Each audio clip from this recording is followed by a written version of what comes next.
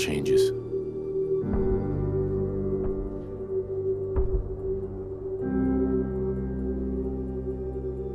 In the year 1945, my great-great-grandfather, serving in the army, wondered when he'd get to go home to his wife and the son he'd never seen. He got his wish when the U.S. ended World War II by dropping atomic bombs on Hiroshima and Nagasaki.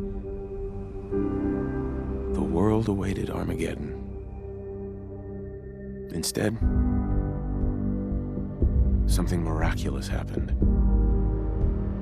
We began to use atomic energy not as a weapon, but as a nearly limitless source of power. People enjoyed luxuries once thought the realm of science fiction. Domestic robots, fusion-powered cars, portable computers. But then, in the 21st century, people awoke from the American dream. Years of consumption led to shortages of every major resource. The entire world unraveled. Peace became a distant memory. It is now the year 2077. We stand on the brink of total war. And I am afraid. For myself, for my wife, for my infant son. Because if my time in the army taught me one thing,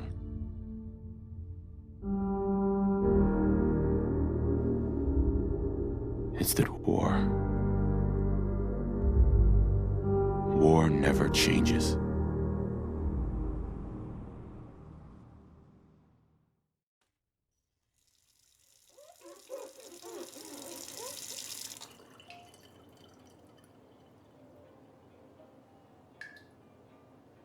War never changes. You're gonna knock him dead at the Veterans Hall tonight, hun. You think?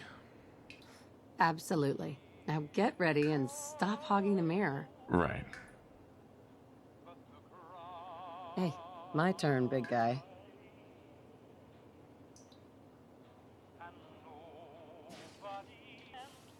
Hey, hun.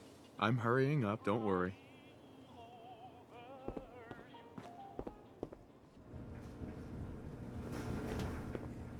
The Braxo for all your cleaning needs.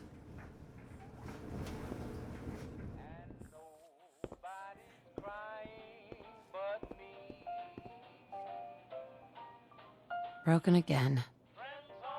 We really need to get those vacation photos developed.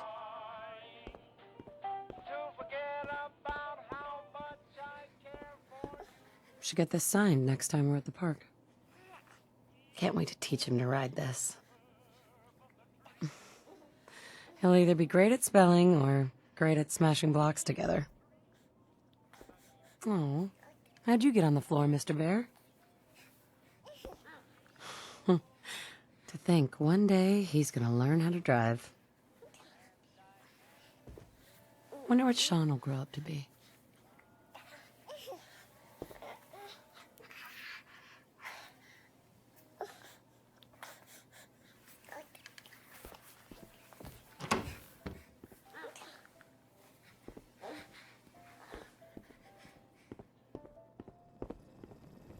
Good morning, Mum.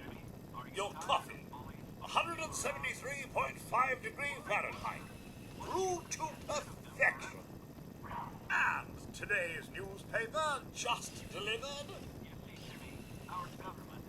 Grognak the Barbarian and the Jungle of the Bat Babies.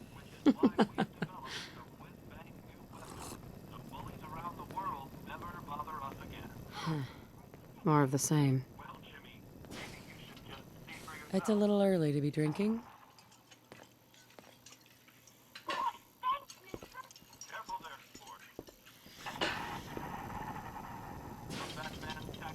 Ah, sounds like someone made a stinky. I shall attend to young Shaw. I know we were nervous at first, but I'm glad we got Codsworth. How can someone so small drink so much? Looks like the milk got delivered. Nuka-Cola. Ice cold. Saddle up Salisbury steak. Rated A+.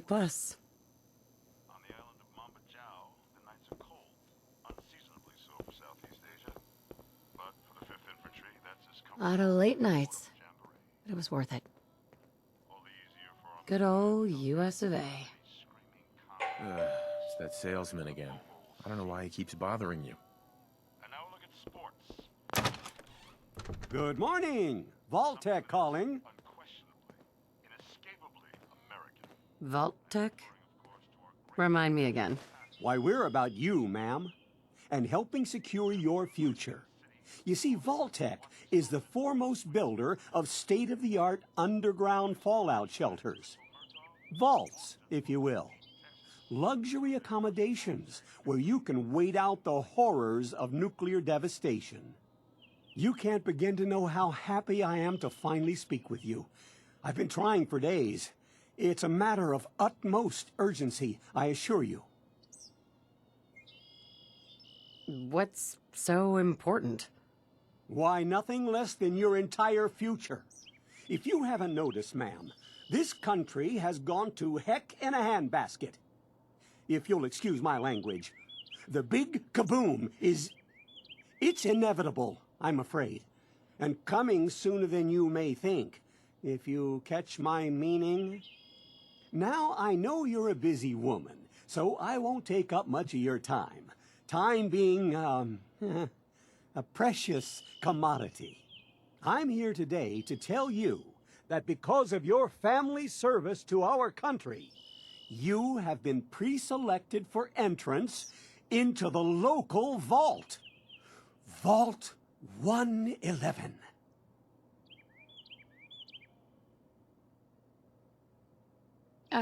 Just go away. Won't take but a moment. We do need to verify some information to make sure you're cleared for entrance in the unforeseen event of total atomic annihilation.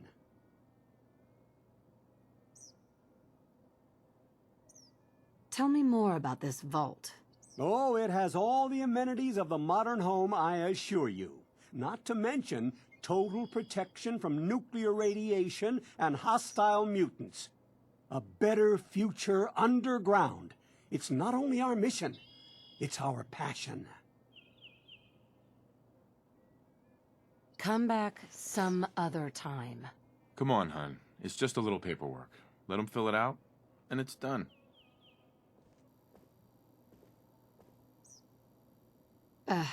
Okay. You talked me into it. Just need to get this pesky info all squared away.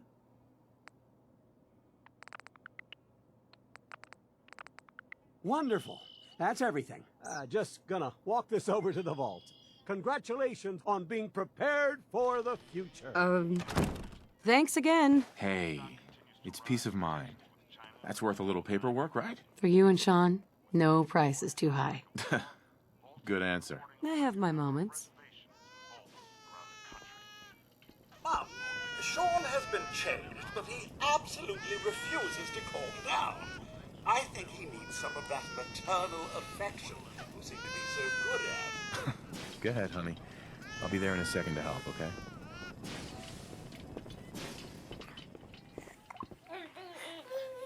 My boy isn't giving his mother any trouble, is he? Hey, I fixed that mobile on his crib the other day. Why don't you give it a spin?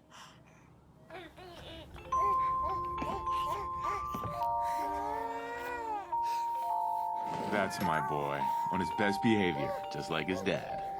Well, most of the time, anyway. Listen, after breakfast, I was thinking we could head to the park for a bit. Weather should hold up. And do what, exactly? Sir, Mum, you should come and see this. Codsworth? What's wrong?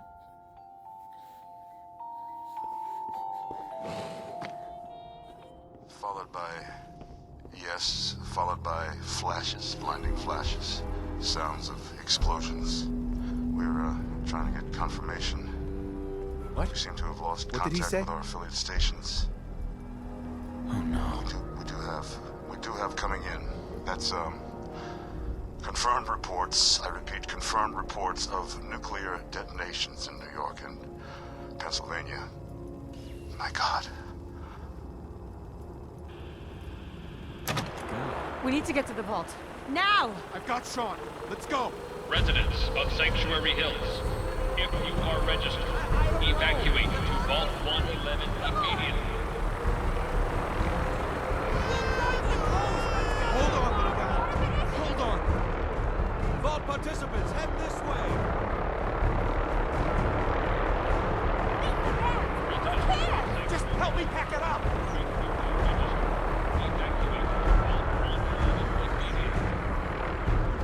Check in at the gate. If you're in the program, you'll get in. That's absurd!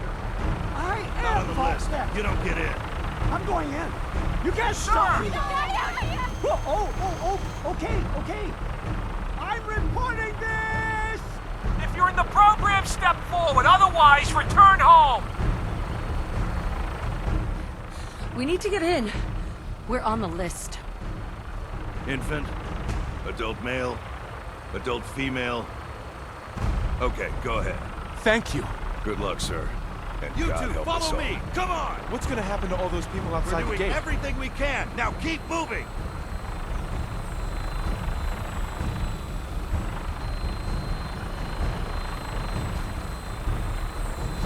Step on the platform in the center.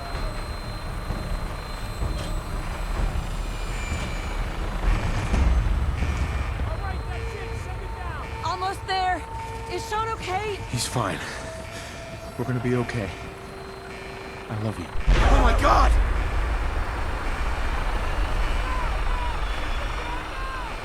Hold on! Oh God! We did it. We made it. We're okay. Everyone, please step off the elevator and proceed up the stairs in an orderly fashion. No need to worry, folks. We'll get everyone situated in your new home. Vault 111. A better future underground. So we just... Yes, up the stairs. I can't believe it. If we left a minute later... No, We'd all don't be- get caught up thinking about that. You're safe now. Everyone, just head up these stairs and through the door there. Hey. Up the stairs. Hey. Welcome to your new home. This one's good. Vault Tech is here for you. This way, please. All new residents, little high. please proceed Female, okay. in an orderly fashion. Pick up a suit right There over you there. are. Head down the hall there. Right over there. Over there. Take a suit. Just step over to the table. You'll need your suits before we can take you further. Thanks. What now? Just follow the doctor here. He'll show you where to go. All right, you three. Follow me. See? This is our new home. Oh, you're gonna love it here. This is one of our most advanced facilities. Not that the others aren't great, mind you. Gone. Our home. Everything we had. My mother and father down in D.C. Oh, God, How long do you think what we'll if be they down didn't here? make it? Oh, we'll be going over all that in orientation. Just a few medical items we have to get through first.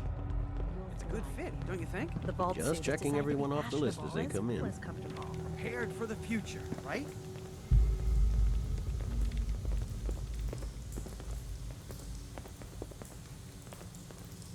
Hey. Just step in here and put your vault suit on. Just step into the chamber. It'll be okay. Mommy's right here. See? Honey? Could you help me? Who's my little guy? I'm not going far. I'll just be over there. There she is, see? Mommy's not going far. All set?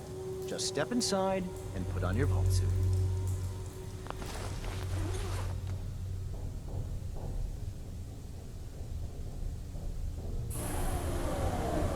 pod will decontaminate and depressurize you before we head deeper in the vault. Just relax. Time for a whole new life.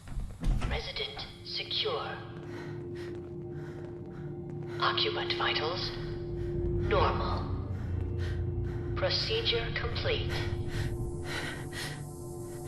In 5, 4, 3, 2, 1.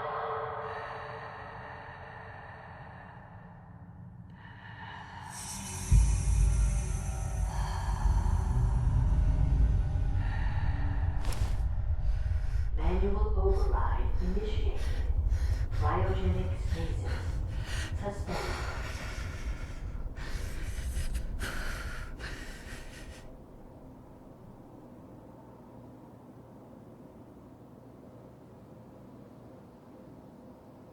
This is the one. Here. Open it.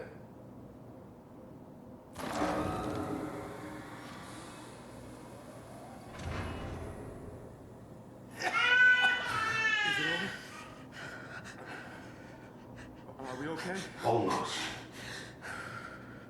Everything's going to be fine. Come on here. Come on here. I got it. Let the boy go. I'm only going to tell you once. I'm not giving you short! Get out of here. Let's go. At least we still have the backup. Cryogenic sequence reinitialized.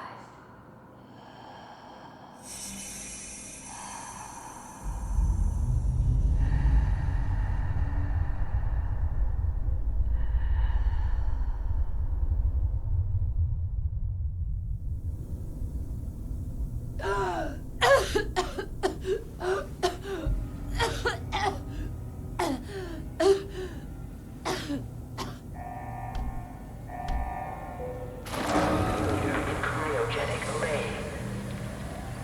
Vault residents must vacate immediately.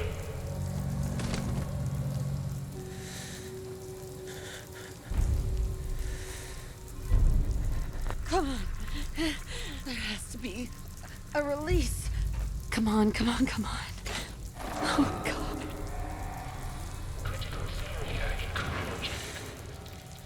I'll find who did this. And I'll get Sean back. I promise. Oh, God. Why would Vault-Tec do this? I can't be the only one left. Hello? Anyone? They're all dead. Critical cryogenic array. Residents must vacate. They're all dead. God.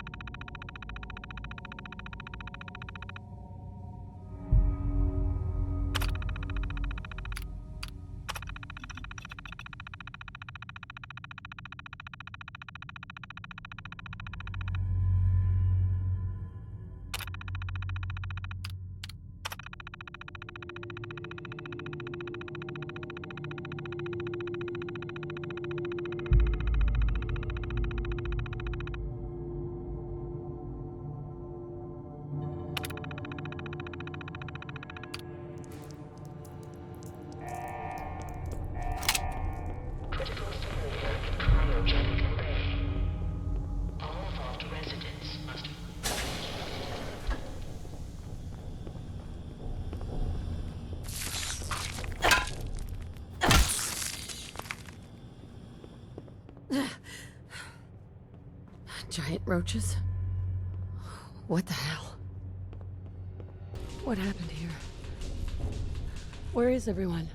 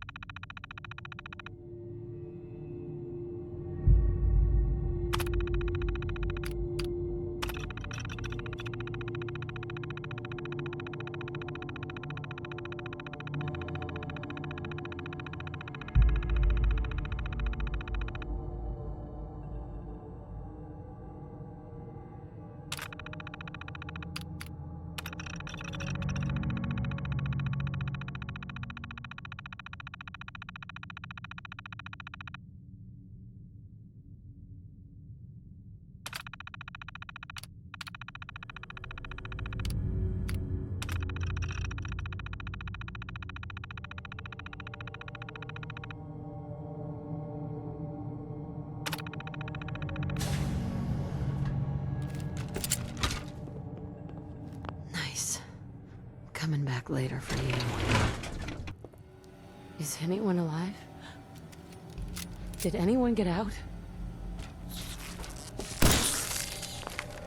Am I the only one left?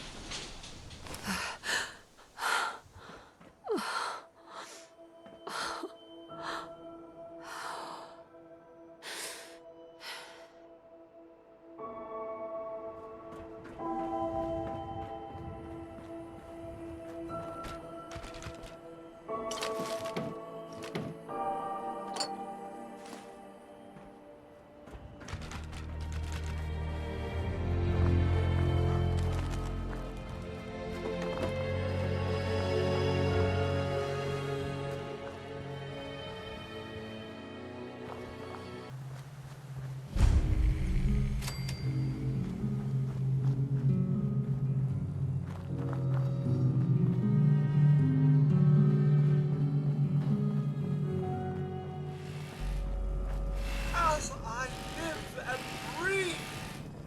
Oh, it's really you. Codsworth, what happened to the world? The world, Mum? Well, besides our geraniums still being the envy of Sanctuary Hills, I'm afraid things have been dreadfully dull around here. Things will be so much more exciting with you and Sir back. Where is your better half, by the by? They came into the vault. Maybe you saw them. They had guns and strange outfits. Only Miss Rosa's boy, running around in his Halloween costume more than a week early. I swear, the nerve of that woman leaving her brat unsupervised. Not like you, Mum. You're the perfect mother. And Sir is, where is Sir, by the by?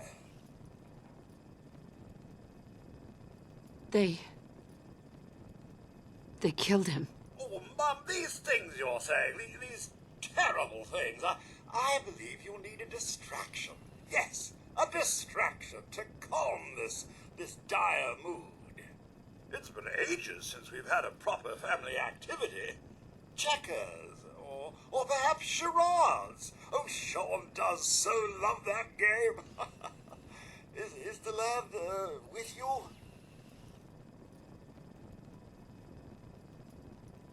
Codsworth, listen to me carefully. Have you seen him? Have you seen Sean? Why, Sir had him last, remember? Perhaps he's gone to the Parker residence to arrange a play date. I'm sure he'll be back with him momentarily. Sean's been kidnapped. But I'm gonna find him. I'm gonna get my baby back. It's worse than I thought. You're suffering from hunger-induced paranoia. Not eating properly for 200 years will do that, I'm afraid. 200 years? What? Are you... A bit over 210, actually, Mum. Give or take a little for the Earth's rotation and some minor dings to the old chronometer. That means you're 2 centuries late for dinner. Perhaps I can whip you up a snack. You must be famished. Codsworth, you're acting a little weird. What's wrong? Mum, it's been just horrible. 2 centuries with no one to talk to, no one to serve. I spent the first 10 years trying to keep the floors waxed, but nothing gets out nuclear fallout from vinyl wood. Oh, nothing! And don't get me started about the futility of dusting a collapsed house. And the car! How do you polish rust? What do you know, Codsworth? I'm afraid I don't know anything, Mum. The bombs came and all of you left in such a hurry. I thought for certain you and your family were dead. I did find this holotape. I believe Sir was going to present it to you as a surprise. But then, well, everything happened. A holotape? What's on it? I believe it's a private message for you. My etiquette protocols would not permit me to play it for myself. Any standard holotape reading device should be able to play it back. Oh, like that Pip-Boy on your arm. That should work brilliantly. Now, enough feeling sorry for myself. Shall we search the neighborhood together? Sir and young Sean may turn up yet. Have you seen anything dangerous? Oh, just the usual, Mum. Pesky neighborhood dogs and mosquitoes. Shall I investigate? All right. Lead the way. Proud to serve, Mum.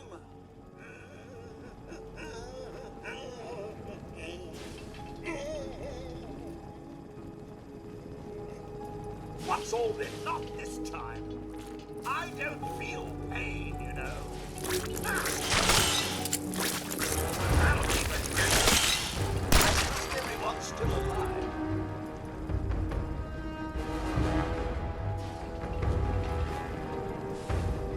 Here, but a few flies. Wait. My sensors are picking up movement in another house. Follow me!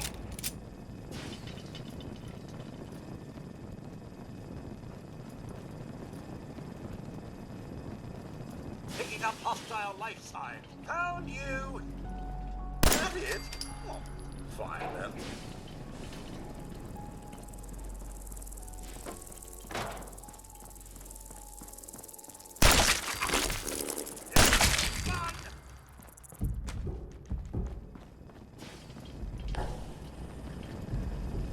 Hey, Codsworth. Mom, your family isn't here either. They're really gone, aren't they? Come on, Codsworth. I need your help. Where can I go? Well, you could head into the city. Concord is nearby.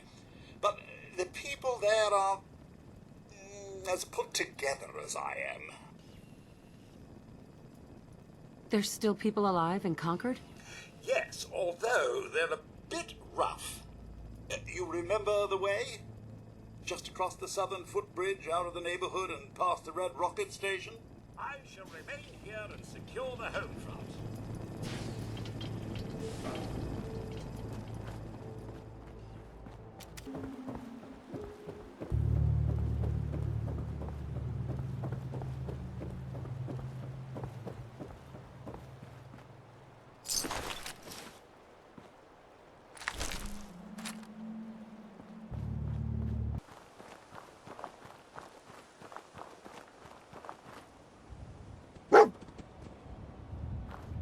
Hey, boy. What are you doing out here all by yourself? You lose your owner, buddy? Okay, then. Let's stick together.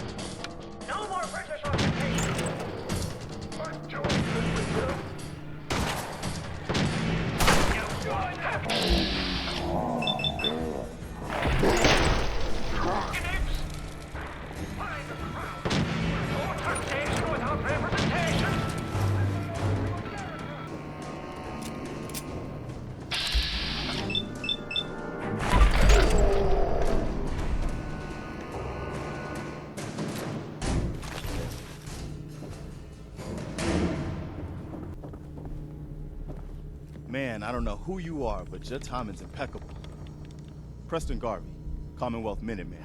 Maybe? Minutemen? Nope. So now I'm traveling backward in time. Protect the people at a minute's notice. That was the idea.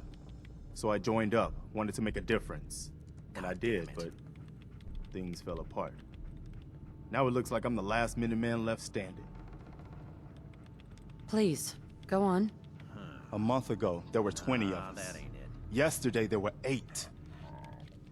Now we're 5. First, it was the ghouls in Lexington, and now this mess.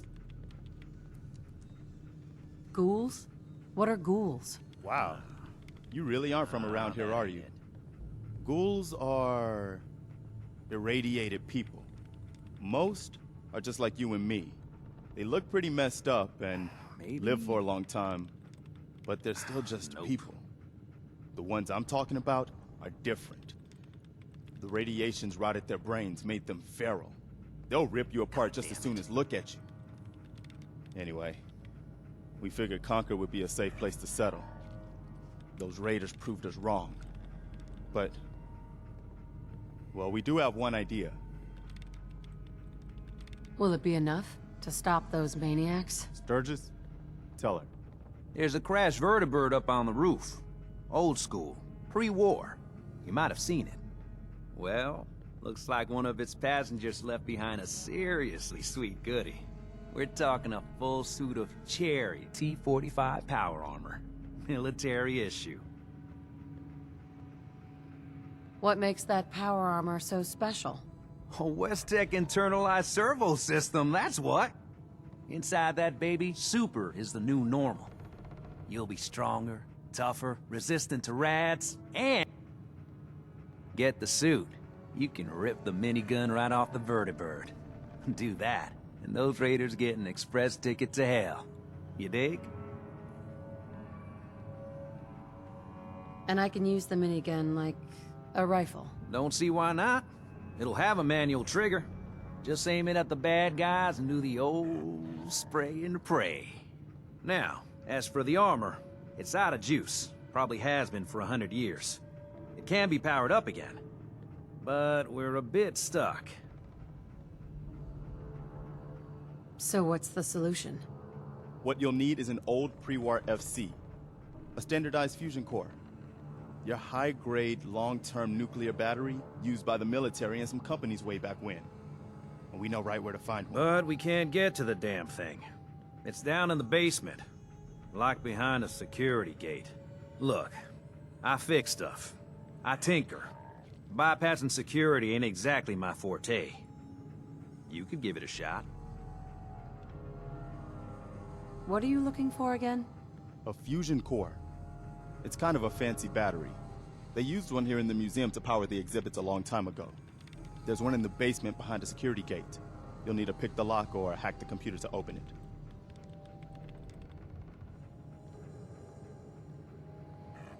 Can't be too hard. I'll see what I can do. Well, all right. Maybe our luck's finally turning around. Once you jack the core into the power armor and grab that minigun, those raiders will know they picked the wrong fight. Good luck.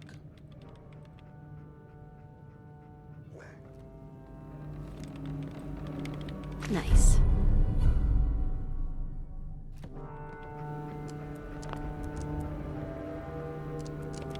Dog meat sure did find us some help. Just look at ya. He's a good dog. Smart, too. Oh, indeed. Dog meat's good at finding folks who need him, and he'll stick by you now. I saw it. You saw it? It's the chems, kid. They give old Mama Murphy the sight. Been that way for as long as I can remember. What's the sight? I can see a bit of what was and what will be, and even what is right now. And right now, I can see there's something coming, drawn by the noise and the chaos. And it is angry. What is it? Mama Murphy, I need more. Please. I see. I see. Oh. It's horrible, kid. Claws and teeth and horns. The very face of death itself. That's all I can manage. That's all. I need to rest now. And you have a job to do.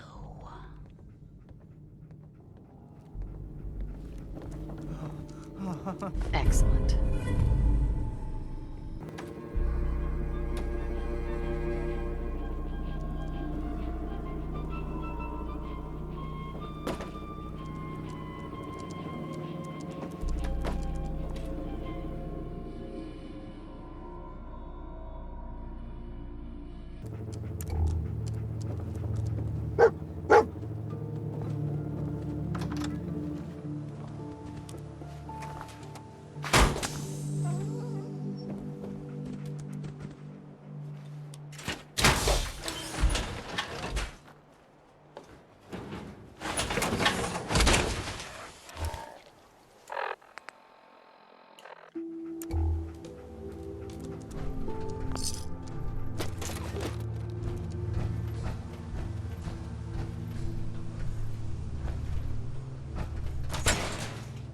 Up here. Boss! We got somebody up here!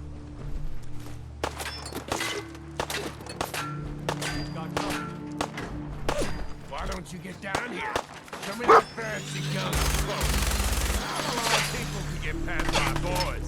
I give you that.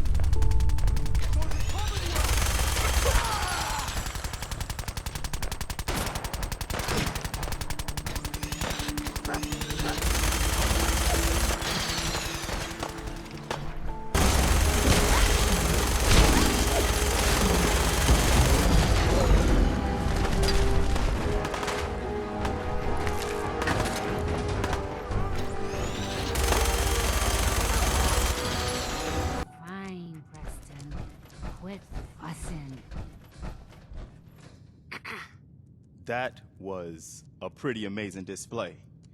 I'm just glad you're on our side.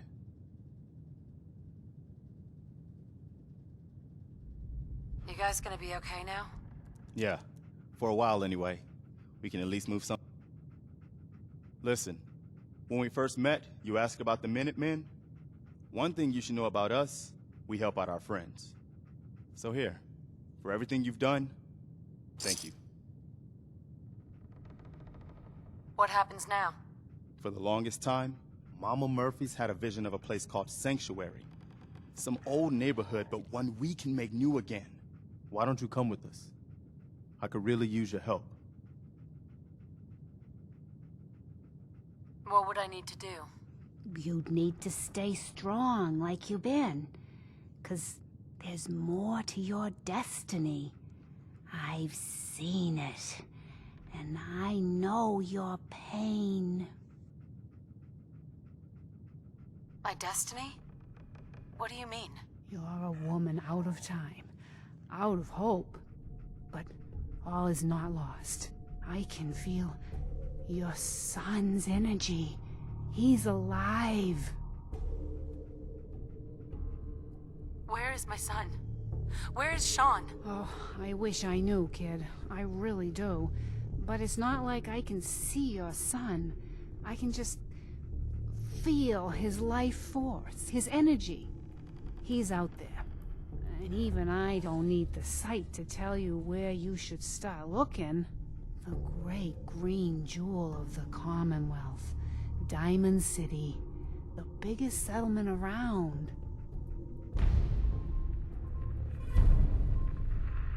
Please, Mama Murphy. I'm working from nothing. I need more. Look, kid, I'm tired now. Maybe you'll bring me some chems later. The sight will paint a clearer picture. No, Mama Murphy, we talked about this. That junk, it's gonna kill you. Shush, Preston, we're all gonna die eventually. We're gonna need the site. And our new friend here, well, she's gonna need it too. Now let's get going. Sanctuary awaits. All right, folks. Thanks to our friend here, it's safe to move out. We're heading for that place Mama Murphy knows about. Sanctuary. It's not far. She knows about it? You mean she had one of her visions while she was stoned out of her gourd? And now you want us to just head out on another wild goose chase based on no better plan than Mama Murphy saw it? It can Oh, hardly hold turn on, out hold any on. worse than... Everybody just take it easy. We're all in this together, right? So Marcy, you got a better idea of what we should do next? Anybody? Well then, Sanctuary it is. Let's just hope it lives up to its name. Come on, June, it's time to go. Oh, okay. Well, look at that. I think I just found my new vacation home. Your idea of heaven, eh, Sturgis? Could be some good salvage in there. Let's get to Sanctuary first, though. I think we're close. That means this right here must be the Old North Bridge, where the first shots of the American Revolution were fired. I'd call that the best omen I've seen since we left Quincy. Yeah, I don't know what you're talking about, boss. But I'm glad you're happy about it. I'm glad you decided to come with us. I should have listened to Mama Murphy all along. Pretty nice place she's found for us. I think we could settle down here. Make it a place to call home. What do you think? So, do you believe in these visions she has? I didn't used to, but how did she know about this place? I think she has some kind of a gift. Best not to ignore it. I mean, look at this place. I really think this could be what we've been looking for. Yeah. I used to like living here. Before the war. What do you mean? Before what war? Are you saying... I lived here. Over 200 years ago. I was frozen or something for most of it. Just woke up a little while ago. Damn. Like one of those old pre-war ghouls. You say you were frozen. Anybody else make it out with you? Just my son. Somebody took him away while I was still trapped. Have you run across anybody with a baby boy? Damn. I'm sorry. But no, I haven't run across any kidnapped babies. I'll definitely keep an eye out for him. Anyway, I am glad you're here. And I hope you don't mind, but I've got another favor to ask.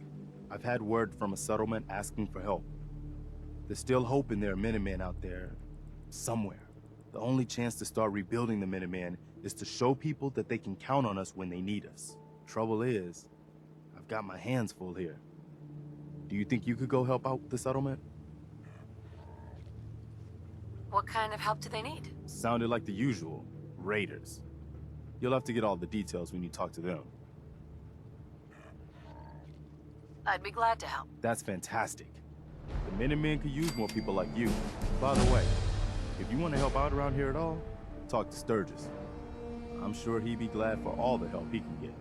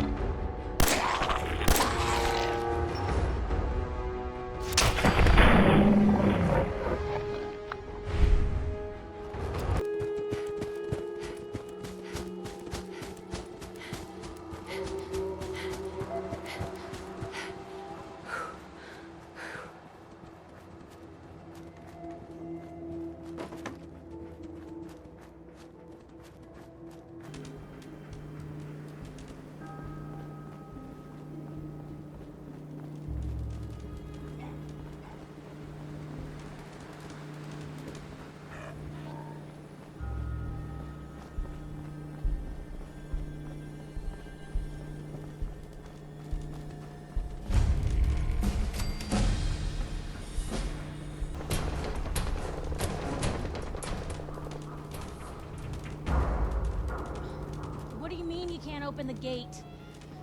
Stop playing around, Danny. I'm standing out in the open here, for crying out loud. I got orders not to let you in, Miss Piper. I'm sorry. I'm just doing my job. Ooh, just doing your job. Protecting Diamond City means keeping me out, is that it? Oh, look, it's the scary reporter. I'm sorry, but Mayor McDonough's really steamed, Piper. Saying that article you wrote was all lies. The whole city's in a tizzy. Ugh.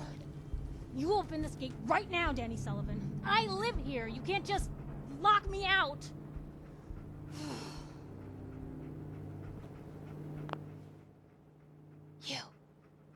You want into Diamond City, right? What? Who are you? Shh. Play along. What's that? You said you're a trader up from Quincy?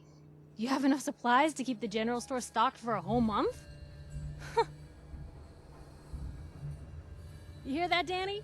You gonna open the gate and let us in, or are you gonna be the one talking to crazy Myrna about losing out on all the supply? Jeez, all right. No need to make it personal, Piper. Give me a minute. Better head inside quick before old Danny catches on to the bluff.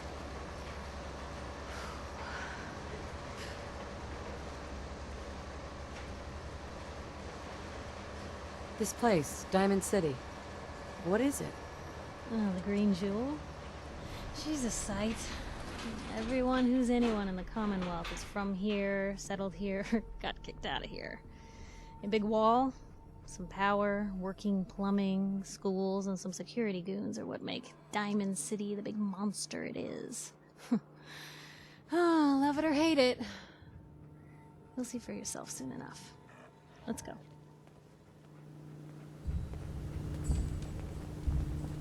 Piper, who let you back inside? I told Sullivan to keep that gate shut. You devious, rabble-rousing slanderer. The level of dishonesty in that paper of yours. I'll have that printer scrapped for parts. Ooh, that a statement, Mr. McDonough? Tyrant mayor shuts down the press. Why don't we ask the newcomer? You support the news? Because the mayor's threatened to throw free speech in the dumpster. What newspaper are you talking about? Mine. Public Occurrences. And we're the hard look at the truth. So are you with us or not?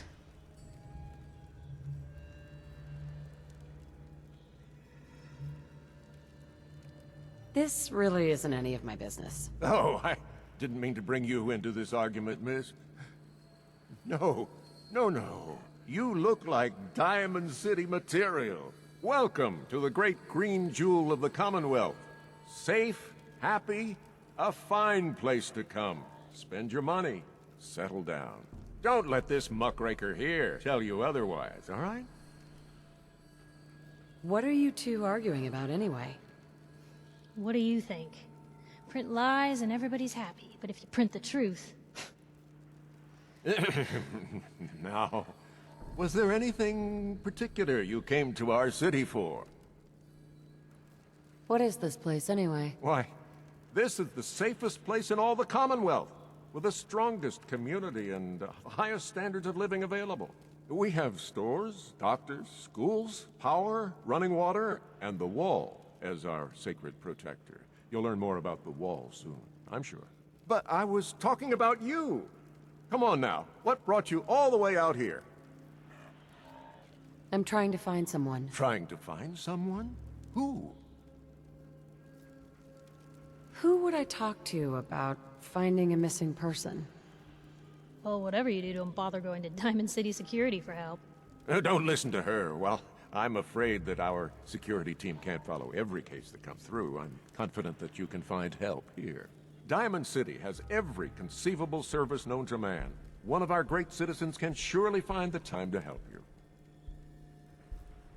A mayor of a great city must know everyone. Who can help me? Oh, I'm sorry, I don't have time for any more questions. I'm a busy man. Enjoy your stay in our fair city. This is ridiculous. I want the truth, McDonough. What's the real reason security always shrivels away when talk of missing persons I've had enough of comes this, Piper. From now on, consider you and that little sister of yours on notice. Yeah, keep talking, McDonough. That's all you're good for. A big Diamond City welcome from the mayor. You feel honored yet? Look, I gotta go get settled in, but, stop by my office later. I have an idea for an article you'd be perfect for.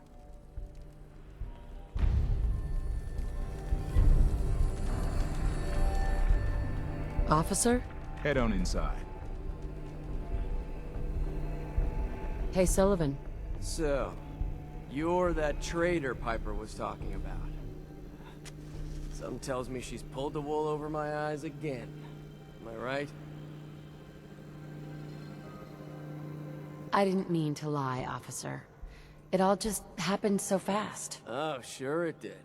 Happened so fast you forgot all about basic human decency. Didn't your mother ever teach you to be honest? Hey, what's brought you into town anyway? Be good to note it down in the logs. What's your take on Diamond City? It's safe is what it is. Diamond City's got the best security anywhere. Like to think I have a hand in that. But I was asking about you. Come on, just need to jot the reason you're here down in the logs. Who would I talk to about finding a missing person? Oh, look, I'm sorry, but we're under orders not to get involved in missing person cases. There's a lot of Institute paranoia right now. We can't really risk fanning those flames with official action. What if people panic? I just need a little information, Danny. We can keep this off the record. I'm sorry, but I can't. I got orders. The Institute? What's that? Ah, damn. Look, I really shouldn't have said that. They're just a scapegoat, alright? Something people blame when things go wrong. If you really want to know, there's a whole newspaper inside the city that won't stop talking about them. Public occurrences. I'll ask somewhere else then. Chin up.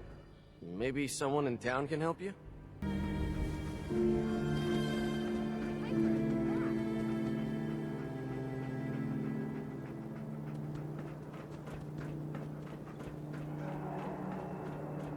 Hey, kiddo. How are the paper sales? Well, the presses are getting overloaded. That motor is going to go soon if we don't replace it. You've been saying that for weeks and the old girl still keeps cranking. Stop worrying so much. I gotta head into the office. You start whistling if you see any angry politicians coming our way. Why? Is something wrong? Piper? Free paper to newcomers. If the Institute grabs you in the night, at least we warned you. The Institute? You ain't heard of the Institute, lady? They snatch people up in the night and no one hears from them again. It's all in the paper. Better read up before they grab you, too.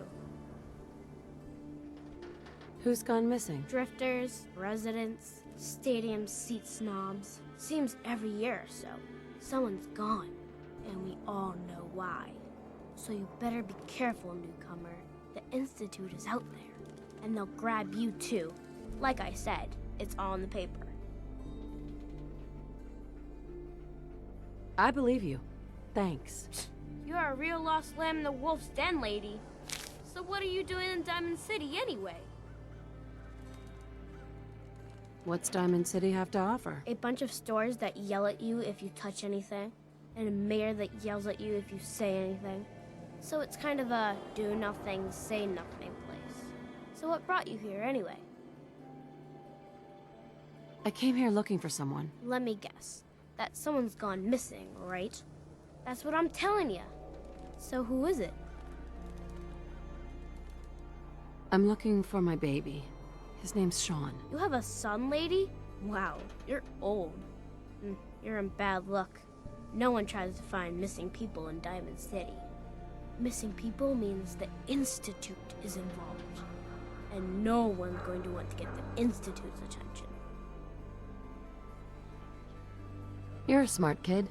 Isn't there someone in town who isn't afraid of this Institute? Well, there is the detective, Mr. Nick Valentine. He's not afraid of anything. If anyone's gonna help you, it's him. What else do you know about Mr. Valentine? I know all the adults who go there won't admit it. Ain't that the way it is? No one's ever grateful for the people who help out the most. Thanks. You were a big help. Remember, the Institute's out there, newcomer. Watch your back.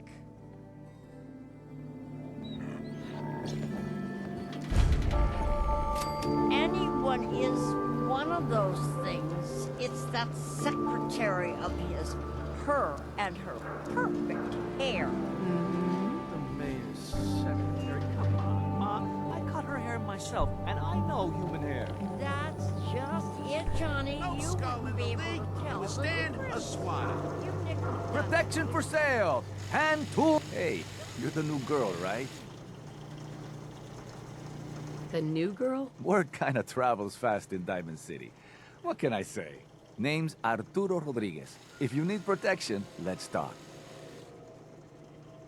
So you know weapons, huh? Listen, I can sell you guns, swords, whatever. And they'll keep you alive for sure. But the real secret is in the mods. The little personal touches. Install a scope, expand the clip size, whatever. You spend time with your gear, and you'll have the right answer to every problem. Anyway, let's get back to you and what kind of protection you need. Let's see what you've got. Self-defense at its best. Don't move, Sim. What have you done with the real Riley? Where's my brother? I swear, I'm not a synth. Don't shoot, for God's sakes, we're family! Put the gun down, now! He's a synth! He'll kill us all! Kyle, no! Okay, show's over. There are no synths in Diamond City, hear me? Just you folks and your damn paranoia.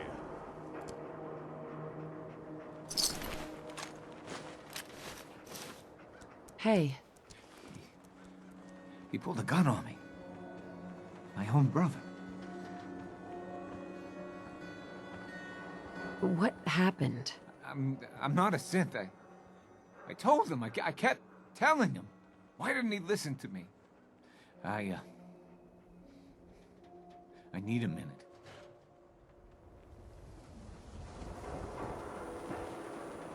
Hey, Arturo.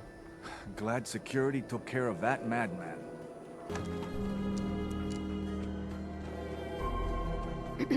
You? I don't know you. Just keep your distance. Keep calm. I'm standing still. That's exactly what a synth would say. But I don't know. Are you really, human? Synth? What's a synth? A synth, as in synthetic person. Those things the Institute makes. Look real, with hair and sweat and blood and everything. So, are you human or not? Why would you think I'm a synth? Why wouldn't I? A synth looks just like a person, with hair and sweat and blood and everything. So, are you human or not? Human as the day I was born. Well, you do look human enough. But I'll be watching you. I have eyes like a... Well, they're good eyes. Got it? All right. We can do business, but no funny stuff. What kind of business are you running here anyway? We buy and sell anything and everything. 7 days a week, 24 hours a day. The robot takes care of customers at night. Only one I trust to do it. At least I know he's a machine. I'll take a look, sure. Here's what we got. Hey there. You there! You need a genuine, authentic, custom-made hickory swatter. What's a swatter? Rookie, eh? A swatter, my friend, is a Diamond City tradition.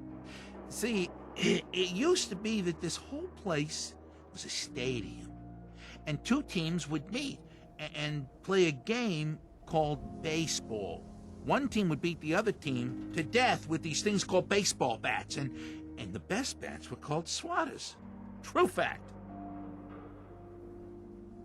Oh, really? What kind of teams were there? There was the Diamond City Demolishers, big brutes of guys, played in full power armor with special pneumatic arms, for swinging. Then you had the Lexington Ladies, an all-female team, with Coach Bloody Mary Sue at the helm. Highest kill count in the league! Ha, I could spend all day talking about the Concord Crushers or the Quincy Killmeisters, but you get the idea. It was a hell of a sport. Sounds like fun. Bet your socks it was.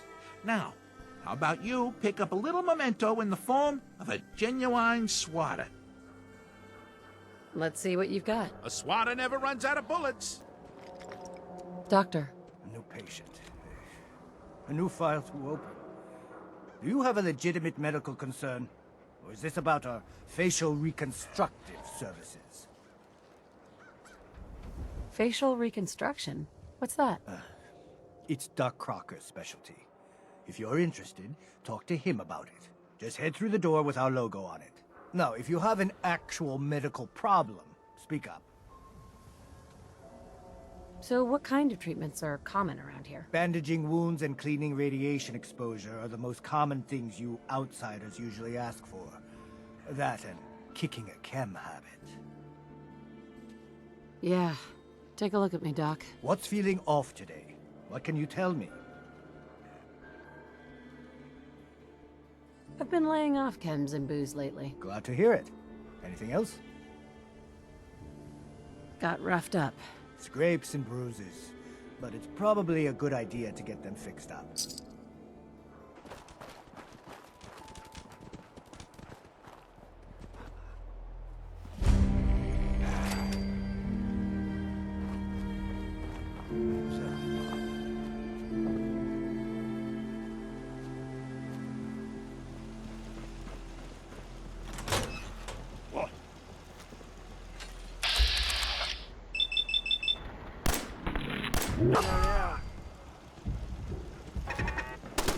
Where'd the little bitch go?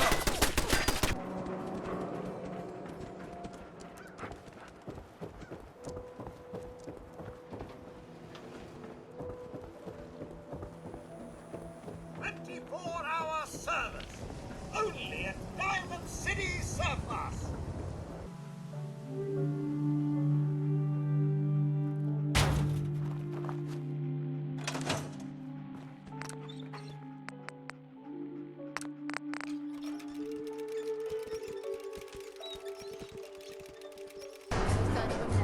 Time's up, bitch.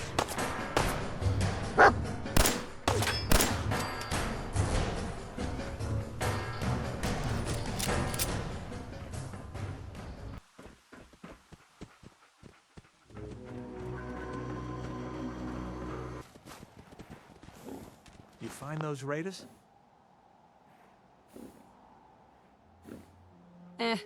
They're history. Now what do you say about joining the Minutemen? Helping others when they need it. You helped us. So, it'd be pretty ungrateful of us to turn our backs on other folks. If we want things to get better, we've got to start helping each other. So, we're in.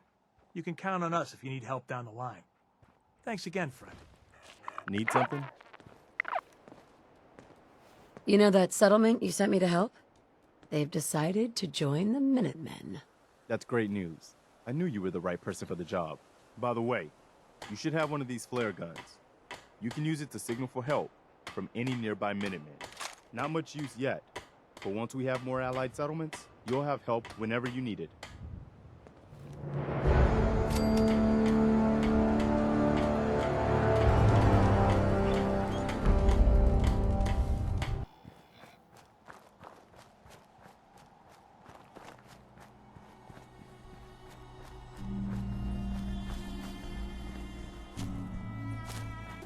We had a deal, Trudy. Hand over the goods. You owe us. I ain't giving you poison-shilling chem pushers anything. Do you know what that junk has done to my boy? He bought them fair and square, Trudy. Ain't our fault if he's strung out. Now don't make me come in there and shoot up that little trading post of yours.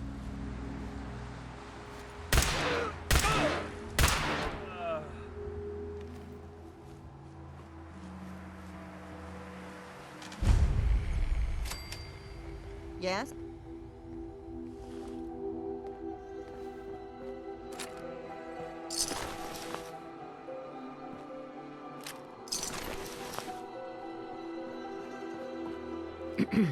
So what's your story?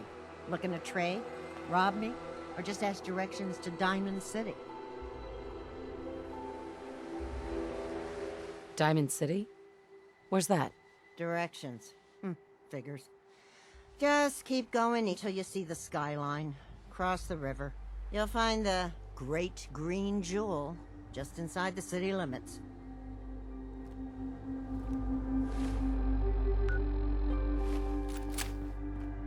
I can't wait to see the crows feeding on that scumbag. Here, this is for you. Now, if you ever need to trade, my shop's open. You got things covered from here? Yeah. It's gonna take my son a while to get off the chems, but we'll make it. We always do. Now, let's get back to business. You need anything for the road? Sure. Let's take a look. All salvage, but nothing's junk.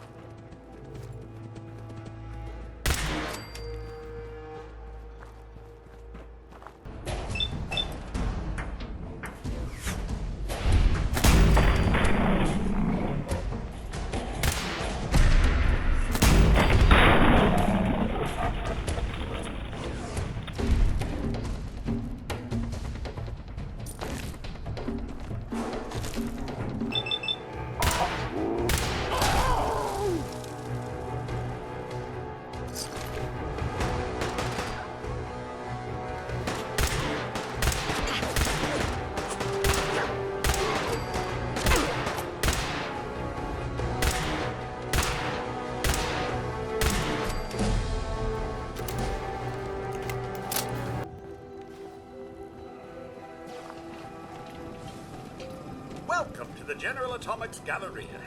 You must be our new supervisor. Sorry, what? You're waiting for your supervisor? Unfortunately, yes. If you happen to meet that laggard, let him know that he is 210 years late for his scheduled shift. I need him to report to the director's office in the statue for immediate assignment. In the meantime, I'm afraid the Galleria is closed to the general public. But if you have any questions, I'd be happy to assist you. Why is the Galleria closed? I'm sorry, but due to pending litigation, I am unable to comment. Please direct your inquiries to the General Atomics Legal Affairs Division. What is this place? The General Atomics Galleria is the shopping center of tomorrow today.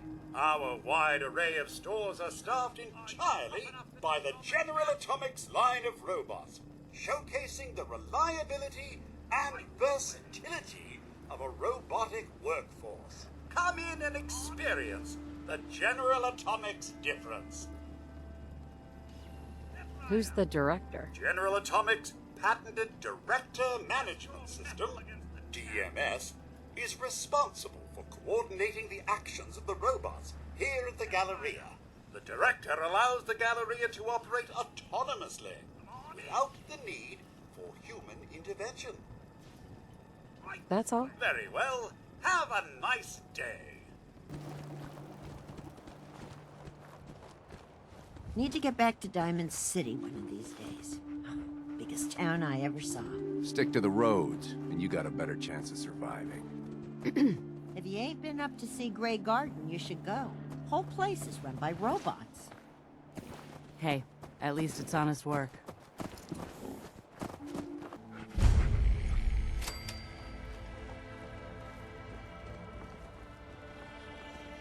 Hey! End of the line!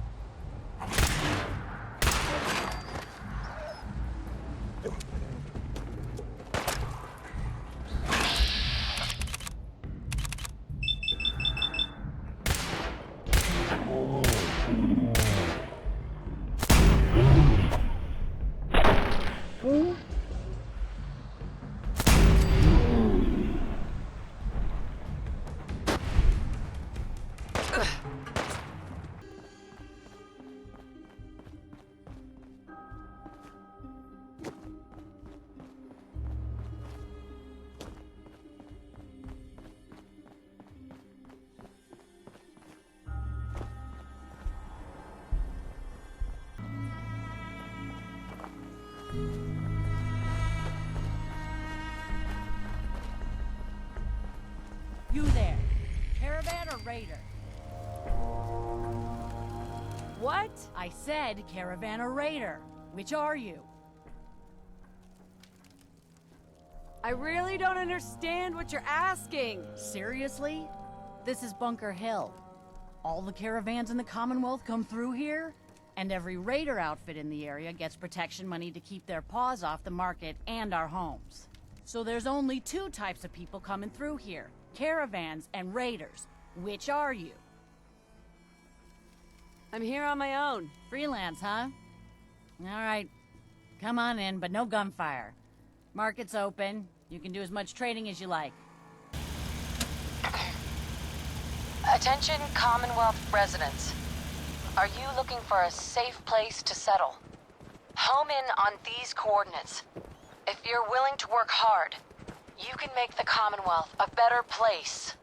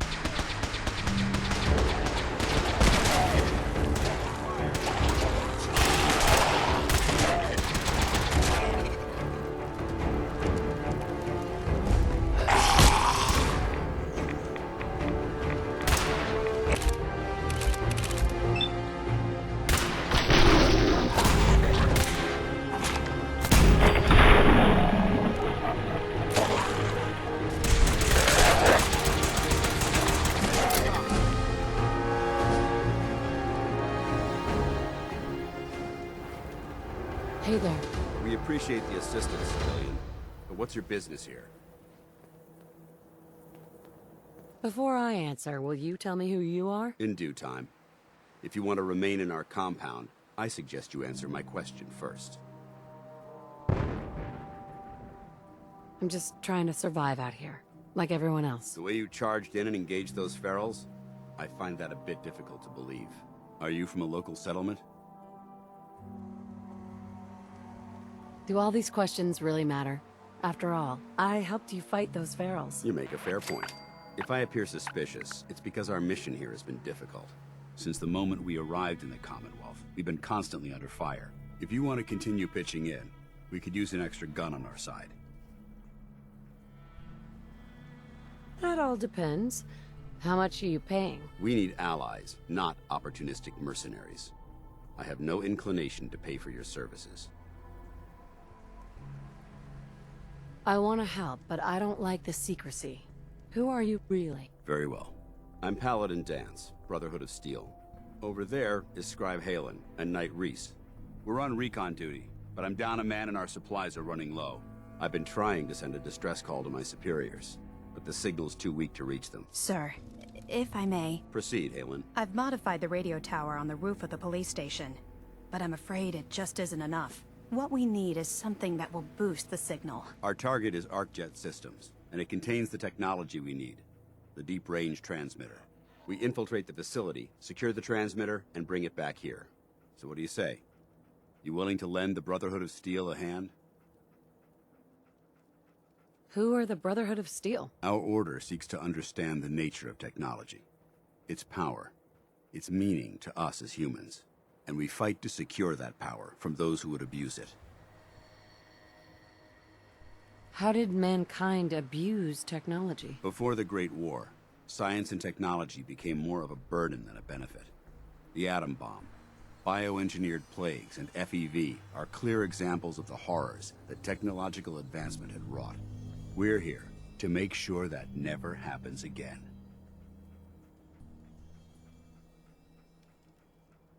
Your cause seems noble. I'm pleased that you agree. There are very few, outside the Brotherhood, who appreciate the gravity of the situation we're facing as a species. So, what do you say? Will you help us? No time to waste. Let's get moving. Outstanding.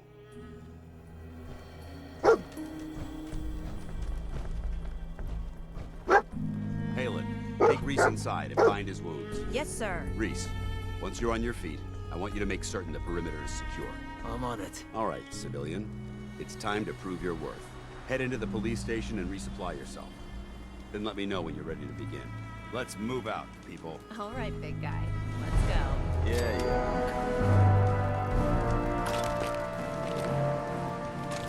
Dance. You ready to move out? Why establish an outpost at the police station? Given the nature of the facility, we felt it would be tactically advantageous to search it for weapons and ammunition.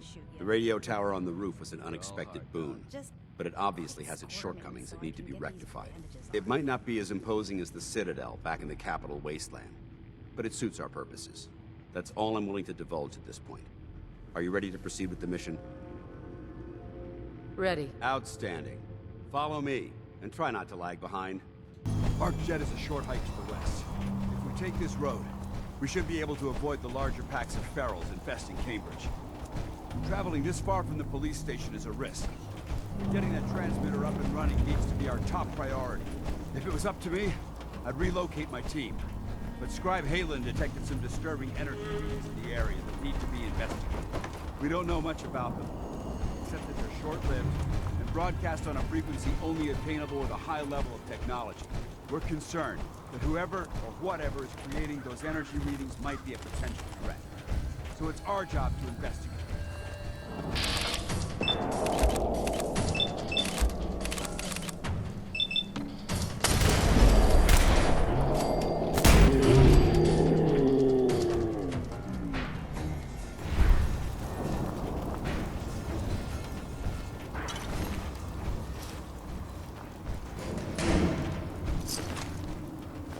It might surprise you to learn that my recon team isn't the first to visit the Commonwealth. Over the last 7 years, 2 other teams were sent here by the Brotherhood to gather technology.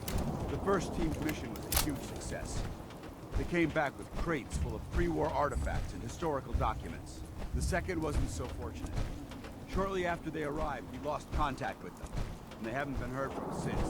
As far as my team goes, we've lost 4 good men to this godforsaken wasteland. We've been a target from the moment we arrived. But despite our setbacks, I don't intend to give up and head home, or end up missing. There it is, ArcJet systems. There shouldn't be any exterior security, so we'll head in through the front.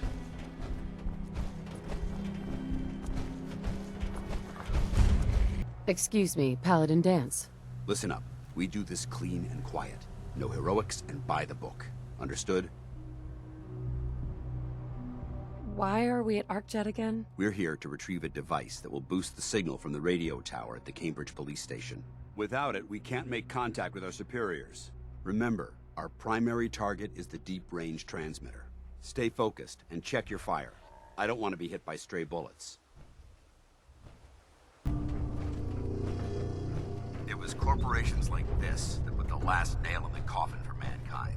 They exploited technology for their own gains, pocketing the cash and ignoring the damage they've done. Look at these wrecks. It appears as though the facility's automated security's already been dealt with.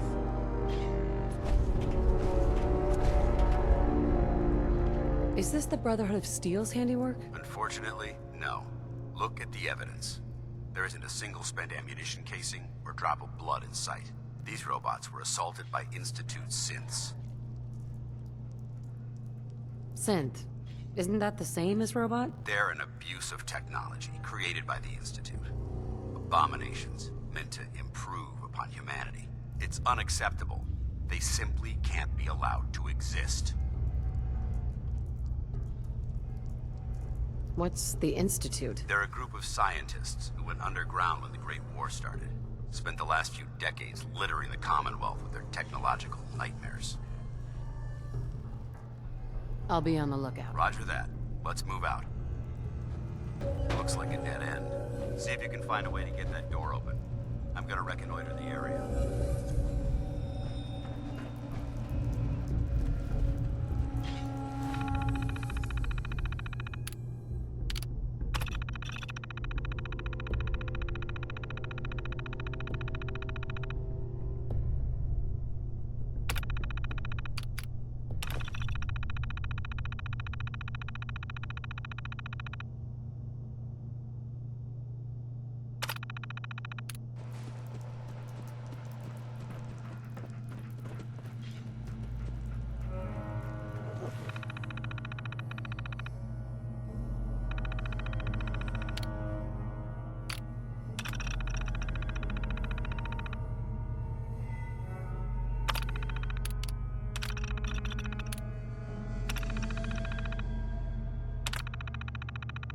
Nice work.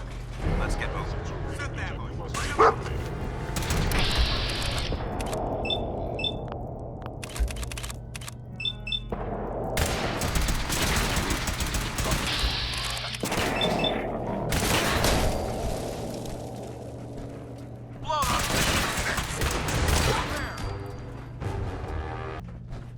Look at this place. Scribes would have a field day in here.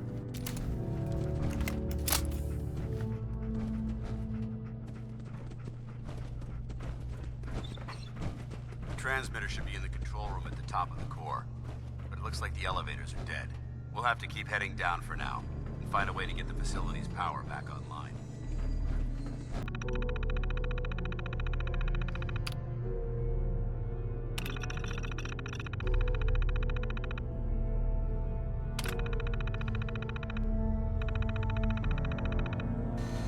Engine core power restored. Thermal engine fueled, primed, and standing by for your command. Command accepted. Commencing 5-second countdown. 5, 4, 3, 2, 1. Engine firing.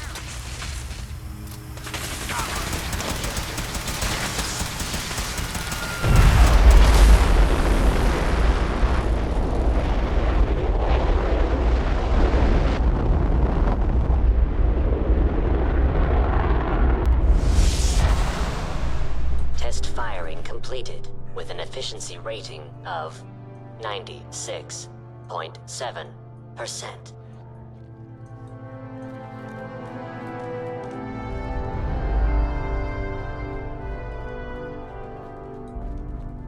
Oh my god! Are you alright? Got cooked by those flames. But thanks to my power armor, I'm still in one piece. The important thing is that we're still alive. We have a way to get to the transmitter. Let's go.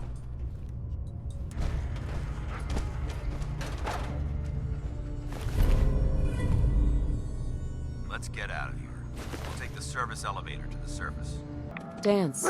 Well, that could have gone smoother, but mission accomplished. Smoother? I thought we did fine. We're both alive and the transmitter's been secure. There's no need to scrutinize the details. I thought we worked well as a team. Agreed. It's a refreshing change to work with a civilian who can follow orders properly. That being said, I believe we have two important matters to discuss. First and foremost, if you'll hand me the deep-range transmitter, I'd like to compensate you for your assistance during this operation. I think you'll find this weapon useful. It's my own personal modification of the standard Brotherhood laser rifle. May it serve you well in battle.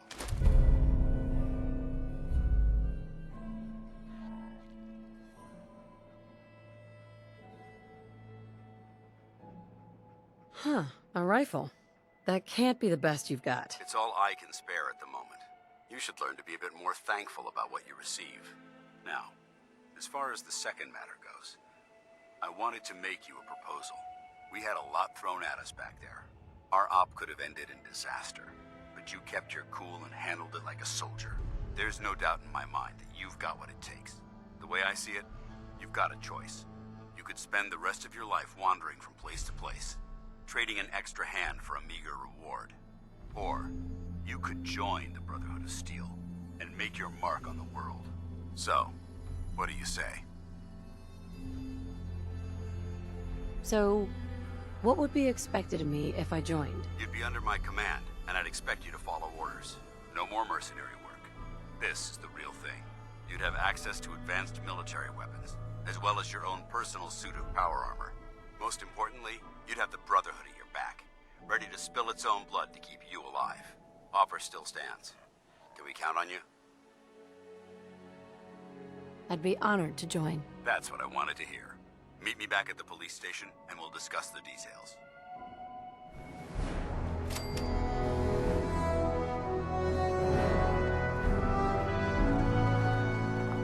See you alive and well, sir. Are we in luck, sir? Mission accomplished. We have the transmitter. Finally, some good news for a change. Nice work, sir. I didn't do it alone. Paladin dance. Good, you're back. Aelin, Reese, it's time to welcome our newest recruit to the recon team. She shows a lot of promise, and with the proper guidance, I think she has the potential of becoming one of the best.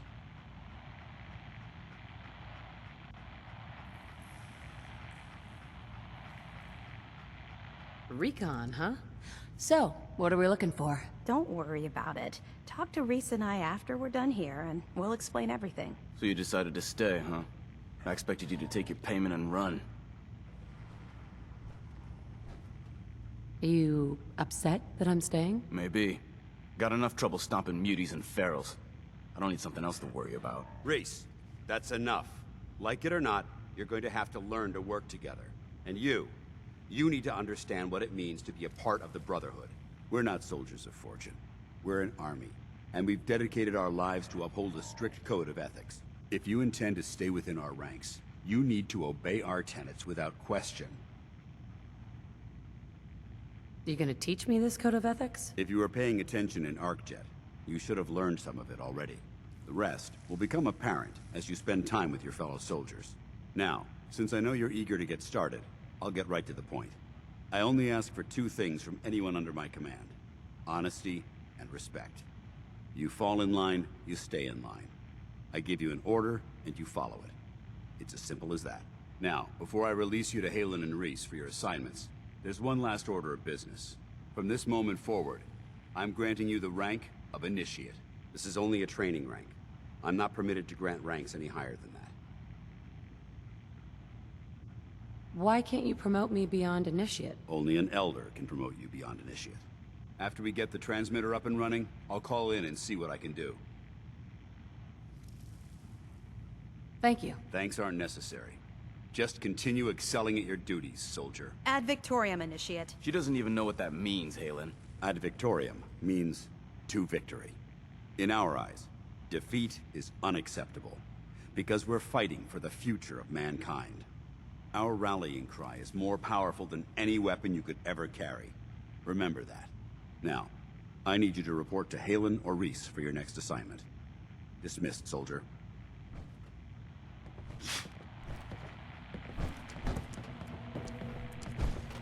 Scribe. Reese still giving you the cold shoulder? Why does he hate me? He doesn't hate you. Reese bleeds Brotherhood. It's all he cares about. It's his family. It's his whole life. If anything else comes into the picture and gets in the way, he shoves it aside. Is there something between the two of you? When I first joined up, Reese is the one who sponsored me. He took me under his wing, showed me the ropes. I thought there was a little more between us, so I asked him if he cared about me that way. He told me the Brotherhood of Steel was all that he cared about, and there was no room for anything else in his life. We never spoke about it again. Look, I need to get back to things. If you're worried about Reese, just keep doing what you're doing. He'll come around soon enough. So, are you ready to take on your first assignment? What exactly does a scribe do for the Brotherhood? We do everything that the pilots and the soldiers need to keep all of their operations running. All the scientific research, the repairs, the tactical planning, you name it. We do all of the technical work. Of course, I'm a field scribe, so I'm boots on the ground with the soldiers, but I kinda like pulling the trigger every once in a while. Anyway, I won't bore you with any more of the details. You ready to head out on your assignment? No, I need more time. That's all right.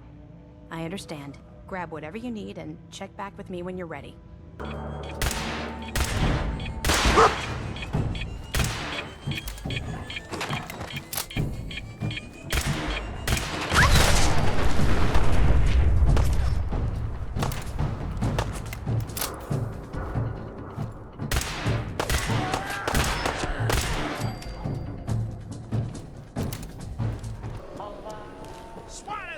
Yeah? Officer. Look, I'm telling you, it ain't just a story. University Point, that settlement on the coast, wiped out by synths. Word is, something bad went down in the old Museum of Witchcraft up near Salem. Why would anyone even go there? Been abandoned forever. Hey, officer. Now what can I do for you, sweetheart? That thing's not a stray, is it? Hey, you that trader up from Quincy? You sell any ointment? I got me this itch. I don't know what it is. Officer. Nice piece you got there. Just keep it holstered. I hear you've been asking questions around town.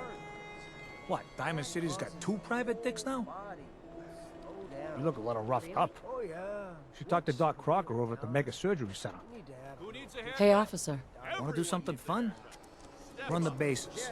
Trust me. You been to Good Neighbor? Friggin' hole. Ghouls and chemheads all over. You keep an eye on that thing. I don't want to hear about anybody getting bit. Officer. You cause trouble, there's gonna be trouble. Got it? If you're heading outside the wall, might want to stock up at Commonwealth weaponry first. Hey, ain't no shame in taking the occasional chem. Solomon can hook you up. Hey, officer. You're getting pretty chummy with that reporter, huh? Be careful there. The mayor's got it in for her. What, you got a staring problem? Nice hat. Now a swatter, that's a real weapon. Talk to Mo Cronin. He'll fix you up. Officer. Yeah? Is that a Pip-Boy? Give my left arm for one of those. You watch your step. Got my eye on you. They say the old Boston Commons got some crazy bird living in it. Or something. Hey, officer. Broke up with my girl. She kept the cap off the toothpaste. Know who does that? A simp. If you need a haircut, talk to John at the Super Salon. Nothing to see here. Nice day, huh? Officer. You keep looking at me like that, I'm gonna start thinking you're a simp. You heard about that settlement? Covenant? Nice. Real clean. Strict entrance requirements, though. If you're hungry, you can grab a quick bite of power noodles. Just talk to the robot. Hey, officer. Yeah, it's true. I got shot in the ass last year. Long story. Hell of an animal you got there. You need something, Scaver? Diamond City Surplus is where you can sell all those scraps you've scavenged. Officer. Probably nothing. But some guy came into town, said he picked up a weird distress call in the Cambridge ruins. 3 shopping, right here. Does anyone fight back? Institute has to have enemies, right? What? You mean the railroad? That's a fairy tale. Walk outside the wall undefended. Nah, I High-quality heard from my protection cousin. for sale. He knows a guy that works for him. They got a code phrase and everything. Follow the Freedom Trail. The hell is that supposed to mean? You're full of it, and that kind of talk is gonna get you snatched up by the synths.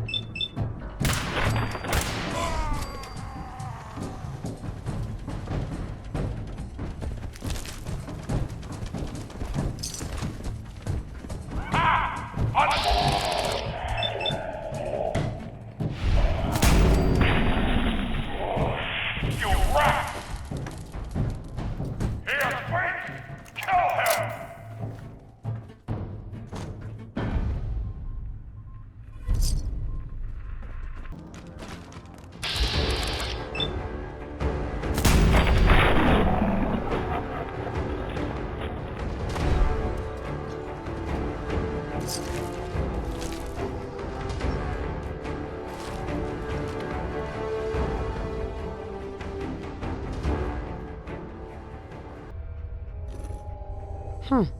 It spins.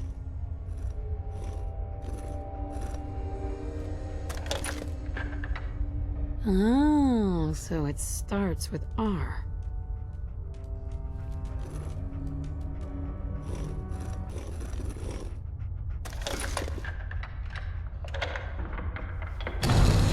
There we go.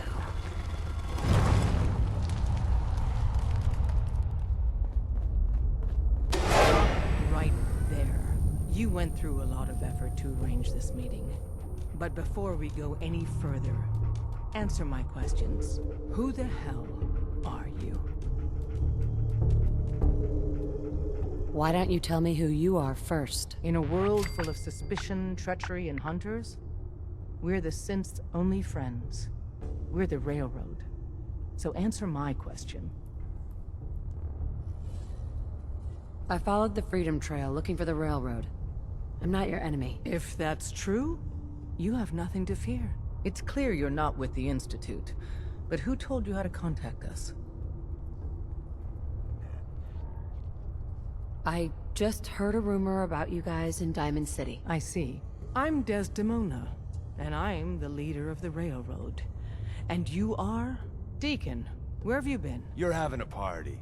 What gives with my invitation? I need intel. Who is this? Wow! Newsflash, boss. This lady is kind of a big deal out there.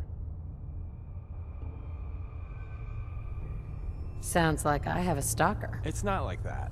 A lot of people know about you. You've left a trail of destruction in your wake. Gone places no sane person would go alone. So you're vouching for her? Yes. Trust me. She's someone we want on our side. That changes things. So, stranger, why did you want to meet with us anyway?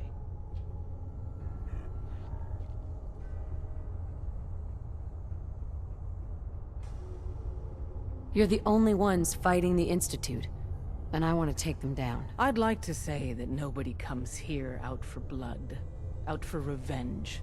That everyone's here to help their fellow man. That would be a lie, though. So everyone here is out for revenge? Almost everyone. Very few members of the Railroad have been spared tragedy at the Institute's hands. That tragedy is the glue that binds us together. If we're going to be dealing with you, I need to make sure we're on the same page. You know what a synth is, right? I've heard rumors. What are they really? The Institute created them. Synthetic humans. They're mostly organic, part machine. Somewhere along the line, they became more than just constructs. They think, they feel, and they act just like you and me. The Institute treats synths as property, as tools.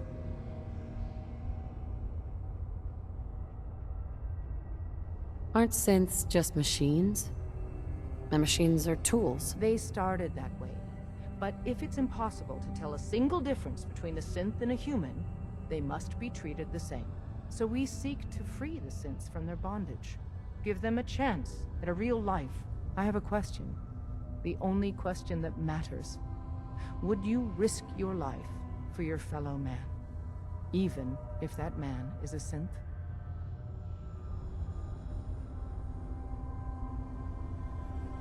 It depends on the circumstances. There's no middle ground with this.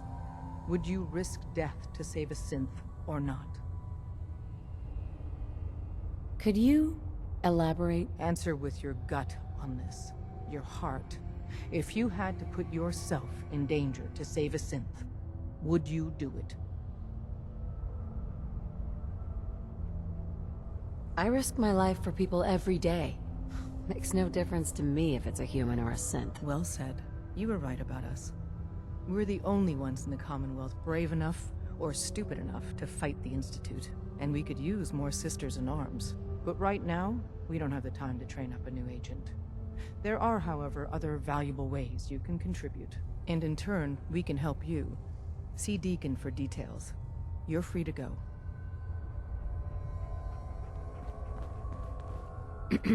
Hope you didn't mind the reception. When you tango with the Institute, you gotta be careful when someone new gets on the dance floor. Do you really have to be so cagey? The precautions are necessary. In our business, if we underestimate our enemy's capabilities, it's game over. But it's all good now. I vouched for you. Nobody got shot. Still, I would consider it a close personal favor if you didn't sell us out to the Institute. Thanks.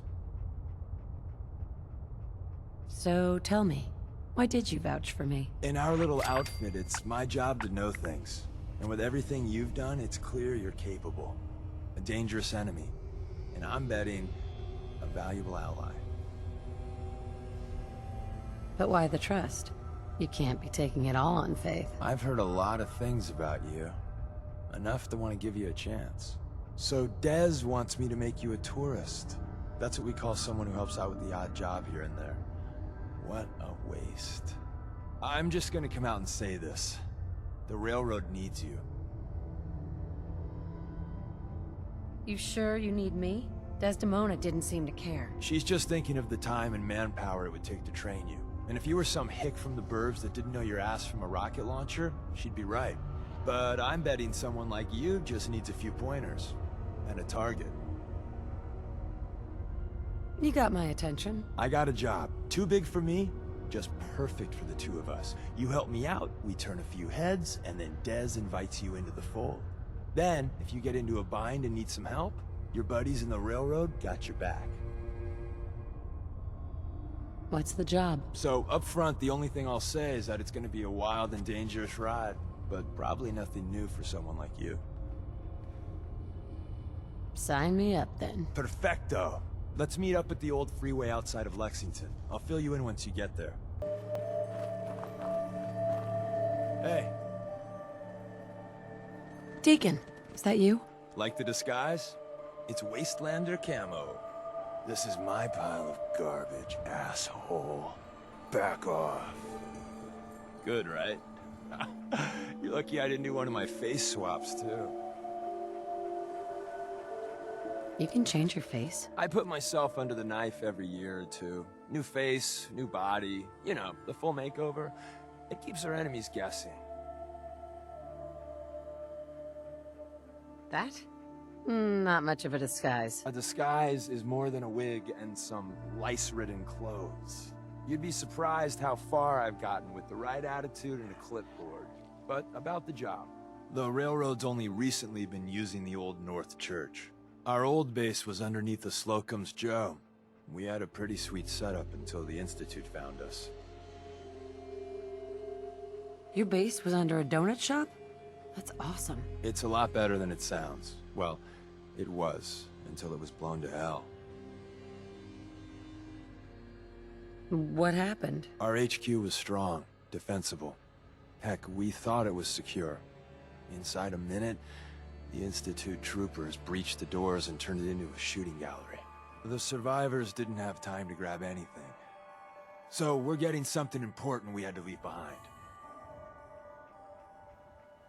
What exactly are we looking for? I'll tell you when we get inside. I know that's a bum deal, but strategic ignorance has saved our organization more times than I can count. We got a tourist nearby. He or she has information on the base, so let's pump him for information before we dive in. For now, I'll take point. So I'm looking for rail signs, symbols we use to send messages to each other. If you like that, we got signs and countersigns, dead drops, even a secret handshake. All right, maybe the handshake never caught on. Anyway, the tourist should have a trail left for us. Here we go. Rail sign. The arrow in the center indicates a direction. So our tourist is up ahead. Let's keep going.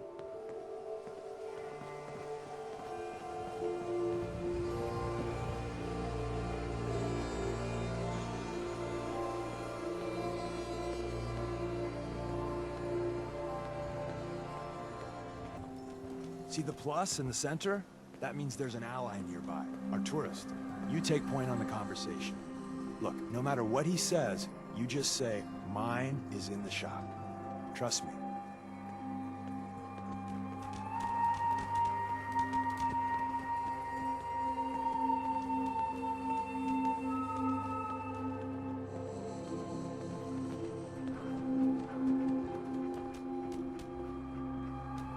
Hey. Oh, thank God. You have a Geiger counter? You have a goddamn Geiger counter?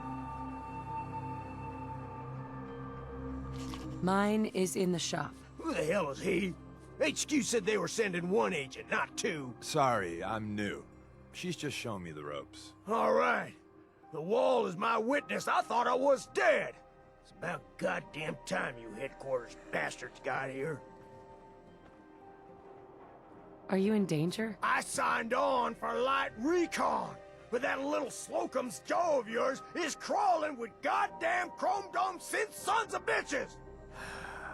If I haven't been made yet, I'll be spotted when I leave here. I'm goddamn trapped. The front's fortified to hell and back. They placed mines all over the goddamn place. What do you mean by chrome dome synths? You know, them early model synths. Looks like metal wrapped over mechanical innards. You see them here and there doing who knows what for the Institute. Wait, they have a minefield? Yeah, the mother of all minefields. I couldn't draw you a map if I tried. I appreciate all you've done. I hope it helps. I really do. As soon as it's safe, I'm getting the hell out of here. So if you need anything else, better ask soon.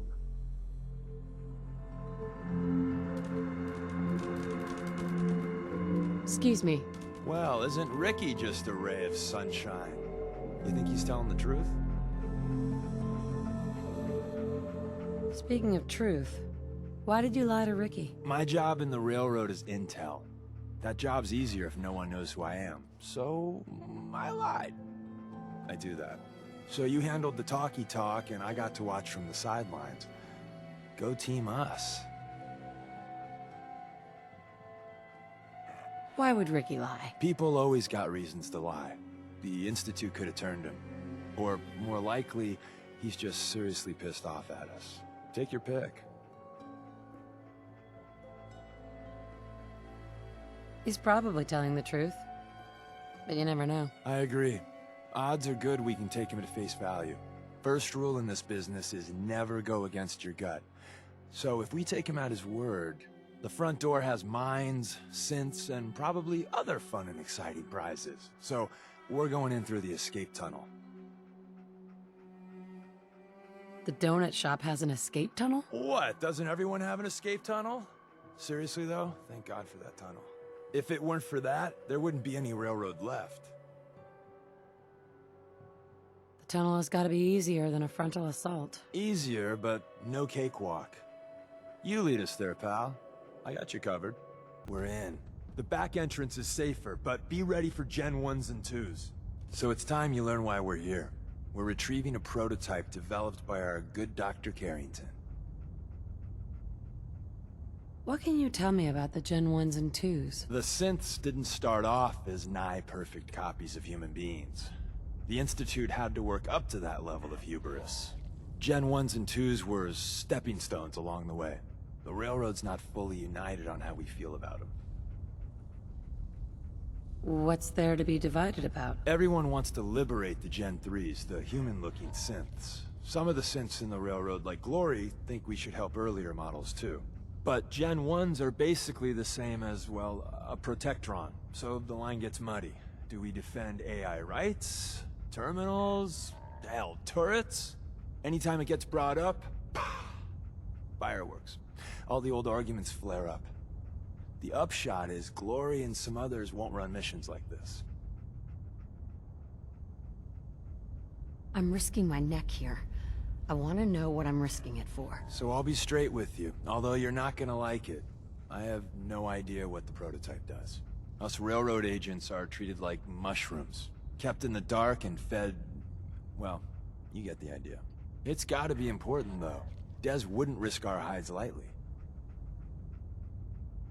Who's Dr. Carrington? All goes well, you'll meet him soon enough. Let's find a prototype, then. Together with you? I like our odds. First step is to override the security lockdown.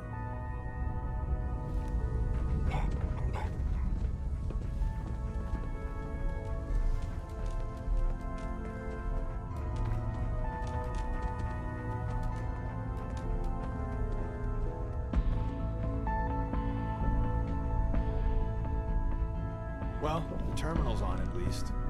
I'm gonna feed it some passwords. No. No. No. Aha! Missed one, you cocky bastards. The prototype's deeper inside.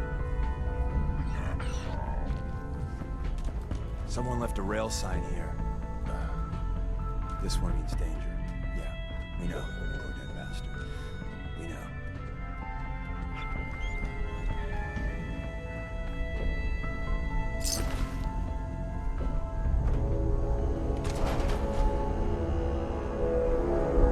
Is someone present? Attacking human. Movement detected. Curious. Hostile sensor reading detected. Tinker managed to turn on the defenses. Barely slowed the coursers down, but hey, probably saved some lives. I don't think you've ever seen a courser, but they're top of the line in Institute. Let's fuck up Flight your scanners good must tech. be malfunctioning. There shouldn't be any coursers in here, but if there are, just run.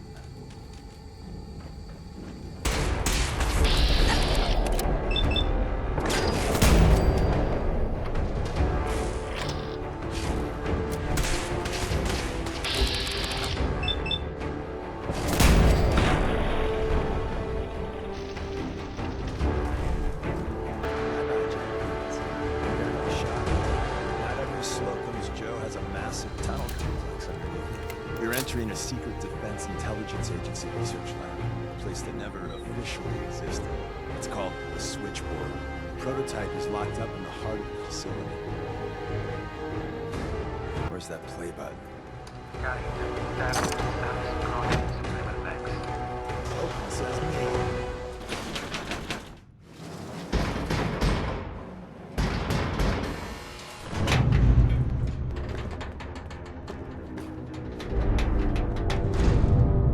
So Tommy Whispers didn't make it out. He died protecting our secrets. Let me see. There. Tommy would want you to have his headgear. Don't let its size fool you. What's so special about the gun? Tinker Tom restored it. You'll meet him later. It's cutting-edge old-world tech. It's powerful and, more importantly, quiet. You'll never find another weapon like it. Grab Carrington's prototype. You turn that over to Desdemona, and she'll have to let you into our merry band. There we go. There's an elevator at the end of the hall. It should be a hell of a lot easier fighting the chrome domes on this side of the minefield.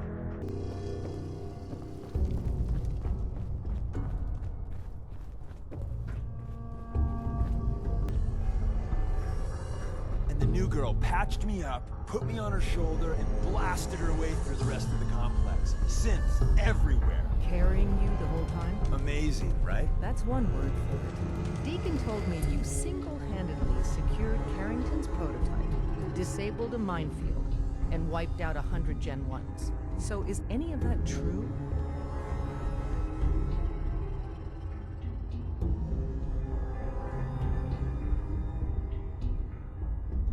Mostly true. But there wasn't 100 of them. And Deacon was with me the whole way. Embellishing the truth again, are we? She would have fallen for it, you know? Don't flatter yourself. Still, I was expecting Deacon to grab a full team, including Glory, to secure that prototype. But instead, just the two of you cleared out the entire switchboard. You'd be insane not to sign her up, Des. You've certainly made an impression on Deacon.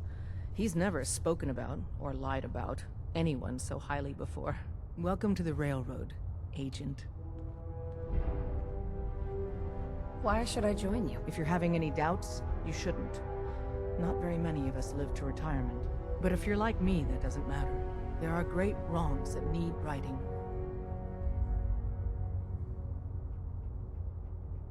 Glad to be aboard. It seems we're very lucky to have you. So you're in. Now we need to know what to call you. Secrecy keeps us alive. Code names are a part of that. So what's yours? Have any suggestions? No. It doesn't work like that. Your life, your name, your choice. Call me... Bullseye. From what Deacon says of your fighting skills, Bullseye seems apt. Your first official order is to deliver Dr. Carrington his prototype and see if he can use another pair of hands. But first, it's time to meet the rest of the gang. The location of our HQ is one of our most tightly guarded cities. Need something? So be careful coming in or out. You never can tell when you're being watched. This is it. It may lack the amenities of the switchboard, but it's safe, and we've taken precautions not to be surprised again. Things are chaotic right now, so there's plenty for you to do.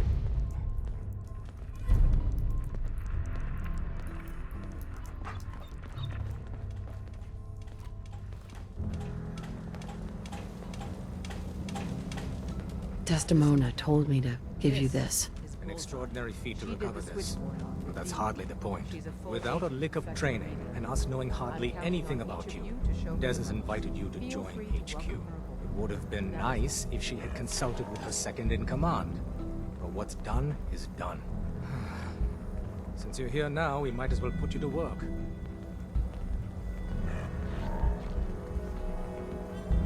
What?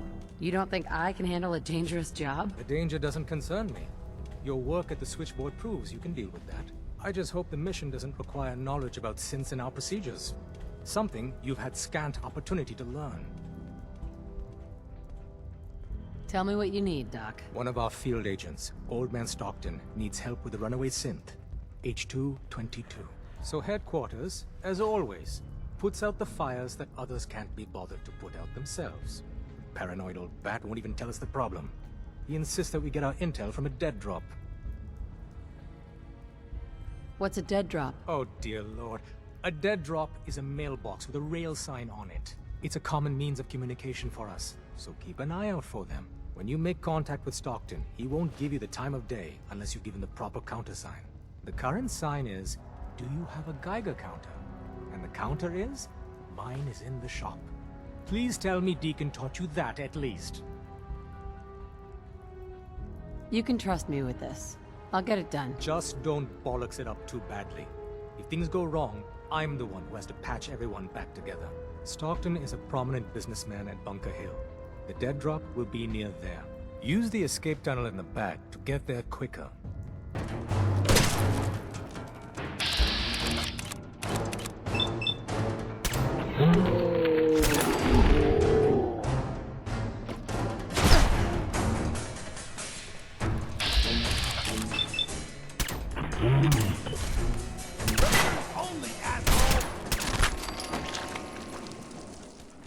I'll wear your...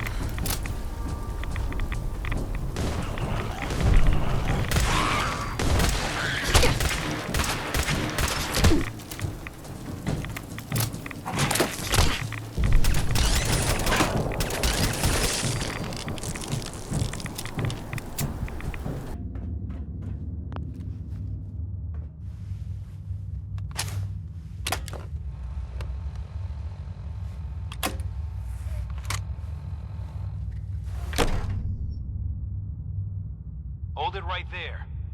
Vault 81 security. I don't know where you got your hands on a working Pip-Boy, but you better start talking.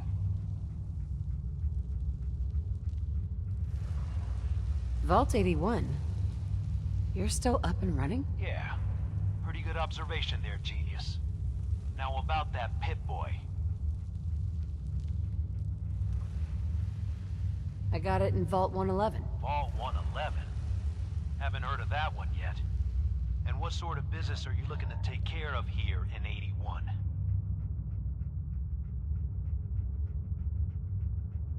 What's with the third degree? It's called protocol. Think we just let anyone in here? Think again. Who is it, Edwards? Ma'am, some new Commonwealth traveler. Not one of our usual traders. Well, if someone wants in, they can earn it like everyone else. Let me speak to them. Sorry about that. Officer Edwards here was just doing his job. I'm sure you can understand our need for caution. For newcomers, we like to operate on exchange. You help us, we help you.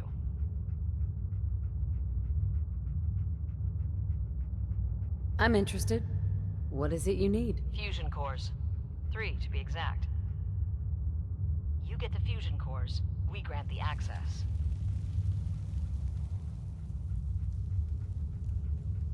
What do you need them for? I'm no engineer, but I've been told we need them to help supplement our power generators. So if the task seems trivial to you, I assure you, it's very important to us. I already have the fusion cores you need. Really? Well then, I suppose I should say, welcome. I'll be down to meet you at the entrance.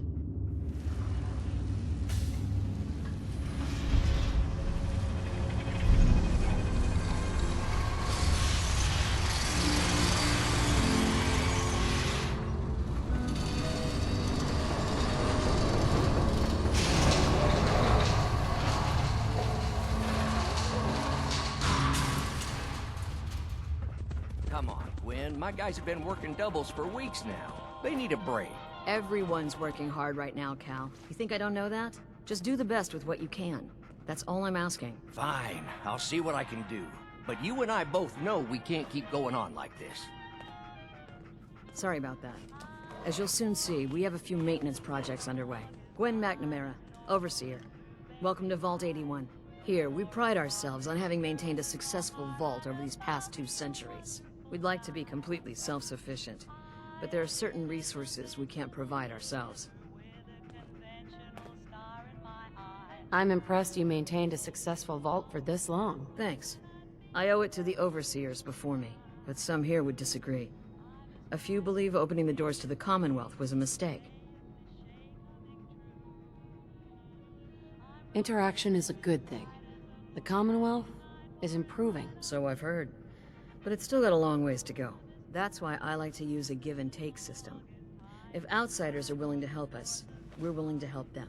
Speaking of, if you're ready, I can take those fusion cores from you. How often do you end up trading with the outside? More often than you may think. A couple of times a month, I'd say. It also helps us keep up with Commonwealth news. And the fusion cores? You do have them, don't you? Of course. Here they are. Thank you. Dr. Pensky will greatly appreciate these. Now, I have work to do. Ma'am, what about the dog? I'll allow it. Security is already extra mindful as it is. If she's lived this long in the Commonwealth, I'm sure she's chosen her friends wisely. If you need anything else, I'll be in my office.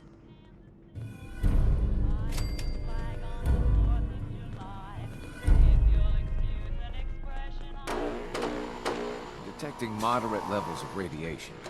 You may want to stop by our medical center. Dr. Forsyth or Rachel could help you with that. Hey, Ashes. What are you doing up here? Ashes, where are you going? Ash! Hey, lady. Are you really from the Commonwealth? Yeah. Why do you want to know? I never met anybody from the Commonwealth before. I thought maybe you might want someone to show you around. Just 5 caps. Sure, but I'm not paying you. Okay, okay. Boy, you're a real cheapskate. We'll start over here.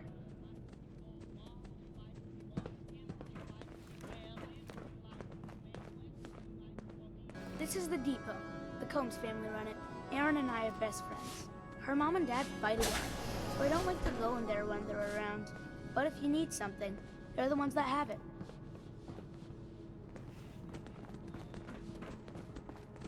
Hi.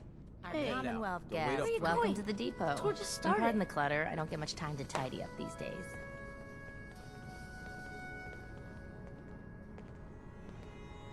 I didn't even notice. Thanks for being polite. Let me know if there's something I can get for you. I've got a little bit of everything lying around here. When you're dealing with items that are all over 200 years old, work just accumulates like crazy. Some days it's all I can do to keep my head above water. But you probably don't want to hear about all that. Let me know if you want to take a look. I might be interested in buying or selling. Great. I have all sorts of odds and ends.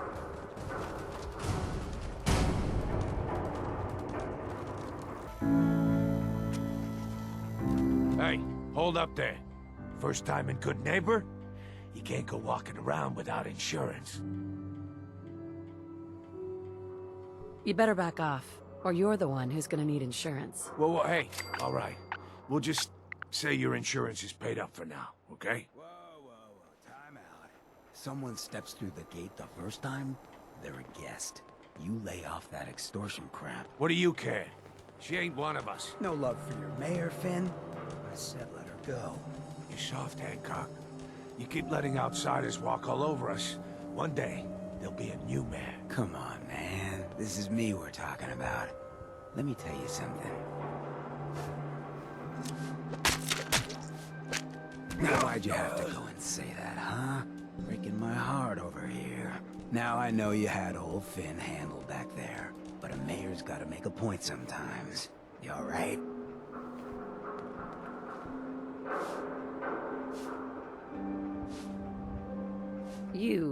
You're a ghoul? That's right. Like my face. I think it gives me a sexy King of the Zombies kind of look. Big hit with the ladies. Listen, a lot of walking rad freaks like me around here. So you might want to keep those kinds of questions on the low burner next time. Good neighbors of the people, for the people. You feel me? Everyone's welcome. Good neighbor. That what you call this place? That's right. We cobbled this little neighborhood together out of the freaks and misfits that just wouldn't be accepted anywhere else. You'll see.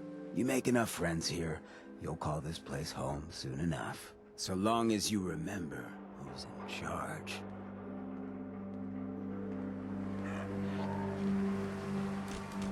Peace, sister. Oh, new face walks into my store, and you're not even screaming yet. Very polite. You let me know if anything catches your fancy. Did you say something about people screaming at you? That's right. Some newcomers have never seen a ghoul before. Can't handle a friendly face, I say. So you need some supplies? What's it like, you know, being a ghoul? Well, it's a lot worse when people always ask you about it all the time. But I guess I can't blame them. On the upside, I look pretty good for being over 220 years old. Now, were you buying anything? Wait, you're 220 years old. Okay. It's more like 270 years. But don't go blabbing that to everyone. Being a ghoul means you live a long time. You stop counting birthdays. Do you know what it's like being that old? Actually, I do. Well, now you're just making fun of me. If you were as old as I was, you would have been around since before the war. So let's hear it. Come on. Tell me what the world was like before the war if you're so ancient.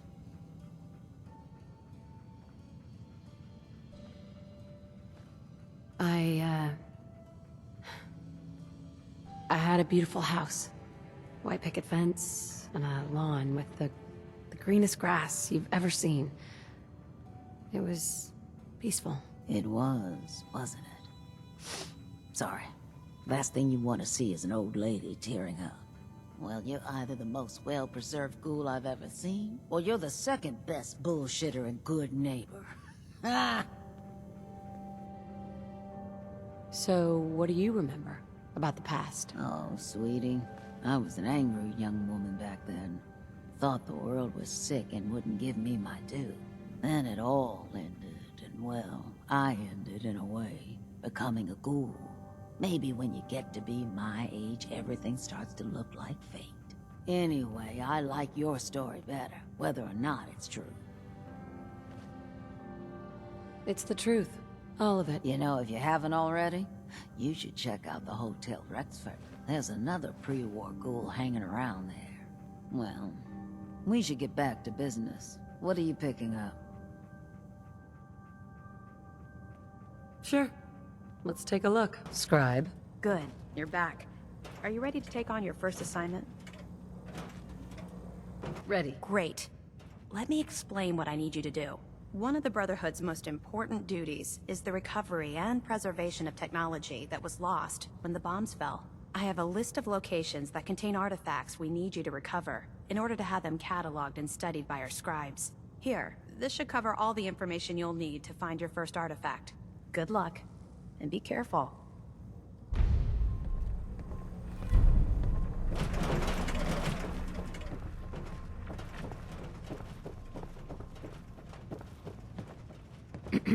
All right, out with it.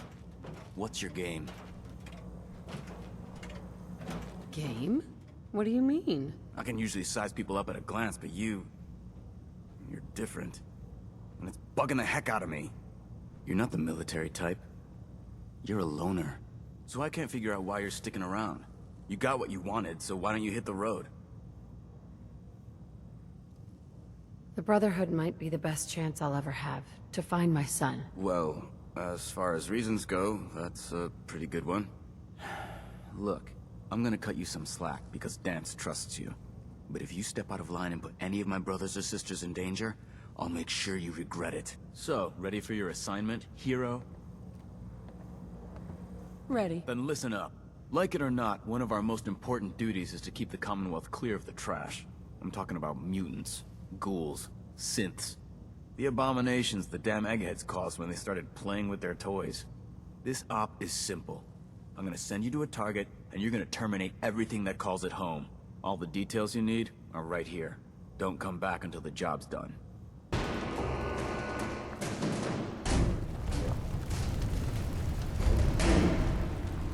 My friends did not survive the attack. Thank you for assisting. I was certain to meet my end here as well. Are you okay? Physically, the damage is minor, but I am registering sadness and anger at the loss of my friends. It may sound strange coming from a robot, but they were my family. Again, I thank you for your efforts. I know they would have thanked you as well. What kind of robot are you? I am heavily modified, but at my core, I am an Assaultron. My name is Ada. This was the third time we've been attacked by robots like these. Even with the weapon and detection upgrades Jackson gave me, I was unable to defend them. Who's Jackson? Jackson was the leader of this caravan. He had a great mind for technology. In many ways, he is my creator. He installed all my current upgrades. Unfortunately, they were not enough to protect them from the robots. You're upgraded? Yes, modified using a robot workbench based on prototype schematics. The workbench allows for a wide range of robot modifications. Perhaps if I had more sentry bot-based defenses, I could have successfully defended my friends against those robots. Tell me about these robots. They roam the Commonwealth and claim to be restoring order. We've seen them fighting raiders, but they've also attacked innocents, settlers, merchants, and caravans like ours. We knew we ran the risk of encountering more of these hostile robots if we stayed in the Commonwealth. If only we had made the decision to leave. So why did you end up staying? Our caravan specialized in mechanical repairs and trade. The Commonwealth has an abundance of salvage that would benefit our business. It was a calculated risk. Well, you certainly paid that price. Your apathy only increases my feelings of responsibility. In recompense, I will seek justice for my friends and stop these robots from causing further harm. It's time to uncover the source and confront their leader, the Mechanist. Who's the Mechanist? The only information I have comes from the iBot broadcasts. The false claims of peace and justice. The only certainty is that these robots bring only death. I ask your assistance in stopping this Mechanist. A dangerous mind should not control such power. In return, I can give you the schematics to build your own robot workbench, so you have additional resources in this undertaking. You want revenge, don't you? I admit my goal is twofold. Stopping the Mechanist both protects the Commonwealth and allows me to avenge my fallen friends. I won't rest until I see this threat dissolved. I owe it to them. Now, we last saw a group of the Mechanist robots at the General Atomics factory. You may find information there that will lead us to the Mechanist. I will follow and assist with your permission. Are you sure you're up for it? Yes. I will not rest until the Mechanist is stopped. Yeah. Let's go, Ada. General Atomics has valuable salvage. Chances are high the robots are still there.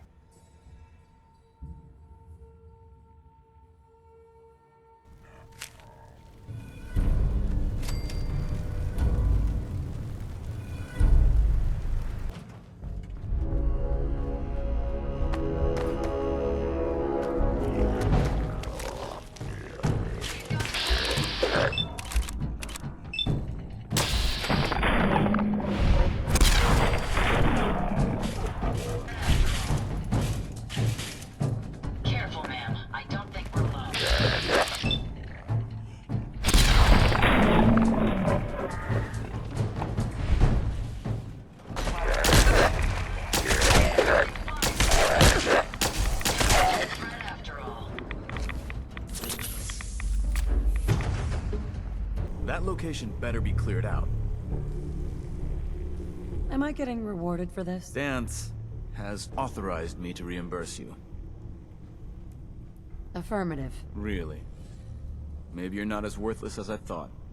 Now report to Paladin Dance. He said he had a mission for you. When you're ready for another op, you know where to find me. Scribe Halen. Recover that tech I sent you for? Here it is. Great. I'll get this documented and ready to send off. Here, the Commonwealth won't be running out of tech anytime soon. Once you're ready, come find me. Not sure. I think you can do better than that. Come back and see me when you have the right answer. Come back. I've got another mission for you, if you're ready. Is there anything I can do here at the station? No, I need you in the field. Reese and Halen have things under control for now. Are you ready to go? Just tell me what you need. All right. Over the years, the Brotherhood has sent several recon teams to the Commonwealth. The last squad went in 3 years ago. They never reported back. Officially, they're missing, presumed dead. Was there a rescue mission? No. The Brotherhood doesn't have the resources or the manpower to conduct a search like that. Everyone who signs up for a recon mission knows the risks. Our lives depend on our training and on each other. But if a team is lost, we honor those who give their lives in the line of duty. We have a responsibility to find out what happened to them, if we can. Where should I begin? Their insertion point was in the hills near Malden. If you want to pick up their trail from the beginning, you should start there. Monitor your radio for distress signals.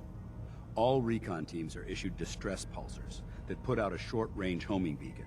If you can acquire a signal, you should be able to trace it to its source.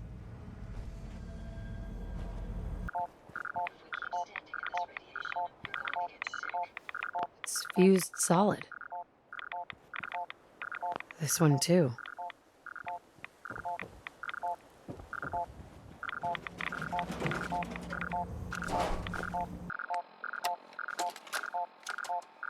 Ambushed on the road. We're outnumbered 5 to 1. Barnum, report. Force down to 5%! We'll have to scuttle the armor. We can't let them have it. Fire him! Damn it! Aspen set to self-destruct. Better slow back. We'll head for the old military base, then try to make it to our holdout. The code will be our call sign. All right, move, move, move!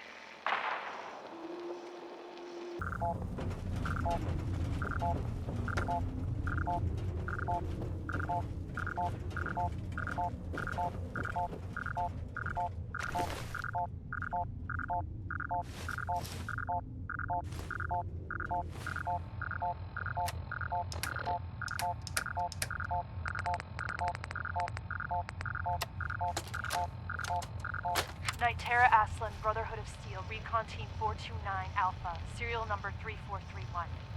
It's been 3 hours since I set my distress pulsar. There's been no word from the Paladin or Ferris. Their objective was a satellite array on the coast. They may be out of range. My orders were to hold this position at all costs. The entire site has been overrun. The door won't last much longer. Paladin Brandis, sir. It's been an honor, sir.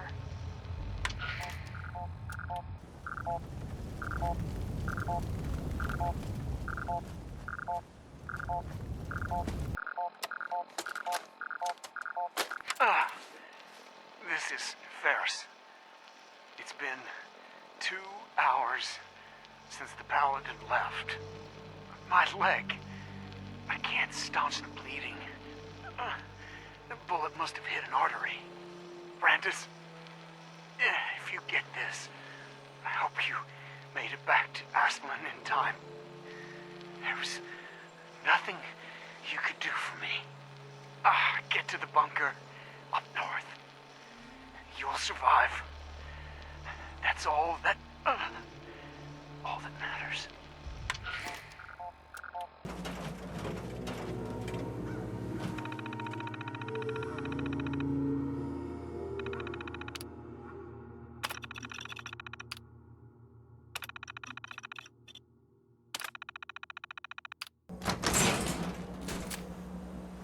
Freeze. One more step and I'll blow your damn head off. Who are you? Who sent you? How did you get in here? Easy, Paladin. I'm with the Brotherhood. The Brotherhood? No, it can't be. They're too far away. They wouldn't send you, would they? Let's say I believe you. How did you find me? I followed the distress beacons left by your team. Their holotapes led me here. The others? What happened to them? They're dead. I'm sorry. I thought so. I tried to go back for them, you know, but there was nothing I could do. Not alone. You've been through a lot to find me. I should give you something. I've collected a lot over the years. Technology, odds and ends. If you see anything you want, take it. The Brotherhood needs you, Paladin. It's time you reported in. I can't. It's been too long.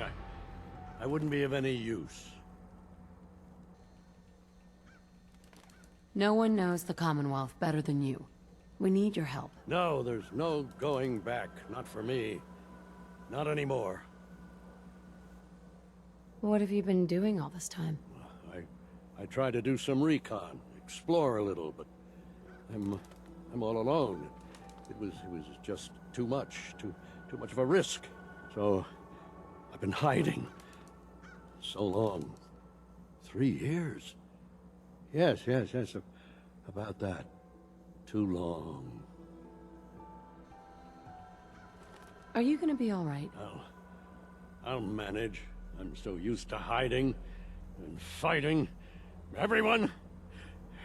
Everything. Are you sure you won't reconsider? We need you, Paladin. No, there's no going back. Not for me. Not anymore.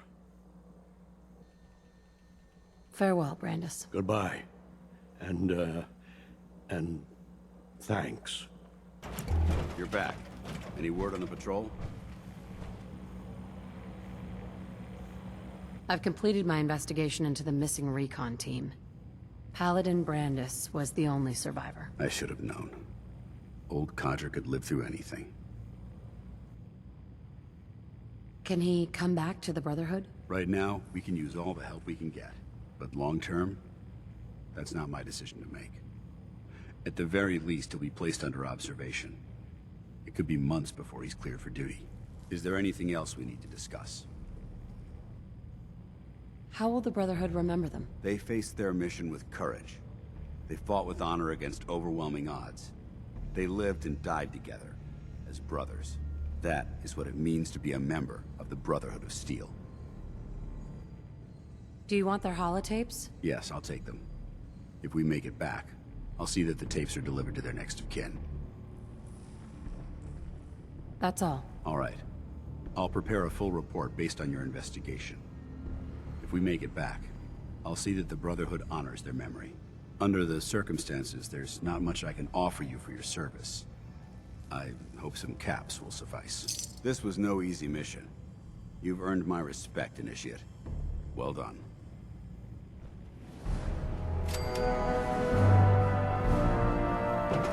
Glad you dropped by. You holding up, Blue?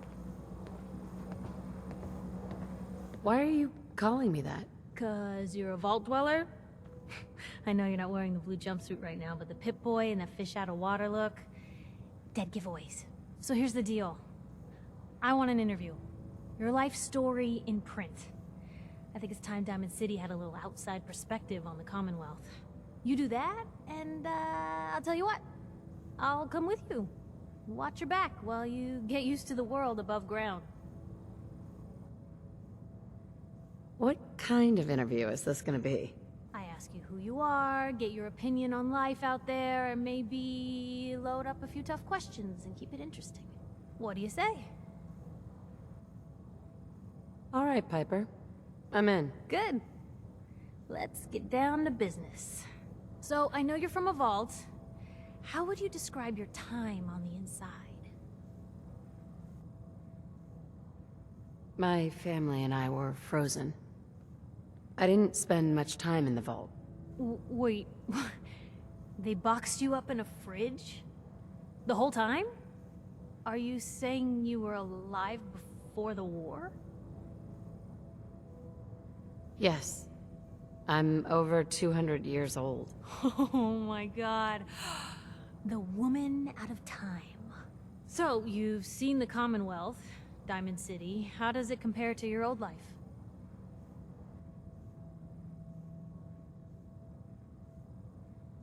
You're all living in rusty shacks, killing each other, and... oh my god, the smell. Okay. Well, that's gonna be a fun one to quote. Now, the big question. You came all this way looking for someone. Who is it? My baby, Sean, was kidnapped. He's not even a year old. The parent after the missing child. As heartbreaking today as it ever was. Tell me, do you suspect the Institute's involved? A man took Sean, not some shadowy group. I hope that's true. Because if they are involved, everything gets worse. For the last part of our interview, I'd like to do something different. I want you to make a statement to Diamond City directly. The threat of kidnapping is all but ignored in the Commonwealth. Everyone wants to pretend it just doesn't happen. What would you say to someone out there who's lost a loved one but might be too scared or too numb to the world to look for them?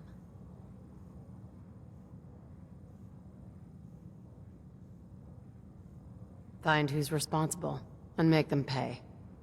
Simple as that. I'll take anger over apathy any day. Good quote. Thanks, Blue. That's everything. It's gonna take some time to put this all together, but I think your story is gonna give Diamond City plenty to talk about. Anyway, I agreed to come with you, right? Watch your back. Just say the word when you're ready. I can't wait to see where the story goes next.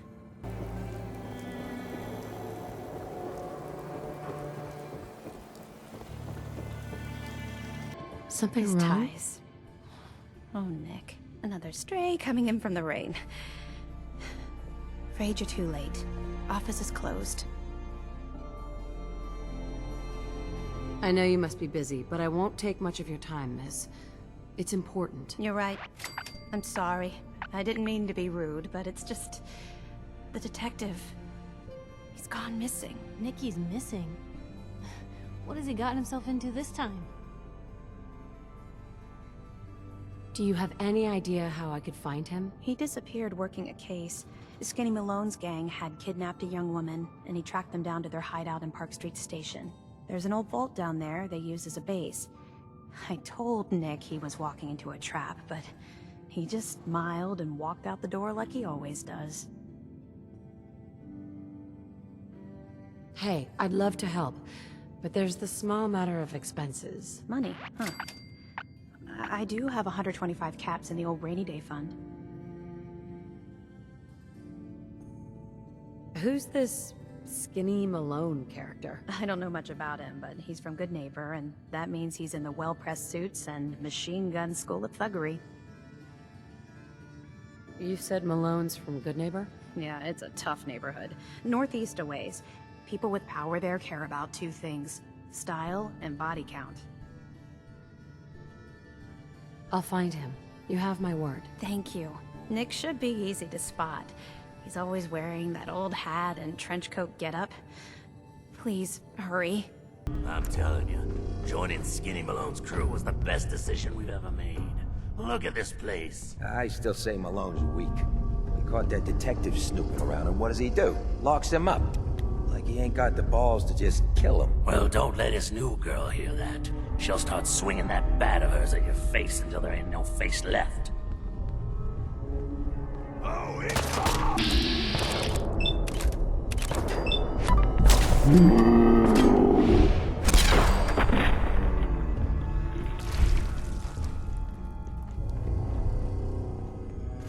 On the waist, otherwise. What the?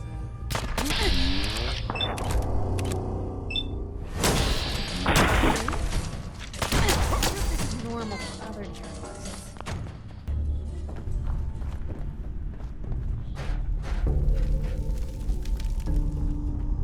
Wait. What the?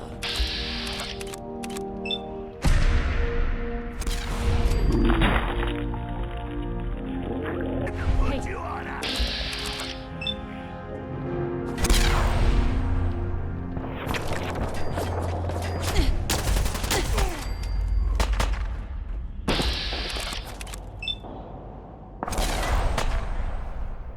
Still in one piece.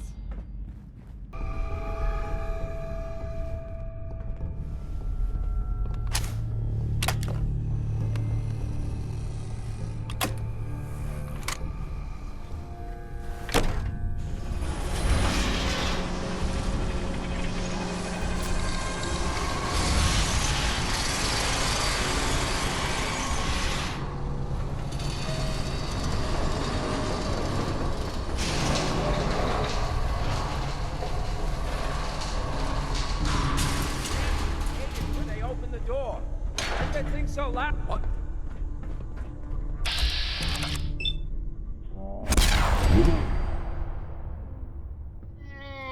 You asked him shit! How you doing in there, Valentine? Feeling hungry? Want a snack? Keep talking, meathead. It'll give Skinny Malone more time to think about how he's gonna bump you off. Don't give me that crap, Valentine. You know nothing, you got nothing. Really? I saw him writing your name down in that black book of his. Lousy, cheating card shark, I think were his exact words. Then he struck the name across 3 times. 3 strikes? In the black book? But I never... Oh, no. I gotta smooth this over, fast. What the? Let's get this over with, shit!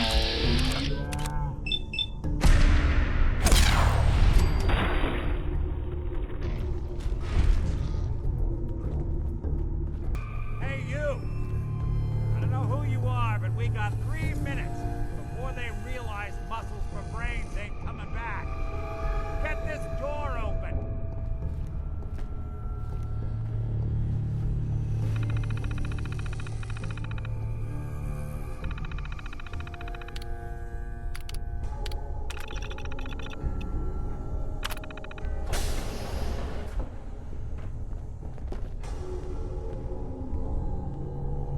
Gotta love the irony of the reverse damsel in distress scenario. Question is, why did our heroine risk life and limb for an old private eye? What are you? Told you, I'm a detective. Look, I know the skin and the metal parts ain't comforting, but it's not important right now. The only thing that matters is why you went to all this trouble to cut me loose. My baby's missing. His name's Sean. He was kidnapped, but I don't know who took him or where they went. Missing kid, huh? Well, you came to the right man, if not the right place. I've been cooped up in here for weeks. Turns out the runaway daughter I came here to find wasn't kidnapped. She's Skinny Malone's new flame. And she's got a mean streak. Anyway, you got troubles, and I'm glad to help. But now ain't the time. Let's blow this joint. Then we'll talk. Perfect. Malone's crew here used to be small time. Muscled out of the old neighborhood by bigger players. They found this place. Don't know what happened to the previous owners, but they're not exactly around to charge rent. Empty vault. Perfect hideout. Skinny Malone and the rest of his boys are waiting for us somewhere. The name's, ironic, but don't let that fool you. He's dangerous. Another locked door. Shouldn't be too hard. Okay, I got it. But I hear big fat footsteps on the other side. Once we step through this door, get ready for anything.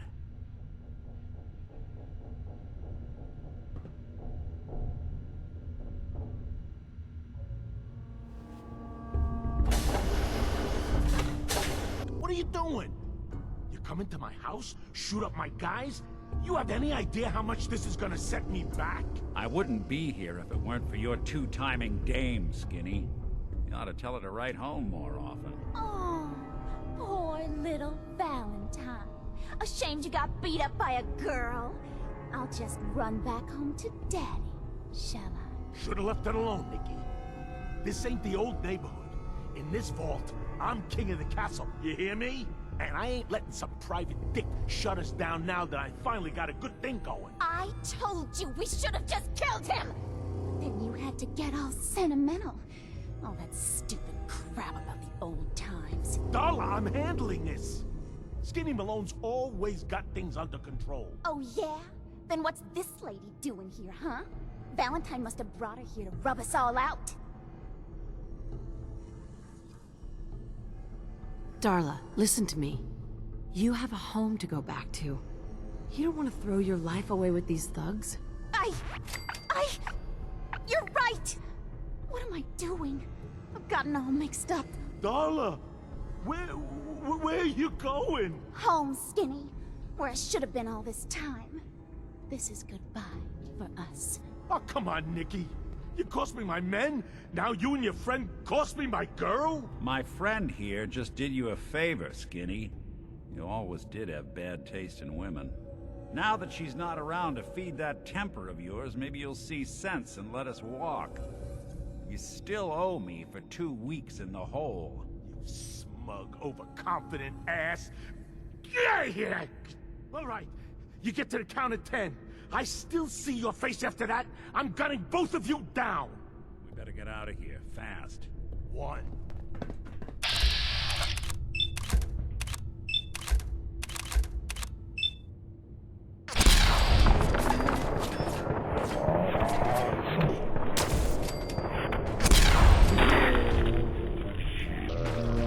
Other journalists. Look at that Commonwealth sky. Never thought anything so naturally ominous could end up looking so inviting. Thanks for getting me out. How did you know where to find me, anyway? Not many people knew where I went. Your secretary, Ellie. She sent me. She did? I should give her a raise. Now, you mentioned something about your son, Sean, how he went missing. I want you to come to my office in Diamond City. Give me all the details. Besides, I think you've earned a chance to sit down and clear your head. I'll meet you there. See you in Diamond City.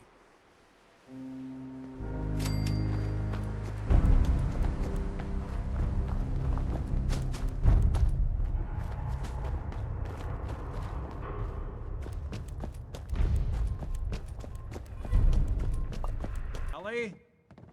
Are you here? Nick? Oh God, it's really you. Well, it's hard to mistake this mug for anyone else. You keep laughing at death. Someday, death's gonna laugh back. Not as long as I got a few friends to back me up. You saved Nick, this agency, and my job. Thank you. Can we get started on my case? Oh, of course. There's just a small clerical thing we need to clear up. Here. Every cap we agreed to for finding him. Plus a little something extra. You know, if you're looking for work and don't mind putting on the detective hat, Nick sure could use a new partner. Whoa. One case at a time, Ellie. Our new friend needs our help first. All right, let's get down to business. Take a seat. Make yourself comfortable.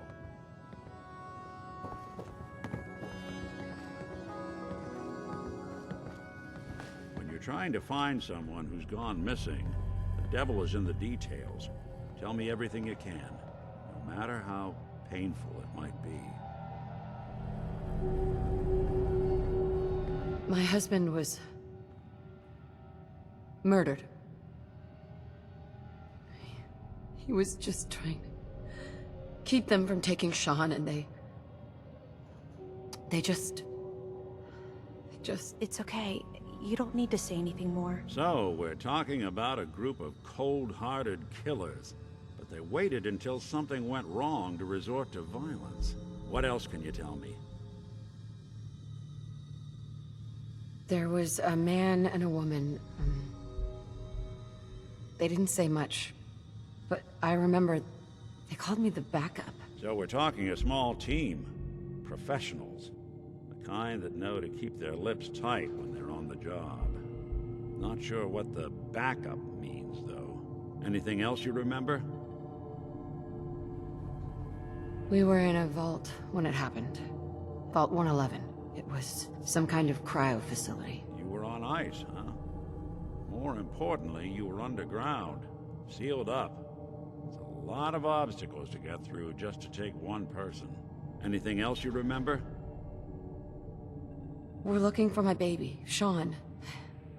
He's less than a year old. Why would anyone take him? Good question. Why your family in particular? And why an infant? Someone would be taking on all of his care, and a baby needs a lot of it. Well, that confirms it. This isn't a random kidnapping. Whoever took your kid had an agenda. There's a lot of groups in the Commonwealth that take people. Raiders, super mutants, the Gunners, and of course there's the Institute. Who are the Gunners? High-end mercenaries. No job too brutal. They're in the running as likely suspects. They wouldn't be the ones pulling the strings. You think raiders might have done this? I honestly doubt it. They can barely organize themselves, let alone pull off something this complicated. Super mutants. What are they? Big, green, muscles on muscles. In other words, hard to miss. I think we can safely rule them out. So, you think this Institute is responsible? Well, they're the boogeymen of the Commonwealth. Something goes wrong, everyone blames them. Easy to see why. Those early model synths of theirs strip whole towns for parts, killing everything in their way. Then you got the newer models, good as human, that infiltrate cities and pull strings from the shadows. Worst of all, no one knows why they do it, what their plan is, or where they are. Not even me. And I'm a synth myself. A discarded prototype, anyway. You're a prototype? As far as I know. Never seen any other synth like myself. There's the older ones that are dumb as rocks and all metal, and there's the newer ones that are almost human. I'm somewhere in between.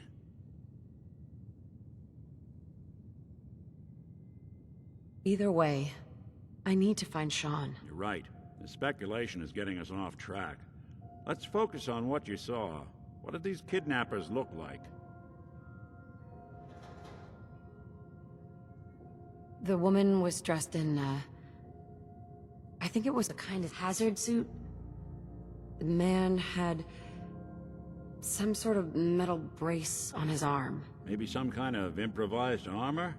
A lot of hired guns do that to look tough. The hazard suit is interesting. Not many mercs can afford something that fancy. What else do you remember about them? One of them came right up to me. Bald head, scar across his left eye. Wait. It couldn't be. You didn't hear the name Kellogg at all, did you?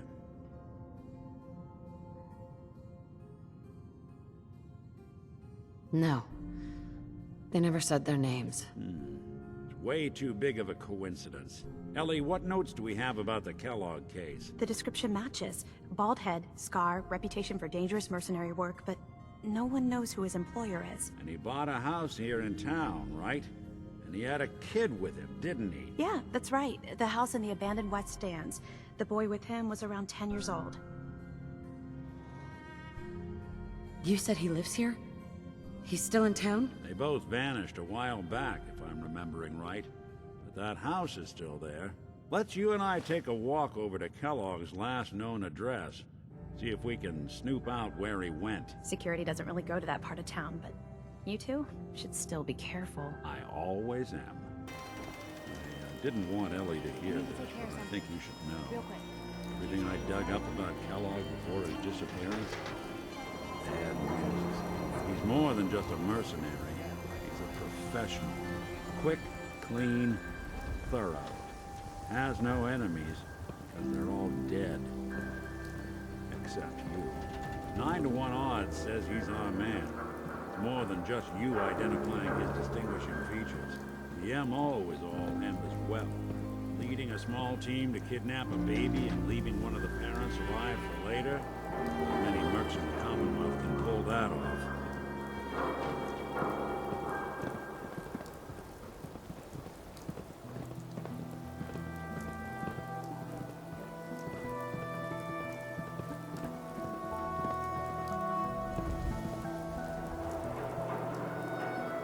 Here we are. Keep an eye out, will you? See if I can get this open.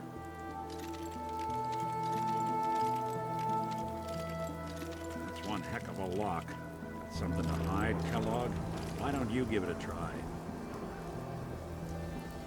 Won't be able to pick this. No luck? Guess we'll need to find the key. See that platform in the distance, near the city entrance? That's the elevator to the mayor's office. Why don't you go ask around there? I'll stay here and see if I can jimmy this lock.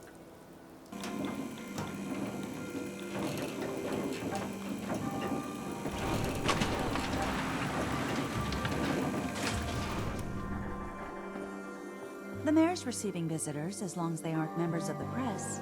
Did you need help? Who do I talk to if I need to find a key to a house that's been locked up? If you're talking about a property that the city has seized, we only have one on the books. Mr. Kellogg's old house. You'd have to ask the mayor directly if you want the keys. Come on, can't you help me yourself? And if I could, why should I? Please. All I want to do is find my baby. The man who owned that house kidnapped him. You do seem like a sweetheart. All right. I'm just going to leave this key on my desk and forget I put it there. Your baby's lucky he has a mother like you. I hope you find him. Let's take a look around. Kellogg must have left something behind.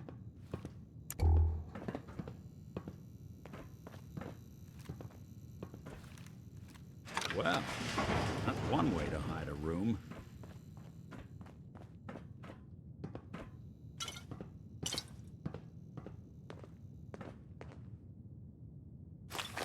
Well, look at this. All of a merc's favorite things.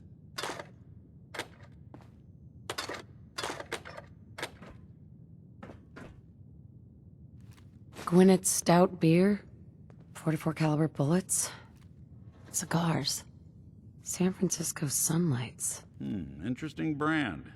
Won't lead us anywhere on its own, though. I wonder if dog meat could pick up the scent. Say, that's not a bad idea. Some dogs out there in the Commonwealth can track a man for miles. Why don't you go fetch him and let him have a whiff? See if he picks up the trail. Before you head out, I know this is personal business. If you have to face Kellogg on your own, just say so. Besides, you already have plenty of company. We can't all go sniffing through the Commonwealth after one man. I want you with me on this, Nick. All right. Now let's get that bastard. This is your show from here on out, okay? You say jump, I'll say how high. Dog meat. Get the scent, boy.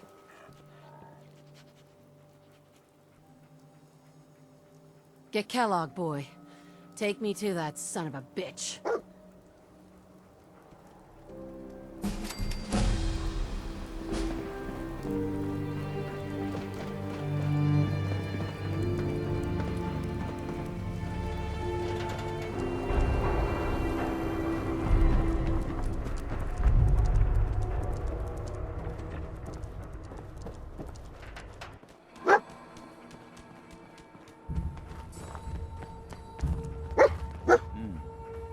Kellogg must have stopped here. Search around, see if we can pick up the trail.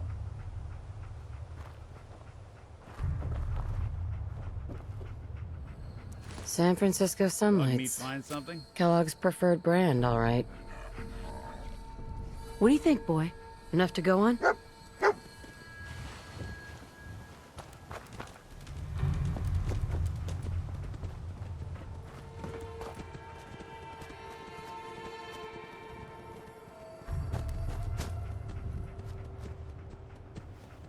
Took out the targeting computer with one bullet. This guy's a crack shot. Big bullets. Kellogg's preferred caliber.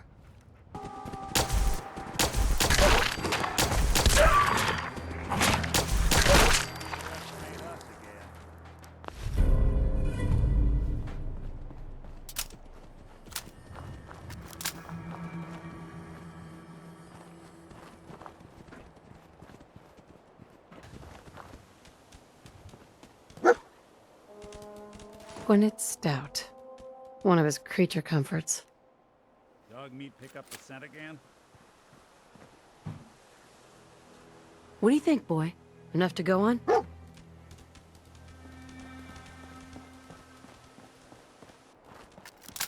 Tracking known mercenary.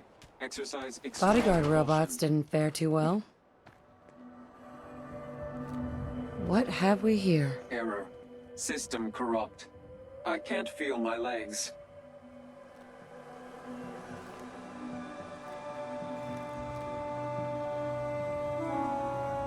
What happened here? Error. Operator deceased. Threat level Omega.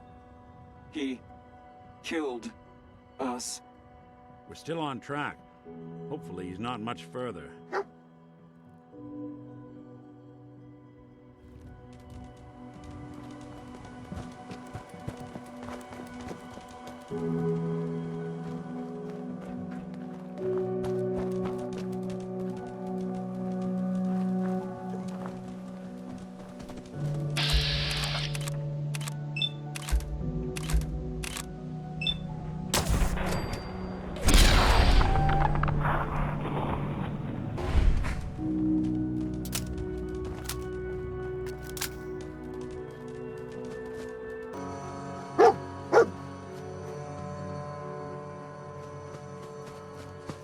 What do you think, boy? Huh? Feel it.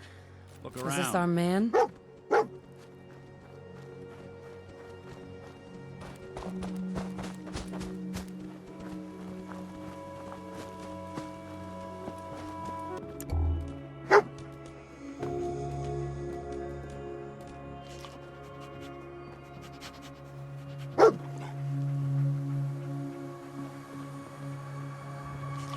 Is this the place? Huh? Is he in here, boy? I knew dog meat would sniff our man out. Let's you and I take it from here. Give our four-legged friend a break. Movement detected. Curious. Hello. Hostile sensor reading detected. Hostile sensor reading detected.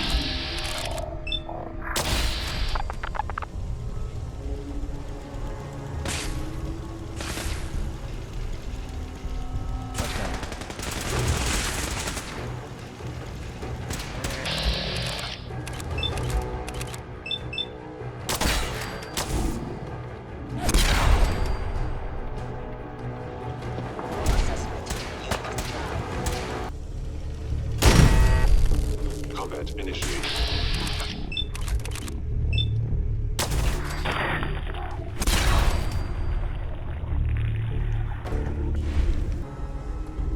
Yeah, if it isn't my old friend, the frozen TV dinner. Last time we met, you were cozying up to the peas and apple cobbler.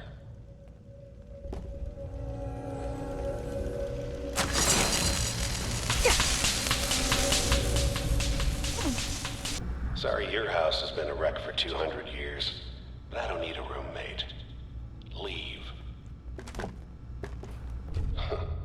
Never expected you to come knocking on my door. Gave you 50-50 odds of making it to Diamond City. After that, figured the Commonwealth would chew you up like jerky.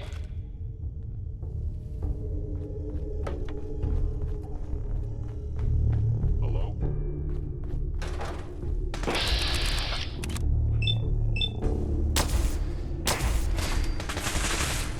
What's that?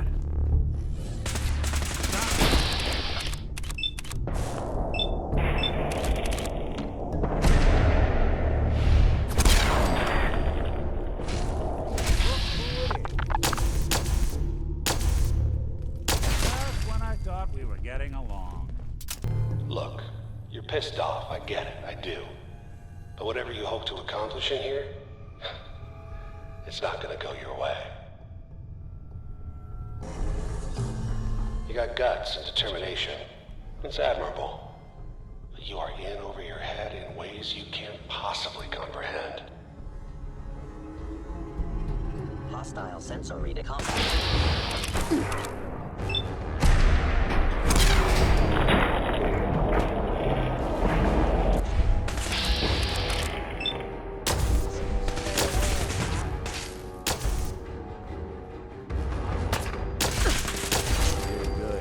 It's not too late. Stop. Turn around and leave. You have that option. Not a lot of people can say that.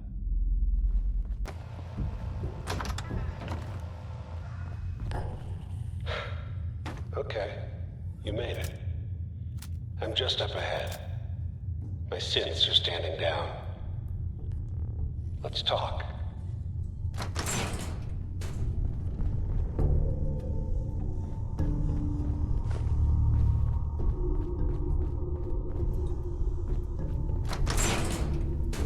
And there she is.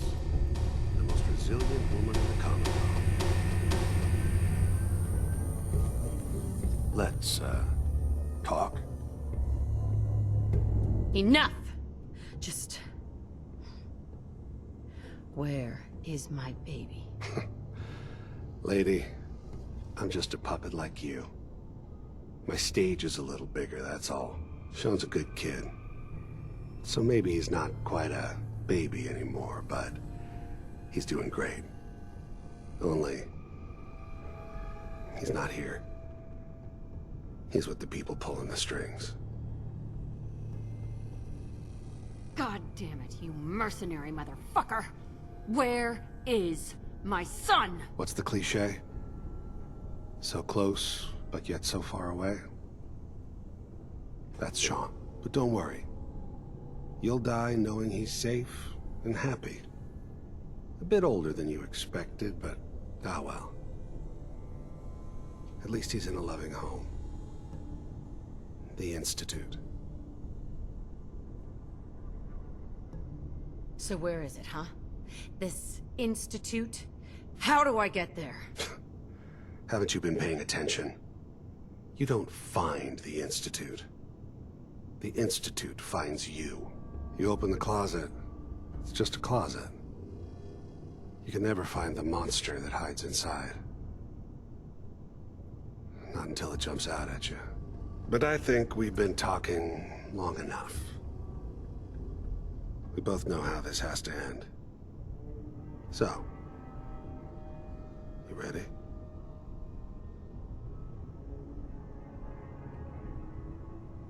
In 100 years, when I finally die, I only hope I go to hell so I can kill you all over again, you piece of shit.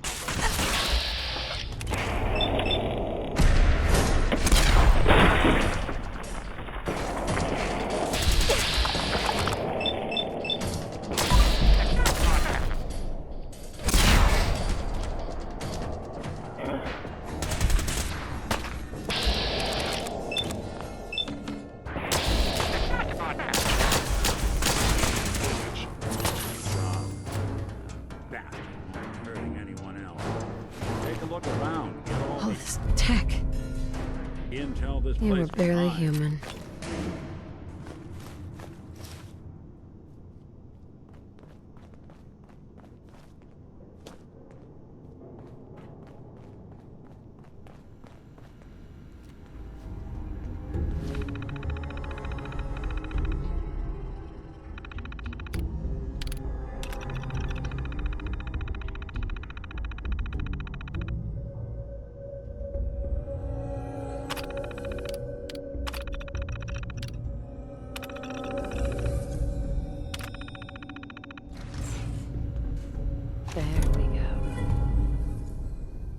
Nick.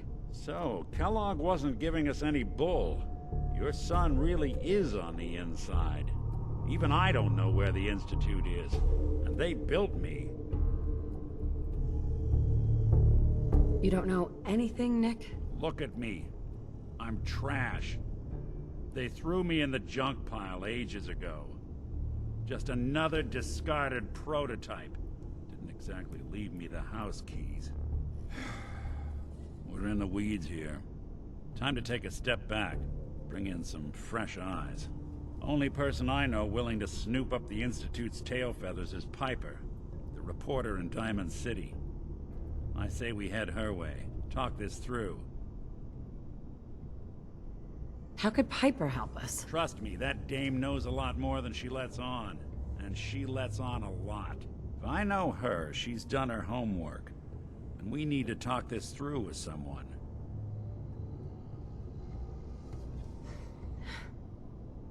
I'll catch up later. All right. I'll see you in Diamond City. And don't worry.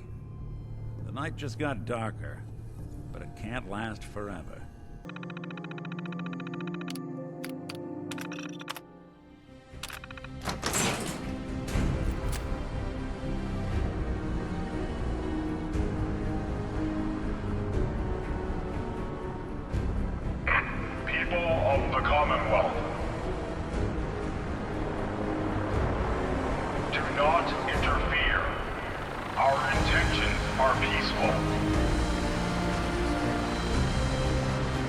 We are the Brotherhood of Steel.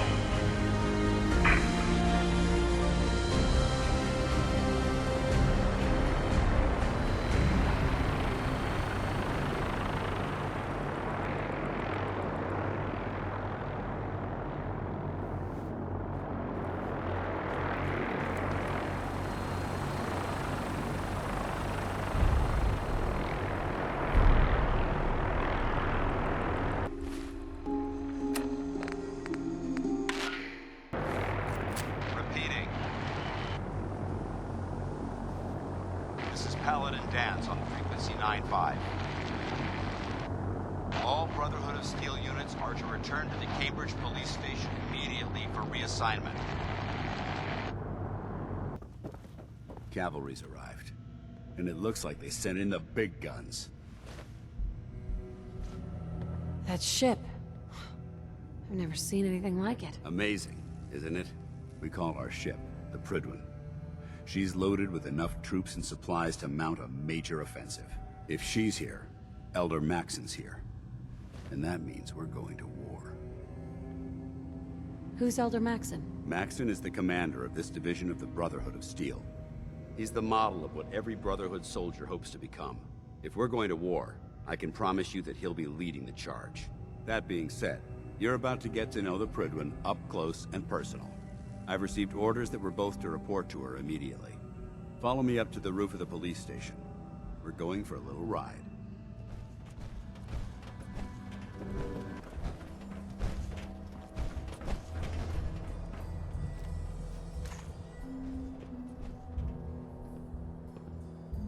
That minigun in front of you is loaded and ready to fire.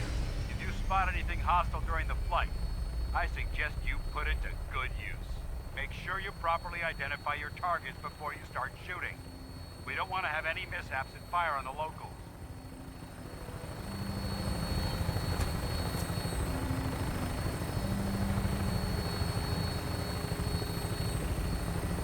The Commonwealth looks different from up here, doesn't it? It never ceases to amaze me how drastically your perception of the battlefield changes from the air. We're gonna need that edge when we take on the Institute. They've already proven that they're technologically superior, which means there's no telling what types of weapons they'll have in their arsenal. Hopefully, our air superiority and tactical know-how will make the difference. Now all we have to do is find them. And I'm betting that Elder Maxon will have a plan already in place by the time we arrive.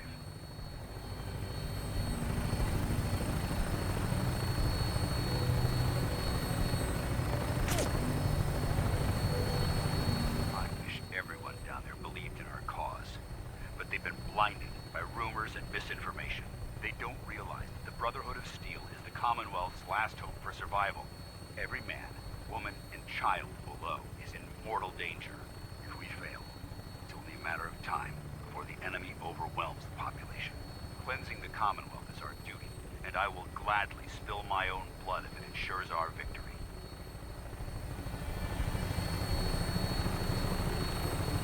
We're on final approach to the airport. The Prydwen should be coming into view just ahead. We'll be meeting Lancer Captain Kells on the flight deck. Just stick close to me and answer all of his questions.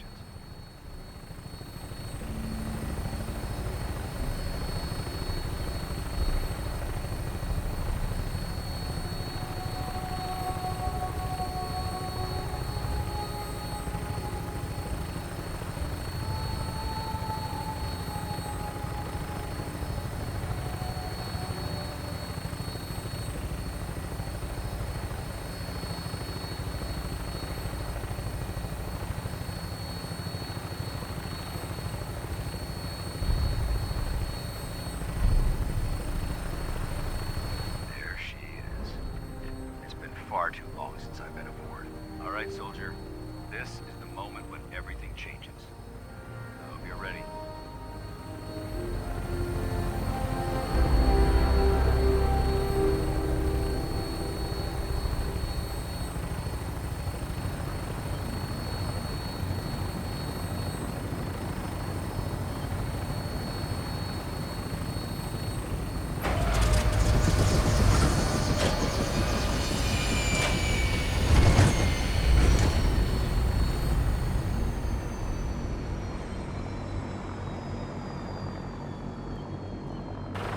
Permission to come aboard, sir?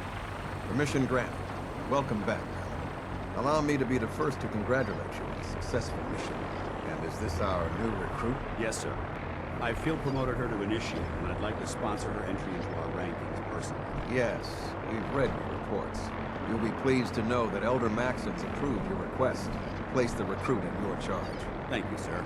And my current orders? You are to remain on the Prydwen and await further instructions. Very good, sir. Ad Victoriam, Captain. Ad Victoriam, Paladin. So, you're the one Paladin Danse has taken under his wing. You don't look much like a soldier to me. And what's a soldier supposed to look like? A soldier is supposed to be an efficient killing machine. Not a relic from the past playing catch-up with the rest of the world. If Danse hadn't stepped in and vouched for you, we wouldn't even be having this conversation. Accepting outsiders like yourself has proven disastrous in the past. I've read Paladin Dance's reports. He seems to think you'll make a fine addition to the Brotherhood. You might expect an endorsement like that to grant you a great deal of latitude with us. But let me make one thing clear. The Brotherhood of Steel has traveled to the Commonwealth with a specific goal in mind. As the captain of this vessel, I won't allow anyone to jeopardize our mission, no matter how valuable they think they are. Understood? What exactly is your mission here? I'm not at liberty to say. Elder Maxon will be addressing the crew shortly, and I'm certain all of your questions will be answered. Now, was there anything else, or was everything I said understood? Absolutely. Good. That's all for now, soldier. Your orders are to proceed to the command deck for the address, after which Elder Maxon wishes to have a word with you. If you have any questions, ask me now. Otherwise, you're dismissed. Can you tell me anything about Elder Maxon? Elder Maxon is the Supreme Commander of the Brotherhood. Without his tenacity and his vision, we'd still be a small group of complacent stragglers, occupying the Citadel in the capital wasteland. In a mere decade, he's grown the Brotherhood of Steel into a major military force. He's an inspiration to us all. Is there anything else? What are my orders? Your orders are to proceed to Elder Maxon's address, after which he wishes to speak with you. Anything else? Yeah. Where can I get power armor? Only knights are allowed to wear Brotherhood power armor. And you're no knight. Not yet. Until Elder Maxon grants you that title, you'll have to make do with what you've got. Anything else? I don't have any questions. Then I suggest you head over to the command deck immediately. Dismissed, Initiate.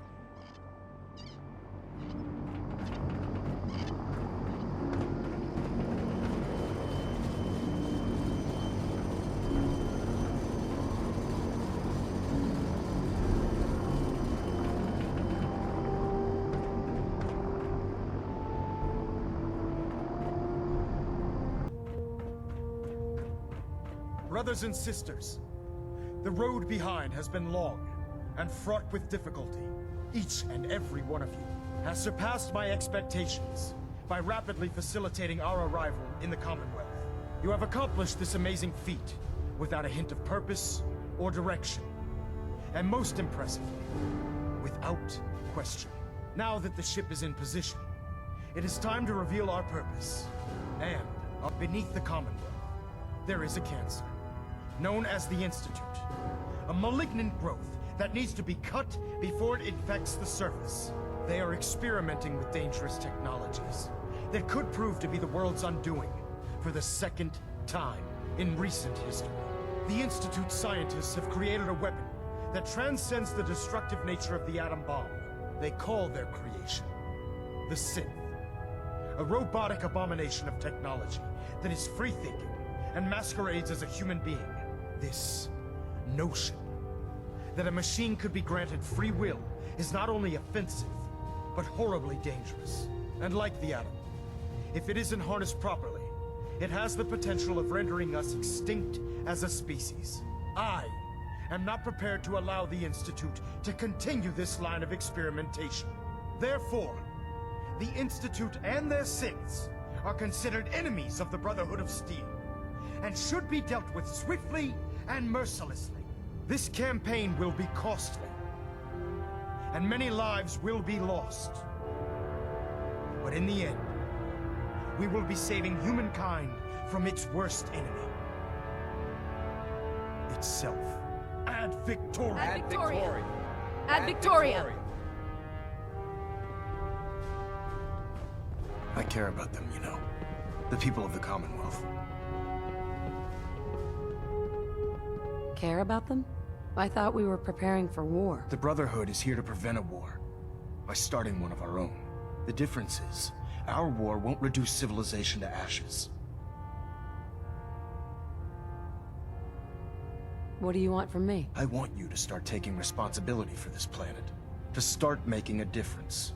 And from what I've read in Paladin Dance's reports, you've already begun that journey. Seeing as he's one of my most respected field officers, you couldn't get a better recommendation. Therefore, from this moment forward, I'm granting you the rank of Knight. And, befitting your title, we're granting you a suit of power armor to protect you on the field of battle.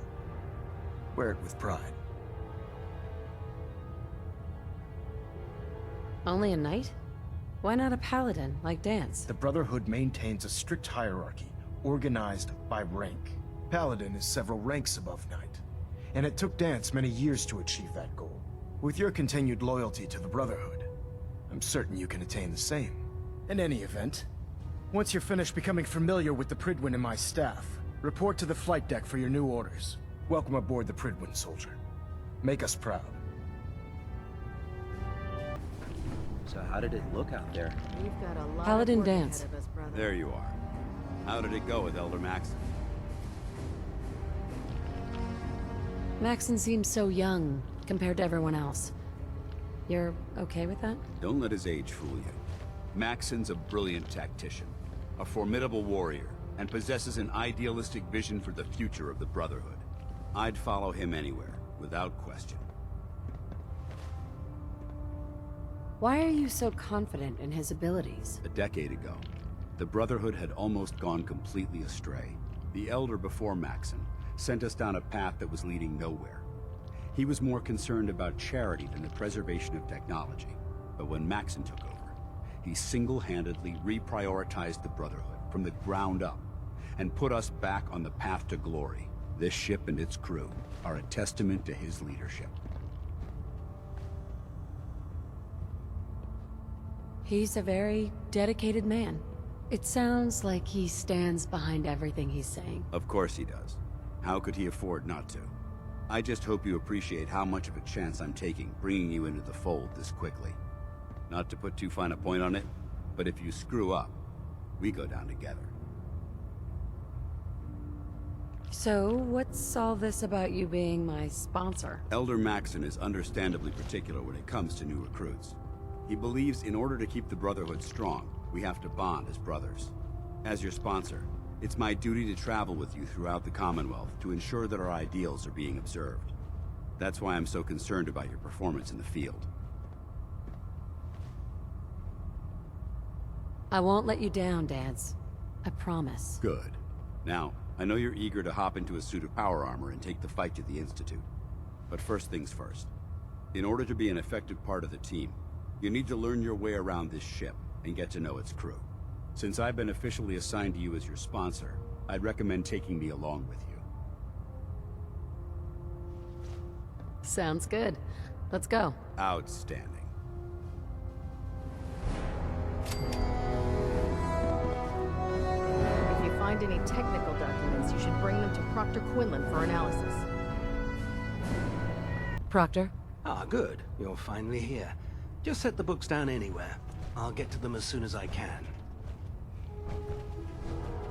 What are you doing with all these books? I suppose I could stop working for a moment to address your question. Which books contain pertinent information? Technical volumes, repair manuals, design philosophies, medical research. Anything that enhances the Brotherhood's knowledge. That's why I consider everything else a waste of paper.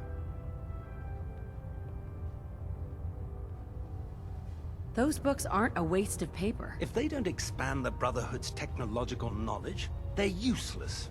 Since it's obvious that you aren't who I was expecting, would you mind telling me why you're here? Maxon wanted me to meet the crew. You were next on my list. Ah, yes. You must be the new recruit described in Paladin Dance's report. Under normal circumstances, I'd provide you with a proper orientation of my department. However, I'm woefully behind setting up research patrols and getting bombarded with requests for technical documentation. Unfortunately, I'm lacking the personnel needed to get the job done. What type of technical documentation are you looking for? The Brotherhood is primarily interested in collecting information that might assist us with our current mission. Medical records, science journals, weapon schematics. If it contains any type of useful data, we need to get our hands on it. Maybe I could lend a hand. That would be splendid. As you patrol the Commonwealth, keep your eyes open for blueprints, memos, manuals, books, charts. Anything containing useful technical data. I'm authorized to pay you for each bundle of documents that you recover. And if you wish to be assigned to a research patrol, I have plenty of them waiting to be filled. In any event, it was a pleasure to meet you, Knight. Glad you finally stopped by, soldier. Are you ready for your medical exam? What kind of medical exam? I feel fine. There's nothing to be alarmed about. I just have a few simple questions about your medical history. It's my responsibility to make sure that you don't bring anything up here that could pose a threat to the crew. I'm going to ask you a series of medical-related questions, and I'd like you to answer me to the best of your ability. First question.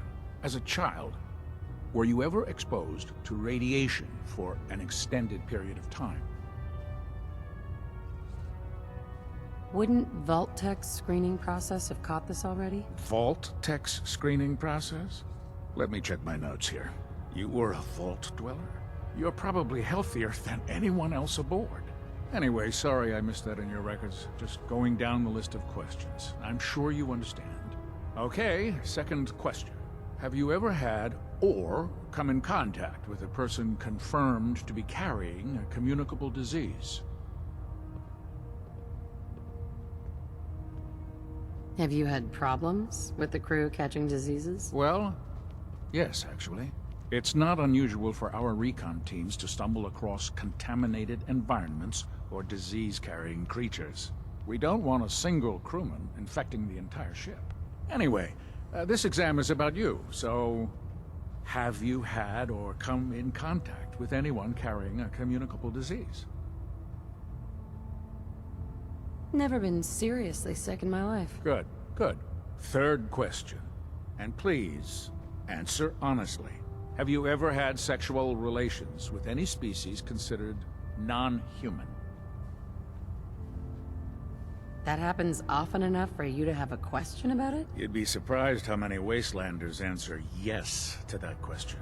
Fortunately, the Brotherhood finds that type of behavior absolutely distasteful. Since you haven't spent too much time in the Wasteland, I'll assume your answer is no. Last question. Would you have any problems pulling the trigger on an enemy of the Brotherhood, whether they're human, formerly human, or machine?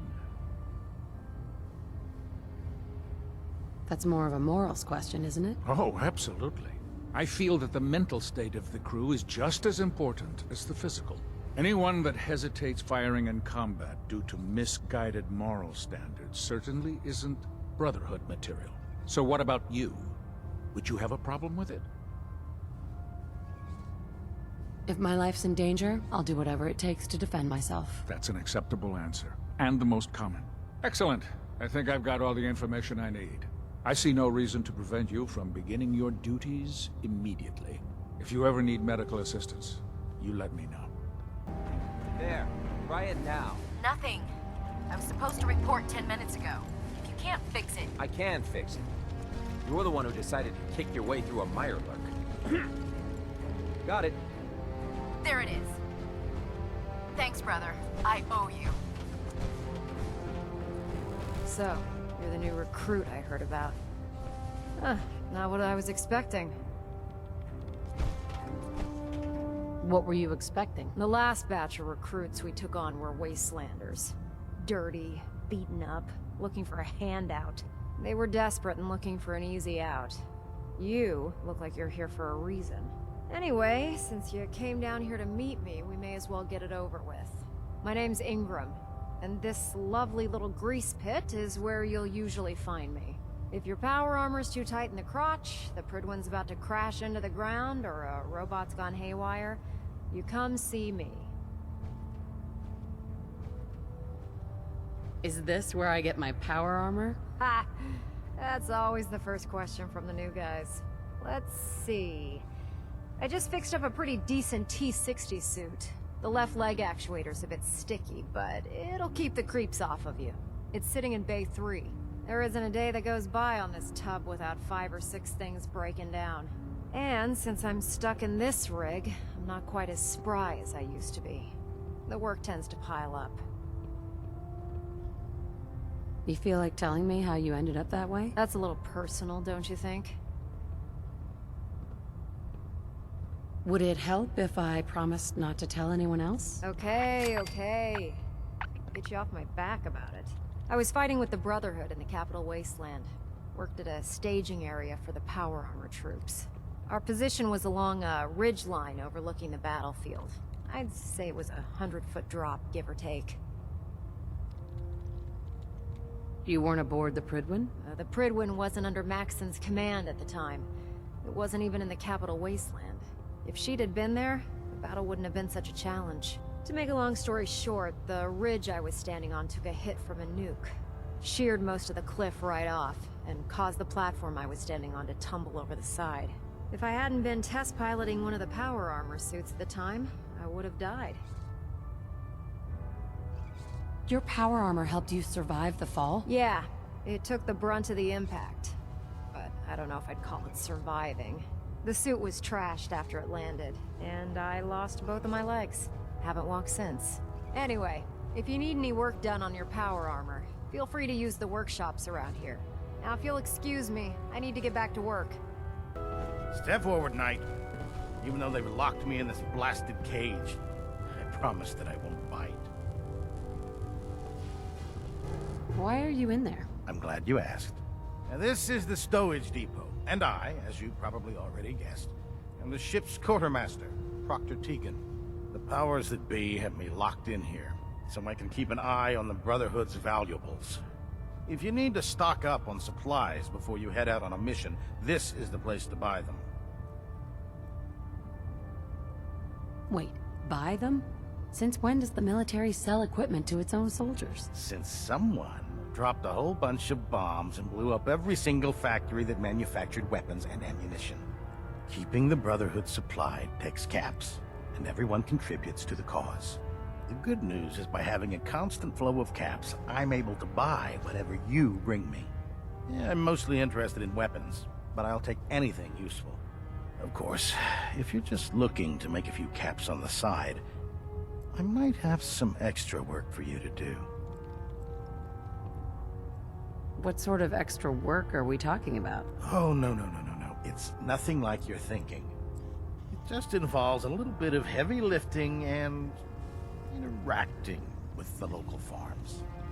And since I'm stuck up here manning this one-man zoo, I need someone to do the legwork for me. After you're done with the meet and greet, we can discuss the details. In the meantime, if you ever need anything else, gun, a mod, even ammo, you just let me know. The last person that disobeyed Captain Kelsey ended up scraping rust off the Prydwen's hull from the outside.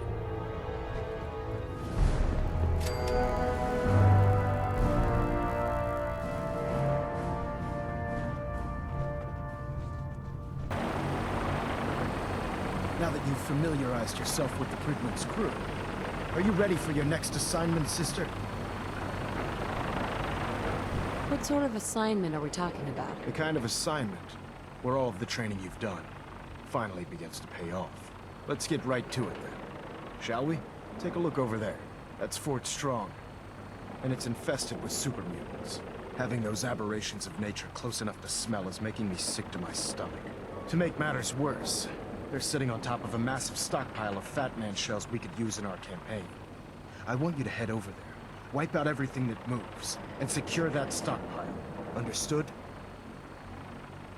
Super mutants? I thought the enemy was the Institute. Super mutants are no better than Sentinels. They're a reminder of man's folly when it comes to harnessing technology. Whether it's using biochemistry to manipulate genes, or trying to create life from a bunch of circuits. It's the wrong path for science. As members of the Brotherhood, it's our sworn duty to exterminate these abominations in every form. So, can I count on you to get the job done? Consider it done. Look, I realize you're eager to take the fight to the Institute, but it'll have to wait. The Brotherhood cannot allow those abominations to have a nuclear arsenal at their fingertips. It'll be a pleasure to exterminate that mutant filth. Now, we have a vertibird on standby, fully armed and ready to depart. Use it to carry our message to Fort Strong, and wipe those dirty mutants from the face of the earth. Dismissed.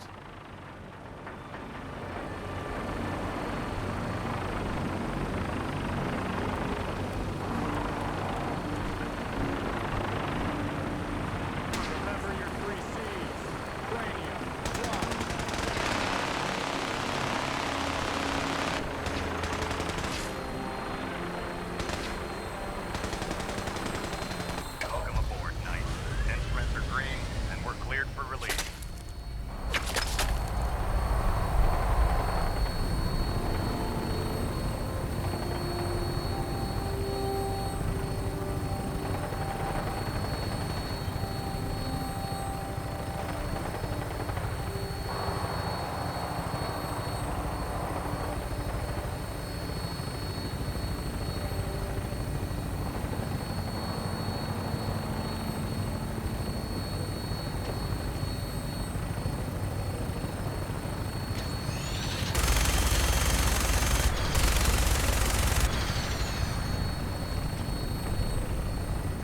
required. I'll try and keep him in your sights.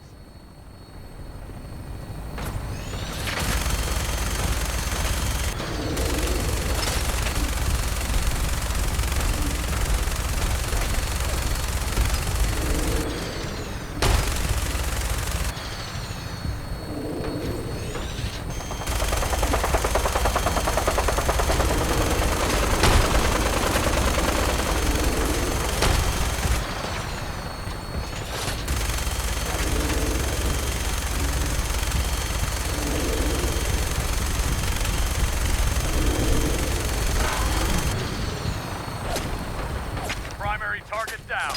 Look at that thing bleed. I'm gonna find a place to set her down and then hightail it back to the Prydwen for repairs. This isn't safe. We need to find some cover as soon as possible.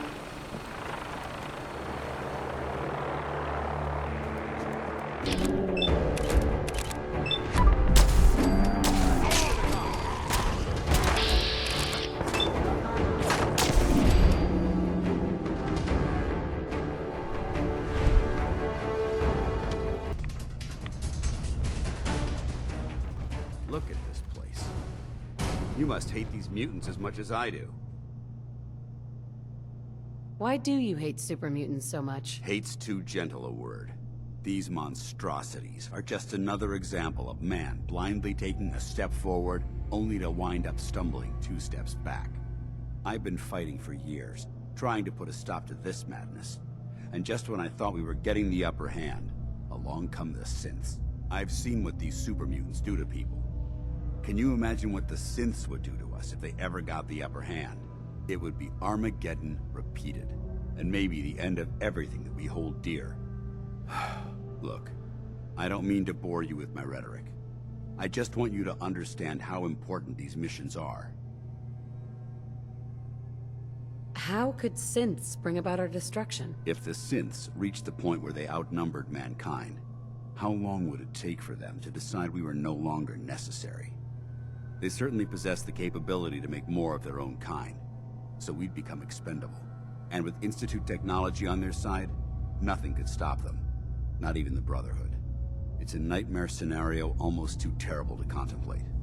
Anyway, that's enough of that. What's important here is that you got the job done and secured these warheads. You should head back up to the Prydwen and talk to Maxon. I'm sure he'll want to debrief you as soon as possible. Dismissed.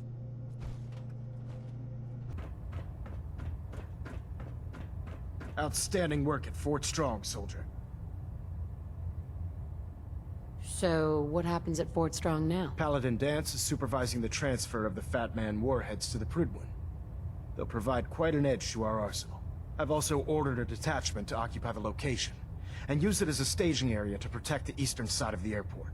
All in all, you handed us quite a valuable location. It was an honor fighting for the Brotherhood. I'm glad you feel that way, because our mission here has only just begun. In order to bring the Institute to its knees, we need to use every weapon at our disposal. I try to supply my soldiers with the best. That's why I'm giving you these. Signal grenades can call a vertibird to your location when you need aerial transport. Simply throw one to the ground, and the vertibird will hone in on the unique electromagnetic smoke it emits. Once you're aboard, use the map on your Pip-Boy to interface with the pilot's navigation system, so he'll be able to take you wherever you need. Where can I get more signal grenades? I'd use the supply I gave you sparingly. These devices are far more complex than a standard smoke grenade. Should you need more, you should acquire them from Proctor Tegan. Thank you, Elder. I'll make good use of them. I expect that you will. Now, I'm sure you're aware that Fort Strong was simply the first step towards the liberation of the Commonwealth. An even greater task lies ahead. By now, I'm sure you've deduced that our arrival in the Commonwealth wasn't coincidental. We're here because of a unique energy reading recorded by Paladin Dance's recon team. According to our scribes, the reading indicated a level of technology that only the Institute could achieve. The moment this information came to light, our mission became clear. The Institute, and everyone responsible for the creation of the synths, must be eliminated at all costs. To accomplish this goal, we need to locate the Institute's headquarters. I've had our scribes meticulously searching the Commonwealth, but they've come up empty-handed.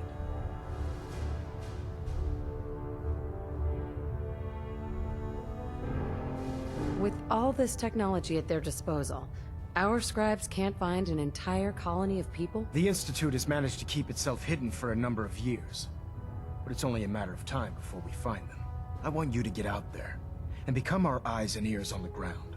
You seem to have a vested interest in locating the Institute before we met, so I'm confident you'll travel in the right circles. If you discover a way in, I need you to report it to me immediately. Any questions, Knight?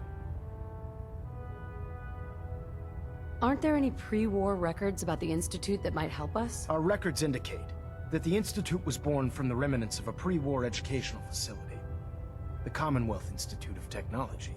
The ruins of the facility are at the center of the city, but we've already searched them thoroughly. The location appears to have been abandoned long ago, so it appears that the trail ends there. Anything else, Knight? What about those energy readings Paladin Dance's recon team detected? Our scribes are confident that the energy readings are from Institute technology, due to the unusually high frequency. But the source is unknown. We're still detecting them on occasion. But by the time we send a team to investigate, they disappear. Just watch your step. I wouldn't be surprised if the energy reading were caused by some type of Institute weapon. Is there anything else? Any suggestions on where I should look next? All I can suggest is that you keep your eyes and ears open, Knight. We have every available scribe working on a way into the Institute. It's only a matter of time before a method presents itself. Whoa! Nikki Valentine walks into my office for a change. What can I say, Piper? You, me, and hard luck all seem to run together like acid rain down an old sewer. You, including your client here in that analogy? So, you two are finally letting me in on this little case of yours. What's the story?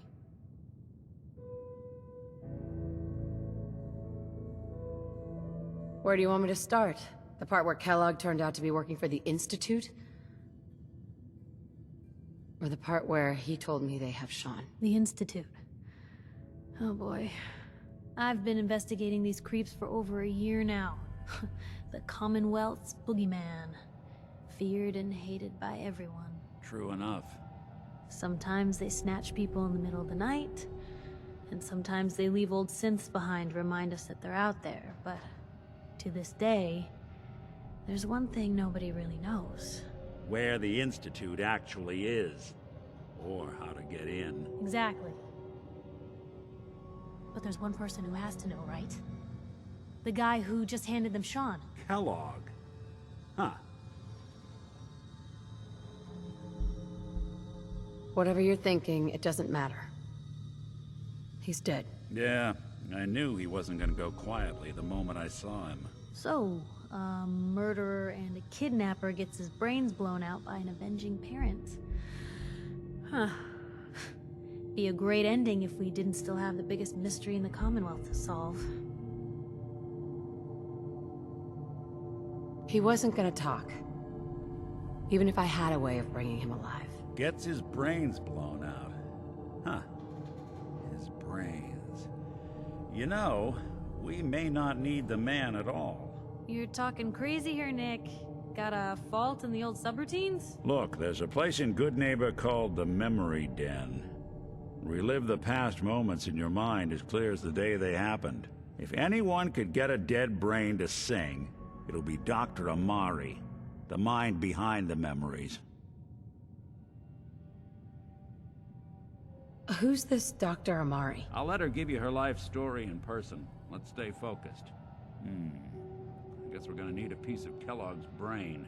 Enough gray matter to bring to Amari and find out if this is going to work. Jesus, Nick. Gross. Seriously? I know it's grisly, but what choice do we have? We got no leads, nothing. That old Merc's brain just might have all the secrets we need to know. Actually, I think I already have something. Kellogg had this thing attached to his head. Cybernetics, huh? We may have just won the lottery. Whether we're riding this crazy brain train or not, we can't all go running across the Commonwealth, so... who's coming with you? I have to go to the Memory Den either way, if I'm gonna introduce you to Amari. But if you want to head there together, just say so. Anything else you can tell me about the memory den? It's in Good Neighbor, a little slice of trouble northeast a ways. The memory den ain't just a fancy name, it's literal. A lot of people give up all their caps just to relive the good parts of their lives. Over and over. But not us. We're gonna try to dive deep into someone else's mind. I can meet you there, or we can head out together. It's you and me, Nick. Let's get going. Don't worry. We're gonna get your boy back. Just a few more steps. While you two are out, I'm gonna do some more research. I'll be here if you need me.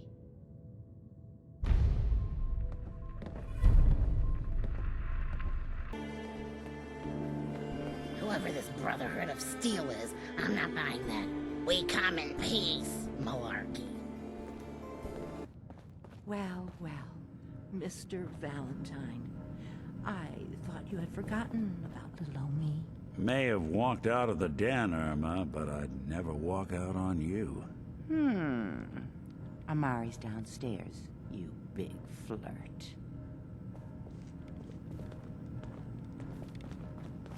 Here for Amari, she's downstairs.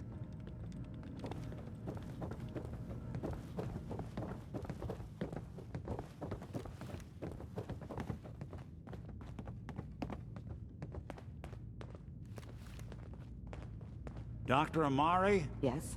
Wait, I know you. You're in the railroad. What's this all about? You're the one who can extract memories from a brain, right? Normally, we only allow our clients to experience their own memories. Now, what's this all about? We need a deep dig, Amari, but it's not gonna be easy.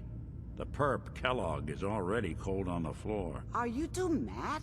Putting aside the fact that you're asking me to defile a corpse, you do realize that the memory simulators require intact, living brains to function. Isn't there some way to make this work? This dead brain had inside knowledge of the Institute, Amari. The biggest scientific secret of the Commonwealth. You need this, and so do we. Fine. I'll take a look. But no guarantees. Do you have it with you? Here's what I could find. What's this? This isn't a brain. This is... Wait. That's the hippocampus. And this thing attached to it? A neural interface? Those circuits look awfully familiar. I'm not surprised. From what I've seen, all Institute technology has a similar architecture. Nick's an older model synth. Is he compatible? That's exactly what I was thinking. If we are lucky, it should hook right in. But even if this works, Mr. Valentine would be taking on a tremendous amount of risk. We're talking about wiring something to his brain. Don't worry about me, Amari. Let's do it.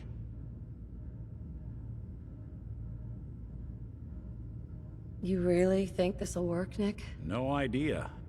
But we got a missing kid on the line. That's worth the risk. Whenever you're ready, Mr. Valentine, just sit down. If I start cackling like an old grizzled mercenary, pull me out, okay? Let's see here. I need you to keep talking to me, Mr. Valentine. Any slight change in your cognitive functions could be dire. Are you feeling any different? There's a lot of flashes. Static. I can't make sense of any of it, Doc. That's what I was afraid of. The mnemonic impressions are encoded. It appears the Institute has one last failsafe. There's a lock on the memories in the implant. How do you lock memories? The implant is encoding all the mnemonic activity in the hippocampus. Think of it like computer encryption, and we don't have the password. Let's see. A single mind wouldn't be able to crack it. But what if we use two? We load both you and Mr. Valentine into the memory loungers. Run your cognitive functions in parallel. He'll act as a host, while your consciousness drives through whatever memories we can find.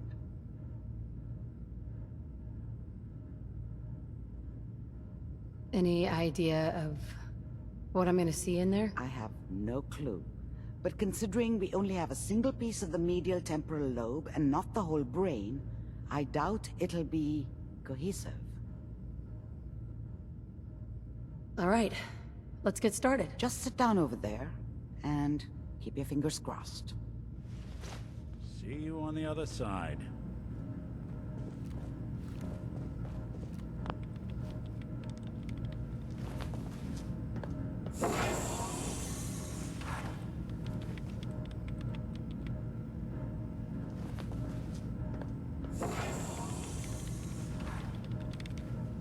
Initiating brainwave migration between the transplant and the host.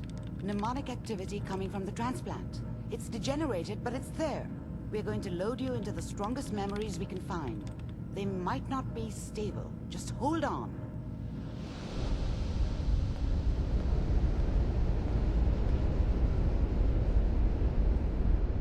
Can you hear me? Ah, good. The simulation appears to be working, although the memories are quite fragmentary. I'll try to step you through the intact memories and hope we find one that gives us some clue to the Institute's location. There. This is the earliest intact memory I can find.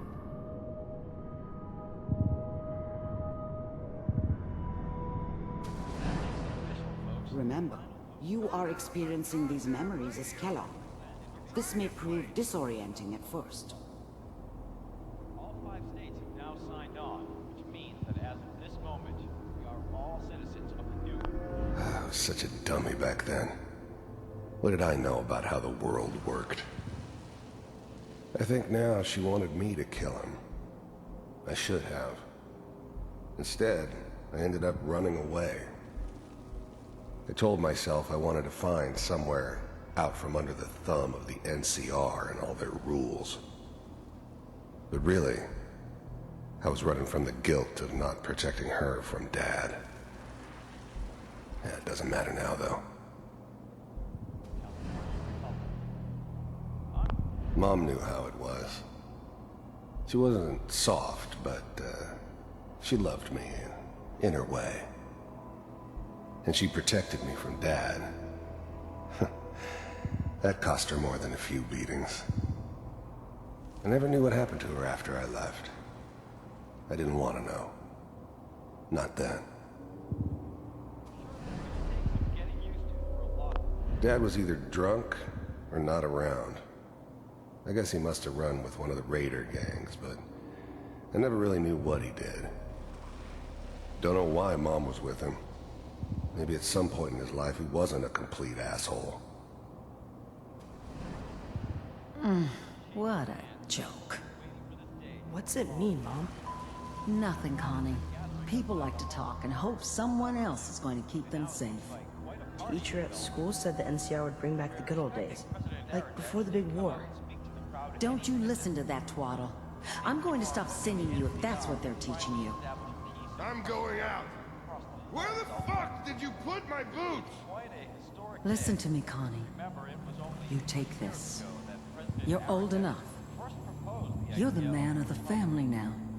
It's your job to protect us. Your father's useless, but you won't turn out like him. You're a good boy. And all that on the radio, all useless talk. The only thing that will protect you in this world is that gun in your hands. You need to learn to use it if you're going to survive. I will, Mom. I promise.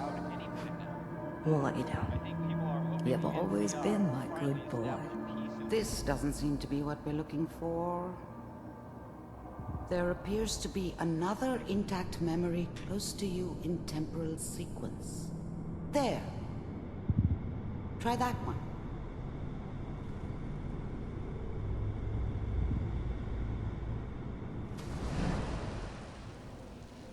The thing about happiness is you only know you had it when it's gone.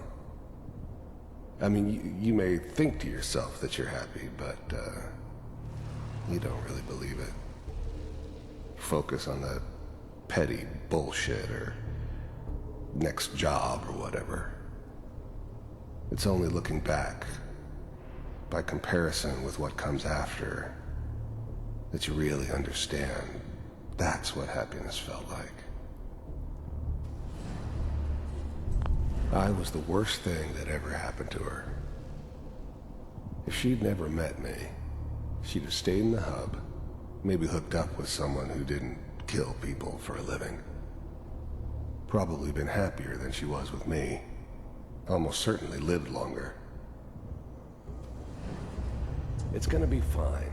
You'll see. But we don't know anybody here. And now, with the baby? Come on, Sarah, you've got to give it a chance. I thought San Francisco was my chance to start fresh. I was the hot shit, the gunslinger from the hub, rolling into town with the world at my feet. Everybody knew I was the one who'd shot Valdez. I could write my own ticket to any outfit in town. It all worked out pretty damn well. For a while. I got steady work with a good outfit. Nothing like that in the NCR these days. No, I'm not saying this was a mistake. I'm just... Are you sure these guys know what they're doing? They seem kinda green. I know. But that's where I come in. Just wait. In a few years, I'll be running my own crew. As soon as I make the connections I need. Then I can give you anything you want. And little Mary, too. I never worried about you before. Must be my mama instincts kicking in. Who knew I had those, huh? Come on, you're great with her. And you don't need to worry about me. Most of it's just running security for the she. A lot of standing around looking tough. Well, they sure picked the right person for that job. Listen, it's gonna be great here. See this? This is what's gonna keep you and Mary safe. I promise. I know, Connie. I'm sure we're gonna be really happy here. We are. You'll see. That's okay. I got her. Let's keep looking. I'll connect you to the next intact memory.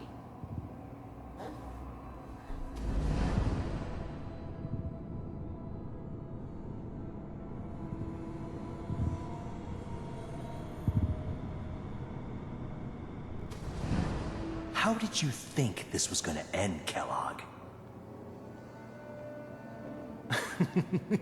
You thought you could just fuck with us, and we wouldn't fuck with you? Just so you know, they died like dogs. And you weren't there to help them.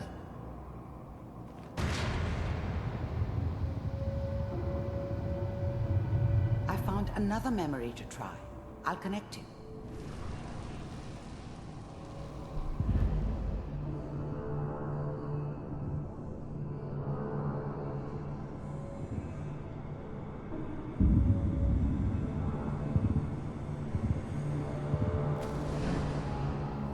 Mind if we sit down?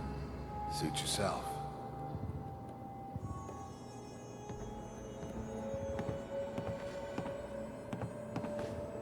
So, I hear you'll take care of people's problems. Is that right? If you pay me. Oh, we'll pay you. And, you'll do this all by yourself? That's right. We pay you when the job's done. Is that okay? That's the way you want to do it. So who do you want dead? Well, it's like this. There's his family. Lives down the creek a ways. Well, we seem to be getting closer. Try this next one.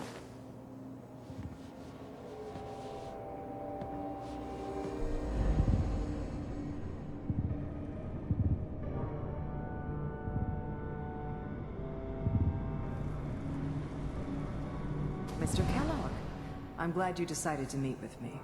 So, you're with the Institute. I wanted to see for myself if you really existed. We do, as you can see. What do you want? It's come to my attention that you've been rather disruptive of our operations lately. This must stop. I do what people pay me to do. If that's a problem for you, I can see only one way out. And what's that, Mr. Kellogg? If I'm working for you, there's no more problem. From what I hear, you can afford me. I don't think you fully understand the situation you're in. I think I do. Very well. B-748, initiate. Systems offline.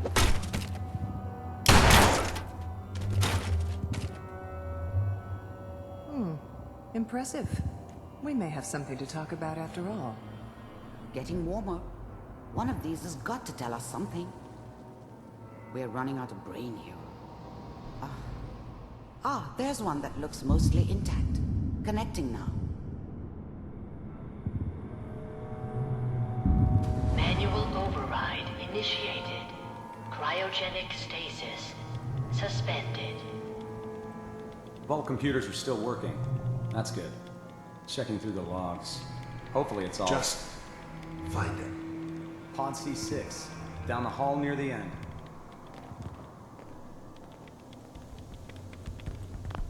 Big heads never liked taking orders from a dirty, contaminated degenerate like me. But they needed me, and I made sure they knew it.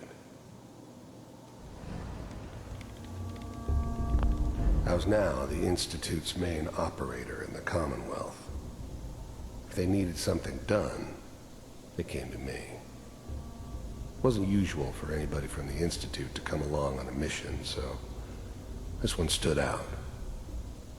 I didn't know then who it was we were grabbing from the vault. Of course, neither did they. Not really. Big heads never liked taking orders from I never knew why we didn't just refreeze the rest of them. But we had our orders. Guess the old man didn't want so many loose ends. Too bad he left alive the one person he shouldn't have. I never knew why we didn't...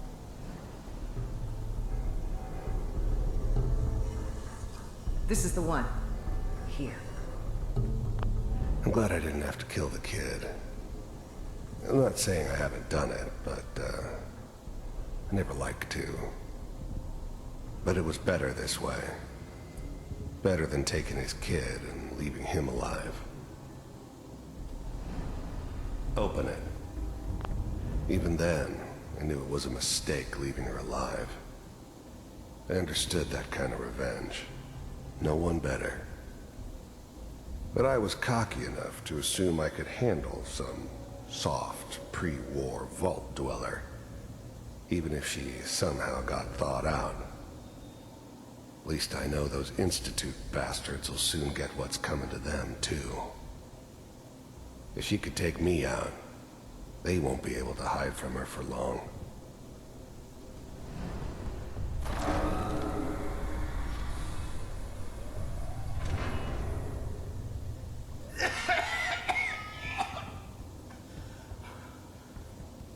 Is it over? Almost. Everything's gonna be fine. Come here. No. Come here, baby. No. I've got him. Let the boy go. I'm only gonna tell you once. I'm not giving you... I was now the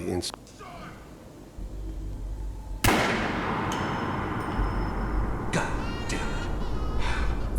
Get the kid out of here and let's go. Big heads. At least we still have the backup. Cryogenic sequence reinitialized. What's the holdup? I'm almost finished, Kellogg. I just need to confirm. Come on. All right, we're good. I'm sorry you had to go through that again. I found another intact memory. Whenever you're ready.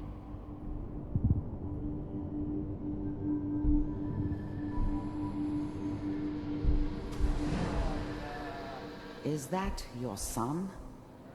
This appears to be a very recent memory, so good news, I think.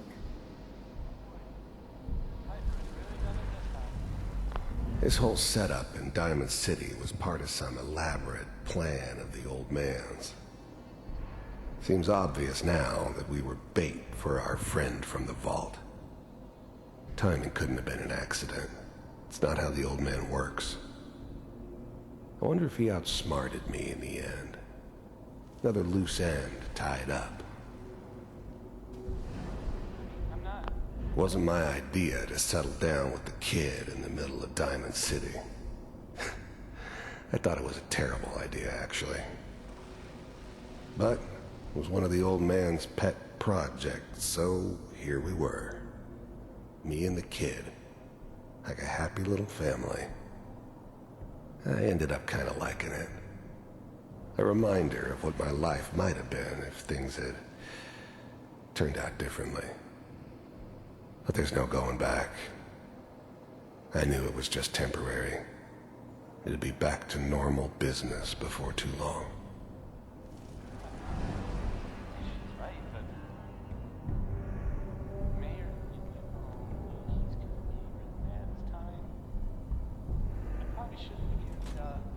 Kellogg. It's okay. The new breed of synths could easily pass as human. Some of them did. But the coursers, they weren't built to blend in. They were killing machines, pure and simple. Smarter, stronger, and faster than almost any real human. I'm just glad they were always on my side. One of these days, you're gonna get your head blown off just barging in here like that. Minimizing my exposure to civilians is a priority. Forget I said anything. So what's the big crisis this time? New orders for you. One of our scientists has left the Institute. Left? As in? He's gone rogue. Name's Dr. Brian Virgil. We know he's hiding somewhere in the glowing sea. Here's his file. Wow. Some heads are gonna roll for this.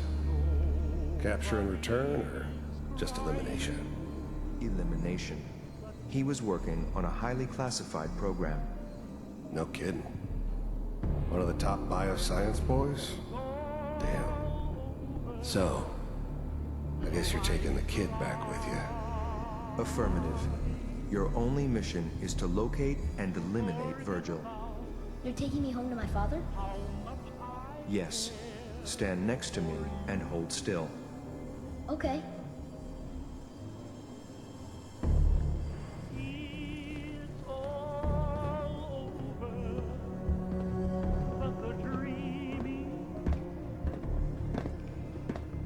X688.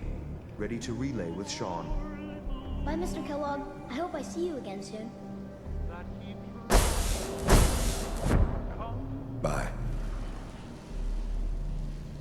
Teleportation. Now it all makes sense. Nobody's found the entrance to the Institute because there is no entrance. Let me pull you out of there as soon as you're ready.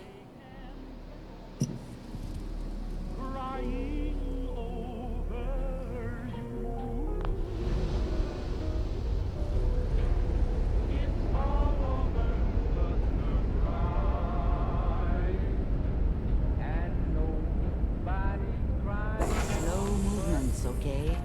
I don't know what kind of side effects the procedure might have had. No one's ever done this before. How do you feel?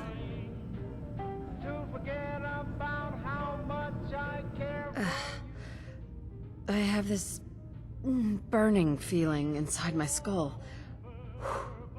It's like it's on fire. That's not surprising. All the synapses in your brain have just been pulled apart, connected to someone else, and then pulled back together. I injected you with a large stim pack while I was pulling you out. That should ease things. Are you ready to talk about what happened in there? You were along for the ride, weren't you? You saw what I saw. Yes, but it's important we review everything together, in case either of us missed anything. We got what we needed. The Institute uses teleportation to get in and out. Yes, their greatest secret has finally been revealed. But that only leads to more questions. How does it work? Where do we go next? That scientist Kellogg was supposed to track down. Virgil. We need to find him. You're right. A rogue Institute scientist could answer all kinds of questions. Where did the memory say he was? The glowing sea? That doesn't make sense. No one goes there. Not even if they were desperate. Why? What makes the glowing sea so dangerous? The name says it all. Radiation. So much that nothing there could possibly live. Nothing pleasant. Navigating radioactive hazards is nothing new. But the glowing sea can kill a man in seconds. That's why it doesn't make sense. Virgil fleeing into that hell. The exposure alone. If we need to find Virgil, then I'm going after him. If you're going to go, be prepared. You'll need some way to combat the radiation there. It's called the glowing sea for a reason. How do I fight that much radiation, Doctor? There are chemical compounds. Rad-X, Radaway. You'd need as much as you could carry. Maybe more. A sealed environment suit would be great, if you could find one. Or maybe one of those suits of power armor? That would be perfect. I'll find a way to get through the rads. Don't worry. Good luck. And be safe. By the way, I unplugged Mr. Valentine first. Removed the implant while you were waking up. He's waiting for you upstairs. Hey, Valentine. Hope you got what you were looking for inside my head. That was right. I should have killed you when you were on ice. Kellogg. Is that you? What? What are you talking about? You sounded like Kellogg just then. Did I? Huh. Mari said there might be some mnemonic impressions left over. Anyway, I feel fine, so let's get going. We have to head into the glowing sea. Any advice? I'm a synth, so radiation isn't much of an issue for me, but an old suit of power armor might just be the guardian angel you're looking for. That, or you could buy up all the Rad-X and Radaway you can find from any chem dealer who's got it in stock. Let's get going, Nick. Been one heck of a ride so far. Let's see where it takes us next.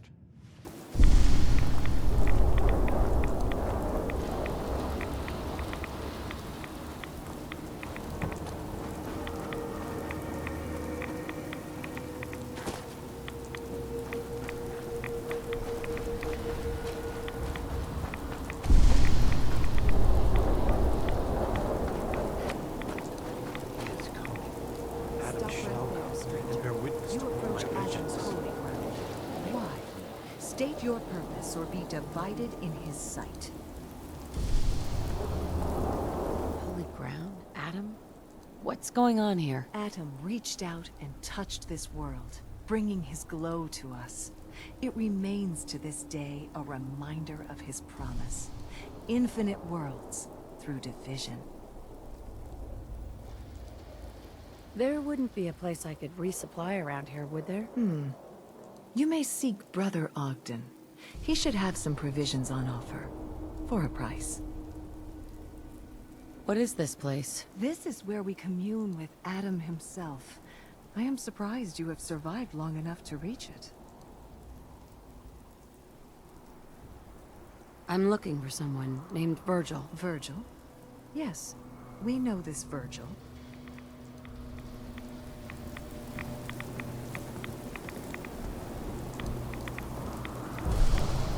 Do you have a moment? What do you need of me, child? How have you survived in all this radiation? That is Adam's unique gift to us, the true believers. He has brought us here to this place, a place that cannot harm us, so that we may worship him, so that we may spread his word to others. That is our calling, To deliver Atom's message to a world that does not wish to hear it. To show Atom's power to all. Do you have a moment? What do you need of me, child?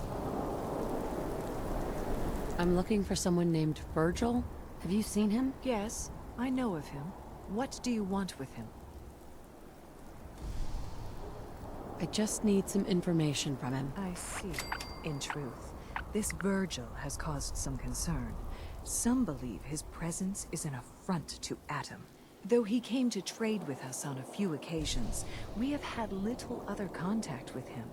It was quite clear he wanted to be left alone. You can find him southwest of the crater, living in a cave. I would approach cautiously were I you. I feel he does not want visitors. Hold it. Take it nice and slow. No sudden moves. I know you're from the Institute. So where's Kellogg, huh? Trying to sneak up on me while you distract me? It's not going to work. I'm not stupid. I knew they'd send him after me. Take it easy. Kellogg's dead. Dead? He's dead. Don't you lie to me! I'm not lying. I killed him myself. Did you? Kellogg was ruthless. There's a reason the Institute used him to do their dirty work for so many years. I knew they'd send him after me. Tried to prepare for it. But I still wasn't sure I'd make it. And so you killed him, eh? Then what do you want with me? Why did you leave the Institute? I know you came from there. You know about the escape? But how? No, it doesn't matter. I'm not going back. I can't go back. Look at me! Why are you even here? What do you want? Can you tell me anything about the Institute? I need to get in there. Can I? Are you joking? You want to get into the Institute? Are you insane? Never mind how nearly impossible that is. Even if you were to succeed, it'd almost certainly end in your immediate death. What reason could you possibly have for taking that kind of risk? Would you believe the Institute kidnapped my son? Oh, yeah. I'd believe that. Wouldn't be the first time.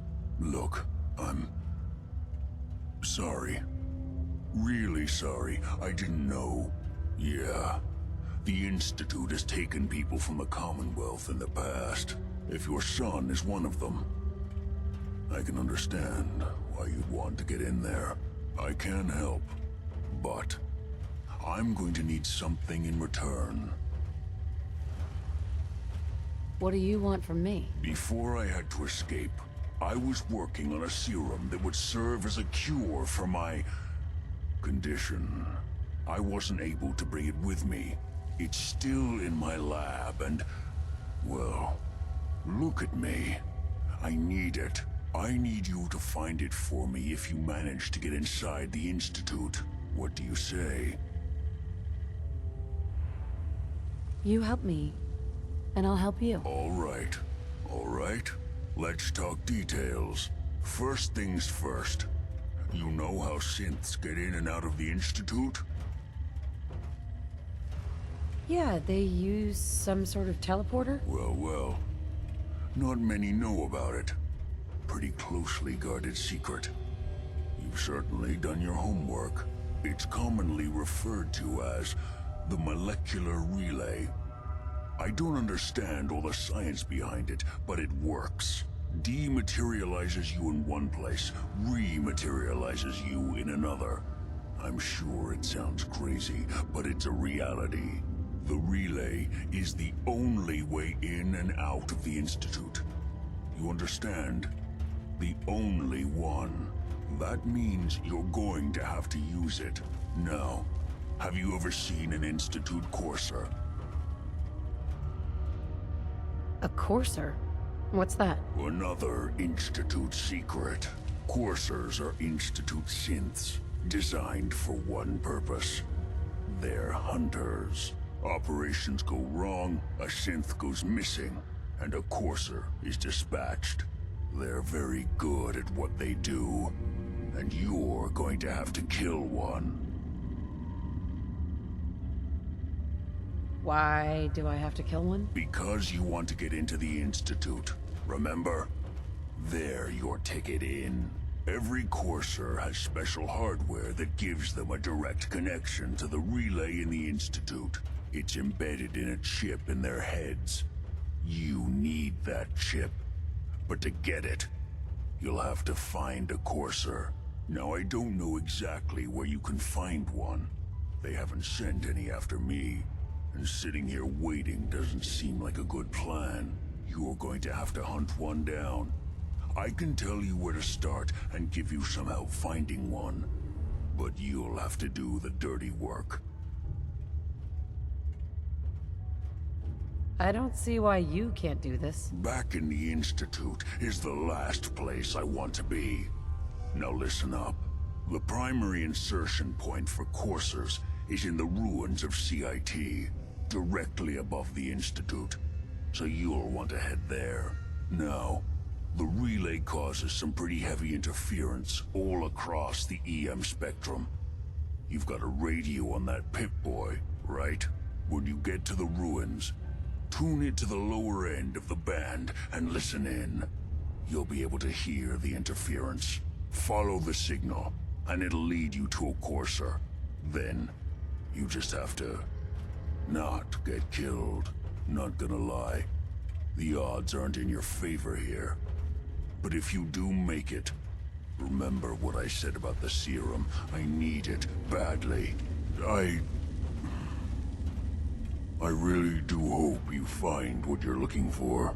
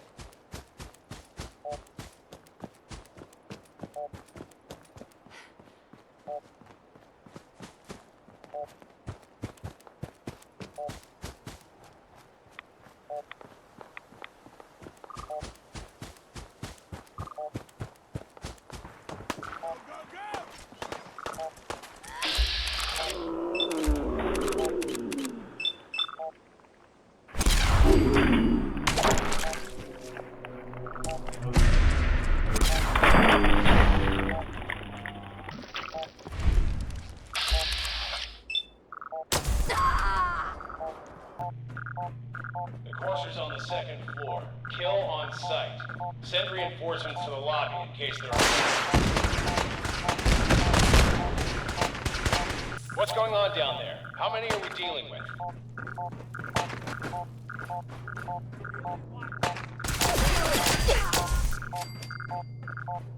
The Courser is now on the 3rd floor. Reports of the second intruder in the east wing near the courtyard. Courser's after the girl. Anyone alive needs to get up to the top floor immediately. That's an order! I don't know the password. I'm telling the truth. I can say the word. I'll take a crack at that. Oh, God. Please. All he had to do was tell me the password. Now, are you going to cooperate? Oh, God. Tell me. God. Oh. Get over here. Are you here for the synth?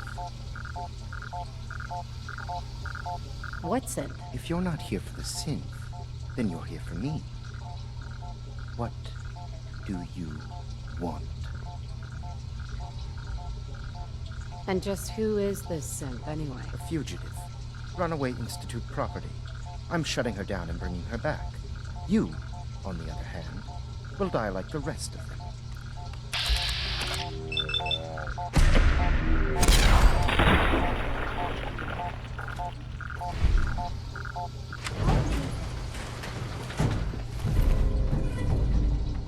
Wouldn't want it going to waste now, would we? Excuse me.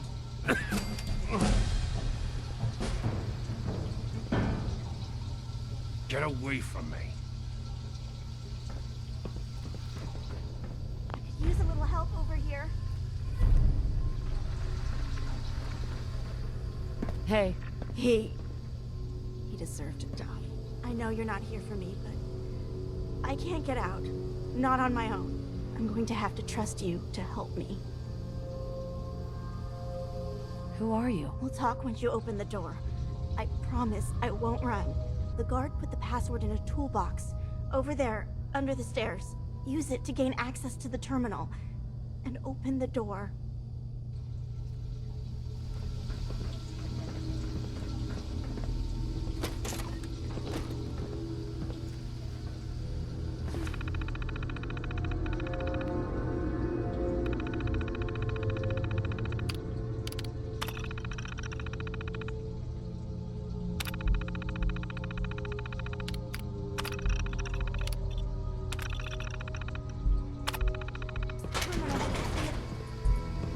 Inside, you got,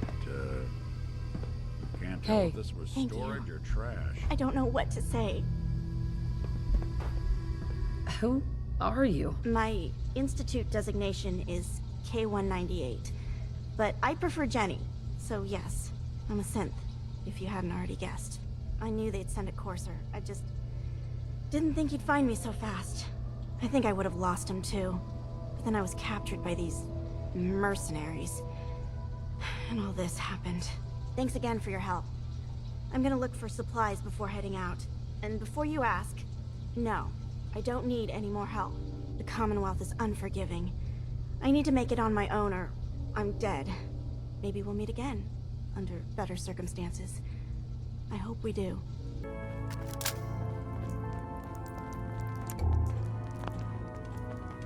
There's been panic about the new thing floating in the sky. I thought it was one of Tinker Tom's aliens. Aliens are real! Enough! The blimp is called the Pridwin, and it's operated by the Brotherhood of Steel. The Brotherhood of Steel are a formidable, highly advanced order, and they've come here to destroy synths. Shit! Spread the word. The Brotherhood are our enemies. There's no possibility of peace. Tinker Tom will be spearheading a fail-safe plan to deal with this Brotherhood. Codename Red Glare. But for now, we monitor them and keep them clear of our operations. The focus remains on the Institute. You've all got jobs to do. Do them. I have a report here. It reads more like a comic book. Apparently, one hell of a fight took place at Green Tech Genetics. Oh?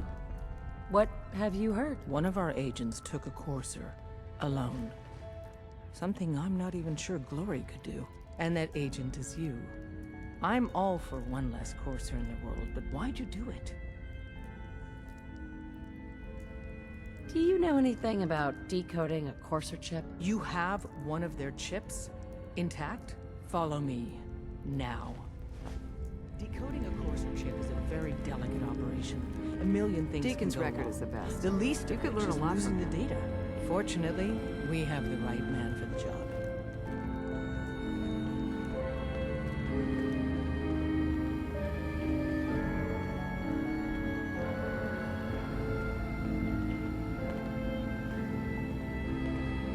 Oh, hey, Dad. You need something? Tom, we got a courser chip. Whoa! For real?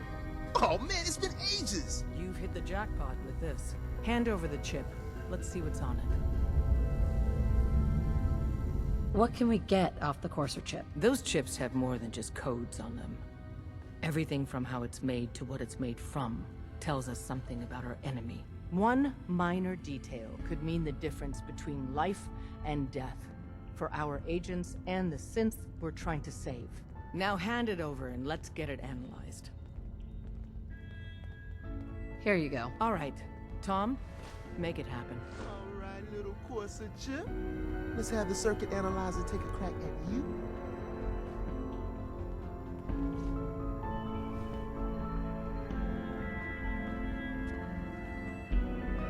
We're in. Chip accessed. Just poke the analog connectors a little. What? Oh man, don't crash. Hold it together. Memory hiccup. Here it comes. Encryption algorithms. All right, we're still running. Oh man, they've added more decimals to the last cipher. This is gonna be... Come on, baby, show me that pattern. Where is it? Wait, they're using the same logarithmic function as the key generator. Oh man, we got lucky. I got you, you Institute bastard, I got you. All right, solve for N. Come on. Show me that sweet base number. Come on, baby. Then we got it. We got the code. Let me load that onto the holotape for ya. Good work, Tom. Hey, yeah, but I'm not sure our luck will hold up next time, Des. And Agent, I hope that helps you as much as you've helped us. Good work. Wasn't sure I'd see you again. You managed to get what you need? Do you have anything for me? I'll take that as a yes.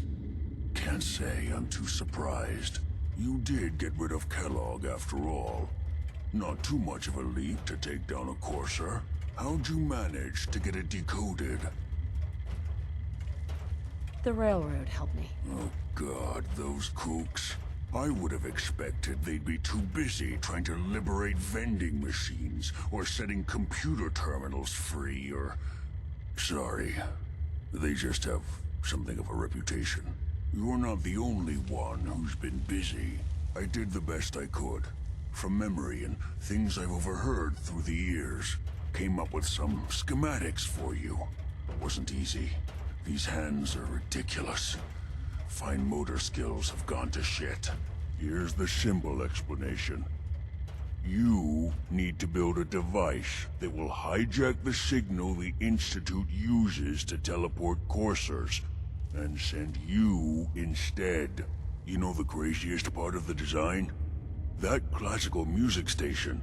That's the carrier signal for the relay. All the data's on harmonic frequencies. You've been hearing it all along. I want to be clear that this isn't my area of expertise. I was bioscience, not engineering or advanced systems or anything. Bioscience? Advanced systems? Divisions within the Institute. Specialized groups working on various projects. It'll make sense later. But if you can build this device and make use of that code, you should be able to override the signal from the Institute's relay. Can you? I mean, can you build it? You have people that can help. This is a lot for one person, even you.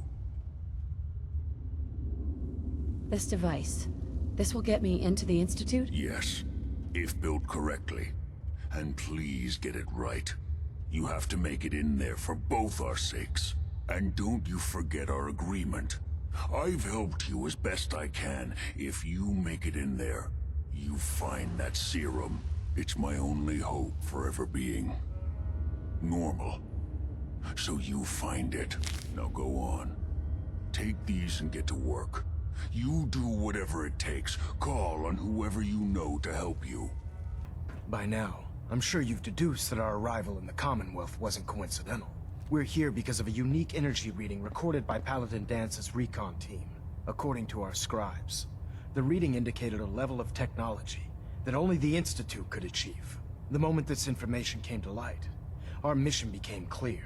The Institute, and everyone responsible for the creation of the synths, must be eliminated at all costs.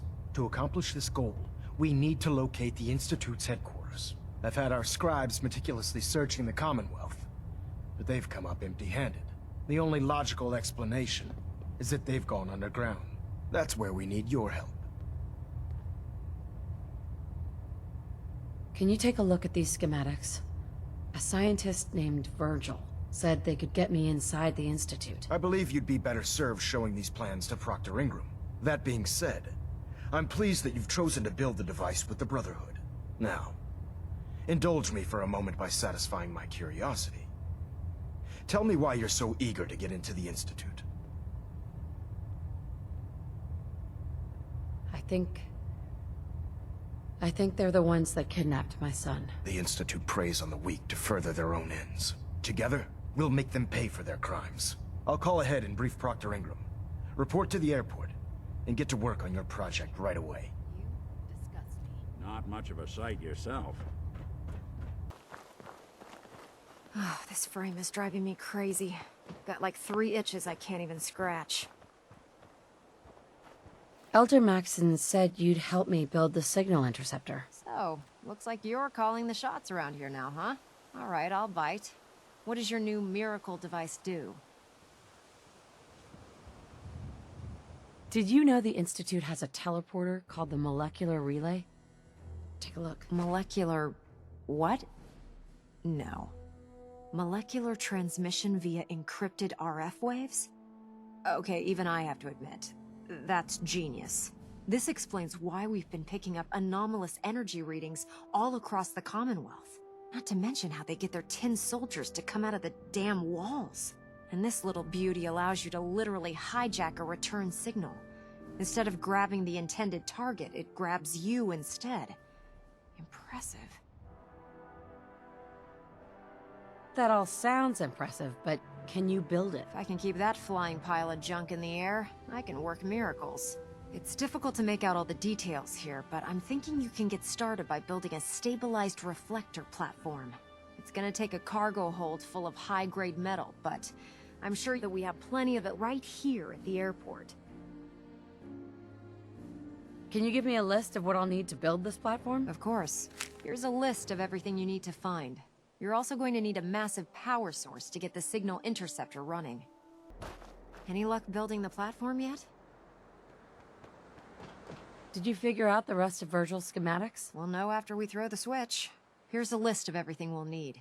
Now, I know some of that might as well be in Greek, so I'll be around if you have any questions. Can you explain how this thing is actually gonna work? According to Virgil's notes, it takes 4 components to complete the signal interceptor. First, we need a control console to input the code sequence and process the signal. That's the easy part. Second, we have the relay dish. That's for the interceptor part of the name. It scans and grabs the proper frequency we need. Third, and the most complex, is the molecular beam emitter. This is the actual component that translates your matter into energy for transmission. You've already built the stabilized reflector platform, which concentrates and reflects the molecular beam. Oh, one last thing before I forget. It's important that all the components are wired together so all the pieces are on a single grid. Otherwise, this isn't going to work. If you need any help, I'll be over at the build site making some adjustments and calculations. I'd wish you good luck, Knight, but I think we're both going to need it.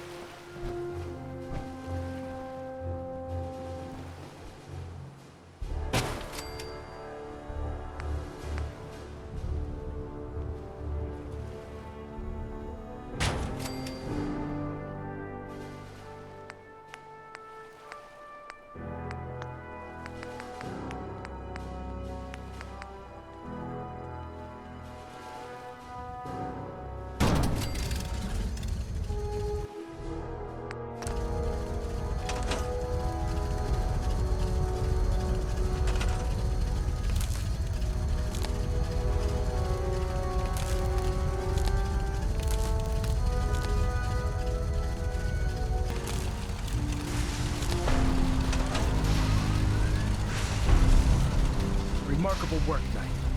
The signal interceptor appears to be complete. Are you ready to put it to the test? You sure Ingram knows what she's doing? Proctor Ingram's managed to keep a 40,000-ton airship aloft for the past 5 years. I'd say that earns her the benefit of the doubt. That being said, this is the first time we've attempted to directly adapt Institute technology. When we throw that switch, we don't know exactly what's gonna happen. God willing, you'll end up inside the Institute, and the mission can continue. What are the details of my mission? I'm glad you asked. Now, I want you to listen very carefully. Once you've entered the Institute, we expect to lose contact, so it's imperative you remember everything I'm about to tell you. About 10 years ago, the Brotherhood began recruiting civilian scientists from the capital wasteland to assist with various projects. During this process, we were able to obtain the services of Dr. Madison Lee, a noted mind in the field of nuclear engineering.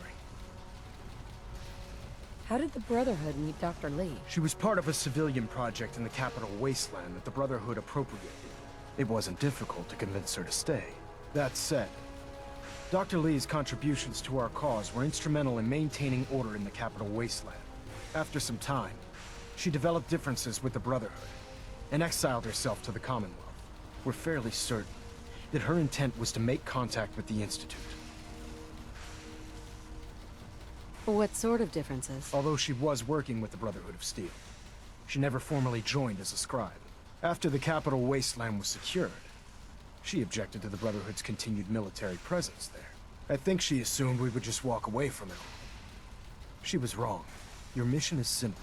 Once you're inside the Institute, we want you to track down Dr. Lee's whereabouts. If you find out that she's still alive, make contact with her and convince her to return to the Brotherhood of Steel. There's a special project we're working on, and it needs her attention. What's this project that needs her attention? Dr. Lee previously worked on a potent weapon for the Brotherhood of Steel. We'd like her to continue where she left off. That's all I can tell you. Listen to me, Knight. I'm well aware that you're risking your life going into the Institute blind. Just keep your mind on the mission, and don't let anything they say sway you from your duty. Good luck.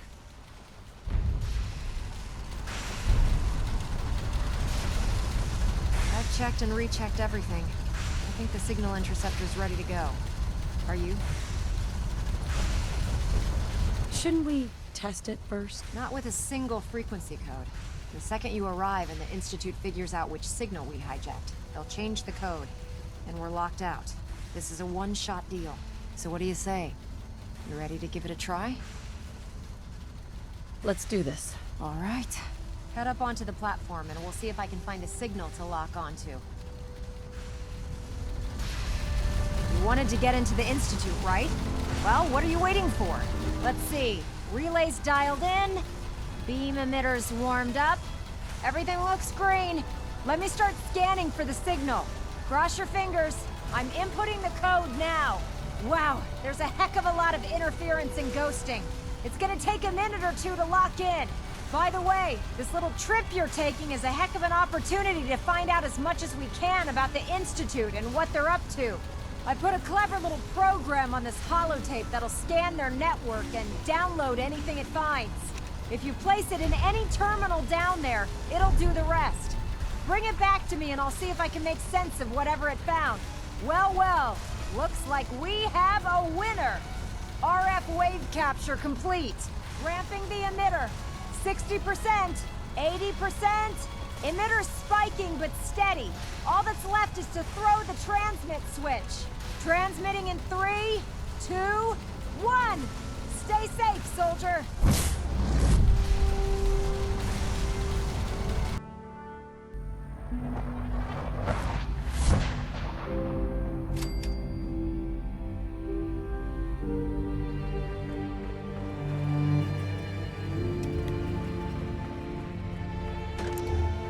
Hello. I wondered if you might make it here. You're quite resourceful. I am known as Father. The Institute is under my guidance. I know why you're here. I'd like to discuss things with you face to face. Please, step into the elevator.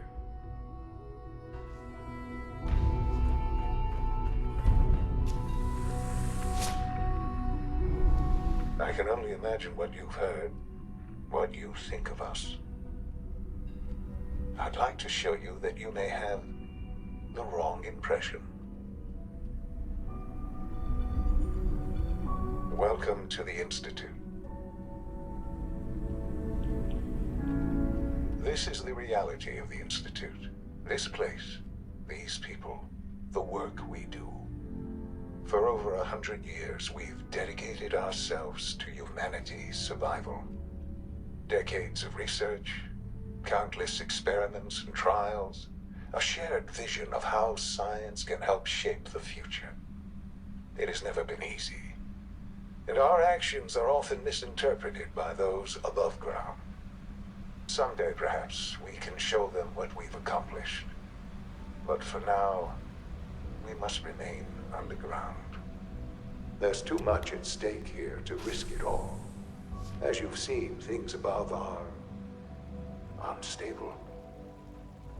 I'd like to talk to you about what we can do for everyone. But that can wait. You are here for a specific, very personal reason. You are here for your son.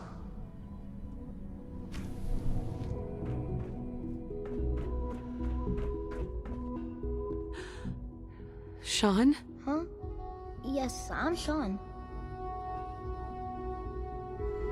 Sean? Is that really you? Who are you? Sean, where is everyone? Father, what's going on? What's happening? Sean, are you okay? You're not hurt, are you? What's going on? Father? Father! Sean, honey? What do you want me to do? I don't know you. Go away! Father! Father, help me! There's someone here, help me! Who is Father? Where is he? Father? Father, help me! She's trying to take me! Father? Father, help me! Sean. S923, recall code Cirrus. Fascinating, but disappointing. The child's responses were not at all what I anticipated. He's a prototype, you understand. We're only just now beginning to explore the effects of extreme emotional stimuli. Please try and keep an open mind. I recognize that you are emotional, and that your journey here has been fraught with challenges. Let's start anew. I am Father. Welcome to the Institute. Give me Sean. The real Sean. Right now! I know. I know. You've gone to such lengths to find him. I'll make this very simple. Where is my son? He's here, in the Institute. Closer than you think. But I need you to realize that this situation is far more complicated than you could have imagined. You have traveled very far, and suffered a great deal to find your son. Well, your tenacity and dedication have been... It's good to finally meet you. After all this time. It's me. I am Sean. I am your son. How is that even possible? I know this is a lot to take in. In the vault, you had no concept of the passage of time. You were released from your pod and went searching for the son you'd lost. But then you learned that your son was no longer an infant, but a 10-year-old boy. You believed that 10 years had passed. Is it really so hard to accept that it was not 10, but 60 years? That is the reality. And here I am, raised by the Institute, and now its leader. But why? Why take a child? Why take you? Ah, now that's the question, isn't it? Why me? At that time, the year 2227, the Institute had made great strides in synth production. But it was never enough. Scientific curiosity and the goal of perfection drove them ever onward. What they wanted was the perfect machine. So they followed the best example thus far. The human being. Walking, talking, fully articulate, capable of anything. Human synths? Really? Human-like synths. A great distinction. The Institute endeavored to create synthetic organics. The most logical starting point, of course, was human DNA. Plenty of that was available, of course. But it had all become corrupted. In this wasteland, radiation affected everyone. Even in their attempts to shield themselves from the world above, members of the Institute had been exposed. Another source was necessary. But then the Institute found me, after discovering records from Vault 111. An infant, frozen in time, protected from the radiation-induced mutations that had crept into every other human cell in the Commonwealth. I was exactly what they needed. And so it was my DNA that became the basis of the synthetic organics used to create every human-like synth you see today. I am their father. Through science, we are family. The synths, me, and you. And you've been down here the whole time? I have. Yes. I know you must have questions. Please. Anything I can do to help you understand. Kellogg. He worked for you? Kellogg. He was an Institute asset long before I arrived here. It wasn't until I became director that I learned of all the things he'd done. What kind of man he was. You knew the man was a psychopath, but you used him anyway? Would you have preferred that I turned him loose on the Commonwealth? At least keeping him on a short leash kept the collateral damage to a minimum. The Institute took advantage of Kellogg's vicious nature. I will freely admit that. Institute technology prolonged his life, and his usefulness far beyond any normal human lifespan. He never failed the Institute, but his cruelty became more apparent with every completed objective. I won't lie. It's no coincidence your path crossed his. It seemed a fitting way to allow you, us, to have some amount of revenge. What else can I say to ease your mind? So, you're in charge of the Institute? I am the acting director, yes. I spent decades working to reach this point. It's a responsibility I take very seriously. The Institute. It's important. It really is humanity's best hope for the future, no matter what those above ground might think of us.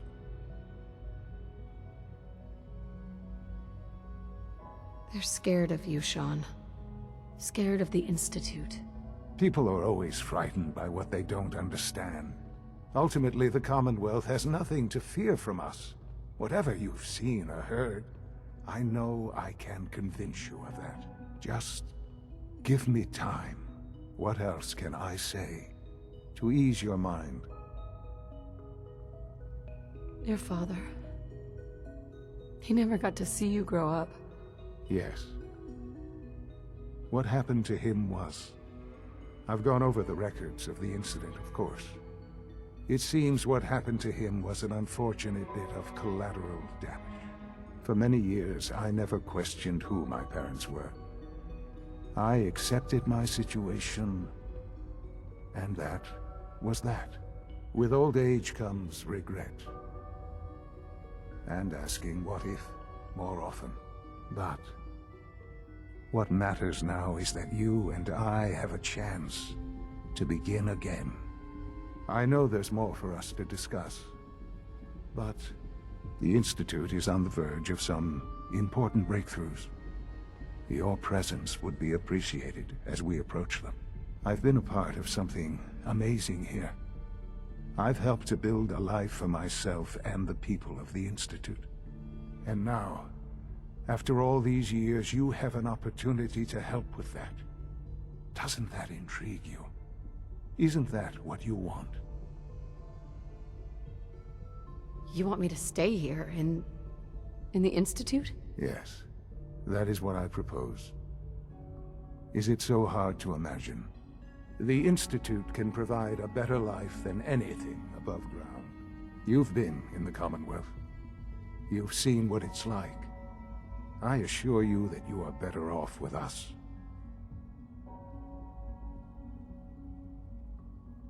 How can you say that? How can you be so dismissive of all those people? Everything they've done? Because it is the simple truth. And I believe you know it too. I simply ask that you give the Institute, me, a chance. A chance to show you what I've been telling you. We really do have humanity's best interest at heart.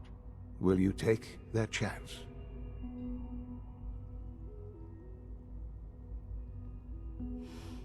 I just don't know. Just give it time. Give the Institute a chance. The Institute is now your home, as much as it is mine. Please take some time, get to know it. Meet the people you'll be working with. You'll want to introduce yourself to the division heads. Dr. Fillmore in Facilities, Dr. Ayo in SRB, Dr. Holdren in Bioscience, and finally Dr. Lee in Advanced Systems. They've all been notified of your arrival, of course. Meet them, and then we'll discuss what comes next.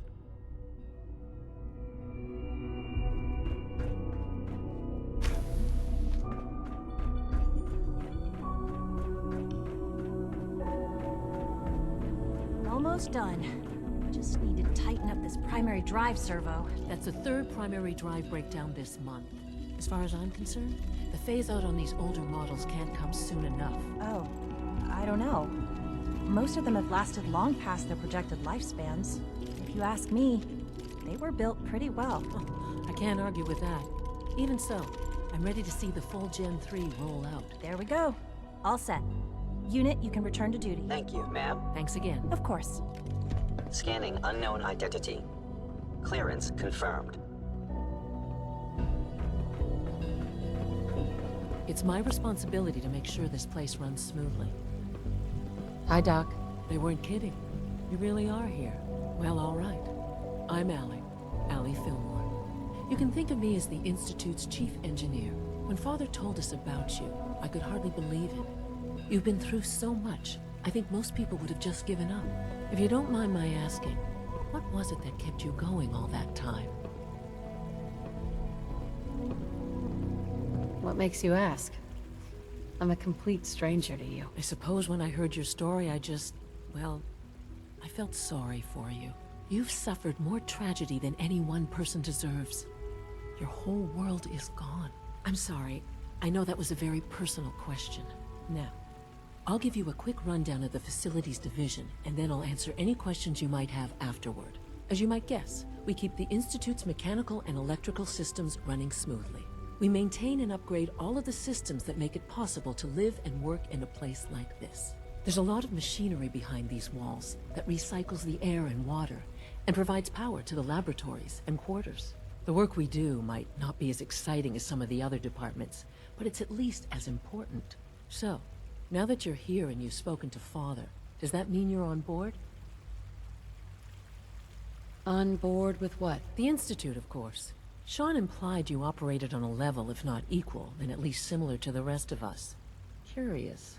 If there's anything else you'd like to know about the Facilities Division, I'm happy to discuss it. Who built this place, originally? Has it been here long? The construction of the Institute is the work of generations of scientists. The original survivors of the war, our progenitors, took refuge in the basement of the old Commonwealth Institute of Technology. Over time, their sons and daughters dug deeper into the earth and built increasingly sophisticated habitats and laboratories. It's a process that's still going on today. Even now, we're digging out tunnels for new facilities and infrastructure. Just think what this place will look like 100 years from now. I hope I'm there to see it. Allie, what's on your mind? It must be a challenge to meet the power demands of a place like this. Absolutely. We scratch and scrape for every precious ounce of voltage that we can. Over the years, we've learned a few tricks that help supplement our power budget. When necessary, we can tap into select sources on the surface. We take only what we need, of course. Fortunately, Advanced Systems is always working on new solutions to generate more energy. It's a good thing, too, because the demand is always increasing. You don't even want to know what a single use of the molecular dematerializer consumes. Dr. Fillmore. Hey, what do you need? I'd like to know about the people in your division. Of course. Dr. Lawrence Higgs is our mechanical engineer.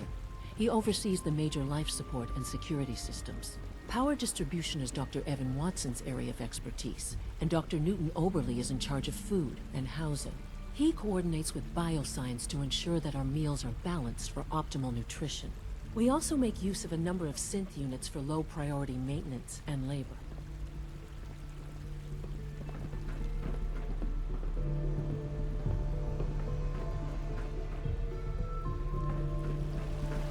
When are you going to tell me about this mysterious Phase 3? You know I can't talk about that. You're here. Glad you made it.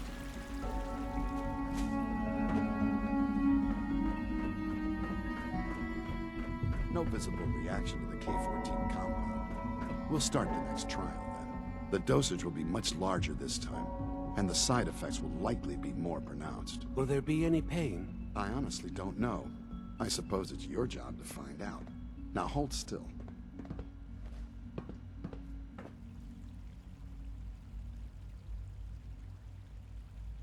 There. All done. You can return to your duties. And remember to record every symptom you experience in detail. I hope I'll prove a useful test subject for you, Doctor. Mm-hmm. You know the protocol, sir. Authorized personnel only. So Dr. Ayo thinks he can hide in his office, does he?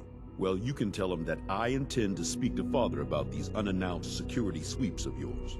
Ransacking my quarters in the middle of the night is totally unacceptable. I'll pass along your message, Doctor. See that you do.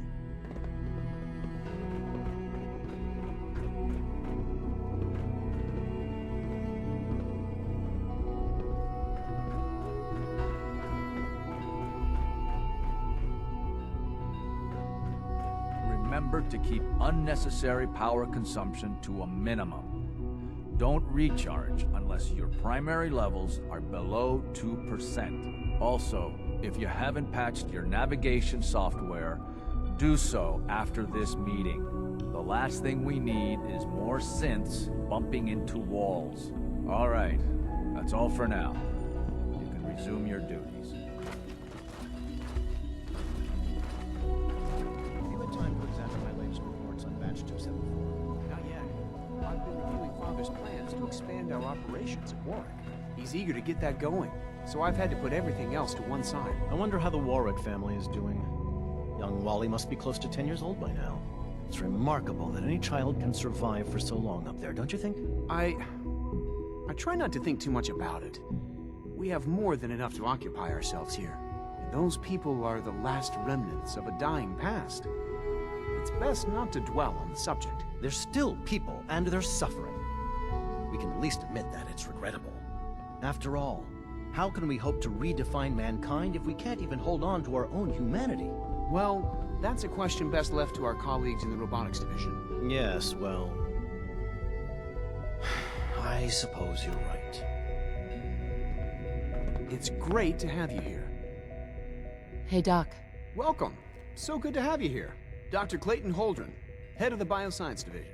I can't wait for you to see the work we're doing. It's truly amazing. Like what? I was just about to explain that. As the name implies, the Bioscience Division specializes in fields of studies such as botany, genetics, and medicine. Our most important directive is to ensure the health and well-being of everyone in the Institute. To that end, we cultivate highly specialized breeds of flora for use in food and medicine. We've even started to explore the idea of synthetic animal life. You probably saw the gorillas.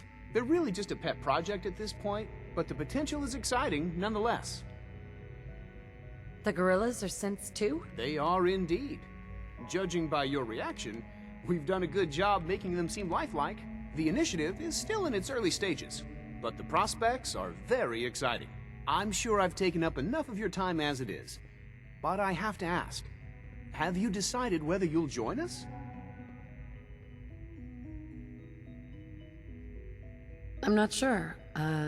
Right now I'm just trying to keep an open mind. It's a big decision, I know, but it's also a rare and important opportunity. No need to rush to judgment. In any case, I imagine you'll want to continue looking around. Or, if you prefer, I'd be happy to answer any questions you might have. Tell me more about those synth gorillas. On the whole, I'd say they were a success. Their behavior does generally match what our historical data says it should be. Unfortunately, we had a few early setbacks. The creatures can become suddenly aggressive, and they're quite strong. They destroyed 2 of their synth handlers. So now we keep them in an isolated habitat where they can be safely observed. Rosalind is as smart as she is beautiful. I just wish I could get her to notice me.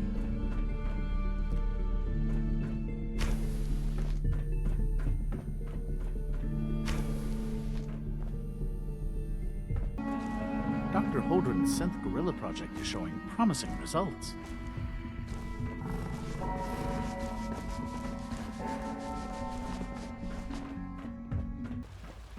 Is it true food supplement 77 has been discontinued? That is correct. That was my favorite one. Can't we keep it a little longer? I will be happy to forward your request to the Bioscience Division. In the meantime, please feel free to enjoy one of our other nutritious and flavorful food supplements. I want supplement 77. I am sorry, sir, but that supplement is no longer available. Useless machine.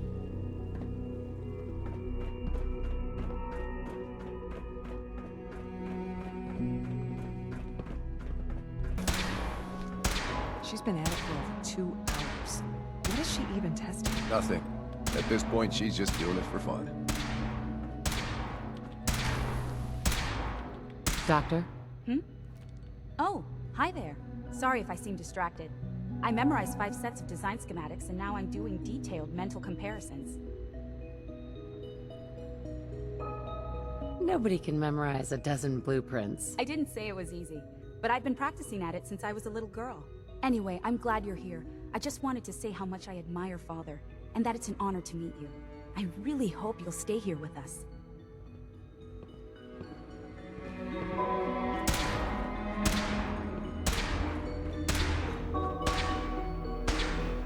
Well, that was productive. Excuse me, Dr. Lee? Oh, it's you. You're not authorized to be here.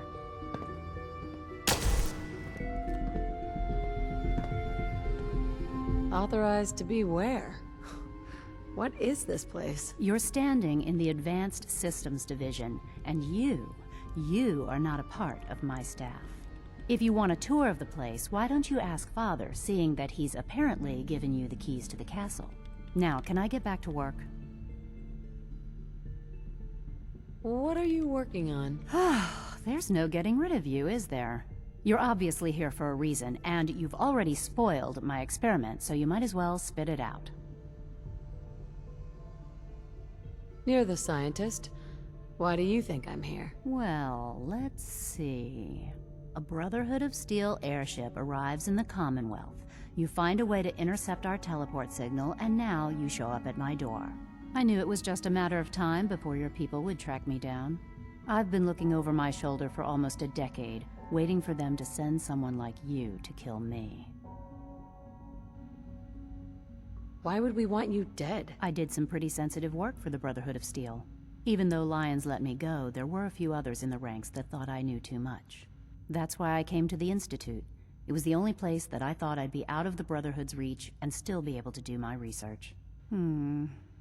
Since Father trusts you, I'm going to give you the benefit of the doubt. I might not agree with everything he says, but I know he'd never allow harm to come my way. Say what you came here to say, and then leave me alone. Are you happy here? You'd think being surrounded by cutting-edge laboratory equipment and some of the greatest minds the world's ever known would be enough.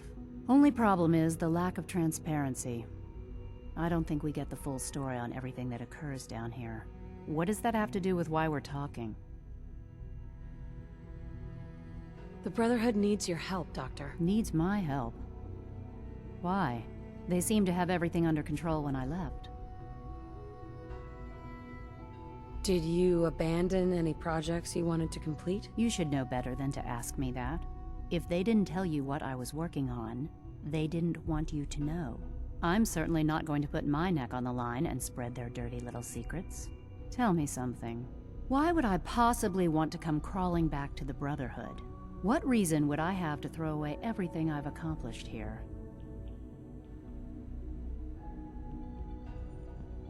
Father trusts me, and so should you. He trusts you because you're family. I'm not. I can't just take your word for it. I need more than that.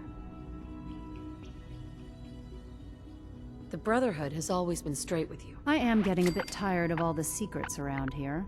Sometimes I feel like Father isn't being straight with me. Like there are things I'm not supposed to know about. I don't like that. But still, how can I turn my back on all of this? Your work could be instrumental in freeing the Commonwealth. You're wasting your breath. I'm a scientist, not a soldier. The Brotherhood desired my creations in order to destroy, to take control. I'm not interested in returning to that way of life. I give up. What would it take to convince you? All right, I'll play your game. I had a colleague down here, a Dr. Virgil. Several months ago, there was an accident in his lab, and he was killed. I wanted to help with the investigation, but Father had the laboratory sealed, saying that it was contaminated. The incident never sat right with me. The more I asked about it, the more I felt like Father was deflecting my questions. If you bring me solid information on what killed him, I'll take it as a favor from the Brotherhood and consider your offer. Do we have a deal? I know this may come as a shock, but Dr. Virgil is still alive. I met him myself. Oh, please. Do you really think a cheap tactic like that is going to work on someone like me? Stop trying to avoid the legwork by lying. Either you get me the evidence, or we have nothing else to talk about. Deal? Deal. All right. Dr. Virgil's lab was in the Biosciences division.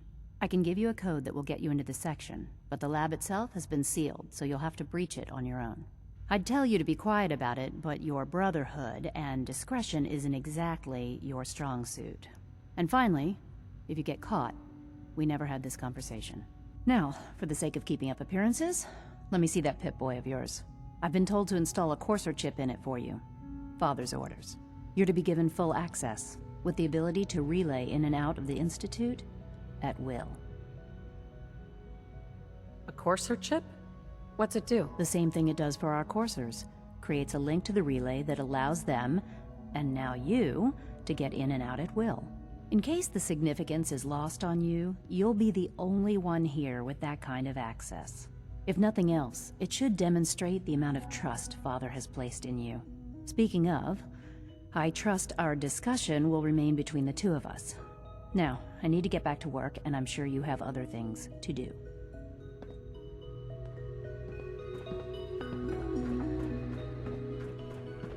Huh? Products to knock some heads together. Please don't get any germs on me. On the targeting package upgrades I asked It's for. an honor to Maybe I meet should you, take some Will. courses with me. Send a message. Please don't. There's enough friction as it is between us and pretty much all the other departments. You going soft on me, Alana? My methods get results, and they will this time as well. You'll see. Constant vigilance is vital to preventing synth escapes. Hey, Doc. So, here you are. Justin Ao, Acting Director of the Synth Retention Bureau. I'll be upfront with you. We're going to be keeping a close eye on you for the near future. Despite your relation to Father, you're a bit of an unknown quantity. I'm sure you understand. There won't be any issues, will there? Why? Don't you trust me? Oh, it's nothing personal. I don't trust anyone. Now, Father has asked that I provide you with a brief overview of the Synth Retention Bureau. Our primary responsibility is the recovery of escaped synths that are hiding among the human population on the surface. Why would synths want to escape? Synths do not want. They might look like human beings, but they're machines. As to why they're escaping? That matter is currently under investigation. Our main instrument is the Courser, a third-generation synth assigned to operate on the surface. Coursers hunt down and reclaim synths that have escaped the Institute. They are highly self-sufficient, trained in combat, infiltration, and tracking. In a word, our Coursers are relentless. But I gather you know all this, since you've encountered one already. In fact, I'd very much like to know how you defeated it. I hate to break it to you, but your Courser wasn't all that tough. Then it's likely the unit was defective. It's rare, but faults can occur from time to time. I suppose I'll have to ask robotics to perform detailed diagnostics on the entire production run. As if we don't have enough problems. Now, unless you need something else, I'll get back to work. If you're the acting head of the SRB, who are you filling in for? Dr. Zimmer holds that position. He's supervising the retrieval of some of the more high-profile units. In his absence, I keep things running smoothly. Justin? What do you want? And please, make it quick. I'd like to know more about the synth reclamation process. Fine. Once a Courser has located a rogue synth, it uses that synth's recall code to wipe its memories and render it inert. We then begin the delicate process of restoring the neural pathways to their original configuration. In those cases where the procedure is successful, the synth returns to duty with no memory of its time on the surface. All too often, we're unable to repair the damage and are forced to dispose of the unit entirely. Dr. Ayo. Yes? What do you need? You mentioned that Coursers undergo special training. Tell me more about it. The SRB constantly monitors our Gen 3 synth population, looking for specific traits. Those who show tenacity, fearlessness, and independence undergo a rigorous training regimen. We teach them armed and unarmed combat, investigative techniques, psychology, and mechanical skills. Those who pass a final evaluation become Coursers. The rest have their memories wiped and return to their former duties.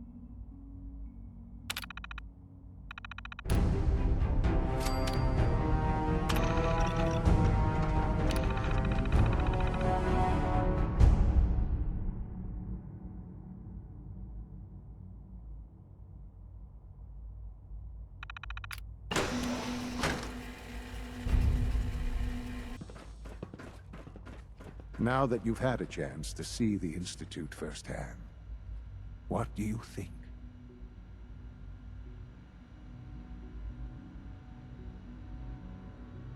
I've seen my share of think tank science labs. Oh, I assure you, none of them were quite like this place. Ultimately, all our knowledge and resources are focused on a single goal. The goal is best summarized by our motto: mankind, redefined. Unfortunately, no advancement comes without occasional setbacks. As remarkable as our synths are, they can be dangerous without proper supervision. The superior synth mind and body attempting to wrestle with something approaching free will can be a recipe for chaos.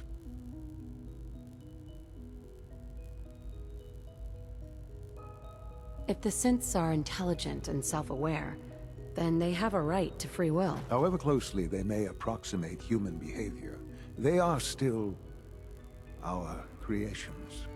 When you see what I have to show you, I think you'll agree that we know what is best for our synths. A rogue synth has taken over the Raider gang at Libertalia. His memories have been erased, and his identity altered. He believes he's a man named Gabriel. Under his leadership, the Raiders have taken many innocent lives. I've dispatched a courser to Libertalia.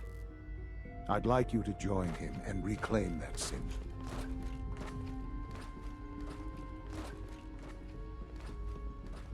Who erased his memories? And why? Those idealistic radicals who call themselves the Railroad are behind it. We'll deal with them in time. But right now, the priority is to reclaim that synth before more harm is done. Now you should get moving.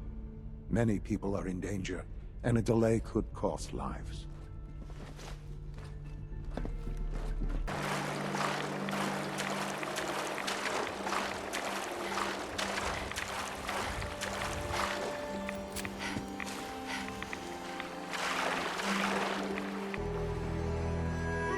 You must be the courser I'm supposed to meet. Yes, ma'am. Designation X688. I've already neutralized the perimeter guard. Just give the word, and we can start the assault on the main flotilla. So long as he doesn't start eyeing me up for reclamation, it'd probably be good to have another gun on our side. What do we know about this synth, Gabriel? Designation B592 is holed up in the shack on top of the upended cargo ship. He's probably got his best fighters with him, so we should plan on heavy resistance. So, are you ready to go in? All right, let's go. Right behind you, ma'am.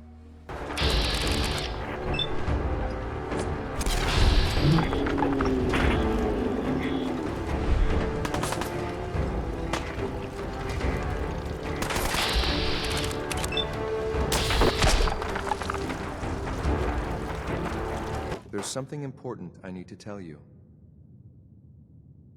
What is it? I'm going to give you B592's reset code. If he hears the code phrase, it'll reset his cognitive processes and make him docile. You'll need to say B592 initialize factory reset, followed by the authorization code Gamma 71 Epsilon. Once he's shut down, I can transport him safely back to the Institute. What do you mean by reset his cognitive processes? Put more simply, the recall code will render him unconscious even while he's still standing. That's all, ma'am. Ready when you are. Our agents just like me. Made it to the top. Is the Institute so desperate for resources that it's stealing plunder from honest, hard-working Commonwealth gangs?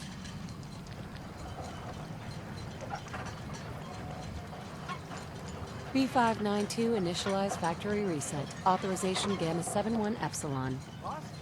You okay? Gabriel, can you hear me? Shit, they did something to him. Take them out!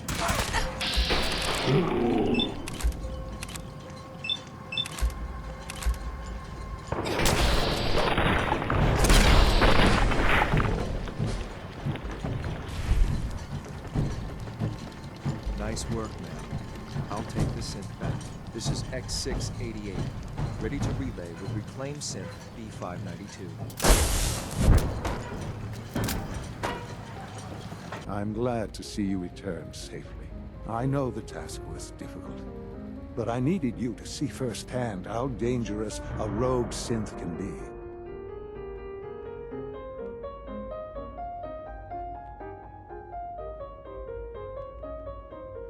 The Institute created that synth, so the Institute is responsible for what it does. I disagree. A synth is no more inherently evil than a handgun.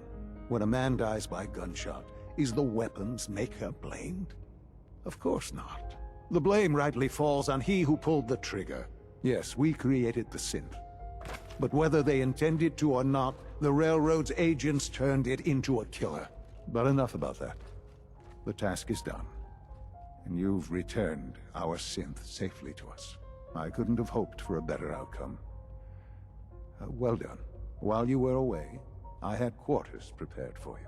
You'll find all the basic necessities, as well as a generous stock of arms and Go and have a look. I think you'll be quite pleased. Sir, we've had another situation. A code red. What? This is the third time in 2 weeks. This is unacceptable. How could this happen? We think there was a system glitch. We're looking into it. Damn it, you're all useless. I'll figure out what happened.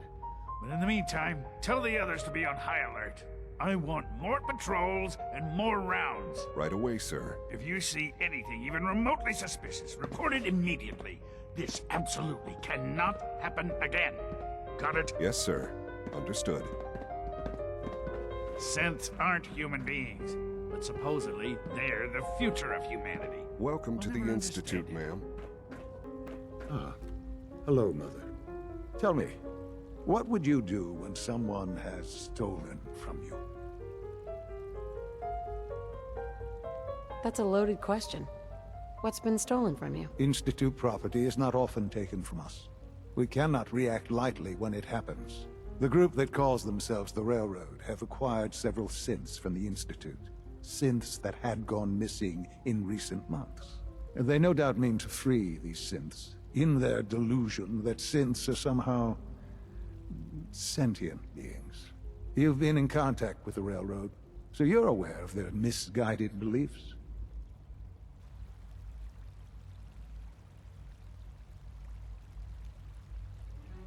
What happened? What have they done? They are in possession of technology that does not belong to them. Usually they are a minor nuisance, but lately they have become more emboldened. I'm afraid we've reached the point where a response is necessary. We have learned the current location of these synths, and need to reacquire them before the Railroad can hide them.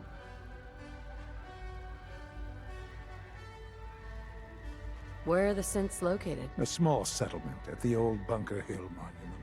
But it's important that we act on this soon, before the Railroad has any indication we've tracked them. We also don't want the Brotherhood of Steel getting wind of the presence of the synths. That would only complicate matters. Is it just me, or will I have backup? Of course, sir. We'll be waiting for you outside Bunker Hill. You'll have support should you need it.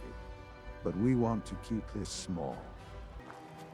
I've been waiting for you. So, what's our situation? I assume you've been briefed? Our targets are inside. 4 synths under railroad protection. Majority of the settlement is uninvolved and are expected to run for cover. The situation appears to have escalated. A covert approach is likely impossible. We move in, secure the synths, and I relay out with them back to the Institute. Clear? The mission's parameters just changed. We're going shooting. Requesting backup relay now.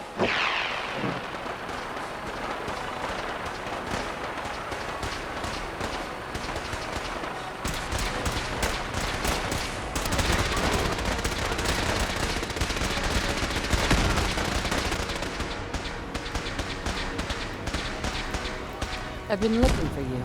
No, I've got money. It's yours if you let me go. What's this about money? Yes, money.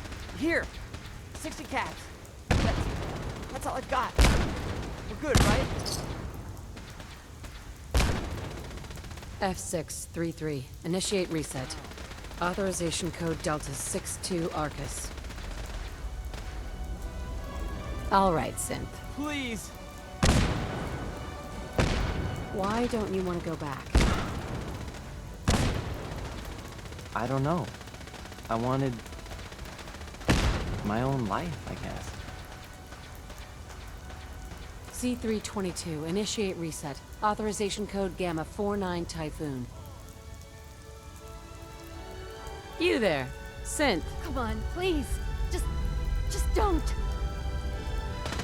Whoa. Why are you so afraid? I don't want to go back. Please, don't make me go back. B257. Initiate reset. Authorization code Theta 93 Stratus. No sudden moves. Please, no. What's so bad about the Institute? I couldn't take it anymore. Y915, initiate reset. Authorization code Beta 77 Tempest. That's all of them. Objective complete.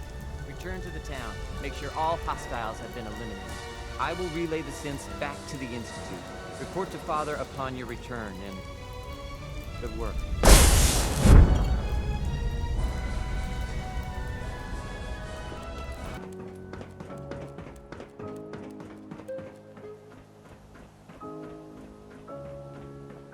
Sean?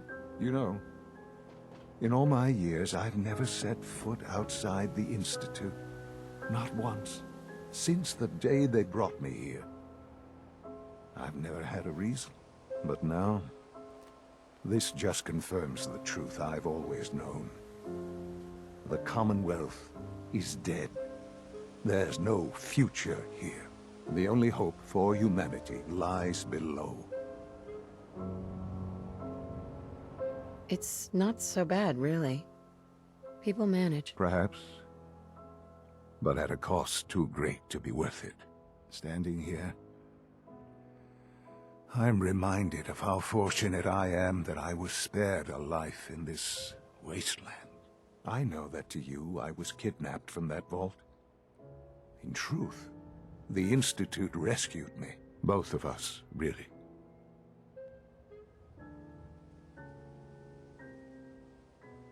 But why refreeze me? As a failsafe, of course. I was the perfect candidate. An infant with uncorrupted DNA. But if something were to go wrong, if I died, well, the Institute realized a contingency plan was prudent. Another source of pre-war DNA, preferably related to their primary subject. It only made sense that my parents should fill that role. So you were kept alive and safe within the vault. I'll admit, when I had you released from Vault 111, I had no expectations that you'd survive out here in all this. To not only do so, but manage to find me. To infiltrate the Institute itself. Extraordinary.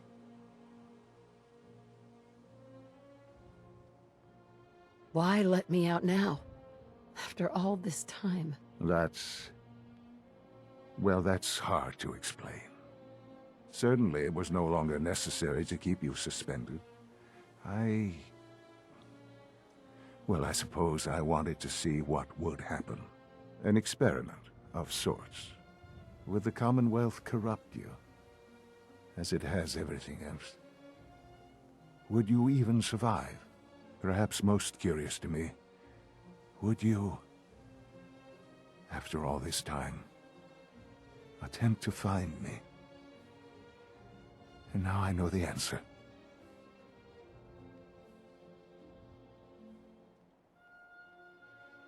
Well, here I am. Was it worth it? I believe so. There are greater things to come after your success at Bunker Hill. The synths have been safely returned and will be repurposed. Thank you for your work.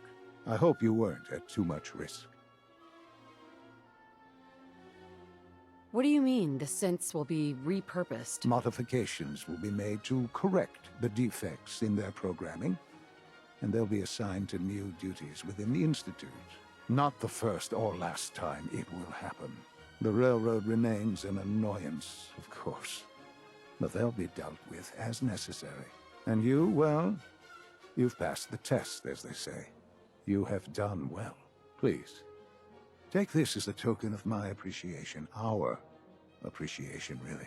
It's time for you to become more involved in the future of the Institute. I'd like you to join me inside. The Directorate is meeting, and you should be there. I'll be waiting. I've seen enough. It's time to go back in.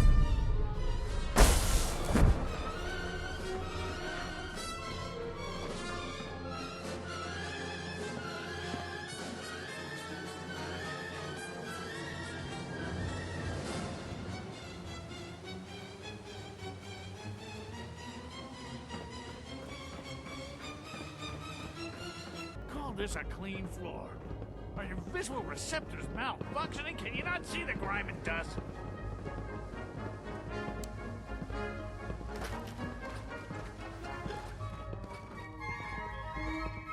Don't make excuses.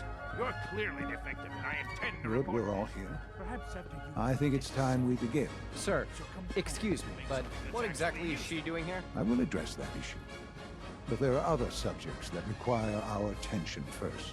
The level of unrest in the Commonwealth continues to rise, as we're all aware. Your report. All Institute facilities remain completely secure with the exception of one notable breach. Otherwise, internally, things are as tight as they've ever been.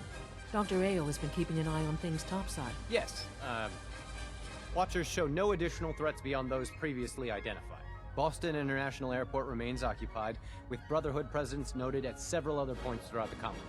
Intelligence suggests that this railroad continues to operate and is becoming more ambitious. SRB agents are monitoring all known situations, sir. Very good, thank you. It's clear that our safety needs to be the primary concern going forward. To that end, where are we on Phase 3? Sir, are you sure this is the time to be discussing it? Given, well, considering all parties present? Ah, yes, that's true. Have you heard anything about Phase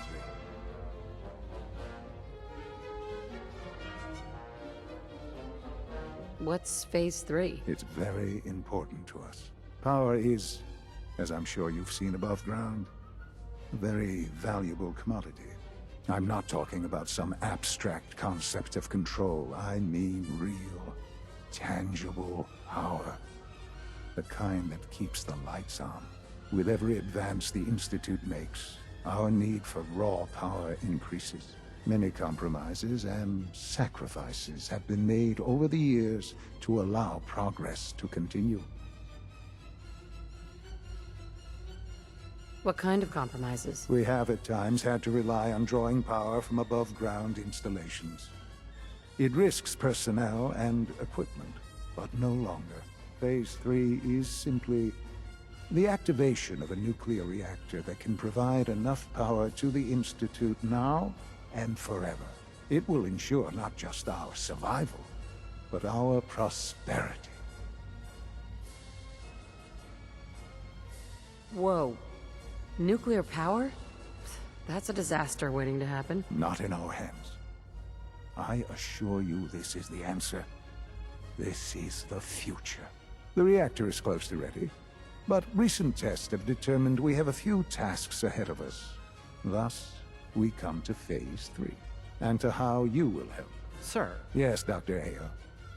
Previously, we would rely on Kellogg for above-ground operations, yes? Well, he is gone. While I am not overly fond of putting my own mother in harm's way, she has proven more than capable of handling herself. Yes, but... This is not a matter for debate. Now, there is one more subject that requires discussion. I don't know that this is the time. Dr. Holdren, it is time. Please, as I'm sure several of you are already aware, I have been under Dr. Volkert's care for some time. I'm sorry, this is difficult for me. Our best efforts have failed. Every experimental treatment we could devise has been unsuccessful. I'm sorry to say I am dying. What? Please, Can't be serious. everyone, please, I'm sorry. This is not how I wanted to tell you, but we're running out of time. You're dying? I'm afraid so. A very aggressive form of cancer. Believe me when I say we've done everything we can. We can talk more later. Right now, the future of the Institute is at stake. The Institute cannot survive without leadership. The Directorate must continue to govern with the best interest of all in mind.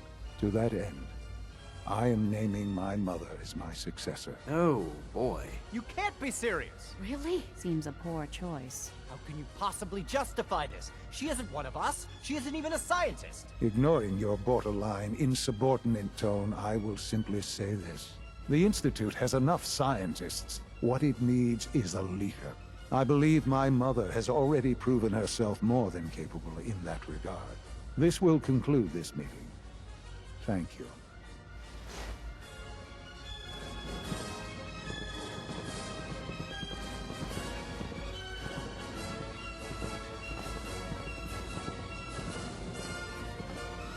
I had no idea. I know this is...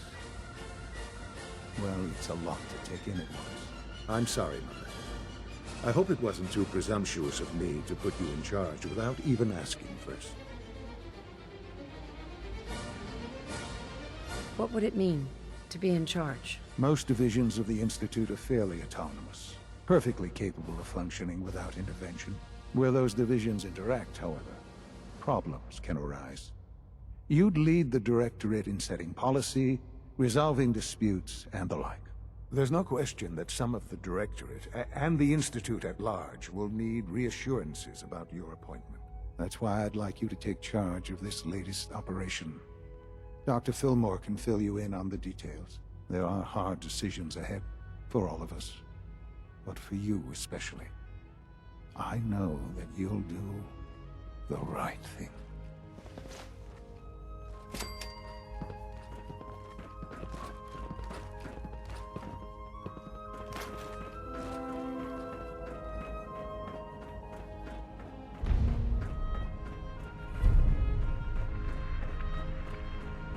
For you, isn't it?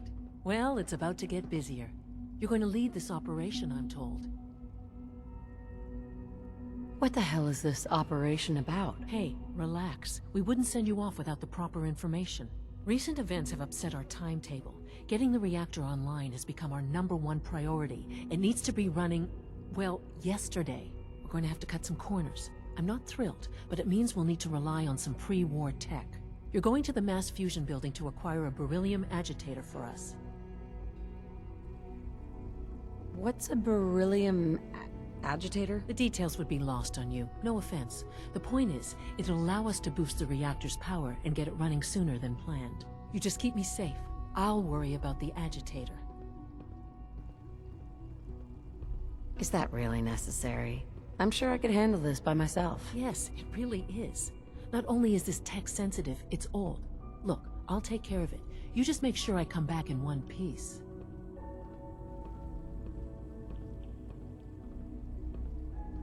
You're going? That complicates things. Not really, no. I admit I'm not fond of going up top, but I promise to stay out of your way. This device we're after? It's very sensitive equipment, and it's pretty damn old. It's not that I don't trust you. It's just that I trust myself more. So, are you going to put up a stink, or can we get moving? Sounds good. I'd appreciate the company. Not as much as I'd appreciate coming back in one piece. I don't like going above ground unless there's no other option. But here we are, with our options dwindling quickly. Not to put more pressure on you, but we have to move quickly on this. Word is that the Brotherhood is nosing around the area. We don't want them getting the agitator before we do. Head on up to the relay, and I'll meet you there.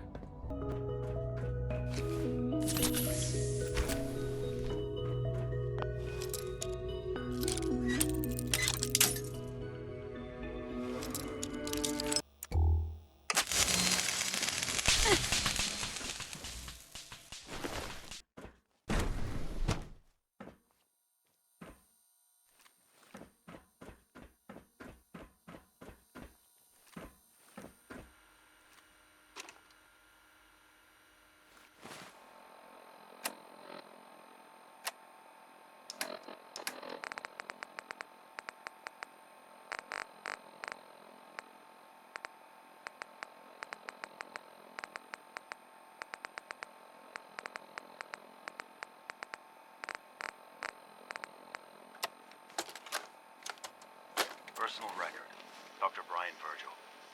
This will likely be my last recording. My requests to shut down the FEV program had repeatedly been denied. We've learned nothing useful in the last 10 years. Why does Father insist on continuing it? If he won't see reason, then I have to take matters into my own hands. What we're doing, it's not right. It needs to stop. If anyone should find this after I'm gone, know that I never wanted to hurt anyone. Anyone! Do you understand me? I'm gonna make sure the whole program is shut down. If not for good, then at least for years to come.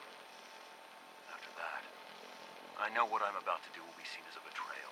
Treason, he'll probably call it. So, I'm leaving. I have a plan. And if it works, I'll be somewhere safe. Somewhere not even the coursers can find me. Everything that we've done, the lives we've taken. If there is a God, may he have mercy on us all.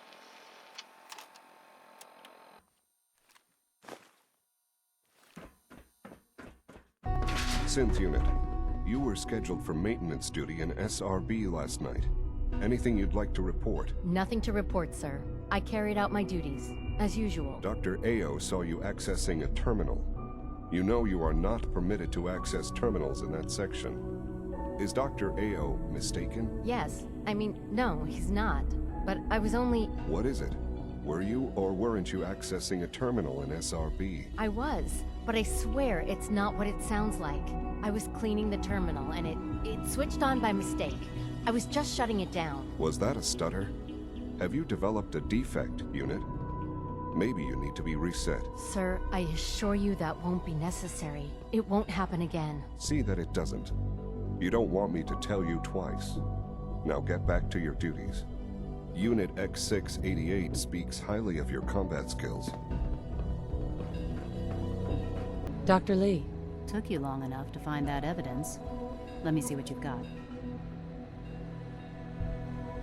How do I know you'll honor our agreement? I never promised I'd return to the Brotherhood. I said I would consider it. You're just going to have to trust me. If the Brotherhood didn't, they wouldn't have risked sending you to find me in the first place. Now hand it over.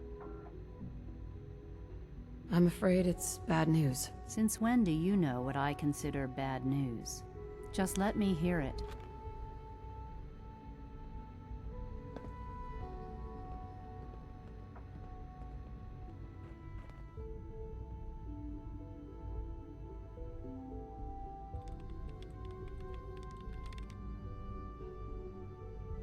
Make sure the whole program is shut down. If not for good, then at least for years to come. After that, I know what I'm about to do will be seen as a betrayal. Treason, he'll probably call it. So, I'm leaving. I have a plan. And if it works, I'll be somewhere safe. Somewhere not even the coursers can find me. They lied to me. They lied to me, and I didn't even realize how far it went. All those years of loyalty. For nothing. No matter how badly it hurts, you needed to hear the truth. And for that, I thank you. I came to the Institute to get away from the Brotherhood. From the whole world. I just wanted to do my research in peace. Father took me in and gave me access to cutting-edge technology that I only dreamed existed. I became jaded. I thought that the Institute cared, that they wanted to better mankind. Maybe in their own twisted way they still do. But now I realize if you can't trust the people you're working for, then it's all pointless. If they lied about Dr. Virgil, who knows what else they've been lying about? Or what their plans are for my work. I'll make my way back to the Brotherhood. But I'm going to have to do it on my own. I can't take any chances being seen with you. Tell whoever sent you that they've just regained the services of Dr. Madison Lee.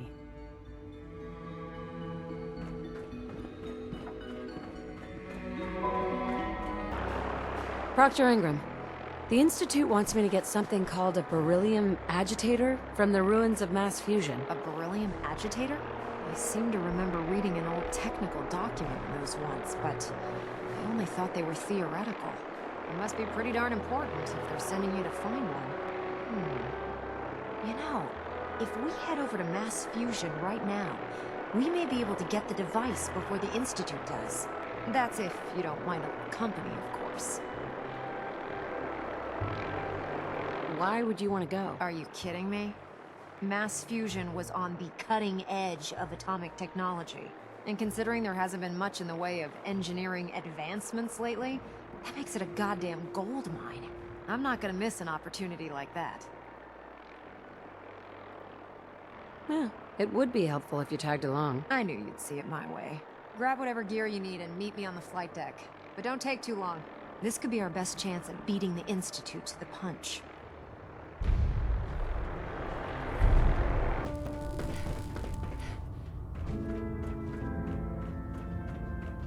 I received word that Dr. Lee is returning to us. How cooperative do you think she'll be? Will she be harmed if she doesn't cooperate? Absolutely not. We have big plans for Dr. Lee, including the resurrection of one of her greatest creations. The last thing we'd want to do is kill the Golden Goose. As soon as Dr. Lee arrives, we'll interrogate her aboard the Prydwen. She's been under the Institute's influence for the last decade, and we can't afford to take any chances.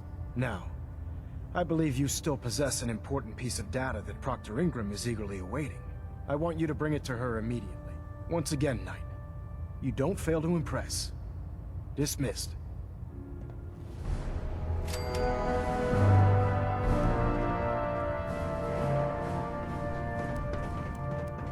Proctor Ingram said she needed this suit tested yesterday. Yeah, I get it. Just, what if I miss? Don't. Okay, sure.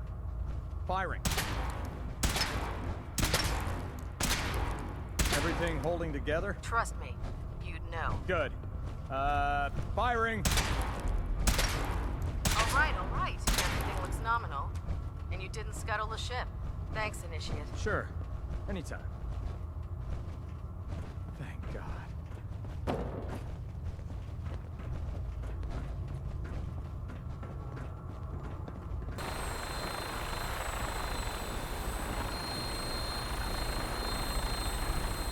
Proctor Ingram. We need to get over to mass fusion as soon as we can.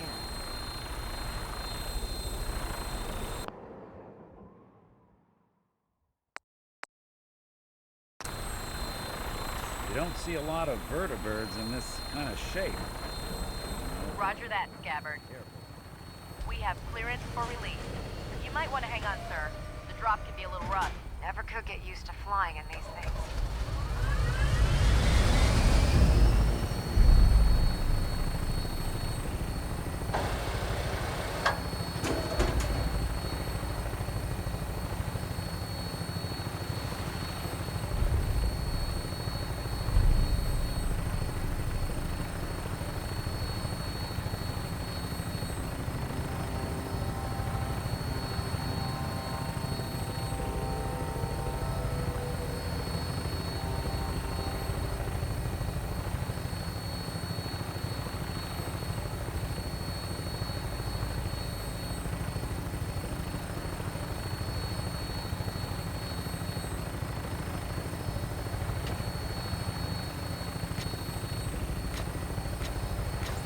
Hostile targets sighted on the roof, sir. Prepare to engage. Damn fists are crawling all over the place. Send them out before we drop.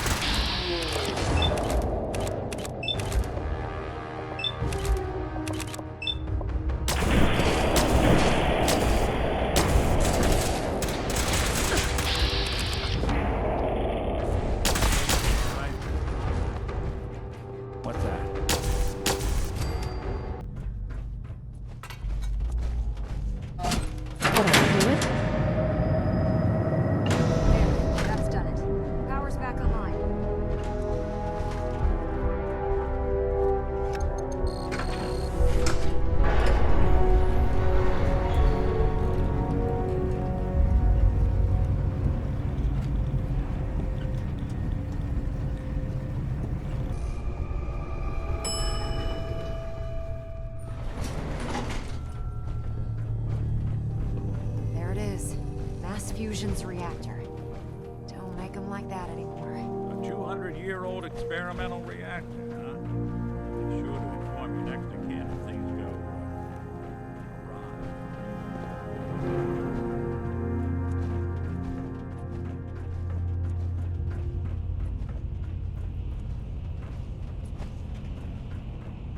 Radiation levels are dangerously high in there. Let me know if you need any radiation protection. I'll communicate with you through their intercom system, while I monitor everything from out here. Proctor. Looks pretty dangerous in there. You have enough radiation protection on you? Nope. Do you? Yeah, I have some with me. You really need to be more prepared for these things. I have 2 Rad-X ampules, but I don't think it's gonna be enough. You know, this was a nuclear research facility. If you look around, I'm sure you can find something that'll do the trick.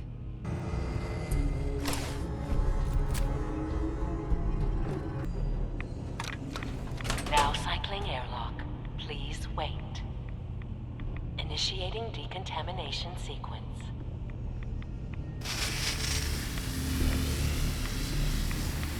Decontamination complete. You may proceed. The beryllium agitator should be in a port at the top of the reactor.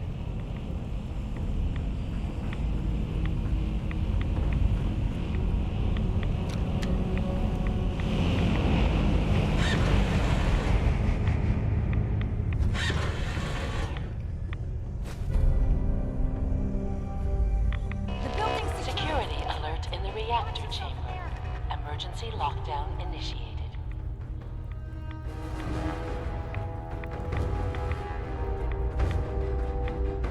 What was that? Standing down. Please wait.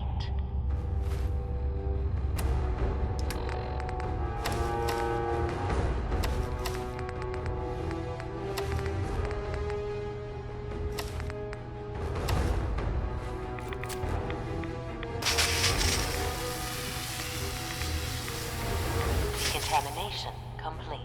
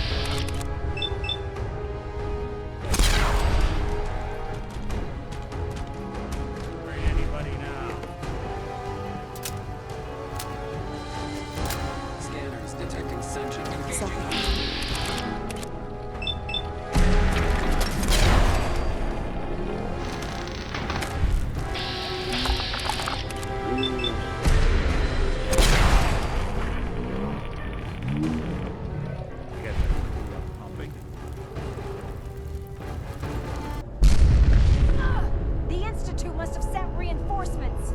so much for us waltzing out of here. I'll help hold them off. Just make sure you get the agitator out of here.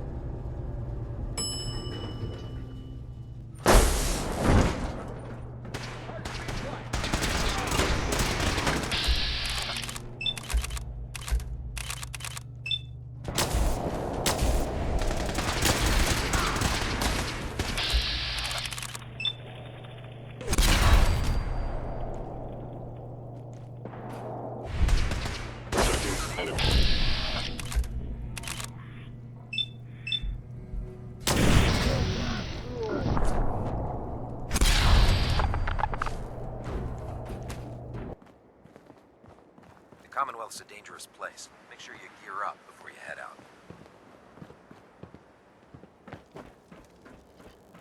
I was able to keep the Institute from getting their hands on the beryllium agitator. Glad to see you're still in one piece.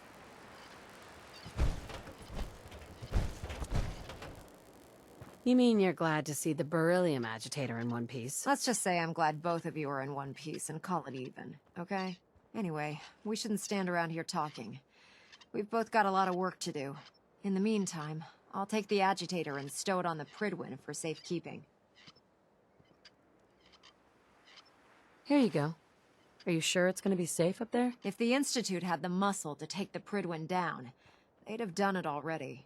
Besides, I think they're smart enough not to poke a hornet's nest. You know, I'm not sure what the Institute wanted this thing for, but I'm glad we got it first. Now scoot. We both got things to do. Here's your holotape, Proctor. Hope the data on that thing was worth it. Thanks. You know, it's good to see you're still in one piece. I wasn't sure what the Interceptor would do to you. Wait, you didn't expect me to survive the trip? A device like the Signal Interceptor is way out of my league. I was hoping you'd make it, but I find it tough to have faith in technology I don't understand. Speaking of technology I don't understand, I'll get this holotape to Proctor Quinlan. I'm dying to find out what's on it. What do you hope to find on there? Whatever the Institute doesn't want anybody to know. Before we jump to conclusions, let's see what Quinlan's scribes can get off of it. I'm sure the Institute has all of their data heavily encrypted, so it's gonna take some time to crack. After that, we'll have to see what we've got. There's no telling what we might have grabbed off their mainframe. In the meantime, I've got a new assignment for you. So, I bet you're eager to get your hands dirty on our new project. How much has Maxon told you about it? He didn't tell me anything. Makes sense. We've been trying to keep it under wraps until the time was right. Come on. It's this way. Unless you're blind as a bat, I'm sure you've noticed that we've been building a gantry on the tarmac. Maxon and Kells have been looking for something that'll tip the balance when we go toe-to-toe with the Institute. Now, the Prydwen might be a big beast, but she's not built for fighting. That's where our new project comes in.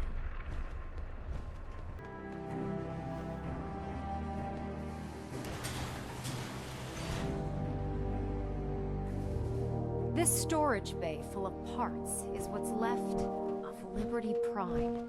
The Brotherhood used it in the Capital Wasteland as a weapon against the Enclave. It's the most advanced robot the Brotherhood has ever had at its disposal. Unfortunately, Liberty Prime was destroyed in the line of duty. I've spent the better part of the last few years piecing him back together. And if you think that was easy, try rebuilding a Protectron while you're blindfolded. In order to get Liberty Prime fully operational, we're going to need your help. My help? I don't know a thing about robot repair. Why don't we leave the repairing to my scribes? You're going to be doing the legwork. Now, the good news is that we've got most of Prime's parts fully assembled. The bad news is that it's going to take more than a few rivets and some spot welding to get them working again. The first problem is his CPU. It's fragile, and every time we try to feed power to it, it blows itself out. Why is the power blowing out his CPU? Liberty Prime has a highly complex power system. A good deal of that system was damaged when he exploded. So I'm working in the dark, trying to come up with parts on my own. Luckily, you were able to convince Dr. Madison Lee to return to the Brotherhood. She was on the original build team for Liberty Prime a little over a decade ago. I've already spoken to her, but she's reluctant to work on Prime for some reason. If you could get her down here to lend a hand with his power system, we can get the big guy moving. Report to Knight Captain Cade immediately to schedule an examination. If That you're is all. here to talk me into working on Liberty Prime, you can forget it.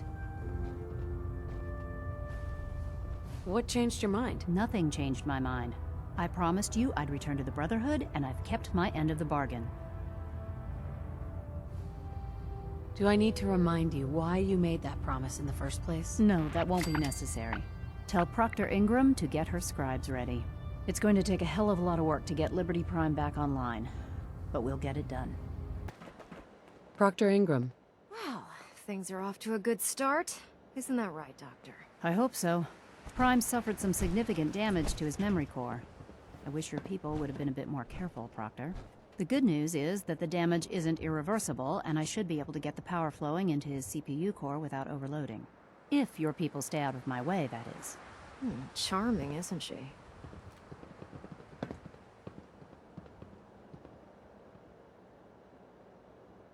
Yeah. Sorry about that, Ingram. Don't worry about it. We might be butting heads on a few issues, but I've dealt with worse. Besides, Dr. Lee's worth all the aggravation. We're working with one of Prime's original designers. I don't see it getting any better than that. In fact, since things are going so well, we're gonna have you start building his electromagnetic actuators. What do the actuators do? Pretty simple, really. The actuators are what allows Liberty Prime's arms and legs to move. Prime's new limbs are way too heavy for the simple hydraulic pistons he had in the past. We're gonna have to rip those out, construct a brand new system using electromagnets, and install them in his limbs. What we need you to do is build the actuators for us. Now that you know what the actuators are, you need to know how to make them. These are the plans and the materials list. Don't lose them. Now, before you get that look on your face, you'll be happy to know that we have plenty of the raw materials on that list right here at the airport. The only thing we need you to head out and find is a high-powered magnet. According to Proctor Quinlan, the best place to find one is in any of the ruined hospitals around the Commonwealth. We've already sent out a few teams to find the rest of the high-powered magnets you'll need. They should be back by the time you return. Once you start building the actuators, we need one for each limb, so you'll need to make a total of 4. Good luck.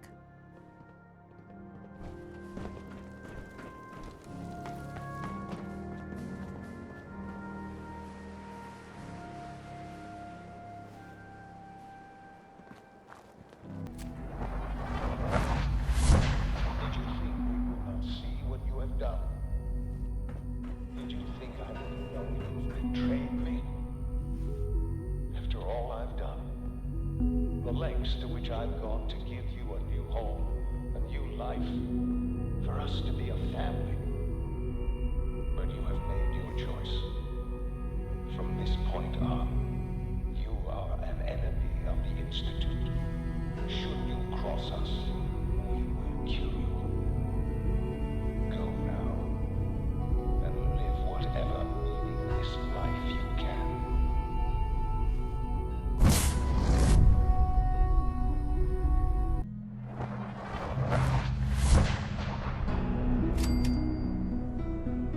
Well, I'm glad to see the relay didn't completely vaporize you.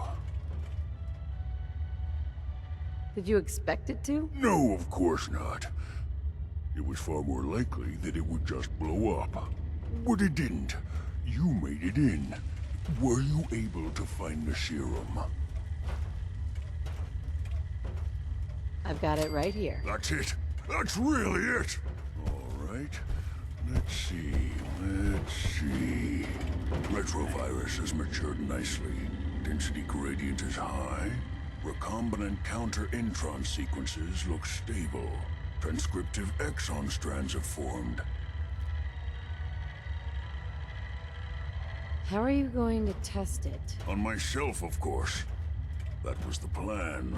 This serum will only counteract the specific strain of FEV that I infected myself with. There's no telling what it might do to anyone else. Ugh, what the hell aroma is that? All right. Here we go. And now, we wait. How long will it take? I don't know. Nothing like this has ever been tried before. I'm going to rest for a while. I'm back in a few days, maybe a week, and... well, I guess we'll see. In any event, you kept your end of our bargain. Thank you. Hostile target.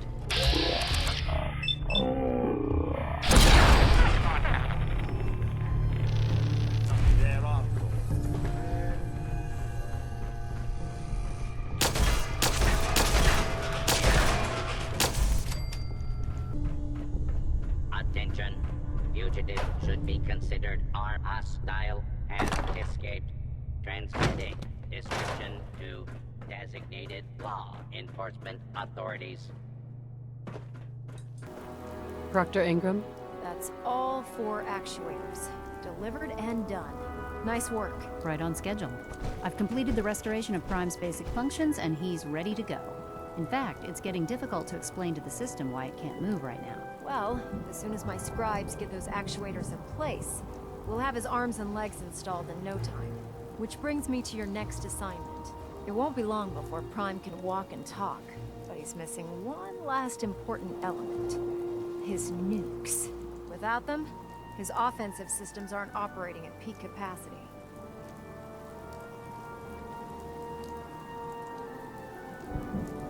It's gonna be impossible to find a stockpile big enough for him. You might be right. Prime's bomb pack is fitted for Mark 28 nuclear bombs. The same type of bombs that were dropped from aircraft during the Great War. The Commonwealth was a major staging area for the military's air force, so we assumed we wouldn't have trouble finding them. But since we arrived, our scouting teams haven't located a single bomb. That's going to be a problem.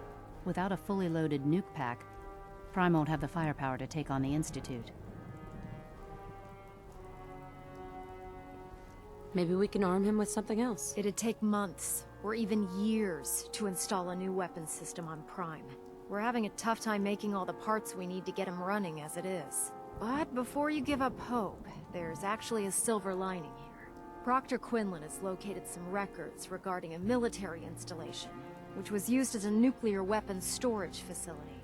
We're fairly certain this included a stockpile of the Mark 28s. The catch is that the installation is located somewhere within the glowing sea. What do you mean you're only fairly certain? Are they in there or not? The glowing sea is so heavily irradiated, it's giving us echoed readings and false positives. We're just gonna have to trust the records on this one. Scribe Halen's established a communications point on the frontier of the glowing sea. I suggest you head out there first, and establish a signal protocol with her so that the nukes can be airlifted out once you've located them. Hopefully, by the time you've returned, we'll be ready to wake Prime up, and you can say hello. Good luck, Knight. Welcome back. It needs some refinement, but I think we can consider my serum a qualified success. Ugh, what the hell aroma is that? This is a qualified success? There were some side effects to the process. I seem to have hair again, and I've retained some muscle mass. The genetic resequencer needs more work. Still, I take your point. This is a significant advance, but only for one strain of FEV.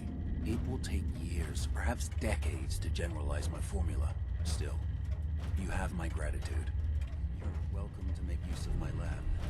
Or help yourself to any of this junk, if you want it.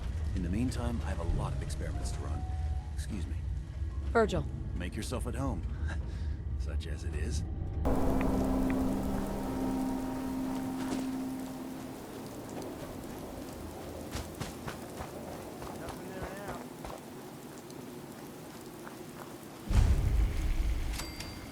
It's good to see you again, Knight. You've come a long way since you stumbled into the Cambridge police station. How have things been over there? Pretty well, actually. We've had the occasional synth attack, but so far we've been able to keep them from overrunning us. Thanks to the reinforcements and the air support, I'd say that site was secure. What about those feral ghouls? Were they still a problem? With a vertibird at our disposal? Not a chance. Anyway, I know you don't have time for small talk, so I'll get right to it. I've had the men set up the equipment we'll need to pinpoint you once you've found the bombs. We've rigged up this distress pulsar to emit a unique tone that we'll be listening for. When you find the bombs, plant the pulsar, and we'll handle the rest. After that, you should probably head back to Proctor Ingram and bring her your report.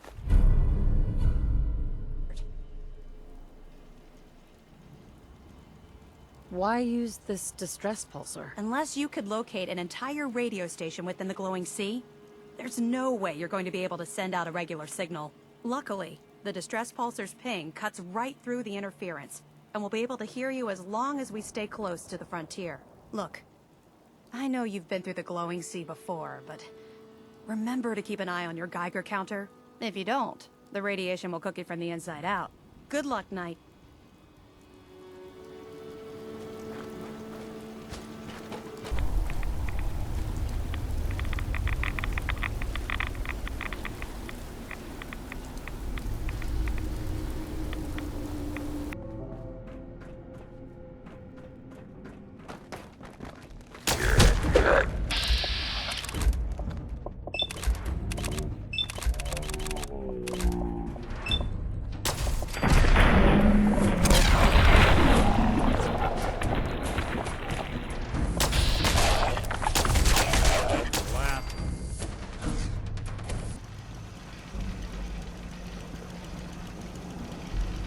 Excuse me. State your purpose, stranger. You walk on Atom's hallowed ground. Who's Atom? Atom is all. He is the bringer of light, the great divider. He is the infinite worlds within all of us. I'm looking for some bombs. Nuclear bombs. The children of Atom have sworn to guard this place until the time of the Great Divide. None shall enter. What's this Great Divide? One day, Atom will return, and his touch upon the Earth will bring the Great Divide. His glow will spread, it will illuminate, and it will birth infinite worlds from within us all. Trust me, I'm on your side here. I want to help you out. Atom has no need of help from non-believers. When he returns to us, these relics will carry his word and his glory to all corners of the Earth. That is why they must be safeguarded. Just tell him we're gonna make like an atom and split. He can't argue with that now, can he? I want to spread his glory. Look, the bombs will get used, okay? Isn't that what you want? Perhaps then I have misjudged you. If you would see these relics used, then Atom's will is done. Take this, and prepare to enter his inner sanctum. Follow the brilliance of the glow, and it shall lead you to the relics. May Atom's radiance warm your soul.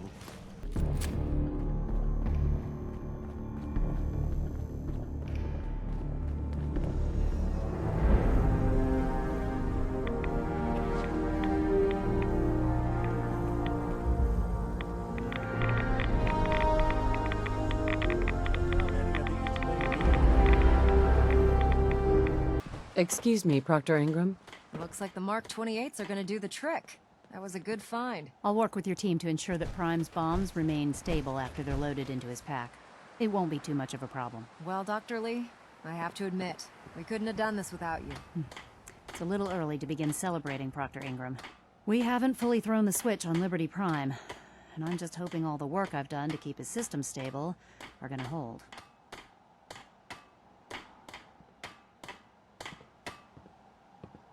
Are you sure this is safe? Of course. I've checked every connection, every circuit myself. Prime will hold together. Proctor, all the readouts look green. I think it's time for you to perform the power shunt. Actually, I think I'm gonna let you press the button. After all, without your help, we'd still be staring at a pile of disassembled parts. It would be better if a trained technician performed that task, but I suppose you deserve to be the one to do it. Well, good afternoon to you, too. Liberty Prime, back online. Alright, let's run a basic diagnostic on him. Diagnostic command accepted. Give him a moment. He needs to adjust to his new configuration. Voice module online. Audio functionality test initialized. Designation: Liberty Prime, Mark II.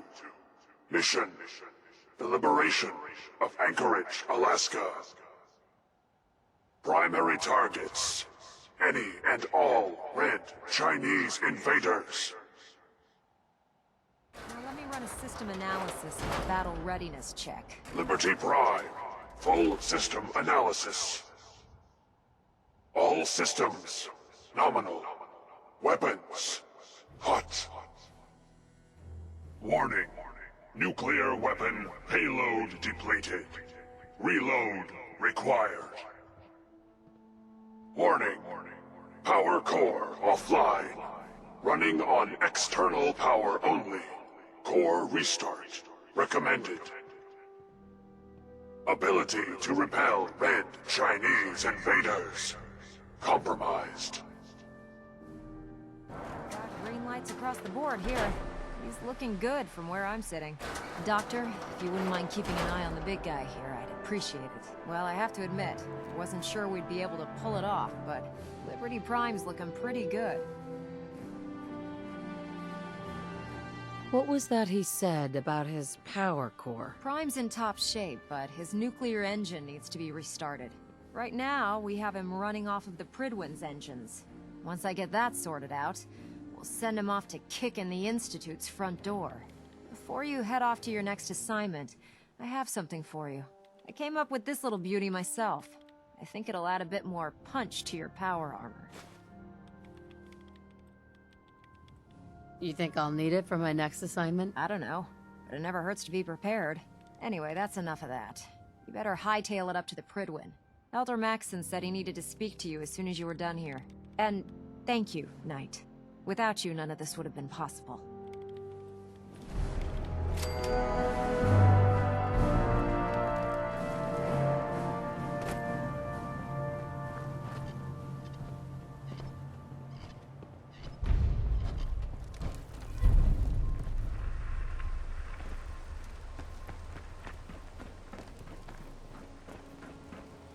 Excuse me, Elder Maxson. Is there anything you wish to tell me, Knight? Am I being accused of something? That remains to be seen. Proctor Quinlan completed the decryption of the data you retrieved from the Institute. A portion of his findings included a list of synths that went missing or escaped from their underground facility. After careful analysis of the information, we've discovered something unprecedented. Paladin Danse is a perfect match for one of the synths on that list. Is Quinlan absolutely certain? Proctor Quinlan validated the information numerous times. I can assure you, his results are accurate. The data you brought back included a record of each subject's DNA. We keep the same information on file for all of our soldiers. Paladin Dance's DNA is a perfect match for a synth they called M797. To make matters worse, he's gone AWOL, disappeared without a trace. His sudden absence simply reinforces our conclusion that M797 and Paladin Danse are one and the same. I'm finding it difficult to believe that he never confided in you, and then swore you to secrecy. After everything I've done for the Brotherhood, you have some nerve accusing me of lying. Your outburst leads me to believe I've misjudged you, which means I've decided to take you at your word. However, that doesn't absolve you of your duty. Danse is a synth. He represents everything we hate, a monstrosity of technology. Our mission in the Commonwealth is clear.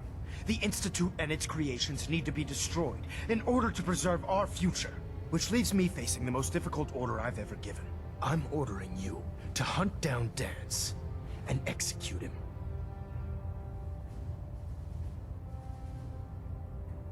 There must be some other way. You wouldn't even fathom letting him live, would you? Absolutely not. My decision is final. Listen, I'm not blind to the fact that Danse was your mentor, and this isn't an easy burden to bear. But if we're to remain strong, we can't afford to make exceptions. Even when it means executing one of our own. Find Proctor Quinlan. He's been analyzing the data and should be able to provide you with a starting point. And Knight, there's a promotion for you riding on the results of these orders. So don't disappoint me. You're dismissed. Oh, Knight. I was told you were coming. Sorry about this business with Danse. What do you know about the situation? While I was decrypting all of the data you acquired from within the Institute, I came across a list. It appears that the Institute keeps exemplary records where their synths are concerned, including logging those that were reported missing. As I was perusing this list, I came across an image of Danse under the heading M797. A quick DNA comparison with our own records told the rest of the tale. I'm certain this comes as quite a shock to you, Knight. I'm sorry. He'll be missed. Doubtful. I wouldn't miss a synth any sooner than I'd miss a transistor radio. I was merely sorry that you'd been duped. No matter. I've been poring over Dance's duty reports, and unfortunately, I haven't found any concrete information. As you're well aware, Danse had intimate knowledge of the Commonwealth, and I'm afraid he could be seeking refuge anywhere. I think our best approach would be to identify every location he's ever visited and eliminate them as possibilities one by one. You may want to get comfortable. This could take quite a bit of... What the hell is this crap about Dance being a synth? I assume your outburst was a reference to some doubt regarding Dance's identity. I can assure you that my findings are quite accurate, Scribe. So he sets Dance up, and then you knock him down. Is that it? How did you hear about it? There are no secrets in the Brotherhood. Maxon's made it clear that we're to locate Paladin Dance, and if we find him, report his location to you. That can only mean you've been sent to hunt him down.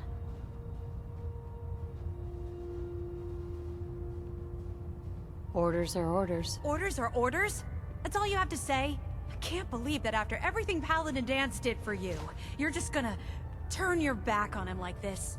There's obviously been a mistake, and we need to get to the bottom of it. Scribe Halen, you're addressing a senior officer, and you will show her the respect that she's due, or so help me, I'll have you brought up on charges. Now, unless you're here with information that can assist us, I suggest you return to the police station immediately. Of course. My apologies, Proctor. I believe I have some information that's relevant to the search. Very well then. Would you care to enlighten us? Or do we have to wait until you decide to grace us with your knowledge? Knight, if you'd accompany me to the flight deck, I'd like to show you the information I've compiled firsthand. I've stored the data on my Vertibird gunship's computer.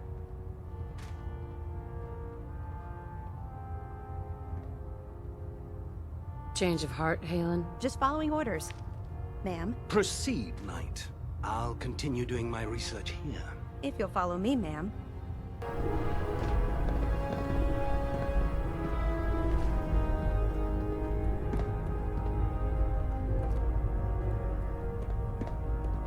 Do you actually plan on killing Paladin Dance? I haven't decided yet. Well, before you do, I need you to listen to what I have to say. I've known Paladin Dance ever since I was an initiate. He trained me, showed me the ropes, and when I screwed up, he taught me to dust myself off and move on. He's earned my admiration, my respect, and my friendship. I don't care what Quinlan's report says. I don't care if he's a machine or not. He's still Dance. Why are you telling me all of this? Because someone has to before you rush off and carry out Maxon's orders without thinking about what you're doing. Dance is the most selfless person I've ever met. I've watched him risk his own life based on nothing more than principle alone. That's why I'm asking you, not just as a member of the Brotherhood, but as a human being. Give him a chance. Let him tell his side of the story. If you're not convinced by what he says, or somehow he's become truly lost to us, then you do what you have to do. Yeah, what Maxon's asking, it isn't just.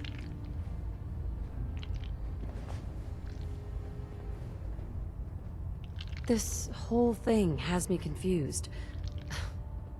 Let me find him, and then I'll decide. That's not what I was hoping you'd say.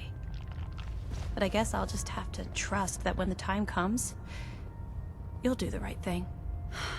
Before the Pribwin showed up, Dance had me identify a fallback point if we ever lost the police station. It was Listening Post Bravo, an old pre-war U.S. military outpost on the northern frontier of the Commonwealth. It's isolated, and we're the only ones that knew about it. So, there's a good chance that's where he's headed. Just be careful. There's no telling what state of mind he's in right now. Or if he trusts any of us at all. I'm not surprised Maxon sent you. He never liked to do the dirty work himself.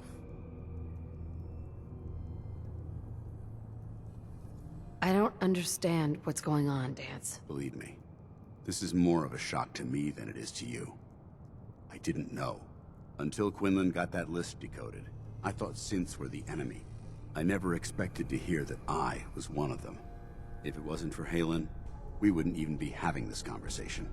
So, what are your orders? Does Maxon even want me alive? How could you not know that you're a synth? It doesn't make sense to me either. It just feels like a cruel joke. I remember being a child. I remember growing up in the ruins, everything. I suppose they programmed that all into my head. I mean, I feel like I've been in control of my entire life, making my own decisions and determining my own fate.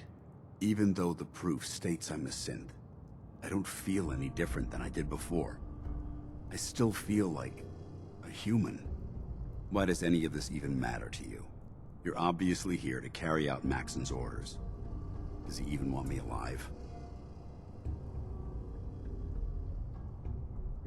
No, but I'm hoping there's a way out. Don't be ridiculous.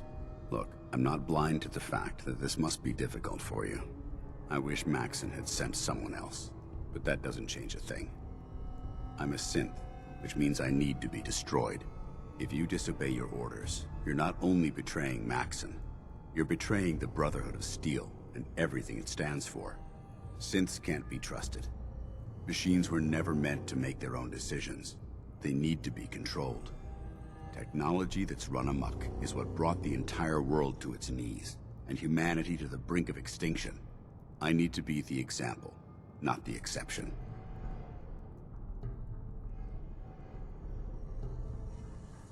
The empathy that you're showing me, it's a human emotion. I appreciate what you're trying to do, but I've made my decision.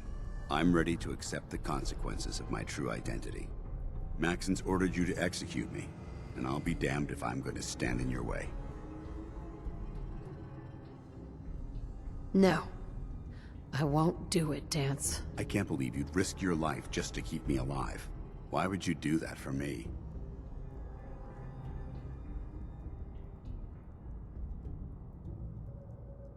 You're the proof that Maxon's wrong. You're a synth, but everything you've done has been for the good of mankind. You're right. How could I have been so blind? I'm not technology that's gone out of control. I've been a benefit to mankind, not its downfall. Perhaps now that you've opened my eyes, I can consider my next move. What's our next move? You need to continue your fight against the Institute. I have my own path to follow. The only clear choice is for me to leave the Commonwealth. The sooner I make for the border, the sooner I put this behind me. Take my holotags. Use them to prove that your mission was a success, or Maxon will just send someone else to hunt me down. Now, come on. Let's get the hell out of here.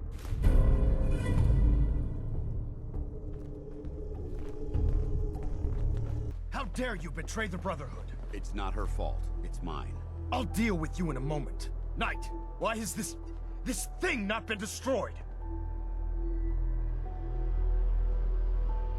How did you find us? When I sent you to execute this machine, I suspected you'd have difficulty following my orders. Now that I've arrived, it appears that my instincts were correct.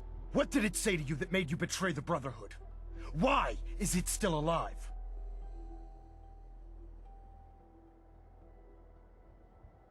He's not a thing. He's one of your best men. Have you taken leave of your senses? Dance isn't a man. It's a machine. An automaton created by the Institute. It wasn't born from the womb of a loving mother. It was grown within the cold confines of a laboratory. Flesh is flesh. Machine is machine. The two were never meant to intertwine. By attempting to play God, the Institute has taken the sanctity of human life and corrupted it beyond measure. After all I've done for the Brotherhood, all the blood I've spilled in our name, how can you say that about You're the physical embodiment of what we hate most. Technology that's gone too far. Look around you, Dance. Look at the scorched earth and the bones that litter the wasteland. Millions, perhaps even billions, died because science outpaced man's restraint. They called it a new frontier and pushing the envelope, completely disregarding the repercussions. Can't you see the same thing is happening again? You're a single bomb in an arsenal of thousands, preparing to lay waste to what's left of mankind. That's insane. He dedicated his life to protecting mankind. Is that what it told you? How can you trust the word of a machine that thinks it's alive? A machine that's had its mind erased, its thoughts programmed, its very soul manufactured. Those ethics that it's striving to champion aren't even its own. They were artificially inserted in an attempt to have it blend into society. It's true. I was built within the confines of a laboratory, and some of my memories aren't my own. But when I saw my brothers dying at my feet, I felt sorrow. When I defeated an enemy of the Brotherhood, I felt pride. And when I heard your speech about saving the Commonwealth, I felt hope. Don't you understand? I thought I was human, Arthur. From the moment I was taken in by the Brotherhood, I've done absolutely nothing to betray your trust, and I never will. It's too late for that now. The Institute has foolishly chosen to grant you life. You simply should not exist. I don't intend to debate this any longer. My orders stand. It's all right. We did our best. You convinced me that I was wrong to be ashamed of my true identity, and I thank you for it. Whatever you decide, know that I'm going to my grave with no anger and no regrets. Touching. Either you execute Dance, or I will, Knight. The choice is yours.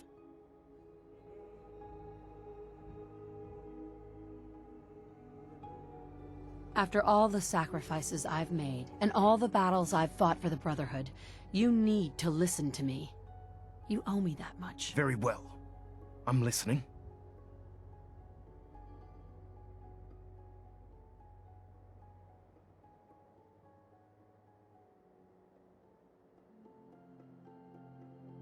If I've earned any of your trust or respect while I've served with the Brotherhood, then I'd gladly trade it to keep Dance alive. You value this machine's life that much, so it appears we've arrived at an impasse. Allowing Dance to live undermines everything the Brotherhood stands for, yet you insist that he remains alive, which leaves me with only a single alternative. Dance, as far as I'm concerned, you're dead. You were pursued and slain by this Brotherhood Knight, and your remains were incinerated. From this day forward, you are forbidden to set foot on the Prydwen, or speak to anyone from the Brotherhood of Steel. Should you choose to ignore me, know you'll be fired upon immediately. Do we understand each other? I do. Thank you for believing in me, Arthur. Don't mistake my mercy for acceptance. The only reason you're still alive is because of her. I'm returning to the Prydwen Knight. Take some time. Say your goodbyes. And then I expect to see you there. We still have the Institute to deal with. They must want to protect something awful precious. Hey. It took a hell of a lot of guts to stand up to Maxim like that.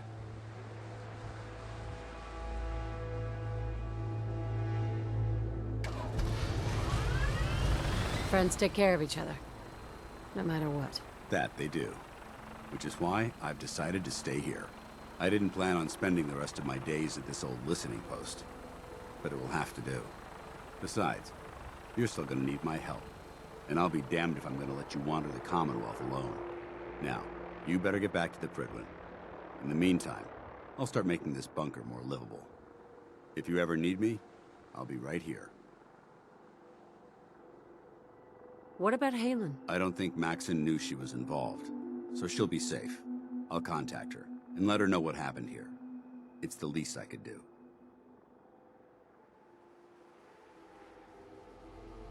Are you gonna have a problem killing synths? I might physically be a synth, but my heart and mind belong to the Brotherhood. The Institute is still a tremendous threat to the Commonwealth. They possess technologies that need to be confiscated or destroyed. I promise you, I won't hesitate to pull the trigger on them. Goodbye, Dance. Farewell.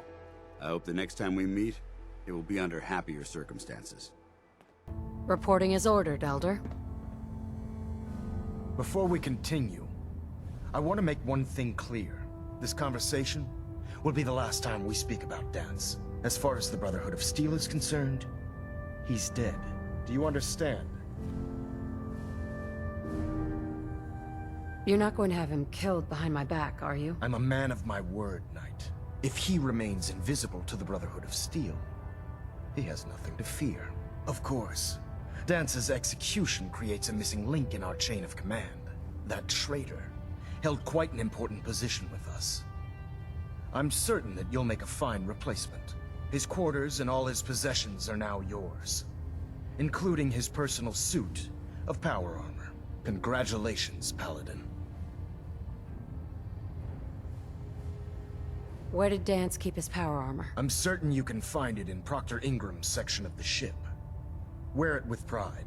Just be aware that a Brotherhood Paladin is expected to be a symbol of integrity to our brothers and sisters. I trust you won't disappoint them, or disappoint me.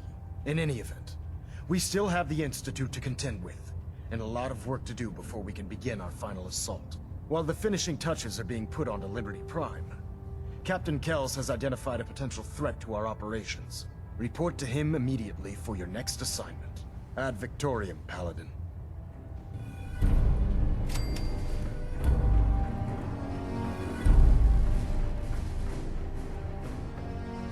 Stray radio signals keep pinging the array. Gonna try to filter it out. Paladin. Good. Now that the unfortunate matter regarding Dance has been settled, we can return to our primary mission. Do you think Dance's execution was justified? It's quite obvious Dance was a traitor, or at the very least, a turncoat in the making. That machine's presence was endangering this ship and its crew, so it needed to be dealt with, swiftly and without mercy. Your actions in this matter were not only justified, they were vital to our mission. With all of that behind us, we can shift our focus back to our wartime preparations. I'm ready, Captain. Good, because this mission demands your full attention. Now, before we launch our attack on the Institute, we need to address another threat, the Railroad. They're a small but capable group that uses subterfuge and guerrilla tactics to harass their enemies. Our tactical analysis says they could possibly hamper or harm our operations, which is a risk I'm not willing to take. If we strike them now, we should be able to maximize the amount of damage we do to their organization. Why is the Railroad such a threat? Even with their relatively small numbers, the Railroad is a constant threat to our operations. They've already proven to be resilient against superior forces, with a knack for disappearing when cornered. Worse still, they possess the capability to help synths flee the Institute. If we intend to end the synth menace, we need to plug the leaks. Destroying the Railroad hinges on completely eliminating their leadership. Otherwise, they'll simply regroup somewhere else. To that end, here's a list of the 5 targets we believe would cause a catastrophic failure in their chain of command.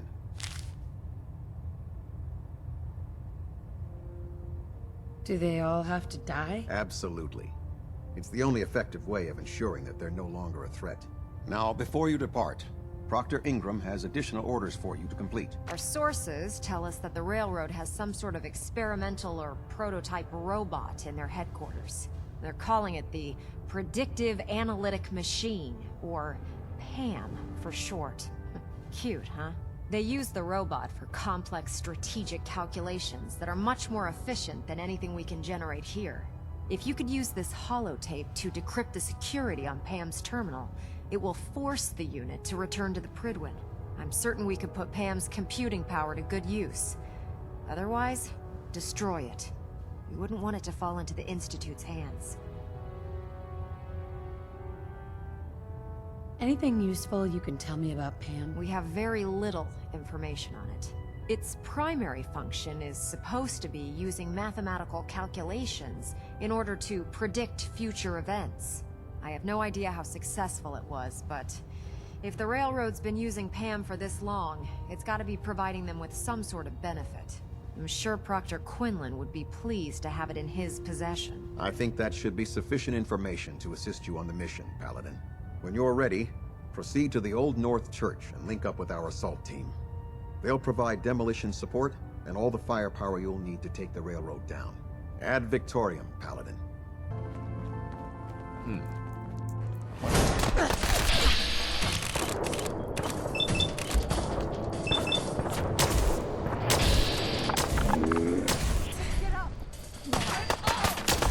It's only a matter of time. Just when I thought we were getting along. I thought I saw it.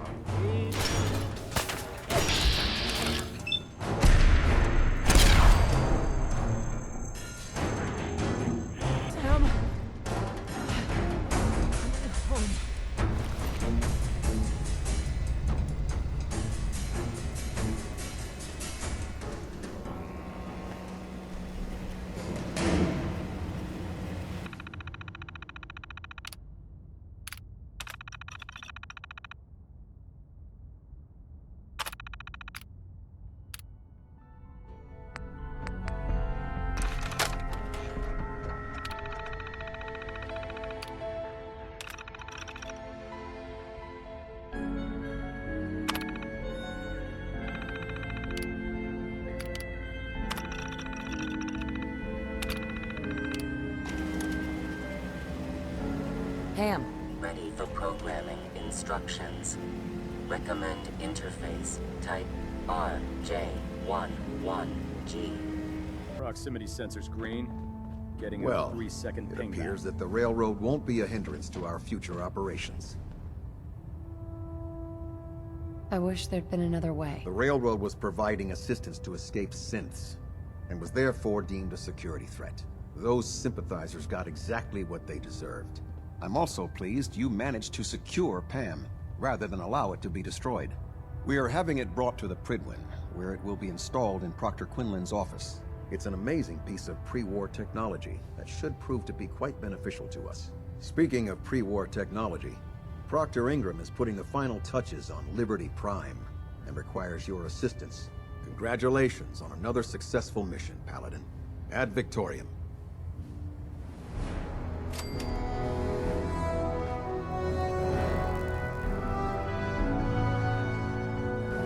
Engine turbines at 87% efficiency.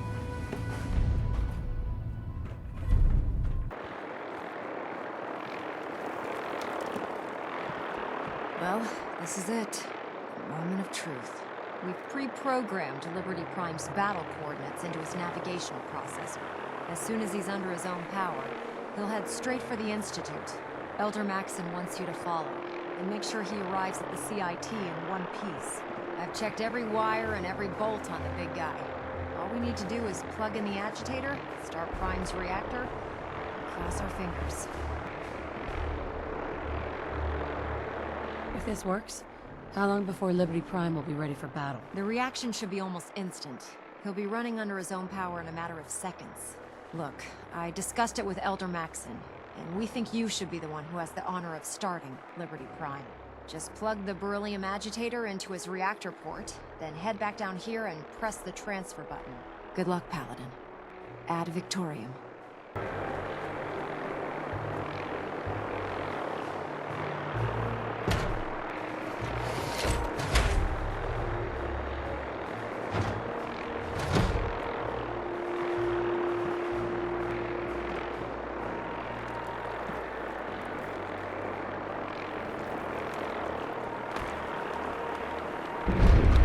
Fusion core reinitialized. Liberty Prime, full system analysis. All systems nominal. Weapons hot. Mission: the destruction of any and all Chinese communists. Probability of Chinese victory: impossible. Brotherhood, salute! Ad Victoriam! Proceeding to target coordinates. Freedom is the sovereign right of every American. Democracy is non-negotiable. Democracy is freedom. Communism is tyranny. Initiating Directive 7395. Destroy all communists. Defending life, liberty.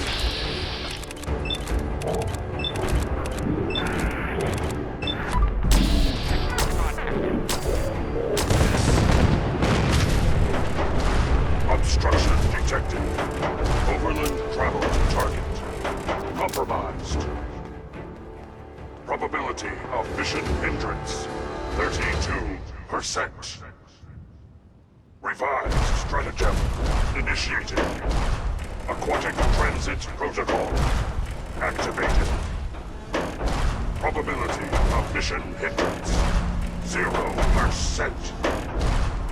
Democracy is truth. Communism is death. Anchorage will be liberated.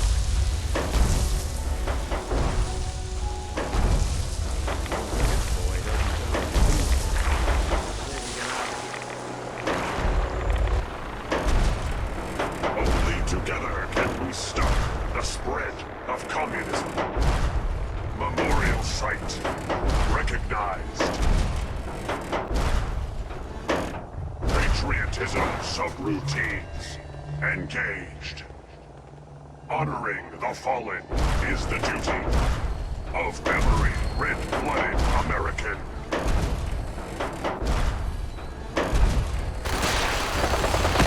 Initiating Directive 7395. Destroy all communists.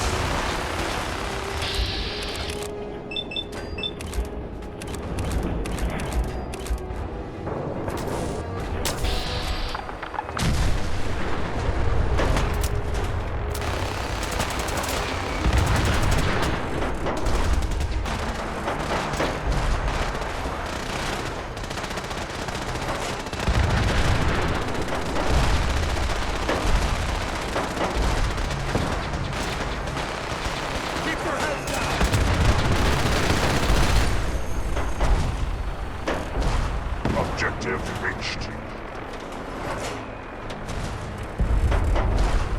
Don't worry about it. We'll hold this off. For victory!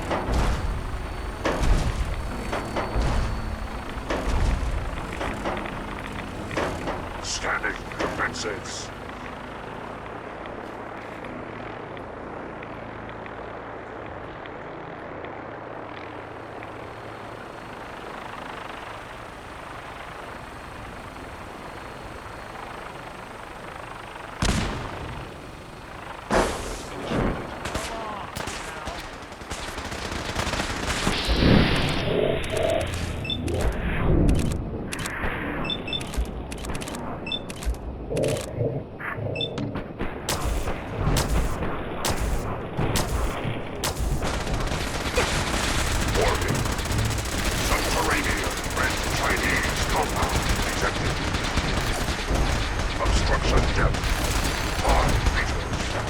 Opposition, sand, gravel, and communism. Tactical assessment. Reach compound to restore democracy. Warning. All personnel should move minimum safe distance. Embrace democracy, or you will be eradicated.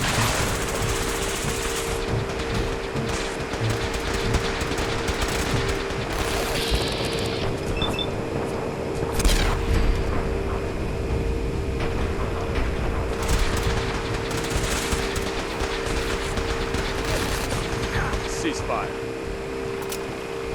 Keep those ships away from Prime, soldier! Obstruction eliminated. Ground units initiate Directive 7395. Destroy all communists. Elder Maxon? Good work, Paladin. Now, head inside and let's finish this. Greetings, Paladin.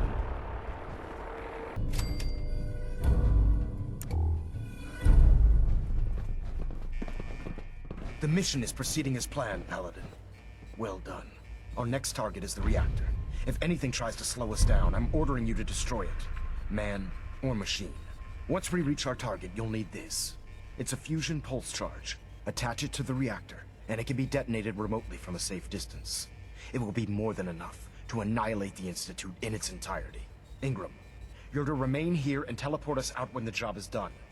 Get that thing working. Proctor Ingram. I'll make sure this teleporter is working by the time you need it.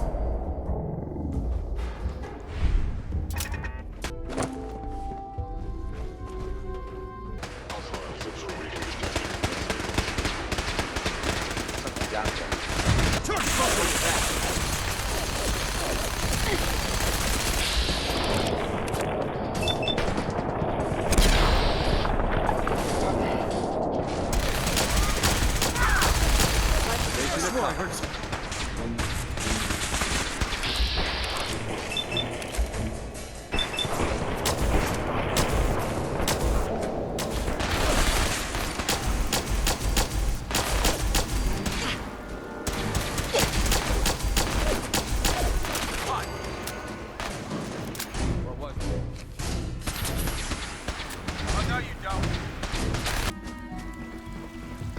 Hostile sensor. By order of the Institute, you must be destroyed.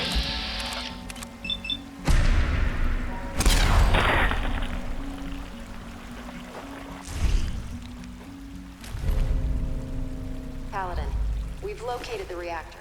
It's accessible through the Advanced Systems Division. Only, you can't reach it. The security override can only come from the Director's terminal.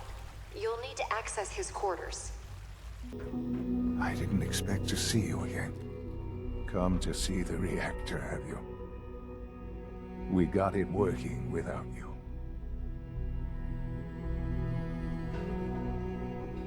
There's no going back, Sean. The Institute has to be stopped. And you've decided this for yourself? Or has it been fed to you by the corrupt societies above ground? It's not enough that I lay here dying. Now you plan on what? Destroying everything? Tell me then. Under what righteous pretense have you justified this atrocity?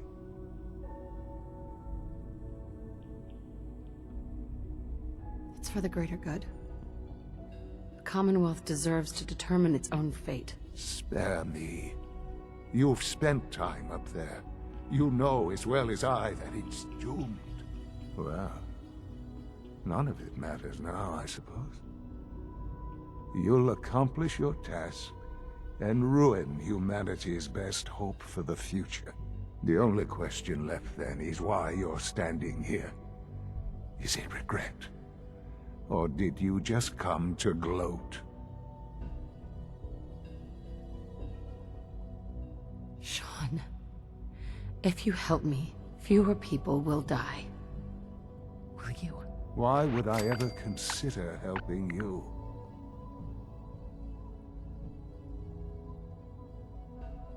Help me, and we can try and minimize the casualties in all this. You want your people to survive, don't you? Very well. The terminal behind me. Enter access code 9003. That will disable some of the synths. Now go. Just leave me. Son? All our work laid to waste. There's nothing more to say. I wish there was some other way. You've made that impossible. The Commonwealth can have only one fate now.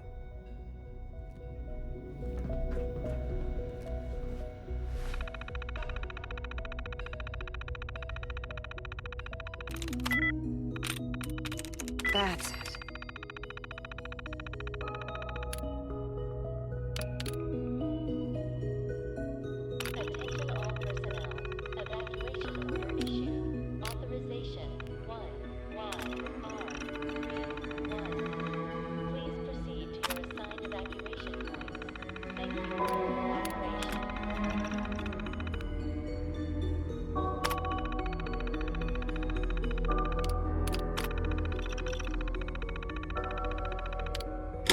Paladin. Looks like a path should be clear to the reactor. And I am happy to report that reinforcements have arrived.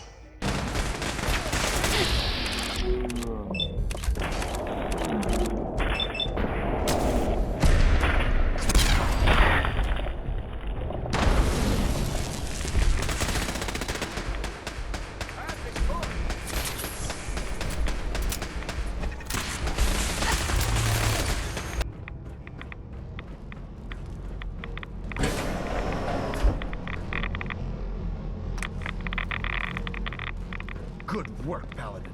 I think it's time to leave this place to its fate. Dr. Ingram, do you copy? Our mission is complete. I need you to transport us out of here immediately.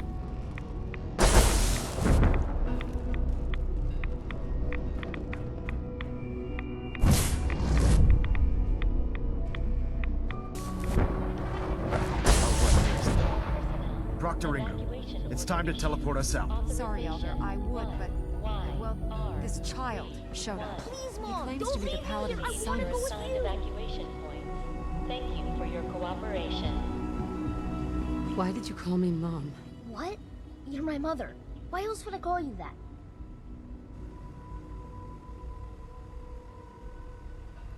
Who told you I was your mother? What do you mean? Nobody told me. You just are. Right. Of course I'm your mother. Good. For a second, I thought you forgot who I was. Now let's hurry up and get out of here.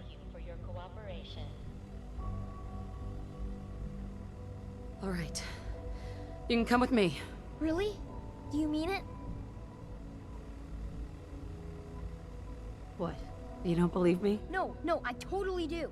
What I mean is, thanks. Now let's get out of here. Evacuation order issued. Authorization 1. All right, Ingram. Fire it up. Everything looks green. System's warmed up and ready to go if you are. Thank you for your cooperation.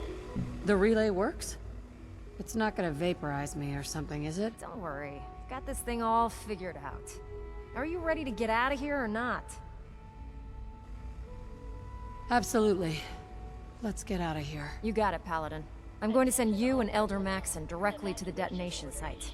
I'll make sure the kid gets some new clothes and reaches the airport safely. When that reactor goes up, this place will be nothing but a smoking crater full of rubble. Should be quite a sight. Looks like your work here is done, Paladin. Dr. Ingram has assured me that we'll be outside the blast radius. Press that button, and you not only defeat our enemy, you restore order and decency to the Commonwealth. It's time, Paladin. The Institute and their synth abominations must be eradicated.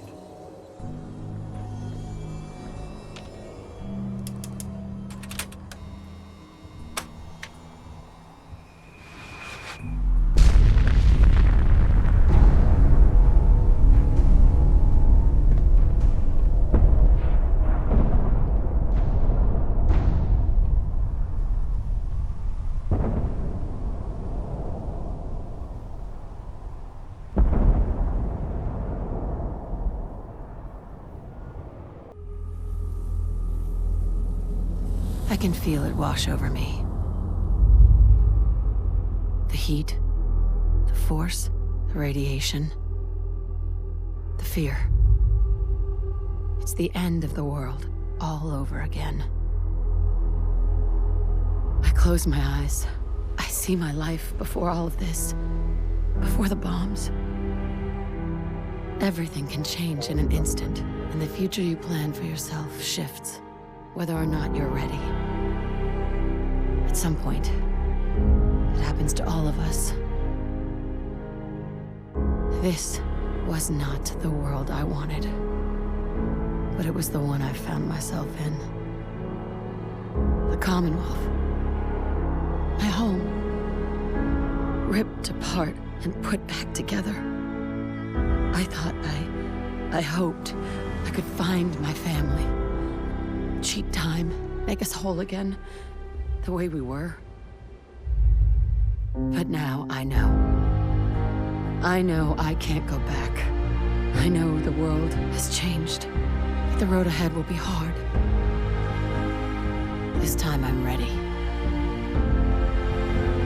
Because I know war. War never changes. Elder Maxon? You've done an exemplary job here, Paladin. Without your unwavering loyalty to our cause, this victory would never have been possible. So, we've won? Absolutely, sister. The Institute has been wiped clean from the face of our world. It's time we close this chapter on the Commonwealth, and begin one anew. What do you mean, Elder? It means we still have a long road ahead if we're to ensure the safety of the Commonwealth and her people. But this is neither the time nor the place to discuss it. Return to the Prydwen, and we'll decide what needs to be done.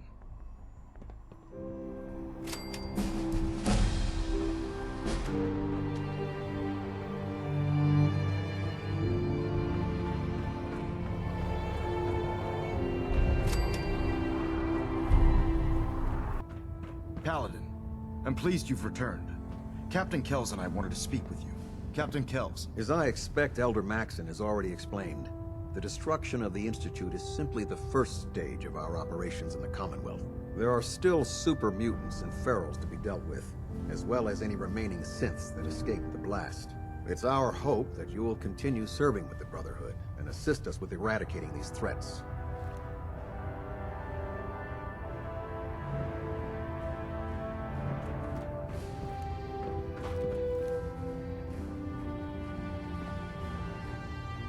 There are still synths left in the Commonwealth? Unfortunately, yes.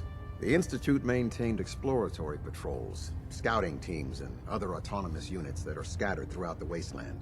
Now that their headquarters has been eliminated, they may be in hiding, or worse, conspiring to regroup for a counterattack. In light of your service, Captain Kells and I both feel you deserve unique recognition for your contributions, both past and future. It's with great pleasure and the utmost respect that you are hereby granted the title of Sentinel. This is the highest honor a Brotherhood soldier can achieve, but we both felt strongly that it was well deserved. In addition, we'd like to present you with this jetpack modification for your power armor. The Brotherhood has few of these devices in its possession, but we feel you've earned the right to utilize one of them. Congratulations, Sentinel. It's an honor to be serving with you. Would I be the only Sentinel in the Brotherhood? In our division? Yes. There hasn't been a Sentinel serving under me for many years now. It's a position that commands a great deal of honor and respect, so I do not award it lightly. Thank you both. I'm really quite honored. The honor is ours. So, Sentinel, for the first time since we've met, I have no orders for you.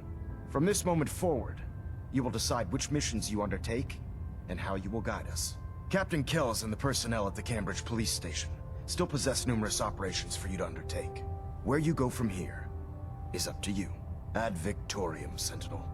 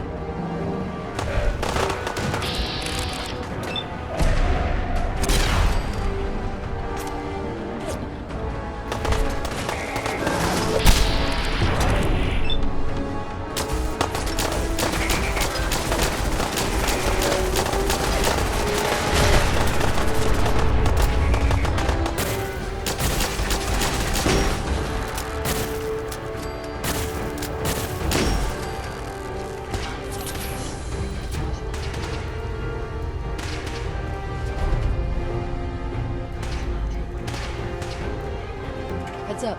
Yes, ma'am? Did you retrieve something from that robot? Have you seen a robot with a brain like that before? No, but my old caravan discovered records about them while we were scavenging military facilities. According to my databanks, it's called the Robo-Brain. It was considered one of the most technologically superior robots ever constructed, but the model never reached full production status. It had this strange device on it. Let's have a look. Impressive technology. If my analysis is correct, this is a specialized radar beacon. I suspect it's how the Mechanist was keeping track of the Robo-Brain you destroyed. As the next logical step, I need you to install this beacon within me so we can use it to our advantage. Are you sure? While there's only a 78.3% chance that I'm correct, I'd like to point out that it's the only lead we have. Sounds like a solid plan. I'm glad you agree. You'll need to use a robot workbench to ensure proper installation, and my presence will be required. To maintain peak efficiency, I strongly recommend that we remain together until the radar beacon is successfully installed.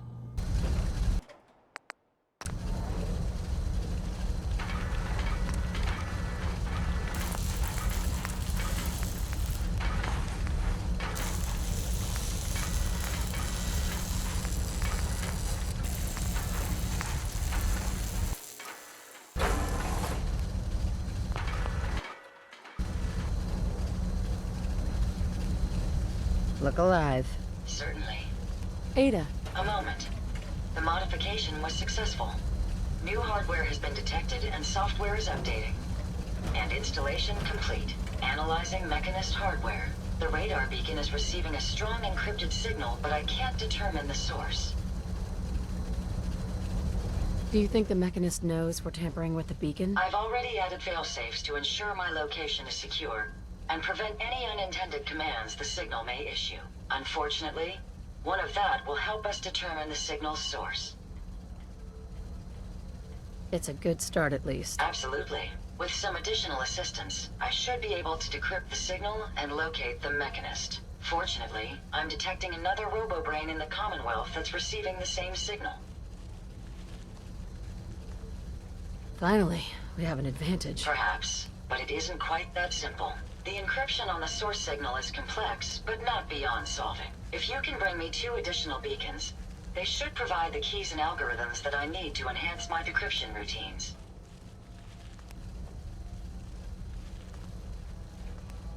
All right, let's do it. I'm uploading the location of the robo-brain to your Pip-Boy now. Just be careful.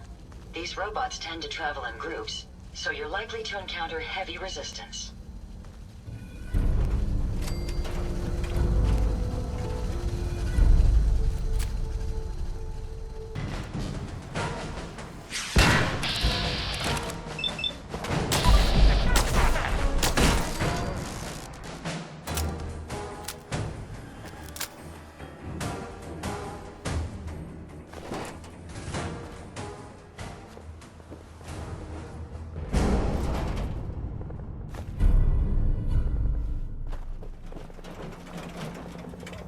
What can I do for you? Here you go, Ada. One slightly dented, but still functional radar beacon. This will do nicely. And, with any luck, it'll help us trace the Mechanist signal. Remind me how this beacon will get us closer to tracing the Mechanist's signal? Each robo-brain's radar beacon has unique encryption so that it can't be traced back to the source. However, acquiring 2 additional beacons should provide me with enough data to break the code. So if my theory is correct, this beacon will help us trace the Mechanist signal. Don't worry. I'm sure it'll do the trick. I certainly hope so. I'm going to begin my decryption routine, but it could take a while. In the meantime, I've picked up another robo-brain beacon signal. It should be the last one you'll need to collect. So where exactly is the last robo-brain located? Yes, that would be helpful, wouldn't it? If my calculations are correct, the signal is coming from... Oh, this isn't good. Location confirmed. The robo-brain is at Fort Hagen Satellite Array, which means it's in the hands of the Rust Devils. Who, or what, are the Rust Devils? Allow me to explain. My old caravan encountered them once while crossing the river into the city. The Rust Devils are a group of ruthless raiders who utilize robots for their nefarious practices. They scour the Commonwealth looking for my kind. What they can't capture and reprogram, they strip for spare parts. I realize they pose a greater threat to me than you.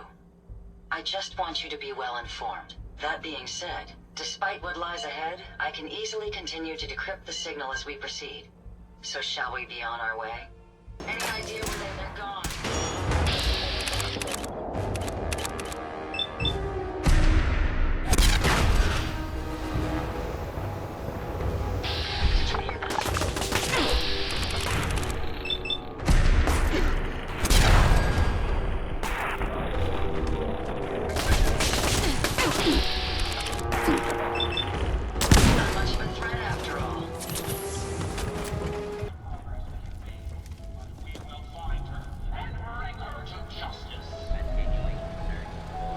You don't look like one of the Rust Devils.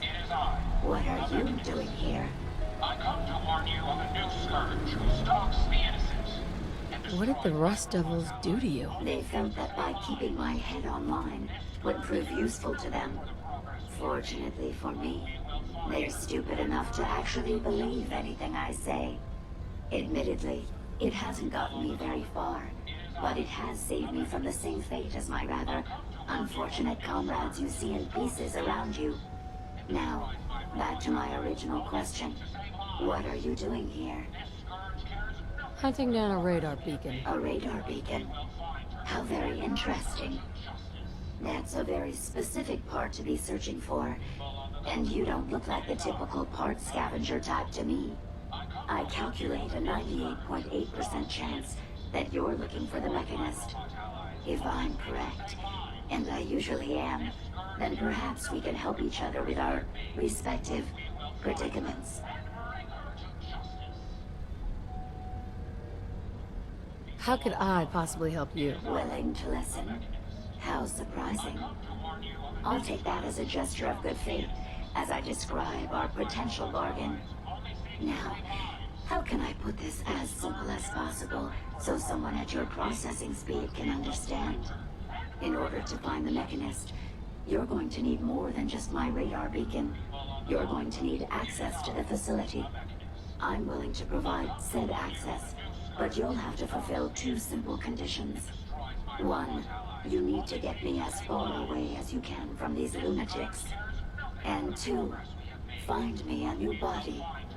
Once both conditions are satisfied, I'll gladly provide you with everything you need. Do we have a deal?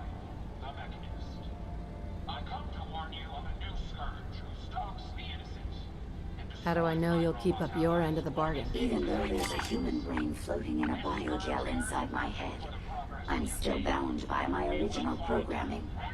It pains me to admit it, but one of my directives states that I cannot lie. Ever. So, while I'm not the most charming robot you've ever encountered, the last thing I'm going to do is violate an agreement we made. Now that we have that out of the way, do we have a deal? Deal. A wise decision. Once we're at our destination, I'll happily relinquish my radar beacon as a gesture of good faith. Now, I strongly suggest you stop loitering in the middle of a hostile location and get us both out of here at once.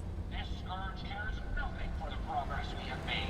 It's the point of eternal rage.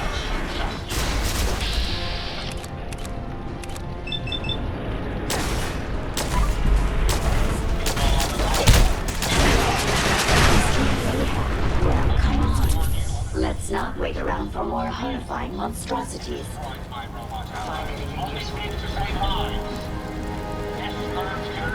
Based on my limited experience with you, I estimate a 65% chance of making it out of here. Not optimal. An increase in effort could have an impact on the odds. This is the one that ripped my head off. I demand we rip her head off. It's only fair. Unit in the AO.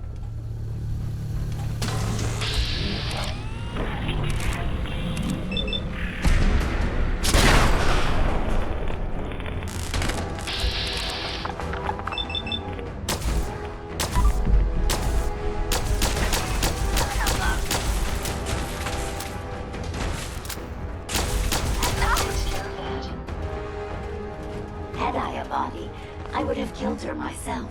Oh well. 6 of one, half dozen of the other. Good job, human.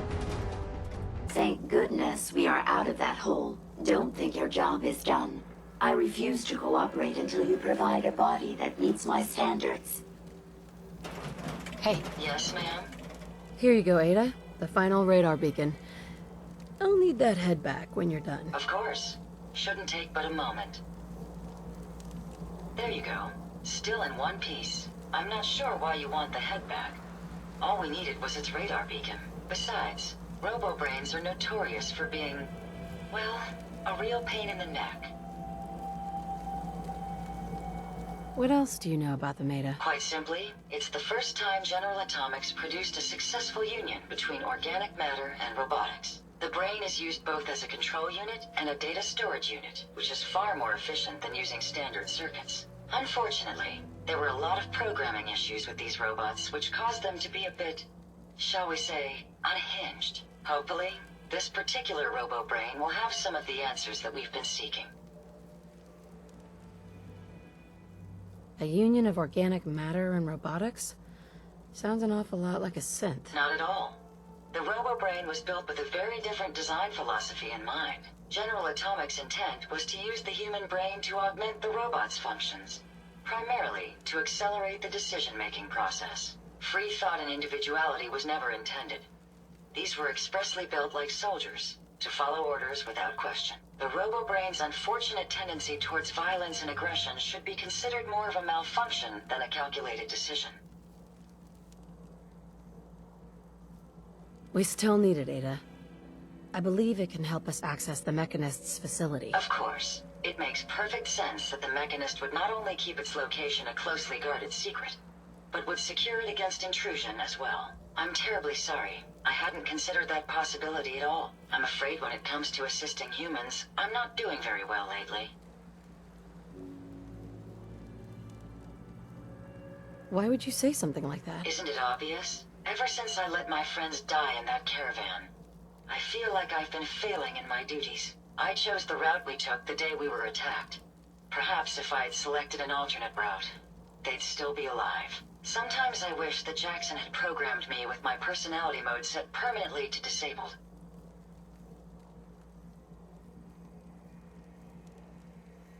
Your personality defines you as an individual. Never let that go. I appreciate what you're trying to do, but it's obvious that having my personality mode on is causing me to make mistakes. I promise I'll do my best to make sure it doesn't happen again. Now I've distracted you for long enough. I'll finish up my calculations while you deal with our new friend, Jezebel. Hopefully, she'll be able to grant us access to the Mechanist's facility, and we can put an end to this nonsense once and for all.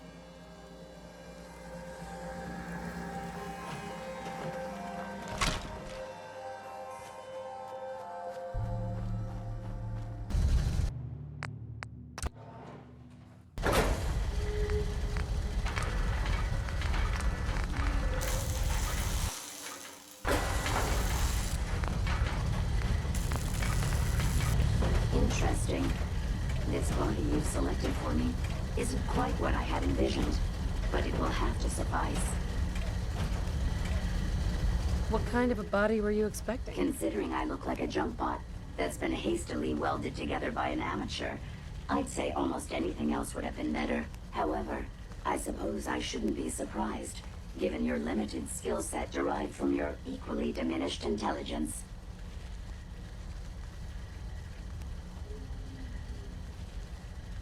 Well, I was going to connect your head to Liberty Prime's body, but I decided to do a little arts and crafts instead. Disappointed? If you're attempting to use sarcasm as an intimidation tactic, I'm afraid you're wasting your time. Look, it's obvious we don't care for each other's company, which suits me just fine. So, why don't you ask me everything you wanted to know, and then I'll be on my way. Tell me everything you know about the Mechanist. Now there's a fascinating subject. The Mechanist, amazingly adept at programming, a veritable genius with electronics. I'm not surprised you're interested. I've been dutifully carrying out the Mechanist's instructions to help the people of the Commonwealth for quite a long time. Helping the people of the Commonwealth? You? Absolutely. It's my primary directive. The Mechanist instructed me to seek out and help the people of the Commonwealth. By my calculations, the easiest way to help a human is simply to destroy it. There's no point in prolonging a laughably fragile life. It's the most efficient way to assist them. Any other effort to help tends to result in numerous complex side effects. The Mechanist gave you these instructions to kill people? Well, not exactly. The specific instruction was to help people. I merely interpreted the most efficient way to perform my duties. Assisting a human to the best of my abilities only affords a 25% survival rate. That means there's a 75% chance that despite my efforts, the human I'm assisting will die from something beyond my control. Therefore, it's better to hasten the human's death and put them out of their likely chance of misery than to deplete my limited time. It's actually quite elementary, but given your minimal intellect, I suppose I shouldn't be surprised you don't understand.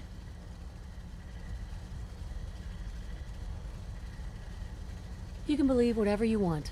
Just tell me how to access the Mechanist's facility like you promised. Certainly. It's rather simple, really. In order to gain entry to the Mechanist's facility, You're going to need to outfit one of your robots with an MSAT modification. I'll upload the plans to your Pip-Boy device. There.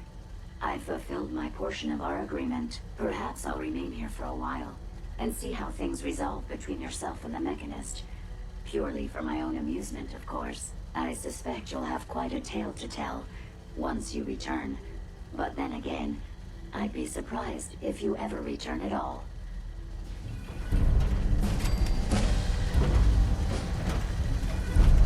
Hey. How may I be of service? Hey, Ada. I trust you've completed your business with Jezebel. I hope she wasn't too difficult. Is there a chance these robots could be misinterpreting orders? Yes, I've considered the possibility. The contradictory nature of the Mechanist's broadcasts are troubling. But the truth is, regardless of intent, the Mechanist needs to be stopped. These robots are too much a threat. Were you able to discover how to gain access to the Mechanist? Think we can trust what Jezebel said? I'm hoping she doesn't have her own interpretation of the word access, too. We'll soon find out. What did she have to say? I need to outfit a robot with something called an MSAT. Jezebel gave me the plans. A custom modification that acts as a key to the Mechanist facility. Very smart. In fact, chances are high the MSAT may be required for multiple access points, like a robot identification card. As for my task, I was able to decrypt the signal with the final radar beacon. The source is coming from a Robco sales and service center, most likely a front for a larger operation. It's time to take the offensive. Have you formulated a plan? It's time to confront the Mechanist. I hope you're allowed the opportunity. I too am curious as to what the Mechanist would have to say. Now, if you're ready, I believe you have an MSAT to install. If I had access to a vacuum modification, I could make this place shine. Over here.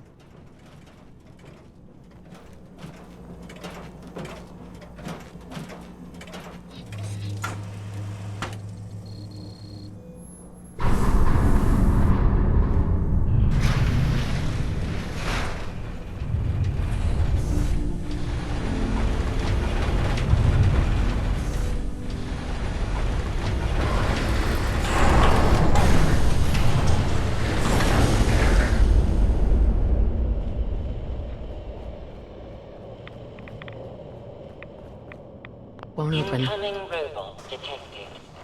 Opening security doors.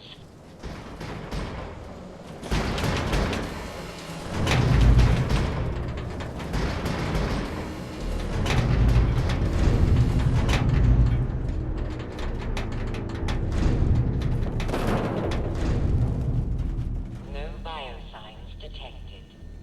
Proceed.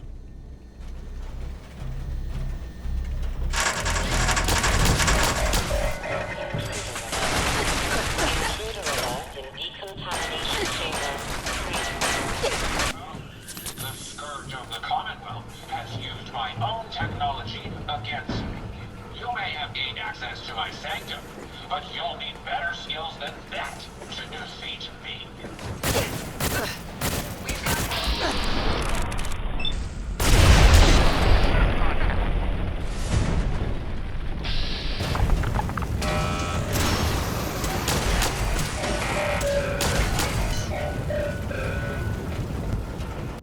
The Commonwealth is right to fear people like you. People who have no respect for human life. Who only wish death or pain for those around them. That is why I, the Mechanist, have made it my solemn vow to protect the innocent, to put an end to people like you. Let me have it. May be getting closer, but I will not falter. My robots will see to it that no further harm will come to the Commonwealth. I believe that good will always overcome evil. Justice will prevail today.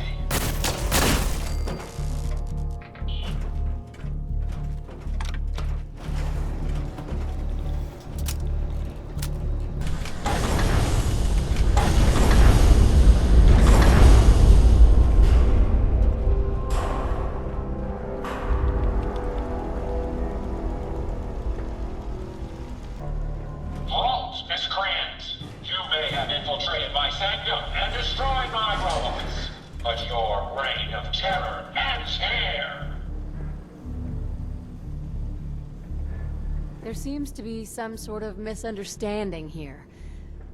Maybe we should talk about this. The Commonwealth has suffered more than its fair share of injustices because of you. Now you'll face the full might of the Mechanist. My righteous robots will end your tyranny once and for all.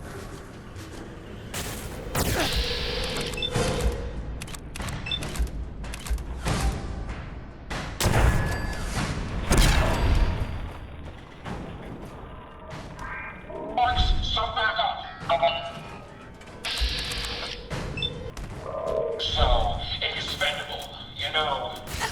Initiate self-destruct. Code.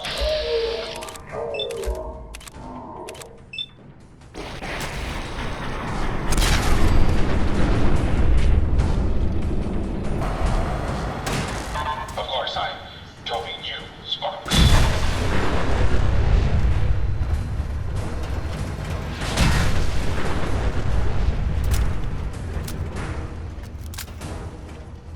Impressive.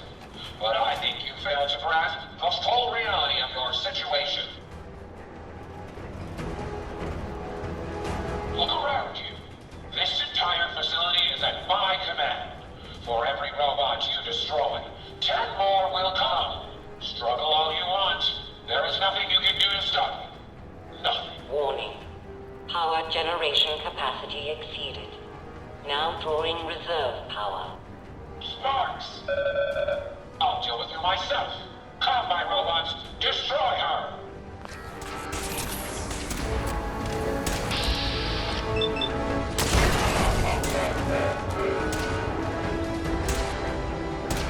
Reroute the fuel tanks. Prepare to drop on my mark. Warning. Critical power failure is imminent. Damn it, Sparks. Throw everything at her. Everything. Activate the Tesla coils.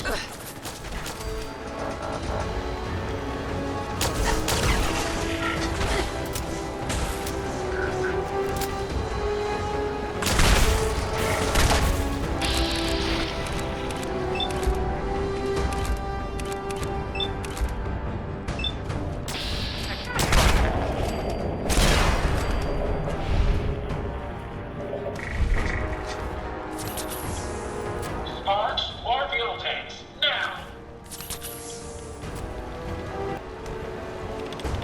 2. 1.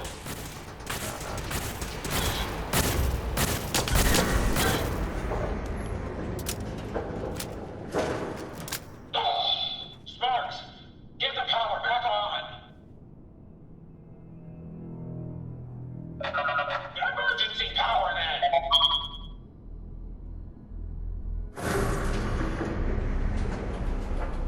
This is a Dover Scourge.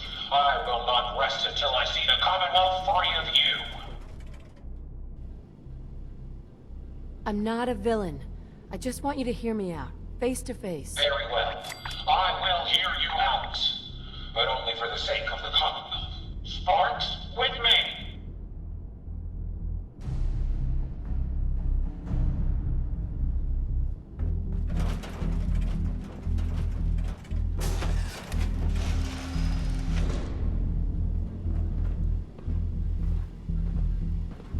Let us discuss this amicably.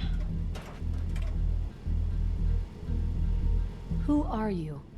Don't you think it's time you ditched that mask? You're right.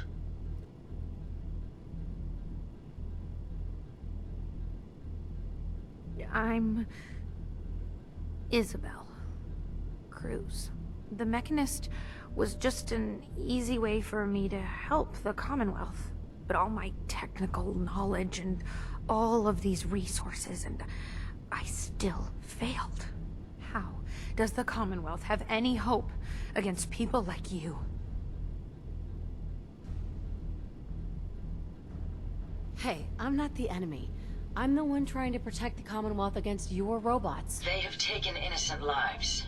My friends, they were simple traitors, all dead at the hands of your robots. No, that's not true. The robots are programmed to protect. Their subroutines are clean. Observe, evaluate, and react accordingly. The testing was thorough. I ran every scenario, all passed. They're misinterpreting orders. Your own robo-brain said as much. They're saving people by killing them. No. I don't believe you. They can't alter their programming. They're programmed to save people, not kill them. Are you listening to me? They are saving people by killing them. A deadly misinterpretation. I am listening. I'm just processing. So many precautions and safeguards. And the data. They were always reporting hostiles killed and lives... saved. No. It's... the logic. It's there. I can see it now. I was hoping it was the robo-brains, an issue with their memory wipes. But you're right. Their primary directive was flawed.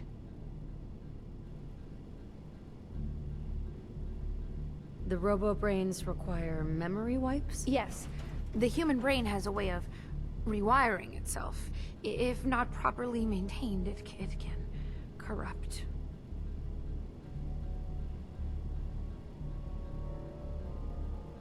That sounds like a serious flaw.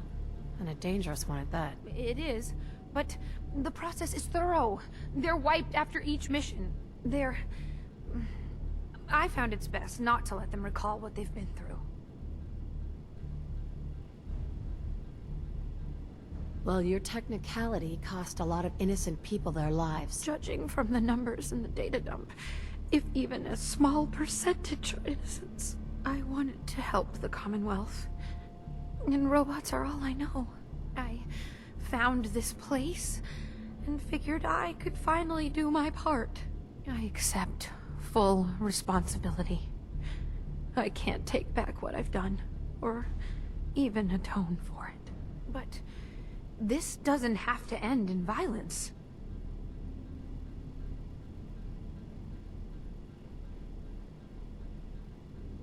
Tell me, why the mask? What's with the Mechanist? I'm not good with people. The Mechanist gave me a way to put myself out there without really being out there at all. But you're kind of keeping me in suspense here. I can turn this around. I just need a chance.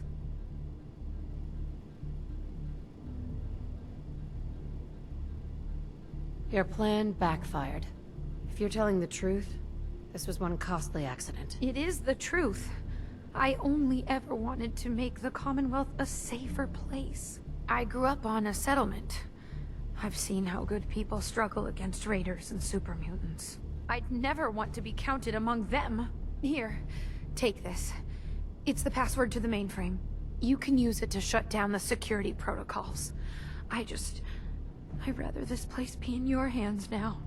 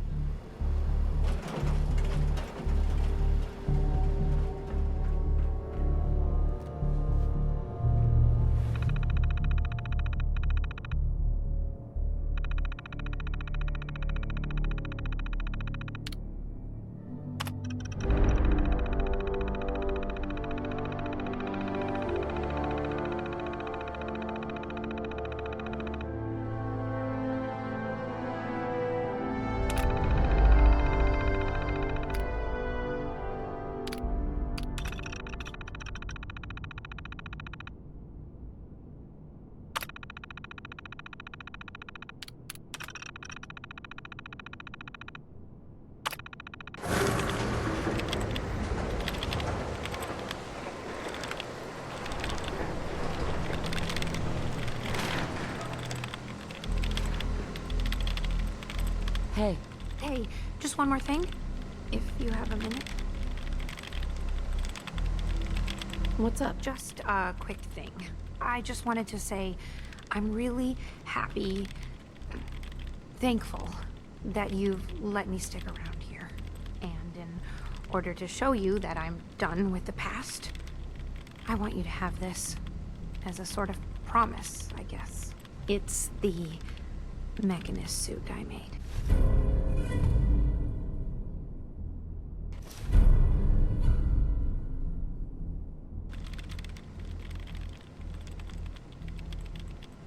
You really don't want it anymore? No.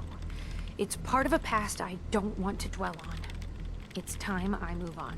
There's one more thing. A much bigger thing. There are still robots out there. Lots of them. My communications are down, and I can't call them back. But I can tell you where they are, if you're interested. Seriously? How many robots are out there? Quite a few. There's a lot of ground to cover on the Commonwealth, so there's kind of a whole bunch out there. Sure. Great. Give me a minute. Holy smokes! I'm tracking multiple bots. Be careful, okay? Holy smokes. Who says that? Hey, Ada. Your return is a relief. I trust the outcome was what you wanted. Would you be disappointed to hear that I let her live? I do have conflicting outlooks if that is the case. But I trust your judgment. If she lives, she does so with the guilt of what she's done.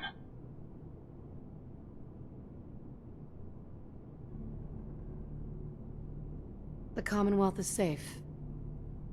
It doesn't have to fear the Mechanist any longer. A successful mission, then. Did she reveal her motives and reasoning?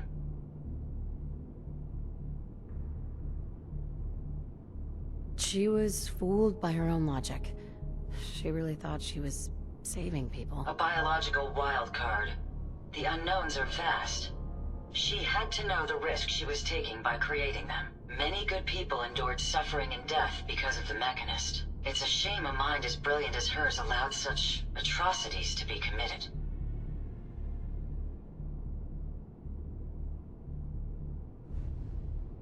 She's good at heart. She made a mistake. A big one. And she'll live with that guilt. I believe I have a certain understanding when it comes to guilt. While it's not the justice I had hoped for, it will suffice. Still, I now know that the death of my friends has brought about a safer Commonwealth. Had the Mechanist's robots remained unchecked, I'm certain that damage would have been extensive, halting, if not reversing, any progress that has been made here. With this knowledge, I am finally registering feelings of satisfaction and accomplishment. And I have you to thank for it.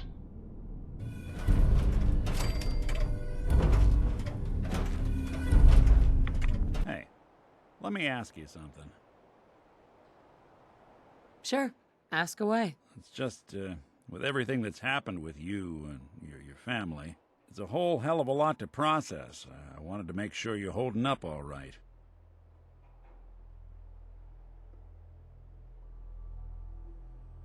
Why do you ask? I just had a hard go with the, transition myself. Took me a long damn time to get a feel for this place. Thank goodness I found Diamond City. It's got its flaws, sure, but it beats the hell out of anywhere else in the Commonwealth. Of course, when I took up there back when, people were just as scared of the Institute as they are now. Maybe more. The massacre of the CPG was still pretty fresh in people's minds at that point, and folks were still losing sleep over the broken mask. Plenty of people assumed I was just a saboteur, moving in to melt down the reactor or poison the drinking water. But at the time, they couldn't exactly turn me away. Broken mask? This was long before I'd moved to town, but apparently some gentleman type shows up in Diamond City, heads down to Power Noodles. Guess he didn't like the food because he pulled his pistol and opened fire on the folks enjoying theirs. When security finally put enough holes in him to drop him, they say he was full of servos and sprockets, just like yours truly. Seems he malfunctioned, went berserk. It was the first time people realized that synths had stopped looking like me and started looking like them. Considering what these folks went through, I felt real lucky they let me in the front gate at all. Massacre of the CPG. What's that? The Commonwealth Provisional Government. Years back, a group of settlements tried to get together and form a coalition. Every settlement with even a hint of clout sent representatives to try and hash out an agreement. Only the Institute sent a representative of their own, a synth. The man killed every rep at the talks. The Commonwealth Provisional Government was over before it even got off the ground. I took up in town not long after. I was damn lucky they didn't just tell me to scram right then and there. Why'd they let you in? Because I'd rescued the mayor's daughter. Gal of about 15. Pride and joy of the mayor back then. Man by the name of Henry Roberts. The young Miss Roberts decided she'd run off with some caravan hand she'd, known for an evening. Turns out the guy was part of a gang of kidnappers. I didn't even know who I was rescuing, just stumbled on a crying girl and 4 toughs. I took her home and the mayor dubbed me a hero, offered me a place in town. Lots of folks protested, said I was a spy, but he wouldn't have it. Taking up in the city was tricky at first, but I never tried to hide what I was, and people seemed to warm to that. You took down 4 guys by yourself? Well, I didn't have to. Back then, synths were even more of an unknown quantity than they are today. I told them I was rigged to explode and started going beep, beep, beep. Hardest part of that rescue was keeping from laughing as they climbed over each other to get away. Was it hard, settling in? Well, they sure didn't make it easy. I started off doing the jobs no one else wanted. I got more banged up being Diamond City's handyman than I ever did living out in the ruins. But I guess folks never forgot I rescued the mayor's daughter, so they started coming to me when people went missing. Wife runs off with a new paramour and takes the rent money with her. Talk to the synth. An upset father decides moving him and the kids to Good Neighbor in the dead of night's not the worst damn idea since the bomb. Go get Nick. After a while, the jobs got so backed up, they didn't even ask me to do the handyman stuff anymore. Hell, I was so happy to do it, it was months before I started charging anyone. I never stopped being Nick the Synth, but it was Nick the Detective folks came to see. It was about then that things finally started feeling normal. It took me a long time to realize that home is where you make it. And with some time and effort, this place can be home for you, too. That's a long story, but I hope it helps. Want to get moving? Nick.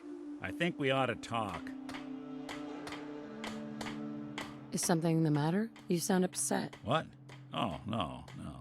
We've just been traveling a while now, and I figure there hasn't exactly been equitable distribution of information. I've gotten a decent glimpse into your dirty laundry, but you still don't really know a whole heck of a lot about me. I figured I'd offer to balance the board. So, is there anything you want to know? What do you remember about the Institute? It's all pretty hazy from back then, but now and then I get glimpses. Life inside the Institute, they keep you isolated.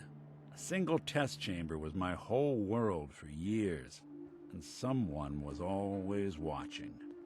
Then one day you wake up on the other side, and that's it. They've cut you loose. Welcome to the brave new world, with such people in it. So, who are you, Nick? That's a question I've been trying to figure out myself for a long damn time. I know I'm a synth, authentic Institute handiwork, but I'm still mechanical, not bioengineered like the fancy synths giving everyone the willies these days.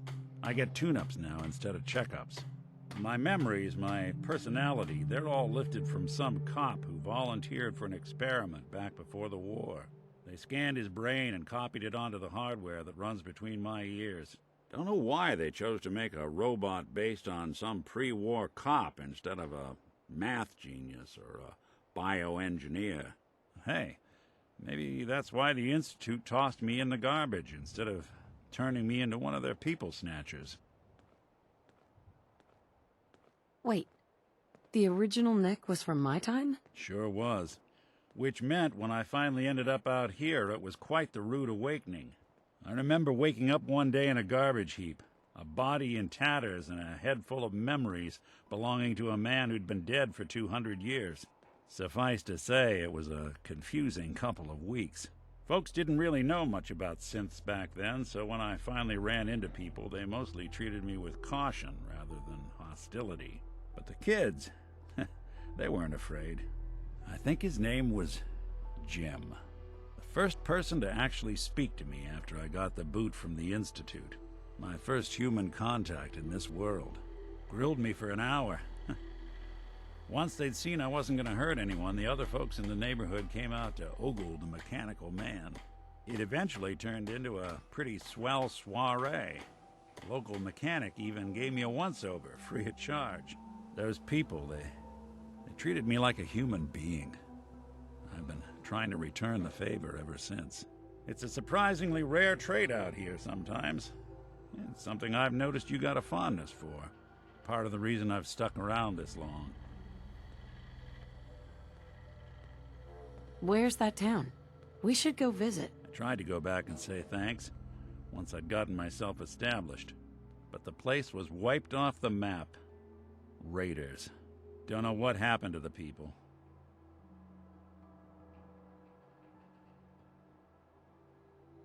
If you're good to people, they'll be good back. That's something I've always believed. Couldn't agree more. Well, I expect you're about as bored as can be listening to me rattle my skeletons. We should probably head out. Nick. And the people of the Commonwealth slept soundly. For the greatest monster was gone. It took a lot of guts to push that button. I know it couldn't have been easy. What do you mean? It's just not the sort of thing most folks could handle. Changing the face of the Commonwealth forever. It's hard to even wrap your head around. A world without the Institute, lurking in the shadows. But that's the life the people of the Commonwealth will get to lead now. All thanks to you. How are you doing with all this? Well, there were a lot of questions I was hoping the Institute could answer. But I've already made it this far without them. I think I'll manage. This is a brave new world you've ushered in. But I suppose it'll do. What kind of history are we talking here? Well, this one's straight out of the archives. Once upon a time, in the land of Boston, there lived a king of organized crime. Eddie Winter. He was a bad man who did a lot of bad things. Hurt a lot of innocent people. But he knew the end was coming. So he sealed himself inside a personal shelter, located underneath a sub-shop he used as a headquarters. Eddie Winter was from my time. Real scumbag. The story gets even more twisted. The arrogant bastard wanted to cheat death, live forever, so he could come out of that shelter someday into this brave new world. Sound familiar? Only Eddie didn't want to be a frozen banana. No cryo sleep for him, no. He invested his money in some sick, crazy radiation experiment. You don't mean to tell me he used that radiation to... That's right. Eddie Winter went and turned himself into a ghoul, 200 years before it was fashionable. Hell, he was probably the first one. And I'm convinced that he's still locked inside that shelter. Safe and sound. Ready to come out and begin his evil reign all over again. I'm gonna find him and kill him, so that never happens. You in? I don't get it, Nick. Why kill Eddie Winter, even if he is still alive? This sounds like some kind of vendetta. I've got memories. The girl. My girl.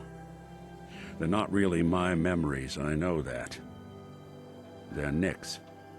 But the girl, she was real. She was beautiful. And innocent. And Winter killed her. Now he's got to pay the price. So, knowing that, you in? All right, Nick. Let's get the bad guy. Good. Now, I know where Winter's vault is, but the door is sealed with a complex numerical code. Lucky for us, Winter's arrogance knew no bounds. Back in the day, he recorded 10 holotapes, incriminating different criminal associates. On each one, he hit a single number. We find all of those holotapes, we get all the numbers. We get all the numbers, we get the code. And then we get Winter. I've been putting together a file on this one for a while now. There's a pair of holotapes in here worth listening to, including one of Winter's. I managed to snatch from the Cambridge Police evidence lockup before getting swarmed by ferals. On my way out the door, I spotted an active evidence terminal. I'll bet my hat that terminal is the key to finding the rest of the tapes. Probably worth revisiting any police departments you may have stumbled across in your travels as well. Message to Rodrigo Palomar. Okay, my friend. I thought about it, and I've reached a decision on the Fallon's job. Your cut is exactly what you deserve. $0. Zilch. You heard me right. You get nothing. Yes, you cracked the safe, and yes, we got the diamonds. But you also tripped the alarm. Mackie got pinched, and that's entirely your fault. Now, when he gets out, Mackie's gonna want your head on a platter. I'm gonna give him your share instead. I see you're getting off easy. Eddie Winter, signing off. Finally got them all. Here. No fooling. Wow. That's some real solid detective work. They're older than dirt, but they've got Eddie's paw prints all over them. These are the real deal. And they've still got the code pieces in them. Let me run them through the old processor. Got it. 19553728406. That old thug's holed up in Andrews Station. Now, let's go bring down Eddie Winter.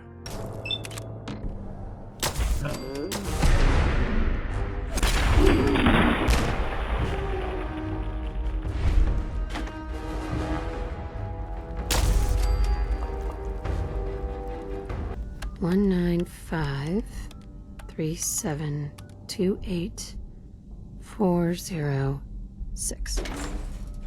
Fuck? Who the fuck are you?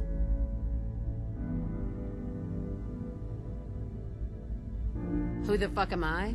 Who the fuck are you? I'm Eddie Winter, and you're in my bunker. Just how the fuck did you get... No. No way.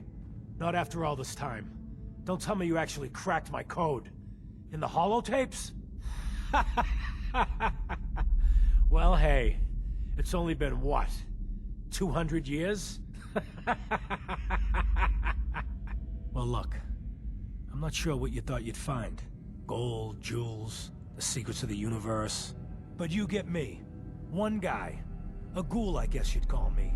Just living, surviving, and what I got, you can't have. That code? It was a joke. I just wanted to prove how dumb those feds were.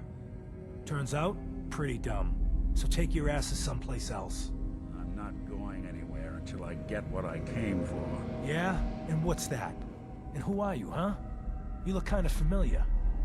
But what are you, some kind of robot?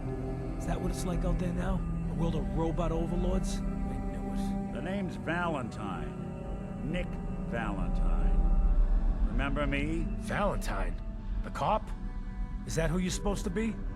Sorry, pal, but you ain't Nick Valentine. You're just some kind of, machine.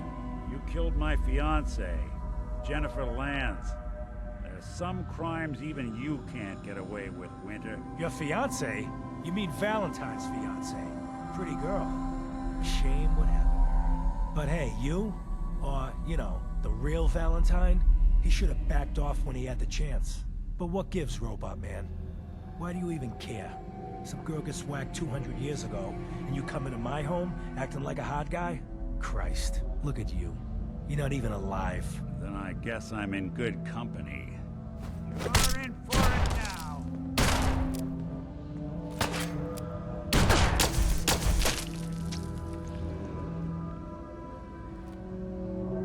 We're done here. There's one more thing I've got to do. I wouldn't mind the company if you wanted to tag along.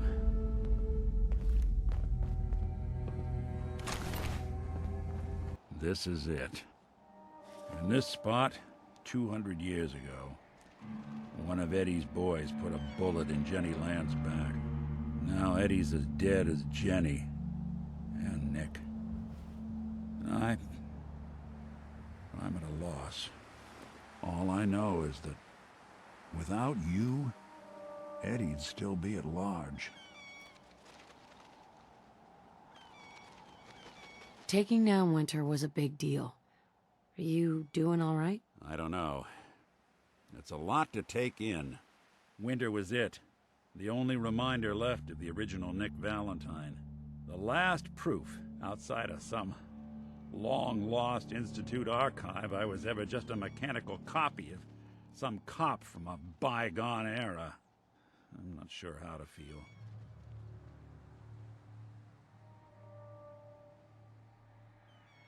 Don't you see, Nick?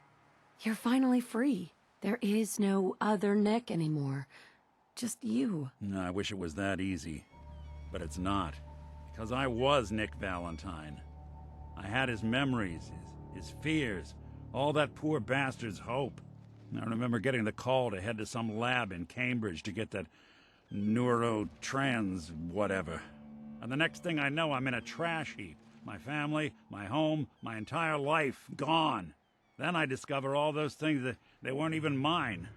Everything I ever was belonged to Nick. I'd hoped with Winter gone, the last hint of that old world snuffed out, I could finally be free. But being out here with you, what I finally realized after all this time was that taking down Winter, it wasn't about Nick or Jenny or even you or me. It was about justice. About doing what's right. And that act of goodness, that's ours. All the good we've done, that's ours. And ours alone. And even if that's the only thing in this world that I can ever claim as mine, not Nick's, not the Institute's, but mine, then I can die happy. And none of it would have ever happened if it weren't for you. I'm not sure I'll ever be able to thank you for that. So now that Winter's gone, what's next? My plan was to keep things going as is. I hope yours is the same. Well, come on then. We're not helping anyone standing around here. Yeah, that is if you're still interested in traveling together. I wouldn't blame you if you wanted some time on your own after all this. You still want to travel with me? Yeah, I think I could suffer through it. Of course. Let's do it. I'm glad to hear it. Hancock says newcomers are welcome in the third rail. Go on in.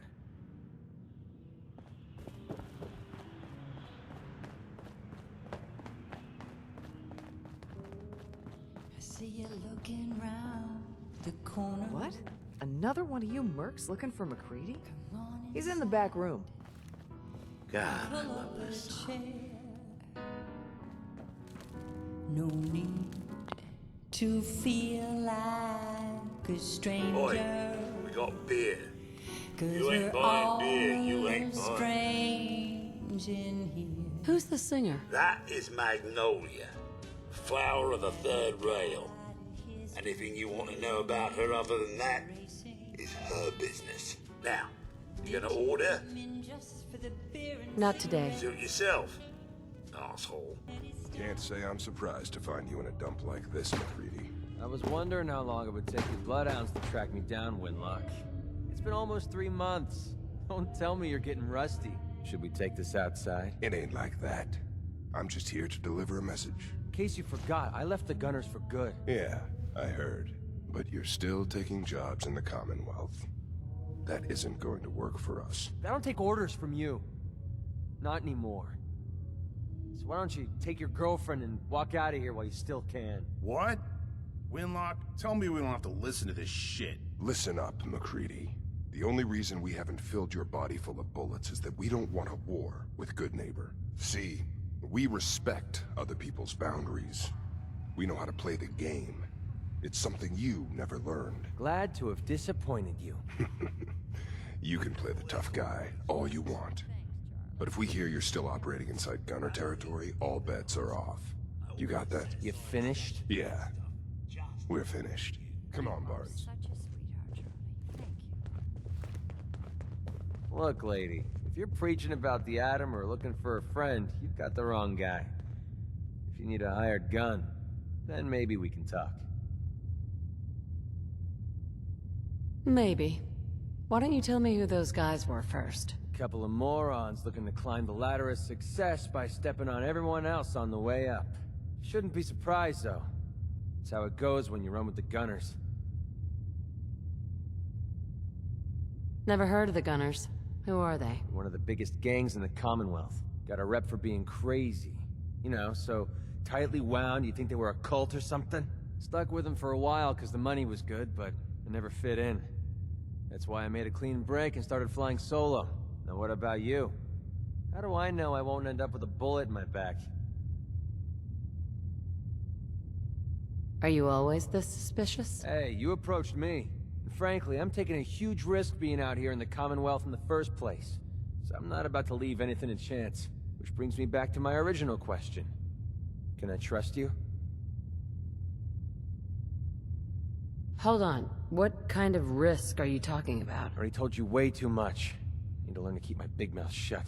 Look, I'm tired of playing 20 questions. So I'll cut you a deal right now. 250 caps. Up front. And there's no room for bargaining. What do you say? Everything's negotiable. Would you take 200? You drive a hard bargain. But you just bought yourself an extra gun. All right, boss. Excuse me, miss? Well, what's the matter, sweetheart? Don't tell me you didn't like the song. I've never heard that song before. Who wrote it? I did. Everything I sing is an original. Now, there's something special about you, isn't there? Don't tell me. Let me guess. Ah, it's your hands. They move even when you aren't thinking, right? Quick on the draw. So what brings a woman like you to my part of town? I came here for the music. Flatterer. I think you and I are gonna get along. So it's my turn to answer questions, right? What can I do for you?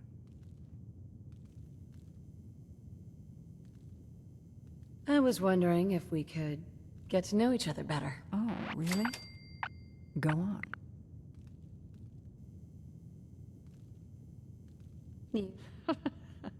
It's tempting, but unfortunately I'm married to the stage. Look alive. Need something? Nice to be on the open road. Good Neighbor was starting to wear out its welcome. What makes you say that? Good Neighbor was a good place to look for work, but a crappy place to hang your hat. Let's put it this way. Can't get much rest when you're sleeping with one eye open. Still, it was the best place for me to set up shop. Diamond City's goons would have run me out of town, and wandering the Commonwealth alone isn't the brightest plan when you're hard up for caps. Setting up shop? What do you mean? I needed somewhere to hang out so that people could find me when they required my services. The folks in Good Neighbor tended to not ask too many questions, which suited my needs. So, I made a deal with Hancock and started waiting for the caps to roll in.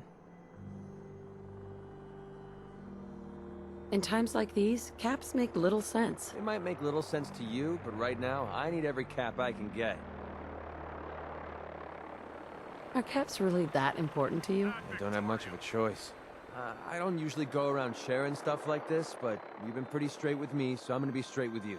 It's those two those two idiots you saw me talking to at the third rail.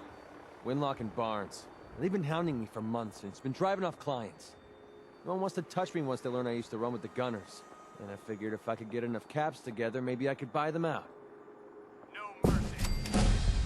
I wouldn't trust those guys, even if you paid them off. Yeah, I'm right there with you.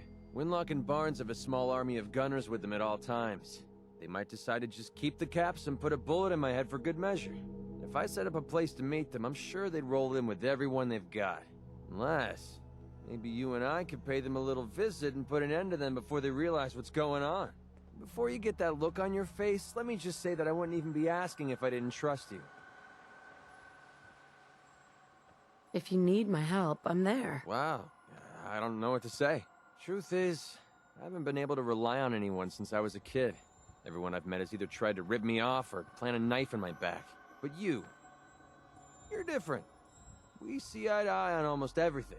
And I have a funny feeling you actually care about what happens to me.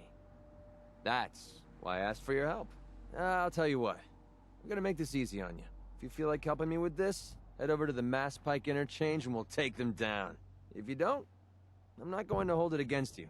Either way, thanks for hearing me out. It's nice to know that you care.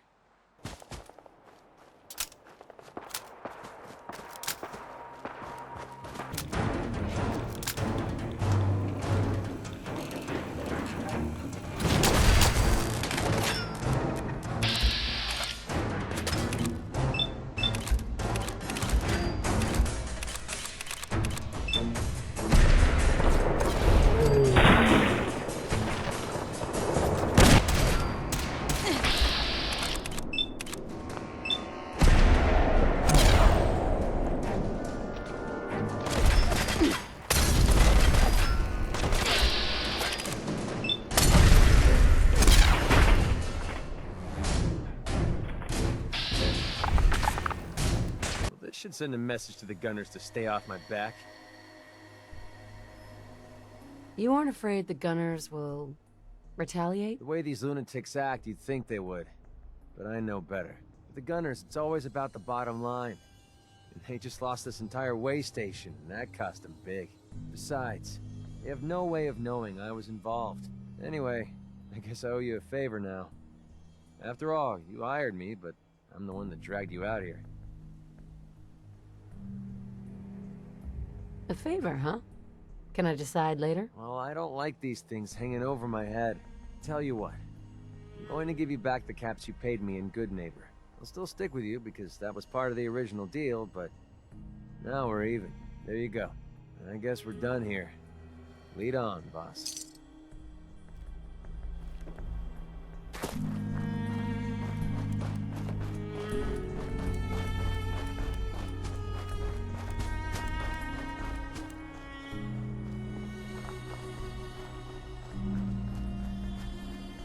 Hey, I never got a chance to properly thank you for helping me take out Winlock and Barnes.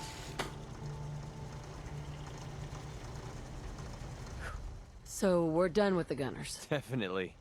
With those two clowns taking a dirt nap, I'm pretty sure the gunners heard my message loud and clear. Couldn't have done it without your help. You stuck your neck out for me. And I don't forget things like that. Stopping yourself from cursing again? Why do you keep doing that? Yeah, I figured you'd ask me about this sooner or later. It's not about you, it's about a promise I made. When I left the Capital Wasteland, I didn't just leave little Lamplight behind. I left my family behind. Had a beautiful wife named Lucy, and a son we named Duncan. He's the one I made my promise to. The promise to clean up my act and to be a better person. I guess that sounds pretty stupid coming from a guy who shoots people for a living.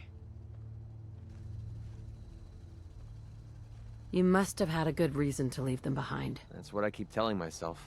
My son, he's sick. I don't know what's wrong with him.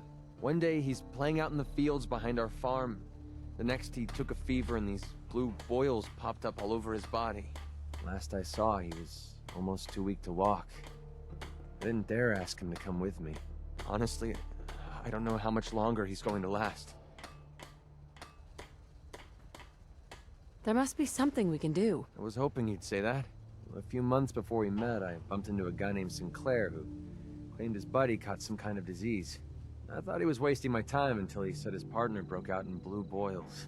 They dug up information about a cure at a place called MedTech Research. They even managed to grab the building's lockdown security codes. Unfortunately, Sinclair's buddy died before they were able to break into the facility. I mean, there's no way that's a coincidence, right? MedTech has to be the place. Can you trust this Sinclair guy? To be honest, I don't know him from Adam. But he brought up the blue boils and the sickness his partner suffered from. There's no way that's a coincidence. Or a trap. Wouldn't make any sense. If Sinclair says MedTech Research is the place, that's where we need to go. Otherwise, I've got nothing else. Don't give up hope. If there's a cure, we'll find it. Thanks, partner. I'll put MedTech Research on your map. When you're ready, just take us out there. I have all the codes we need to get through their security. What you're doing... No one's ever cared that much about me before, even if it takes me the rest of my life. I'll repay this debt to you. I swear it.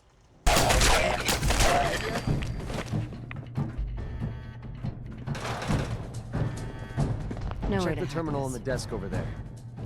Sinclair's passcode better work, or we're screwed.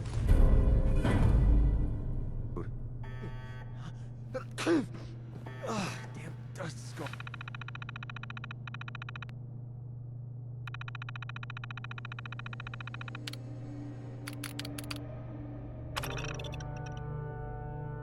Thank God that worked. Let's find our way down to the sublevel. That's where MedTech should be storing the cure.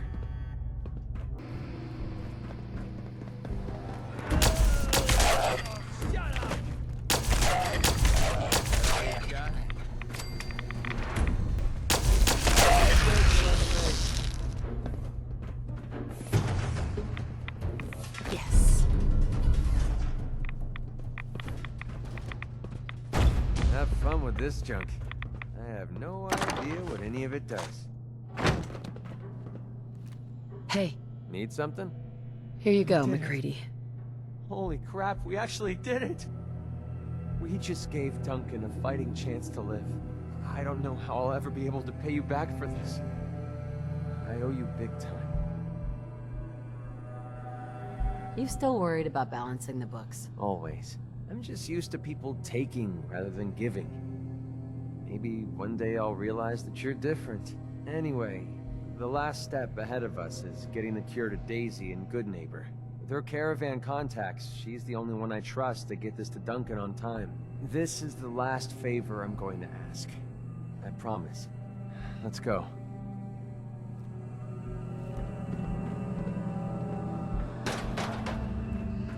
Daisy. MacReady, I haven't seen you in a while.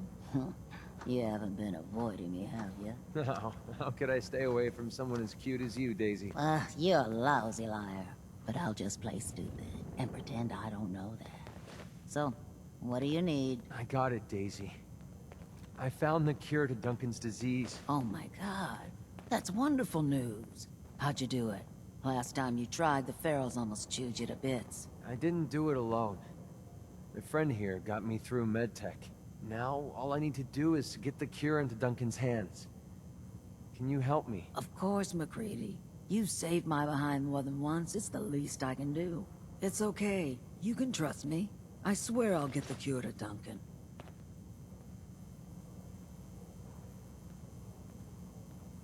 Circling back around, what did MacReady do to help you out? Running a business in a town like Good Neighbor is a challenge. Let's just say I've had my share of unfriendly customers. And MacReady's been there to help me handle the situation. If MacReady trusts you, then that's good enough for me. I appreciate that. He's actually not so bad. Once you get to know him. I'll get the sample on the first caravan leaving the Commonwealth. The driver owes me a few favors, and he's reliable. It will arrive at your homestead in no time, MacReady. Thanks. You're a doll. Hey, do me a favor. Take care of MacReady for me. He's one of the good ones.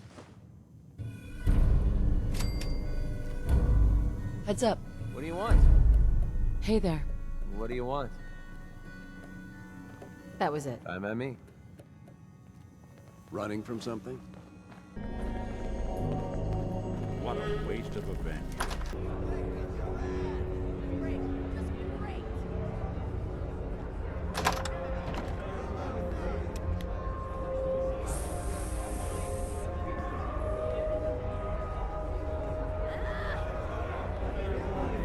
And that concludes this round. Kate is the undisputed winner! And who's this? Come on down where we can see ya! Wait, who let you? Lady, I'd find some cover, quick! Looks like someone got locked! Huh? Light it up!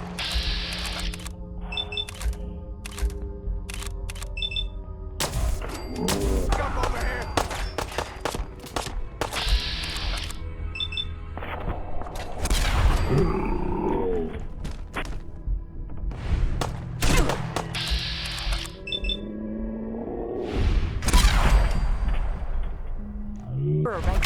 Christ.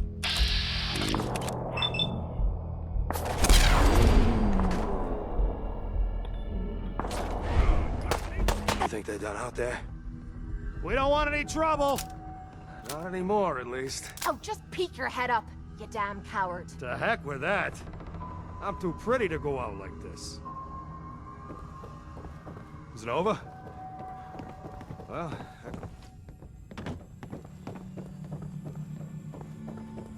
Hey, Tommy. I guess that could have gone worse. I dunno. Seemed quite the performance from where I was standing. Are you fucking high or something?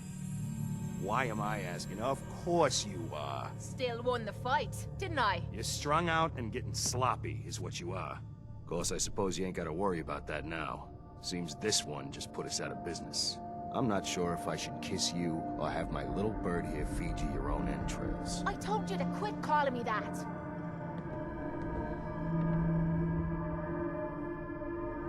What is this place? Not from around here, huh? This is the combat zone. Finest arena in the Commonwealth. Kate here's the headliner. 100+ matches, undefeated. We used to serve a more legit clientele. But about 2 years ago, a gang of raiders rolled in and we became a more exclusive establishment. Up until you took our entire client base out of the gene pool and put us out of business, that is. I'm sorry? It just seemed like you guys might be in trouble. Trouble? Nah. But keeping those idiots entertained was what kept the lights on.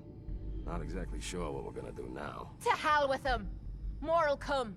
Just need a quick breather and I'll be ready to go. A breather? What? So you can slam more of that junk into your arm now? No, you know what? I think this was a blessing in disguise. You caught the end of that bout. What'd you think of Kate's work? Why do you ask? Consider it professional curiosity. Now, what'd you think of the fight? Not sure. I didn't catch the whole thing. Yeah, I guess you were pretty busy cleaning house. Impressive work. Makes me think you're good enough to do me a favor. So here's my predicament. I suddenly got no audience. No audience means I got no caps coming in. And if you ain't bringing in caps, little bird, you ain't an asset. You're a liability. To me, and to yourself. So, here's what I'm thinking. What say I let you take over her contract? She goes with you, watches your back. Look, you'd be doing me a favor while I try to get the place back in order. What do you say? Me? And her? Why would you want her to go with me? Yeah, Tommy. Just why the hell you trying to get rid of me? Look, truth is, all that junk, it's been making you careless. And I don't want to be the one doing color commentary when you finally hit the floor. All right? So just do me this favor. Both of you. Please. I'd like to know what Kate thinks. Don't I get a say in all this? That ain't how a contract works. Besides, you really want to stay here? No audience, no caps, no one to talk to, but yours truly. Jesus. Point taken. Atta girl. So, she's on board. Now what about you? Sure. I could use someone watching my back. Good. It's settled then. And here, take this. It's the purse from the last fight. Exterminator's fee. Now just wait a second. What exactly are you gonna do without me here? You don't need to worry about me. I'll get this place set up right. Maybe find a less blood-soaked clientele. Now get the hell out of here. You ain't welcome anymore, little bird. You're a real son of a bitch. You know that, Tommy? You don't have to tell me. I guess you just come find me then when you want to head out. What's the matter, Kate? Everything is the matter. We're friends now, which means I can trust you with anything. I'm also hoping it means you've got me back, because I need it now more than ever. I'm sick. And I don't think I can hide it from you anymore. Okay, calm down and take a deep breath. If you're sick, I want to help you. Okay. It's like this. Ever since I left home, I've been using Psycho. I don't know why I'm still taking that crap, but I can't stop. And believe me, I've tried. I can't even go a day without it anymore, and I'm fucking sick and tired of it. I've even been doing it behind your back. Sneaking doses when I think you aren't looking. Worst of all, it's been making me sick. I've been spitting blood and I don't feel right inside. I need to get this shite out of me system before I wind up dead. Can your psycho addiction be cured? Normally a wasteland doc could handle it, but I've been using the stuff so damn long they can't help me anymore. There's only one other way I know, but it's not gonna be easy. There's supposed to be a vault somewhere out here, a place called Vault 95. I've heard that Vault Tech used it for some kind of social experiment. Stuck a bunch of junkies inside to poke and prod. Well, they supposedly had some special method to clean up those blokes in there. Some kind of a machine or something. If we could get inside, maybe that machine could help me. How do you know the machine is still inside Vault 95? I don't. But if I'm gonna kick this habit, I gotta find out. Look, I don't want you to think I'm some kind of low-life junkie. A stupid girl who's harming herself for no good reason. From one friend to another. All I'm asking is for your help. When you're ready, take me out to Vault 95 and help me put an end to me pain. We could hold out pretty well in a spot like this.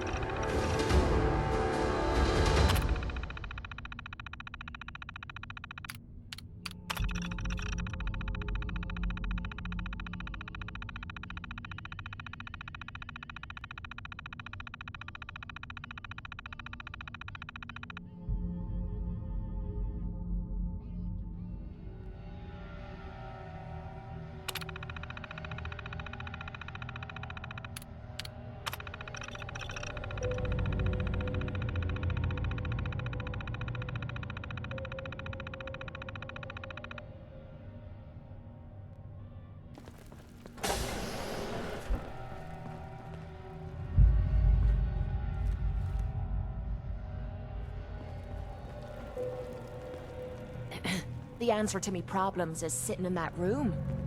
But I don't know if I should go through with it. Don't you want to get better? I don't know. Me body's telling me to get it over with. But what if this psycho's the only thing keeping me together? What if this opens me eyes and I don't like what I see? There were reasons I dulled the pain. Things I didn't want to face. Things I was trying to forget. I'd rather be spitting blood than reliving the past. What's so bad about your past? Are you kidding me? Did you forget everything I told you? Fighting and taking me nightly beatings in the combat zone. Killing me own parents. How much lower can I sink? We'll face that pain together. You've already done so much, but you keep offering to do more. Well, who the hell am I to look a gift horse in the mouth? I'm gonna sit in the chair. Whenever you're ready, you go ahead and throw the switch.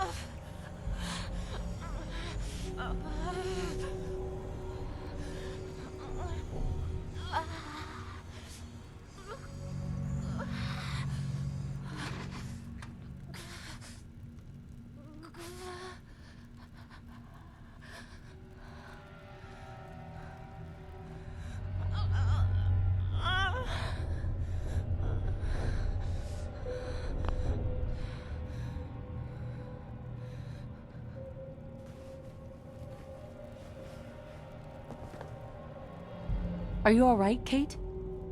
How are you feeling? Strange. I feel really strange. Everything feels different. Everything feels clearer.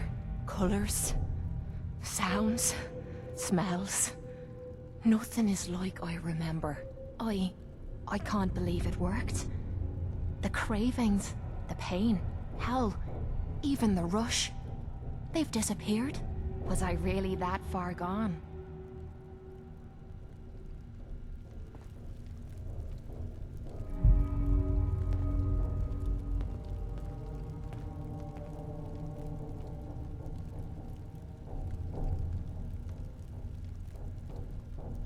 The pain's gone too? I wouldn't say I'm at my best, but something's changed. That sick feeling, the pain, it's gone from stabbing to dull. I dunno, maybe some of it was in me head. Doesn't matter. I haven't felt this good in a long time. I told you everything would be fine. Seems like everyone knew it but me. I have a feeling that Tommy had this in mind all along. Clever old bastard kicked me out of the combat zone so I'd clean myself up, and somehow knew you'd be up for the challenge. I guess he saw something in you that I missed. Oh yeah? Like what? You know what I'm talking about. Look, I'm never gonna forget what you did for me today. You stepped up and helped when everyone else cashed out. I know I suck at thank yous, but that's the best you're gonna get out of me. Now how about we get out of here and leave this place far behind? She's looking pretty Have bad. you been down to medical to see Dr. Forsyth yet? He told me he's very interested in meeting you. Fresh vegetables. Remind me to drop by. Welcome, welcome. I hope I'm not being presumptuous, but I'd like to ask you a favor. Would you mind donating some medical samples? Even just the blood sample. Why do you need medical samples? It's for my research. The people of Vault 81 have been genetically isolated from the Commonwealth for many generations. I'm trying to determine what the genetic variation is between the two populations. Sure. You can have some blood. Excellent. Just have a seat, and I'll draw some blood.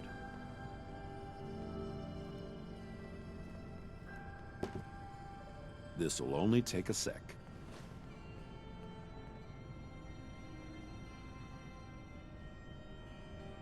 There. Hardly hurt a bit, eh? Thank you. This will be a great help. Now, I need to get these prepared immediately.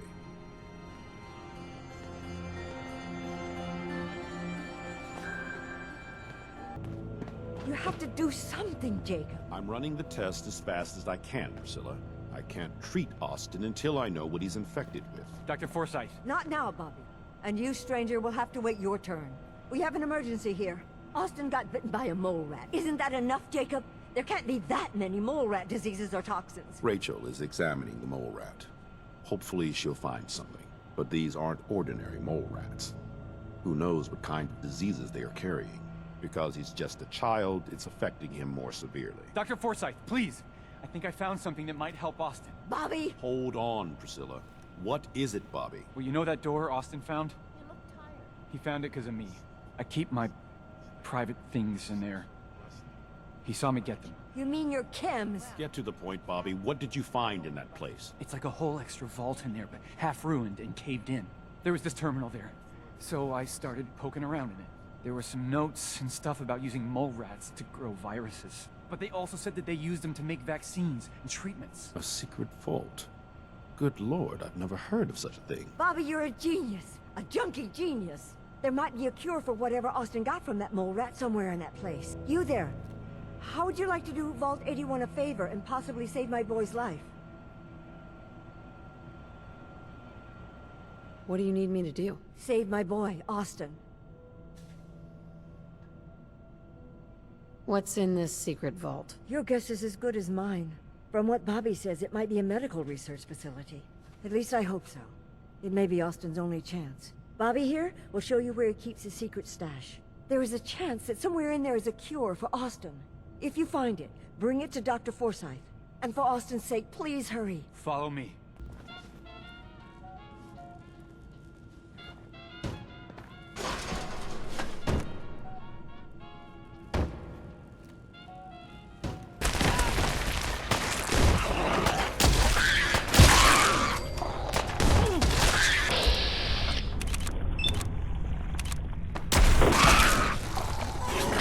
Playing hide and seek?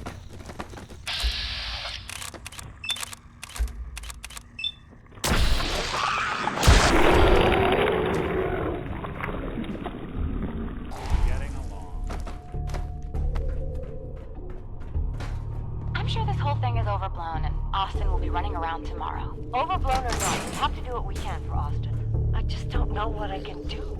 Neither do I. Well, it's gonna be a choice for you. He's just a boy. It's nagging and I can't go with it. Oh, real nice, Holt. Make this about you.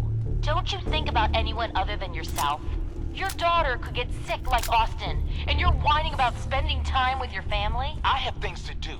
We don't have to hide away in here. You're so busy, Holt. You have so much to do. Please, explain to Erin why your needs are more important than her safety. Just never mind. Idiot.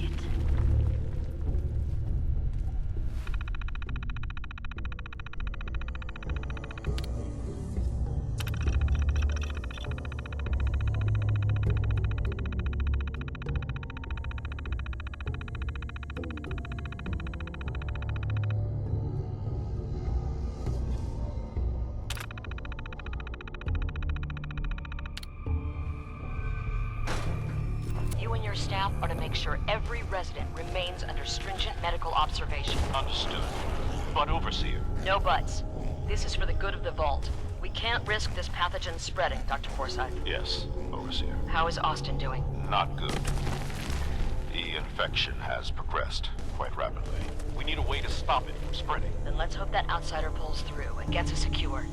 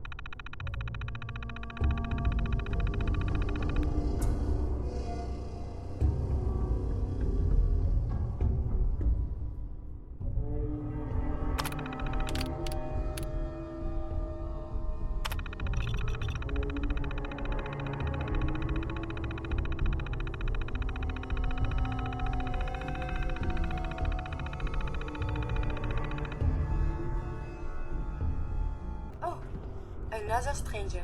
Are you Vault-Tec security? I've waited so very patiently for you to arrive. Who the heck are you? I am a Contagions Vulnerability Robotic Infirmary Engineer, or CVR-IE. The human scientists call me Curie. Or more properly, they called me this when they were alive. I repeat, are you Vault-Tec security? These mole rats carry a disease. Do you know anything about it? My poor little darlings. They were used to grow all manner of new and interesting pathogens.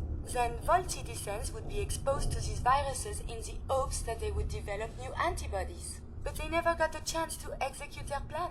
Clyde got out of his cage. He was smarter than the others.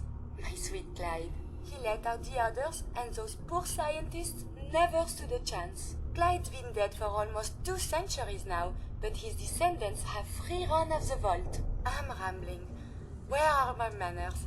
Are you Vault-Tec security? Do I look like Vault-Tec security? Jeez. Over the long years, who is to say what is fashionable now? True, your attire is a bit dirty, but not all people properly value the importance of hygiene and cleanliness. I am pleased to report I completed my primary duties 83 years ago. Thousands of pathogens were grown in the mole rat hosts. Then a single broad-spectrum cure was developed to treat them all. Very satisfying work for many decades. Now, please tell me you are authorized to release me from the lab. Why can't you just leave? I require verbal or written authorization. Actually, any Vault-Tec employee, even you, could authorize me. You must be Vault-Tec, or you couldn't possibly be here. Heck no. I'm just a girl looking for the cure to a mysterious disease. You're quite certain? Perhaps you just misplaced your papers. In fact, papers are not strictly necessary, no? These mole rats were lab rats? Why, yes. I've grown quite fond of them over the years, but they outlived their usefulness 83 years ago. Vault-Tec is gone. No need to follow their rules anymore. Gone? Truly? My programming doesn't cover this contingency. Please tell me the authority to release me was transferred to you. I am so authorized. You are released. Superb. I had almost given up all hope of living here. I'll open the door for you. Since you are a Vault-Tec representative, I entrust you with the broad-spectrum cure I developed. If you have an equivalent to my digital Hippocratic oath, please use it quickly to prevent any undue suffering. However, be advised, there is only 1 dose left, and I can no longer make any more. If that is all, I am most eager to leave. You only have 1 dose? That is correct. There used to be more, but they all expired. Sadly, the organic compounds necessary to make more have all deteriorated. You're just giving me the cure? My primary responsibility is to obey the orders of specified Vault personnel, even if those orders violate my ethical matrix. But since you have graciously discharged me of this duty, I can give you the cure without directly disobeying my previous order. And if you happen to use the cure to save a life, then this is just a happy coincidence, no? Hopefully now I can properly further my scientific research. Since my job here is done, I think I will follow you out. A cure? You found it? How is Austin doing? Do you think he'll survive the cure? He's been unconscious since shortly after you left. Here. Take the cure and use it on the boy. Only 1 dose? I hope this works. If it doesn't, there won't be anything to analyze to try again. Let's hope this works. I heard you had returned.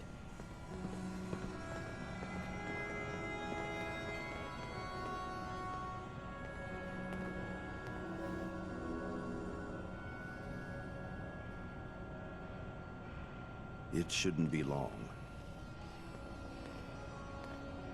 U.S. Where am I? You're in the clinic. You were really sick, Austin. Our visitor from the Commonwealth saved your life. Really? Gee, thanks, ma'am. I was worried to death about you, Austin. What got into your fool head? Going into a place like that? Nothing exciting ever happens here. I just wanted to see what was in there. Well, if it hadn't been for our friend here, you might have died. Thank you. I know you made sacrifices to help him. I know Dr. Pinsky will be grateful. For my part, I'd like to give you this syringe. I had it for years and never really had a use for it. She's not the only one. The whole vault is thankful. I'd like to give you a room here in the vault. A place you can call your own.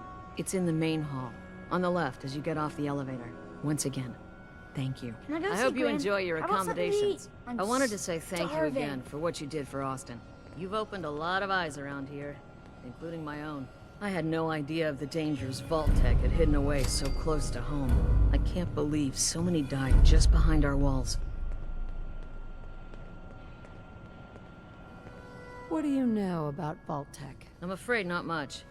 I've spent my entire life being thankful for the Vault, for the walls that protected us over 2 centuries. But not once have I had contact with them. Whatever Vault Tech had planned, it failed, and took their entire staff out with it. No arguments here. I hate to think of what they had planned for us. But on the good side, you made a real impression on our anti-Commonwealth people.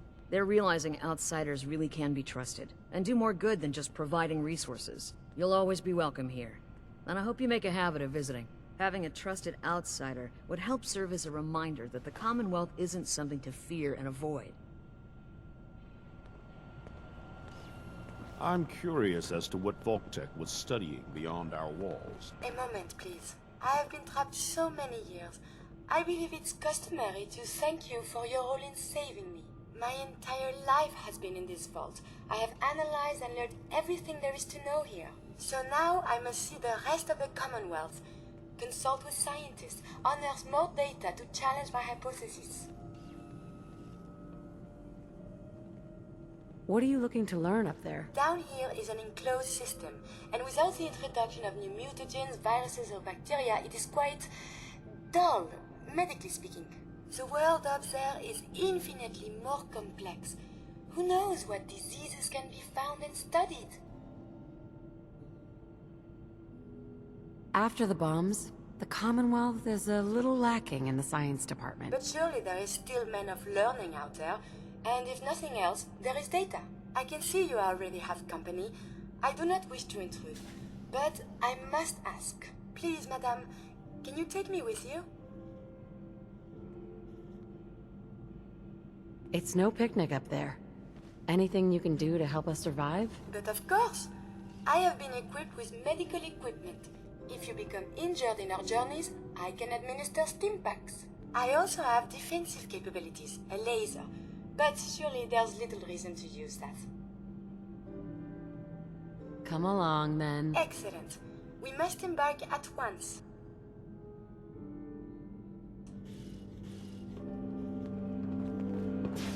Madame, may I borrow you for a moment? Is everything all right? On the whole, no. It is not. I have spent much effort gathering information in our travels so far, and my self-diagnostics have come to a green conclusion. It is not lack of data or lack of collaboration which stifles my scientific progress. The inescapable truth is there has never been a great robot scientist. Robots can do amazing things. Surely they've contributed to science. When directed by a human, they have. But on our own, we tread predictable paths. The greatest scientific minds of history, the Einsteins and the Curies, my namesake, have had something beyond raw data analysis capabilities. They have had a spark. This elusive inspiration is something I must possess. You know, you can't just program up some inspiration. You're quite correct. If I am to advance my understanding of medicine in this strange world, I must embark on a great adventure. I must become human, or as close as I can. I must find a way to download all that I am into a human brain.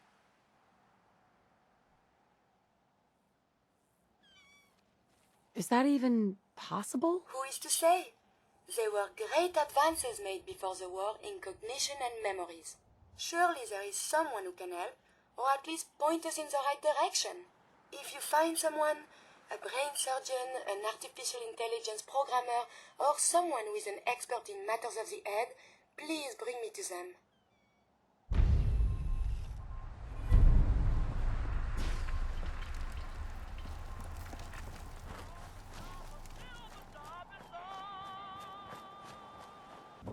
The Institute is finally gone.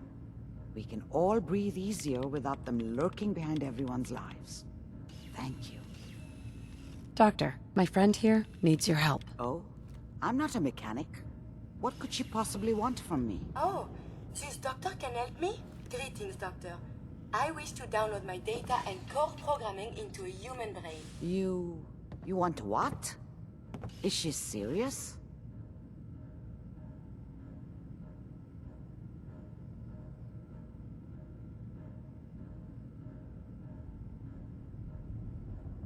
Curie has a lot of pre-war research data, but she can't continue her work as a robot. Why not? There are fundamental limitations in my robotic systems. I have no capacity for the human trait of inspiration. I've never considered anything like you're proposing. It's an interesting problem. The memories wouldn't be hard. We translate those from the brain to computers and back all the time here. It's how the loungers work. Her personality, though, all the extra pieces of robotic programmed decision-making, a normal organic brain wouldn't know what to do with them. A synth brain, on the other hand, well, it's already somewhere between the two. What do you know about synths? To be clear, it may not work. But some synths have cybernetic enhancements that interface directly with their brains. The Institute must have found an interpreter for raw data.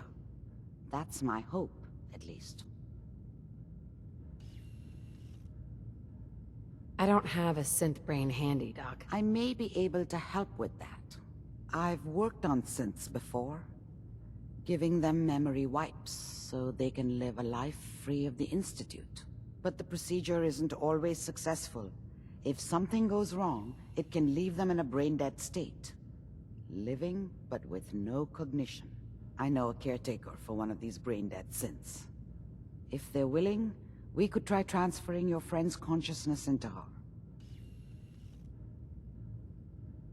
So you're willing to perform the operation? My patient knew the risks and opted for memory replacement. She wanted a new life. I failed her. But this procedure may be as close as I can get to fulfilling her wishes. But I cannot make this decision. Her caretaker can. Give me a day to get in contact with them. They're understandably cautious, but I think they'll hear me out. I will stay with the doctor. Assuming all goes well, I want to be ready for the procedure. You're the one that wants to use G519's body? I just don't have the caps to keep her alive anymore. Life support ain't easy or cheap, you know? I was gonna pull the plug on her. What you're proposing sounds a little better. Better than letting her rot.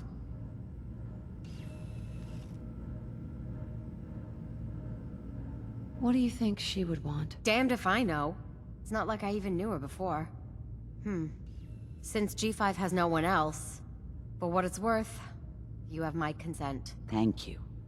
I know this must be difficult. Yeah. I'll leave you to it. Curie, let's begin. Curie, terminate all non-essential operations. Affirmative. All right. Connection complete. I have access to your friend's memories. G5's already been prepped, so this shouldn't take long. Yes. There.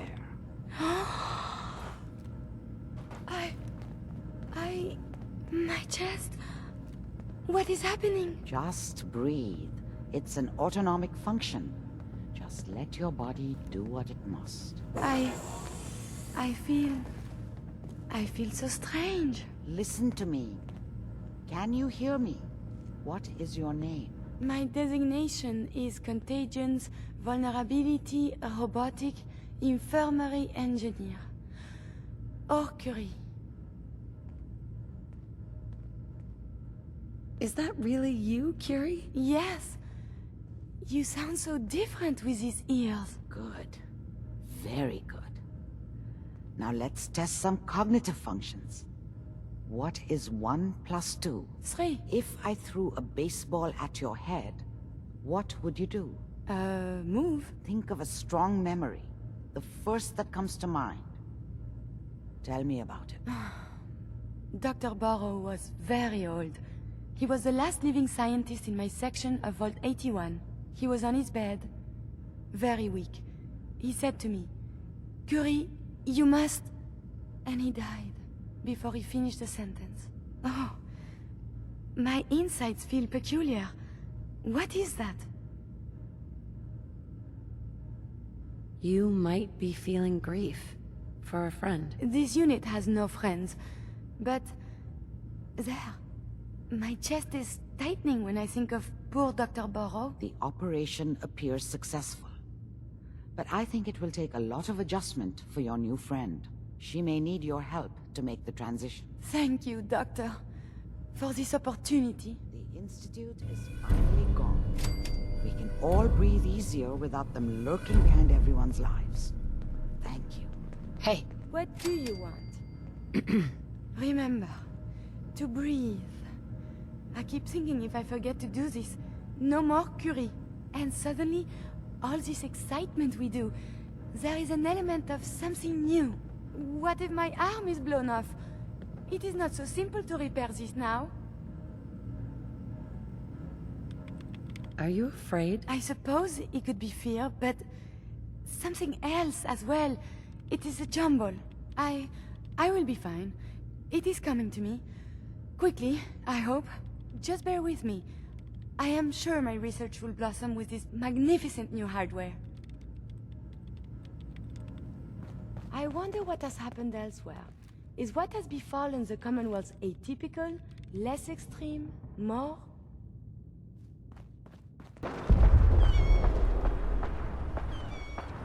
You saw something out there? Did you see it? The big guy in the water?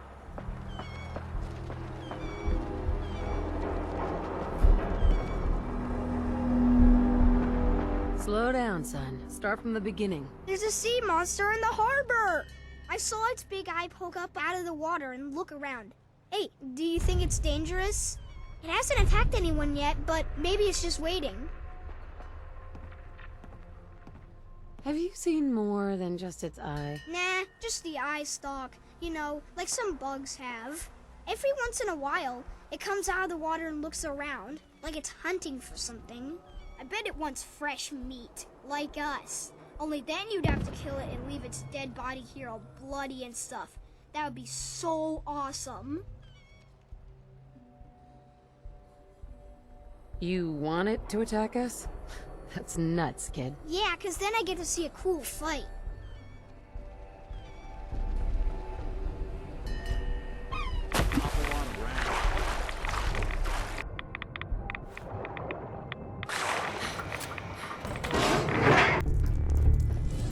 I watched you talk to a boy on the dock. Swim out here. You appear able, but not a threat. No. Come in, 和平. Peace? Who are you? Zhao, captain of the Chinese Navy. I sail the Yangtze 31. This Gentian. This submarine. My beautiful boat. Speak harsh words of me if you must. But my Yangtze, speak of her with respect. Why are you here? War is over. Long over. And my Yangtze holds no Baowu, no treasure. Nothing for you to plunder. Have you been here for 200 years? Ah, it has been that long. 是的, yes. I suppose it has. Long ago, just after the fire. Yangtze struck our mine. My Qianting barely made it here into harbor. City already in ruins by then. Few noticed us. Fewer cared. Too much Tongku. Your arrival is good Xingyun for me. I need help, you see. Yangtze is not seaworthy. You will help me fix her? Why would you trust me? A stranger? Trust is risk. But a man must plow with oxen he has. You are not like raiders that board my Qianting, my Yangtze. You show peace. 谢谢. What will you do with the submarine once it's fixed? I sail for Zhongguo. Return to China, where I belong. My Jia. My home. What will you do there? Anything Zhao can do. If China is gone, I will build. House by house. And if no houses can be built, I will die. My Jia. At peace. I'm at your disposal. Ha! Yes! Thank you. 谢谢, my friend. But first problem. Yangtze has no power. If we get reactor working, probably enough. There is damage to a dampening coil. Bad damage. Need a new coil. I have information. Intelligence from wartime. Dampening coils are at a facility called Saugus Ironworks. What's in it for me? Money. 现金. American money. From before. Still worth something, no? Worthless to me on Yangtze. That's all you've got? Wealth is like dung. Useful only when spread. I have some bottle caps too. New money for your new burned America. They are yours as well.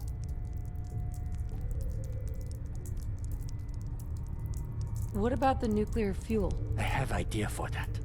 But first, dampening coil. Why haven't you repaired the Yangtze yourself? For long, I was happy to stay here. Of late, though, I've been thinking of my Zuguo. Of China, also. My Yangtze is not safe. Raiders come. I have fought them. But I fear leaving her alone to get what I need for repair. Aye, aye, Captain. I'll get them for you. I am not your captain. Zhao will do. You go. Get the dampening coil. I will work on repairing the bridge control systems. Much 工作. Hearing shit. Time's up! Damn it, I need cover fire! You gotta be joking.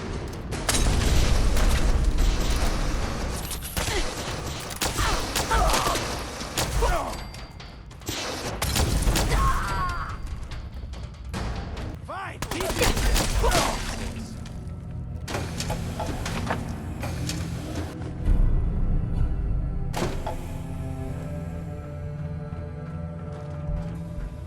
You have dampening coil? Ah! Yoshu! Yoshu! Now, to get nuclear fuel. Where are you gonna get that? Now that is the right question to ask. 200 years ago, I launched all of Yangtze's high-yield nuclear missiles, as ordered. For 200 years, I have lived with that guilt, that shame. So much fire, such bay, but one missile failed to launch. You must go down, remove the warhead, then bring it to me. Why don't you get it? Because I have different tasks. While you are getting Warhead, I will prepare the reactor. But now I must warn you. There is danger. Weishen. Old crew. Still down there. Not okay like their captain. Worse. They do not harm me. But they will kill you. I cannot kill them. Still, they are my crew. My family. Jaren. All of us. But you must do what you must do.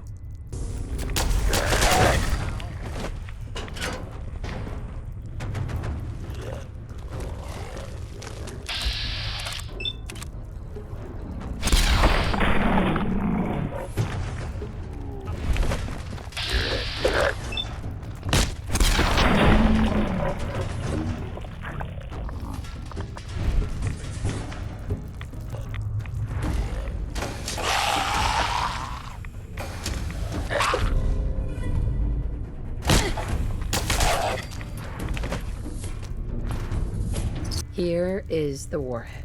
No difficulty with the warhead, I trust.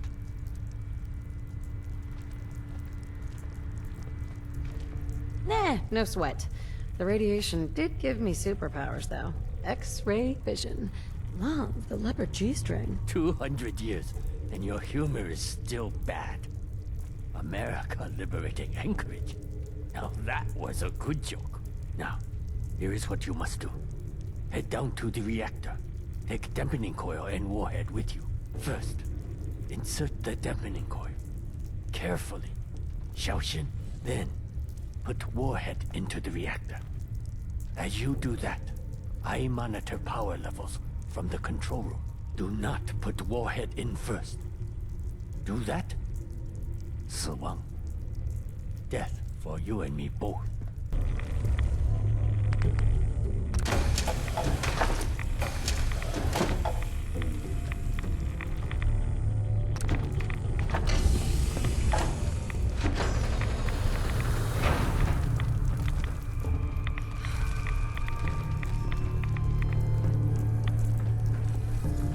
Captain Zhao? Was not sure my beautiful Yangtze would hold together. But we did it. Here, payment Zhao promised you. Plus, to show my thanks, I give you these, transponders. Each one acts as a homing signal for missile I can fire from my Yangtze. Only small, tactical use. But you should still get as far away as possible. Throw transponder, like a grenade to activate it. Then wait for Baoza. Kaboom. Why would you let me use up your missiles? I have no wish to bring weapons back home. I leave the fire here, and I owe you. Zhao pays his debts. Besides, my missiles just might save your bacon. Soon I will set sail. You should get ashore. Farewell, American. I must admit, I have met worse capitalists.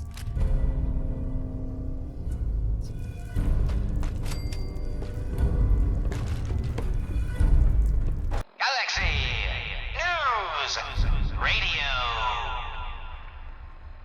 When evil walks the streets of Boston, one man lurks in the shadows, shielding the innocent, judging the guilty.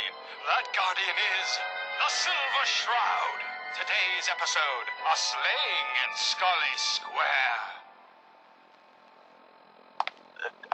Just down this alley. Well, well, well. Looks like someone got lost on the wrong side of the tracks. Yeah, wrong side of the tracks. I'm just meeting a friend. No business of yours. Perhaps I'll just call him. Now, if you'll excuse me. Not so fast, fancy pants. Your wallet and that snazzy briefcase you're carrying. Hand 'em over, now. I most certainly will not. Do you have any idea who... Oh, jeez Louise, why'd you go and do that? 'Cause he could have made us, that's why. You want to spend another stretch in the pokey? Now, let's see what's in this fancy case.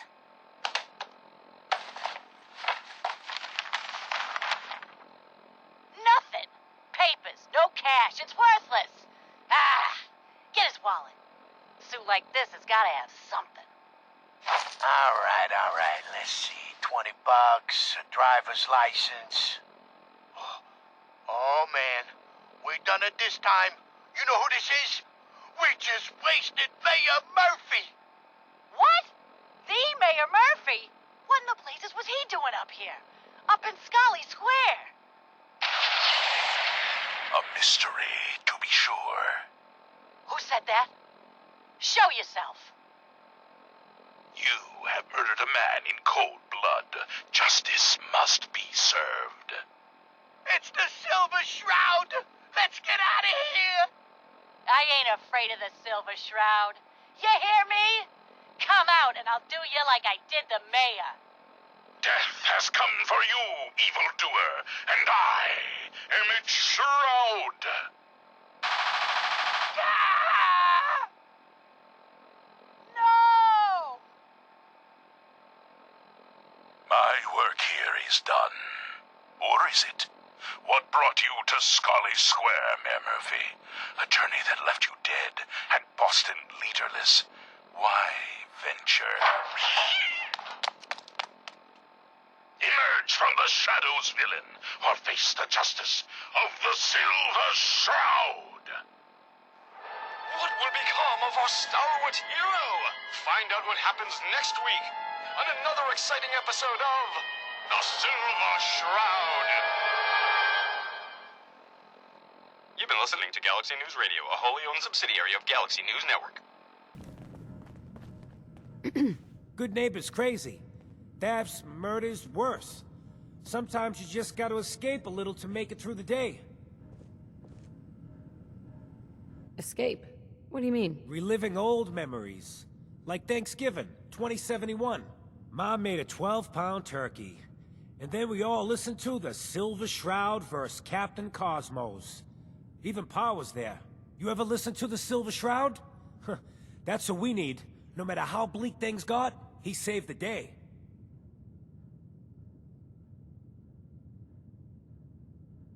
My family and I used to listen to every new episode. You mean when they first aired? How? The last broadcast was hundreds of years ago. I was in cryogenic storage for a long time. I only just woke up. Oh man, that's amazing! You're just like Mr. Abominable from episode 83. Wasn't he a caveman? Yeah, that's the one. They found him in an iceberg off the harbor. Boy, if you just woke up. The world these days must take some getting used to. How did you get used to everything? Mainly I focused on survival. It got real bad after the bombs fell. For a long while, I tried not to think of the good old days. Just too painful. But it's all we got now. So we gotta try and make it better. I got a question for you. What if the Silver Shroud was real? With his black trench coat and gleaming silver submachine gun? I got a plan to bring him to life. So we can fight bad guys and give the rest of us a symbol of something better. What plan? I've built my own custom machine gun. Even better than the one in the show. But to make this work, I still need the most important piece. The genuine Silver Shroud costume herself. And they actually got one here in Boston. They made it for the TV show. Will you help? Do you really need the costume? With the gun, I'm just another armed hooligan. But if the Silver Shroud came to life and helped people, it would give everyone hope. I'll get the costume for you. You're gonna do this? For real? Before the bombs fell, they were filming the Silver Shroud pilot over at Hubris Comics. So that's where you'll find it. You're the best.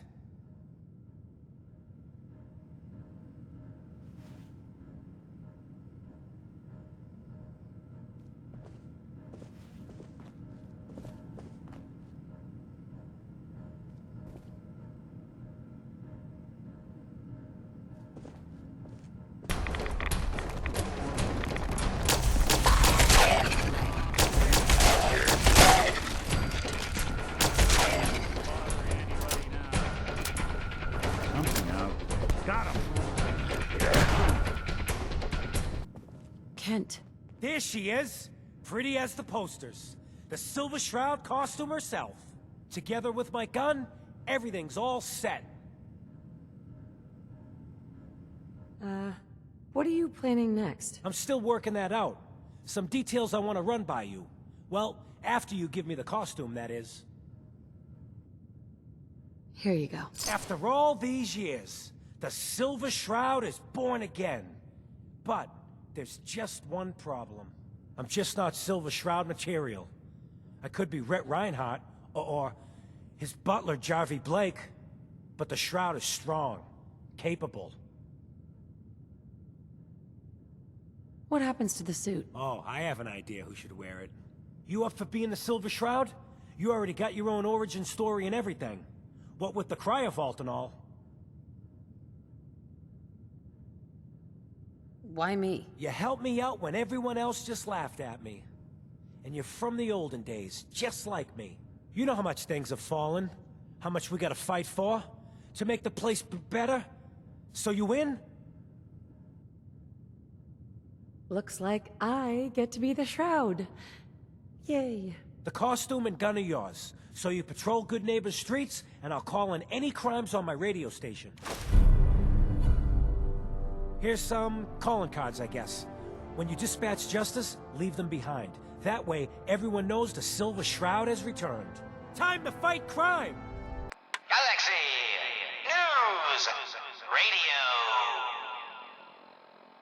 When evil walks the streets of Boston, one man lurks in the shadows, shielding the innocent, judging the guilty. That guardian is the Silver Shroud. Today's episode in the Parlor of Mysteries. Jasmine, chamomile, pain, ecstasy. This can only be the den of mysteries. Shh. Be still, sweet Shroud. I removed that scumbag slug, but you're sick with fever and still suffering. Mistress of Mysteries, no, I'm all right. But the mayor, Fat Fatey, we stumbled upon a most sinister plot, old friend. Ha! No, dear heart. The Shroud stumbled. The mistress maneuvered. I knew of the mayor's misdeeds for many days. I followed him to that fateful meeting with Fat Fahey. I was about to... Attention! Silver Shroud and Mistress of Mystery. This is Chief Corcoran of the Boston Police Department. We know you're in there. You are both wanted in connection with the murder of Mayor Murphy. Come out with your hands up. It would seem that our leaving the scene of the Scale slaughter was terribly timed. Incurring the wrath of Boston's finest is an unfortunate and unexpected annoyance. Unexpected by us, maybe. But perhaps not by Fat Fahey. I'm starting to see into his twisted plan. Damn this gunshot wound. Look, heroes, we can clear this up. Come out now unarmed. I'll see that you two get the best lawyers in the city. Excuse my assumption that even the most astute attorney couldn't help us now. All right, mistress. We must away from your den and evade the police. Clear our names and take Fahey down. That's it. We're coming in. Silver Shroud, Mistress of Mystery, hands up per order of the Boston Police. Chief Corcoran, I am Death's Shroud, but you are undeserved of my terrible justice. Think on my mercy. Stop or we'll shoot. Men, open fire.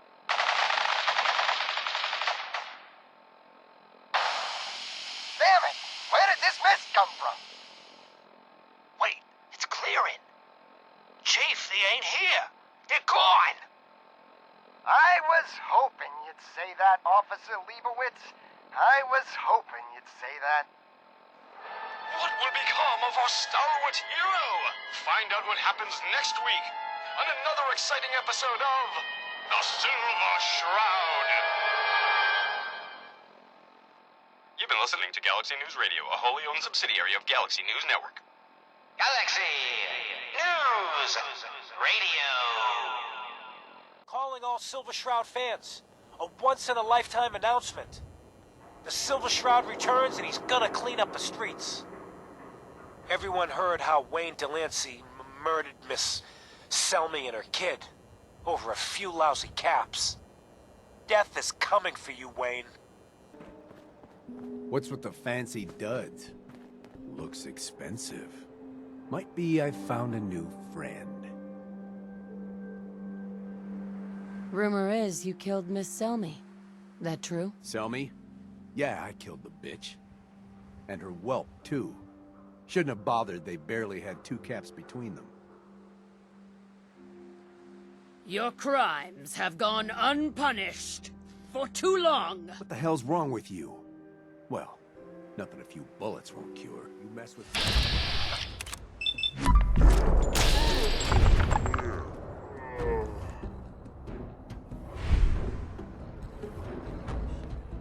Oh, someone should make use of it.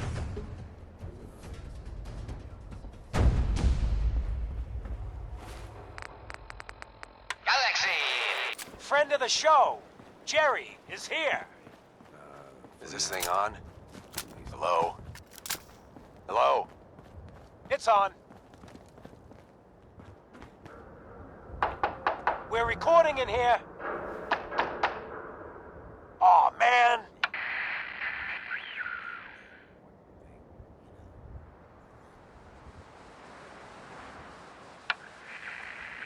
Great. The Silver Shroud's dispatched justice already. Miss Selmy has been avenged. Shit, the Shroud off Wayne? Wait, so this guy's actually for real? Oh, you better believe it. So, Jerry, go on. Tell the listeners about what we're talking about. Right. So AJ, you know the chem dealer by Bobby's. He's doing good for himself. Says he's got a whole new market. Kids. Even with his garbage chems, he's just raking in the caps. You hear that? Sounds like the Silver Shroud has another bad guy to deal with. Why? This Shroud guy, he's gonna muscle in on the chem trade now? No, he's gonna do something about it. AJ's selling the kids, and his chems have killed people. And? I don't get it. We can't let AJ kill kids. Whatever. Galaxy News!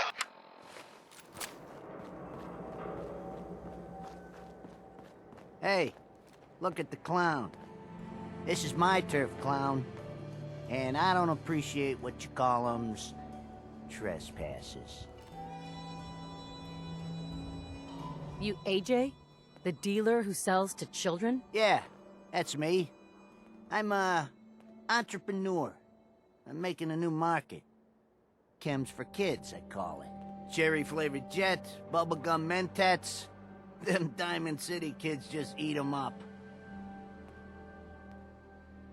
Peddling poison to kids, are we? Today you face the Silver Shroud! Who you say? Oh, for Christ's sake. Did Kent put you up to this? He keeps moaning about the poor little kids. What the hell, right? Tell you what.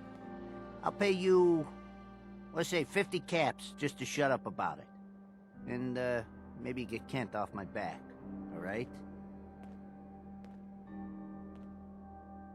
Stop selling to children, miscreant, or face my wrath! You're through, son. Screw you. Waste the freak.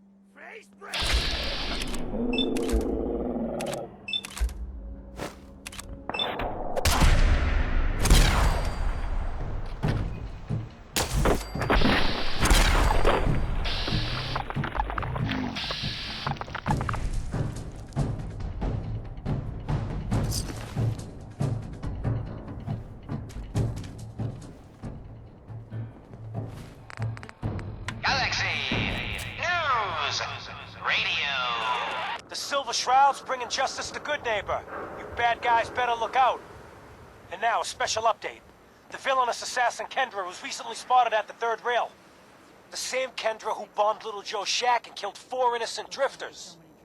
If you want to see the Silver Shroud in action, stay near Whitechapel Charlie. The Shroud's sure to interrogate him to find the evildoer's whereabouts. Galaxy News Radio.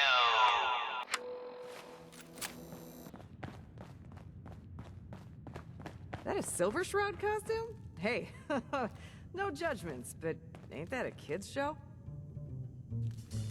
Make way for paying customers. You look like one of them wankers from the posters. What you wearing that for? You look upon the Silver Shroud! I seek a miscreant named Kendra. Shroud? Well, like a nutter. Kendra is not one to be trifled with. People associated with her have a habit of being found face down in a ditch. If you're set on meeting her, for a fee it can be arranged. It is not wise to stand between the Silver Shroud and righteous justice. Justice? You mean to end her? In that case, her flat's just south of Good Neighbor. Water Street Apartments. Look out for the blighters she's got with her. Nasty piece of business, that.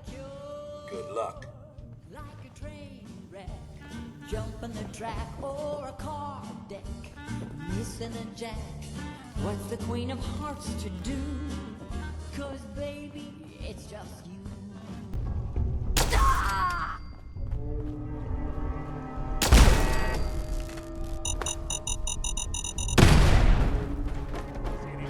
And you're the crazy one in the costume. Wayne Delancey's killer. You have no idea who you're dealing with. I do so like it when the little bug crawls willingly into the spider's webs. You have taken your last life, villain. You stole my line.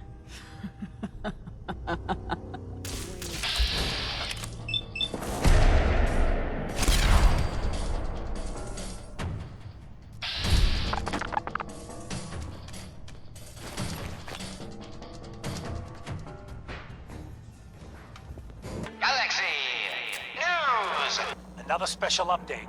No, it wasn't Bobby No-Nos who offed AJ and his goons. It was the Silver Shroud. See his calling card if you don't believe me. Now's our time, listeners. Justice is coming to Good Neighbor. You'll see. Another headliner. Hancock seeks a special meeting with our hero, the Silver Shroud. Whatever it's about, be careful, Shroud. We're all with you. Galaxy News. Guess what someone tells me? Some costume freak is operating in Good Neighbor. And the kicker is, it ain't me. How should I feel about this? This neighborhood is ill.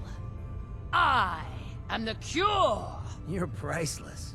Like the Silver Shroud herself, I guess. Walked right out of a comic book. Priceless. You've been busy scaring people, bashing in a few faces. I respect that, so far. But I gotta ask, one freak to another, why the getup?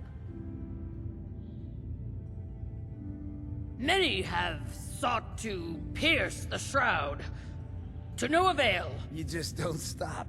Stay you, pal. The lowlifes you took out all belong to the same asshole. And that asshole's planning some old-fashioned revenge on you. You dig? Fortunate for you, I want Sinjin to take a dirt nap. He's taken 2-bit Raider outfits and made them scary. Small fish now, but if left alone... He will be judged for his crimes. Trust me, he needs a lot of judging. Got a lead on 2 of his own. Smiling Kate and Northy. Smiley is gathering a posse to take you out.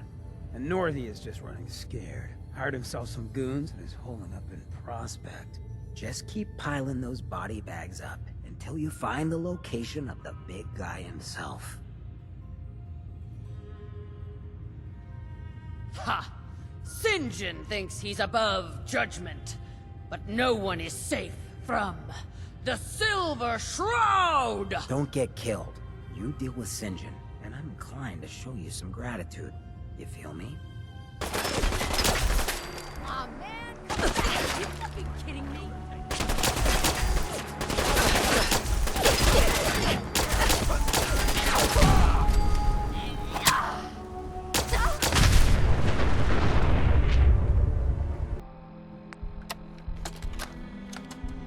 Kendra and Delancey are 6 feet under. The Silver Shroud claim the hits. Northie, St. John wants you to keep up the recruiting efforts. We need more warm bodies after we deal with the costume. And don't worry, Kate's gathering a bunch of meatheads to take the Shroud out. The boss ain't happy. Now's not a time for failure. He's getting personally involved. He's gonna pay the Shroud's flunky friend a special visit in Goodneighbor. After he's done with that, he'll check in. He'll expect results. Oh, it's you. Oh, sugar. I told Kent all that hero stuff was going to get you both killed.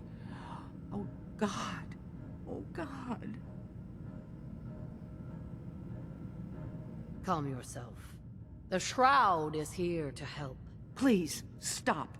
That's what got Kent into trouble in the first place. A dozen raiders barged in and snatched him. When they took him away, they left you a message. Just listen to Kent's radio station. It keeps playing it over and over again. Here's the Silver Shroud update. In case you missed it, Kendra's reign of terror is over. She won't be... What? Oh, God, what's happening? On your knees, dirtbag. What are you doing? What? Ah! St. John, all clear. This is the Shroud's headquarters. So you must be the Silver Shroud's little friend. Yes. If you want to see your friend alive, Shroud, meet me at Milton General Hospital. Don't do it, Shroud. It's a trap. Save yourself. Ah! Ah! Oh, my God! Do it, Shroud! Do it! On my knee! Ah! Tick-tock, Shroud. Don't keep me waiting. We got business that needs finishing. Hold, assholes. Anyone turns heel, I'm coming for you and your family. And you, Shroud, you step any closer, and we get to see what's inside Kent's head. You shield yourself behind an innocent. You are craven, St. John. And you shall fall before me. Don't talk to me like that. Some of these losers think you're some sort of legend. Like you walked straight out of a comic book. But you and I know, you're human. And you're weak. You came here and for what? Your little sidekick? I have cut a path through all your thugs. Who can truly say I'm not the Shroud? Don't listen, man. She's a phony. So what's gonna happen is this. I'm going to kill Kent. Then we're gonna shoot the hell out of you. Nothing's gonna be left but paste. Then, I'm going to Goodneighbor and kill every last worthless bastard there and burn the whole thing down. No one screws with St. John. I am the instrument of justice, and I cannot fall. Death has come for you, evildoer, and I am its Shroud! Stop talking like that! It is the Shroud, it really is! Screw this! Cowards! Cowards!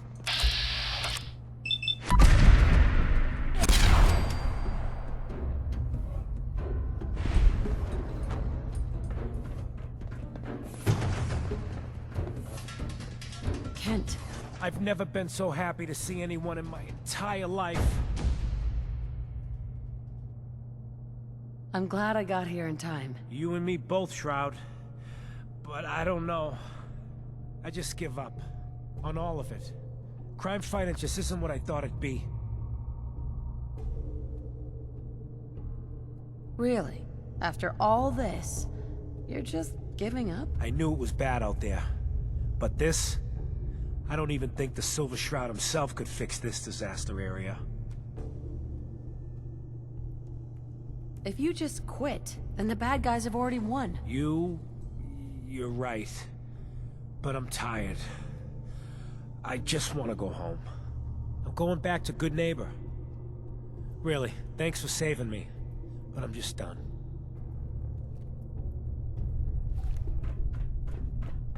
I just need time to recover, you know? Something up? The deed is done.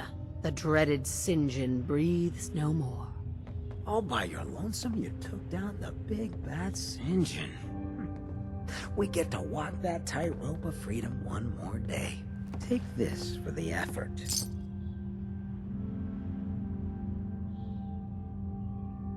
You played your part in serving justice to those most deserving of it. I'm gonna miss these little conversations.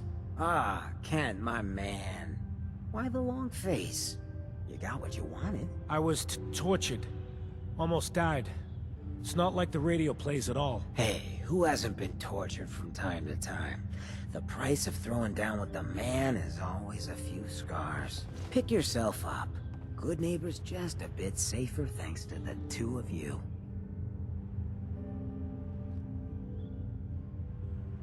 What would the Shroud be without his faithful friend, Rhett Reinhardt? This means a lot to me.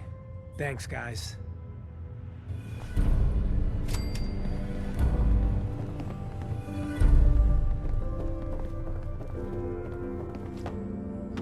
What I find more disturbing, the fact that there's a ship lodged in that building, or that there's still a ship lodged in that building. Scanning. Accessing pre-war records. Record found. Driver's license S91328862. Lawyer. Ahoy there, citizen. You are hereby conscripted into the Congressional Army. You're doing what? You don't have the authority to do that. We are in desperate times, madam. Proclamation 22 allows all crew members to conscript citizens for the war effort. The captain requests your presence on the bridge. At the double quick, madam.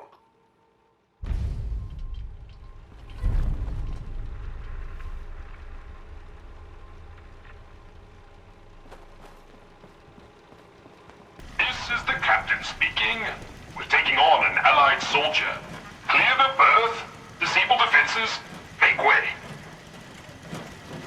All is well. Midshipmen, stand down. Stand down, I say. This soldier is a guest on our vessel. Please afford him all appropriate courtesies. 'Tis an honor to crew such a storied vessel. From the top deck, one can spot other robots from the Commonwealth, floating, listless, without purpose, but not us. I'll have none of your litmus. Who goes there? Captain. Our soldier has arrived. I trust the first mate didn't give you too hard a time. Been too long since we've seen the Congressional Army. Continuing search for fugitive. First mate? Congressional Army?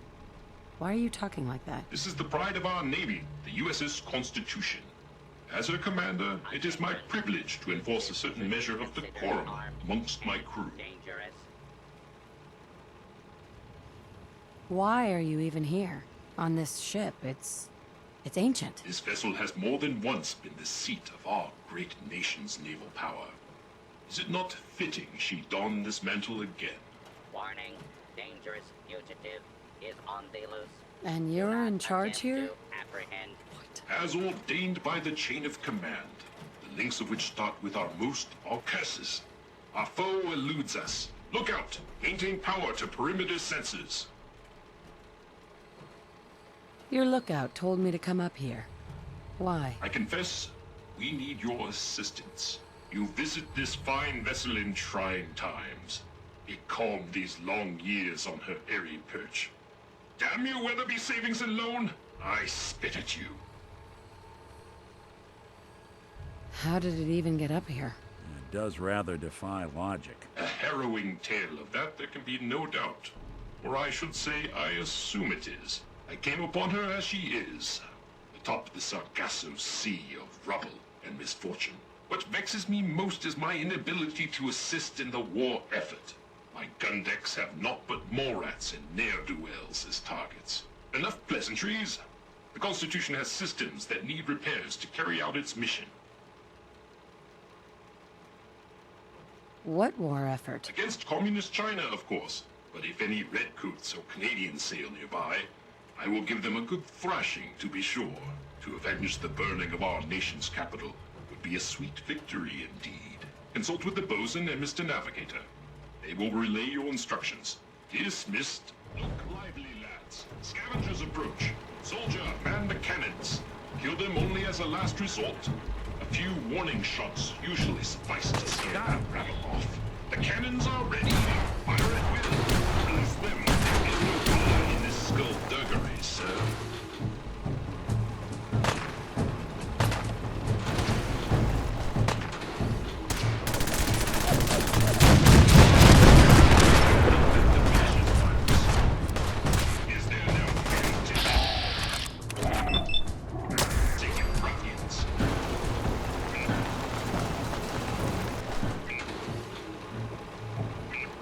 Captain Ironsides. If the scavengers keep seeking folly and destruction, I will reluctantly oblige them. They've struck their colors. Well done, men. Your very presence does this humble unit a great honor. My programming would find it amiss if I did not also interject. Long live the captain! Do you often just interject, as you put it? Indeed I do. I exclaim from exuberance, and not because I've been reprogrammed 5 times to wholeheartedly embrace these marvelous turns of phrase and anachronisms. My metal heart burns with a fierce love and affection for our captain. Huzzah! Why were you reprogrammed? Was the captain involved? I will confide this only as a cautionary tale. The captain requires all crew to speak in the proper idiom. We are the inheritors of a sacred tradition. There was a time I thought he was, well, balmy. With my new programming, I see his incalculable wisdom. Our last marine expedition valiantly returned with much-needed supplies, including replacement power cables, madam.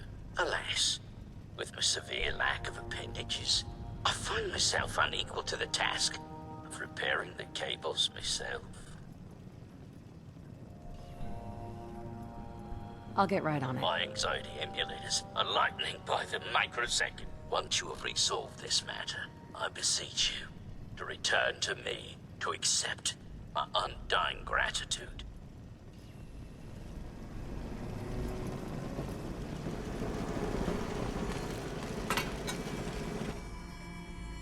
Bosun. How courses through the Constitution's veins. Again! Her systems, long starved, flicker to life. A hearty congratulations. Huzzah! However, this has brought to light further failures in our power grid. The power relay, to my shame, I previously complained about, is fluctuating wildly. Why are you ashamed of that? Bad for morale, madam. But there were dark times when I made all manner of baseless complaints against the captain, the manner in which this ship is run, and the plausibility of our sacred mission. But now, I see the error of my ways, and with your help, perhaps I can atone. Power relay coils are a common enough part. Might I recommend checking the local shopkeepers? Surely, they would be of some assistance. Fair winds and following seas.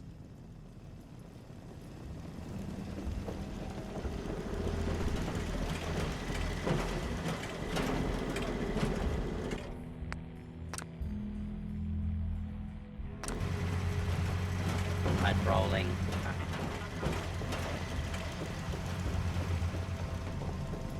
Bosun. flows firm and steady. I would applaud you, but alas, I cannot, due to my lack of clapping instruments. But huzzah, madam, huzzah! So, no more problems with the power. Area 1. It flows like a veritable torrent through our cables. If I may say so, the surgeon would be proud. I require no further assistance. But our Mr. Navigator is also beset by troubles. Scuttle buddies, our guidance system is on her last legs. If you've not already, speak to him. Fare thee well. Ahoy, soldier! Scavenger threat eliminated. Damage assessment will commence after this unit has completed scheduled duties. Why did the scavengers attack? Scavengers have attacked ship 17 times. Destroyed 13% of ship's systems. Stole 5% of ship's store. Logic error. Captain's orders authorize scavenger termination only if necessary to preserve the ship. If they've attacked you 17 times, why don't you fight back? This unit suggests Captain's core processes in need of extensive maintenance. Guidance system offline. Multiple errors diagnosed. First error. Guidance chip stolen. This unit requires its return. Who stole your guidance chip? Guidance chip is one entry on the list of stolen items. Reclaim chip at Scavenger's forward recon station. Captain has approved a bounty for its return. Lethal force is prohibited unless absolutely necessary. Aft dinghy unlocked and available for your use, madam. Don't shoot! Those assholes didn't attack the ship on our orders. They weren't trying to frag ya anyhow. They just wanted to kill the frickin' robots.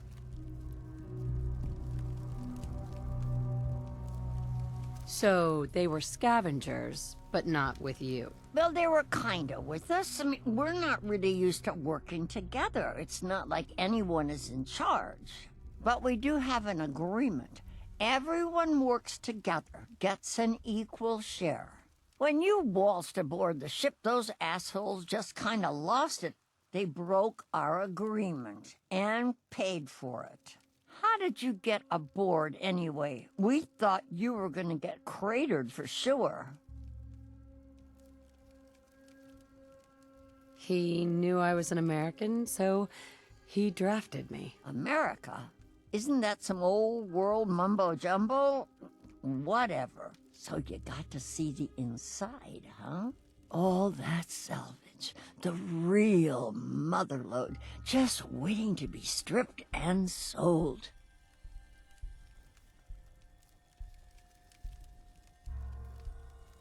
So it all boils down to greed. Like it always does. Hey, if we sell those gizmos, I don't know, they could help orphans and stuff. Us humans could use it a lot more than those robots. So you talked with a tin can. What'd he have to say? Ironside says you stole a guidance chip. He wants it back. His guidance chip, right. You know what he needs it for? His rockets.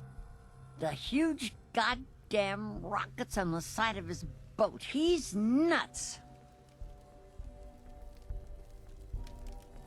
I'm sure there's a good reason he needs them. You seriously want to help that idiot Bolts for brains? Screw that robot and come work with us. There's dozens more of us nearby. It's only a matter of time before we come out on top. I'm not splitting my share with her.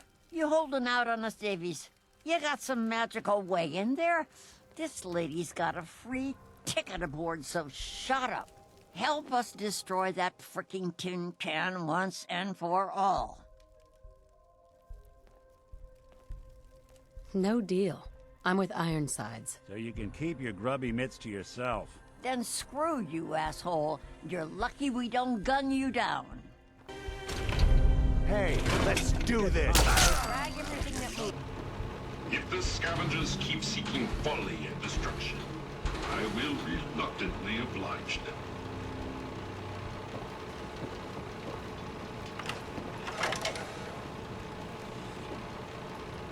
Ahoy, soldier. Chip recovered. Dispensing bounty. Diagnostics report. 1 error remaining. Guidance radar's transmitter is not functional. Requires replacement. What's wrong with the transmitter? Diagnostic inconclusive. No functioning Mr. Handy's available for detailed analysis. Acquire Poseidon radar transmitter at specified map coordinates. Further bounty will be dispensed upon completion, madam.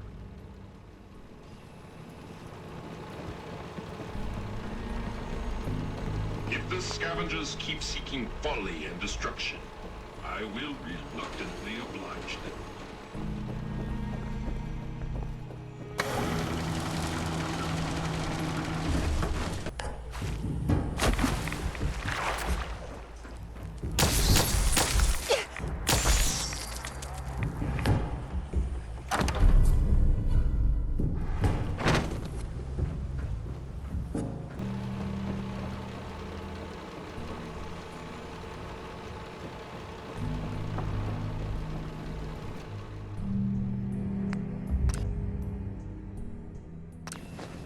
Ahoy, soldier. Guidance system fully functioning. Bounty dispensed. It is required you commence dialogue with the captain, madam. Somebody went to a lot of effort to keep folks out. Captain. You've been of service to our noble vessel. Despite ample provocation, I had hoped the guidance chip could be recovered without violence to the scavengers. Even now, they plot their retaliation. Why did you want me to spare the scavengers? I confess they are a blight upon my existence. Those scallywags killed many of my Marines. We're down to a skeleton crew due to that filth. But they are citizens of the Commonwealth. Citizens we're pledged to protect against foreign incursion. Which is not without its irony. I find I must reward your considerable efforts with the final labor. We stand but a hair... Opponents have foul traitor, you fight in vain!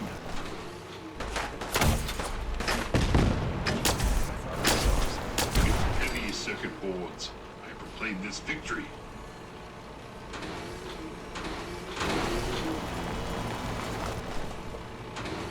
Captain Ironsides. You've been of service to our noble vessel.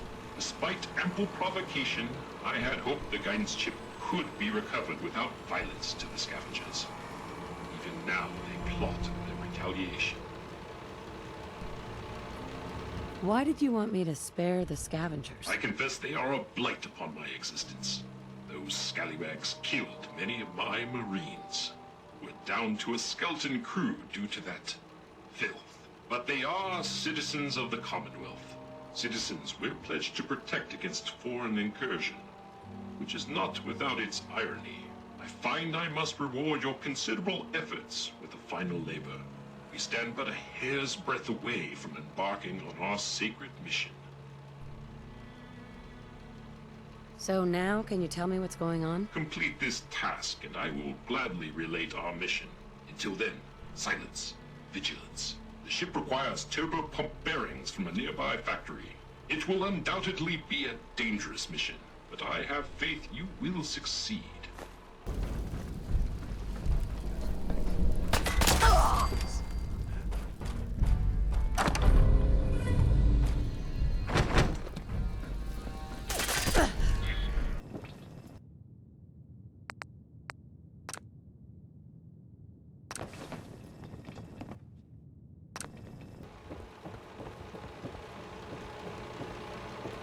Trim the power on the starboard bow. Steady as she goes, Mr. Navigator. Luck willing, at long last we'll set sail. And our hero of the hour is to thank. You've earned a double share, madam. Well done. Set sail. On the eve of our voyage, the need for secrecy is long past. Our twin NX-42 rockets will alight and unmoor us from this dreaded savings and loan. The Constitution will launch into the heavens, and after, gently land in the ocean. Then we take our rightful place as defenders of the Atlantic. You're gonna what? A thing of brilliance, is it not? Mr. Navigator, put her through her paces. We need to... those motherless curs! Prepare to broadside!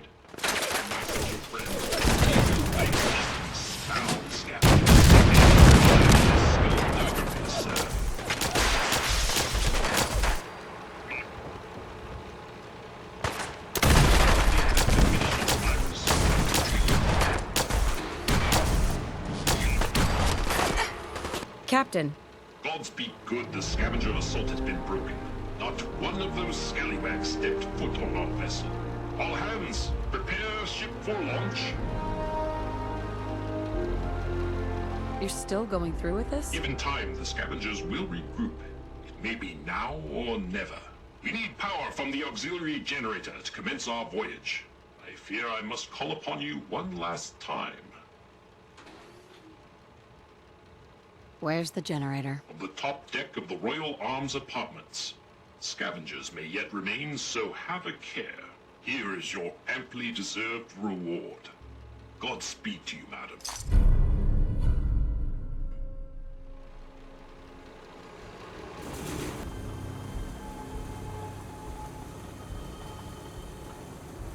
Mr. Navigator, slowly throttle the engines. Keep idling those engines. Ahoy, soldier! We're ready for our auxiliary power.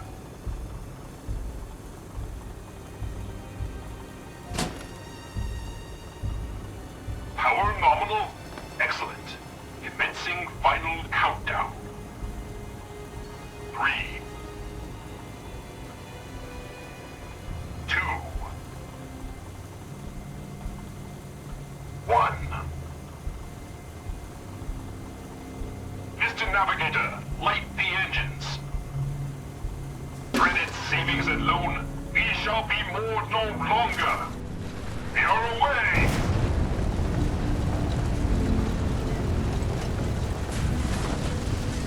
Points to starboard.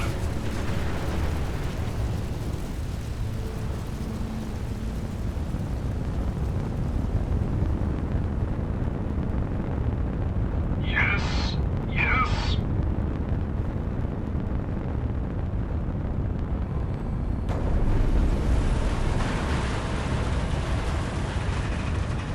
We did it! Victory at last! Helm reports we are a quarter fathom closer to the Atlantic. By my calculations, in a mere century we will take to the ocean.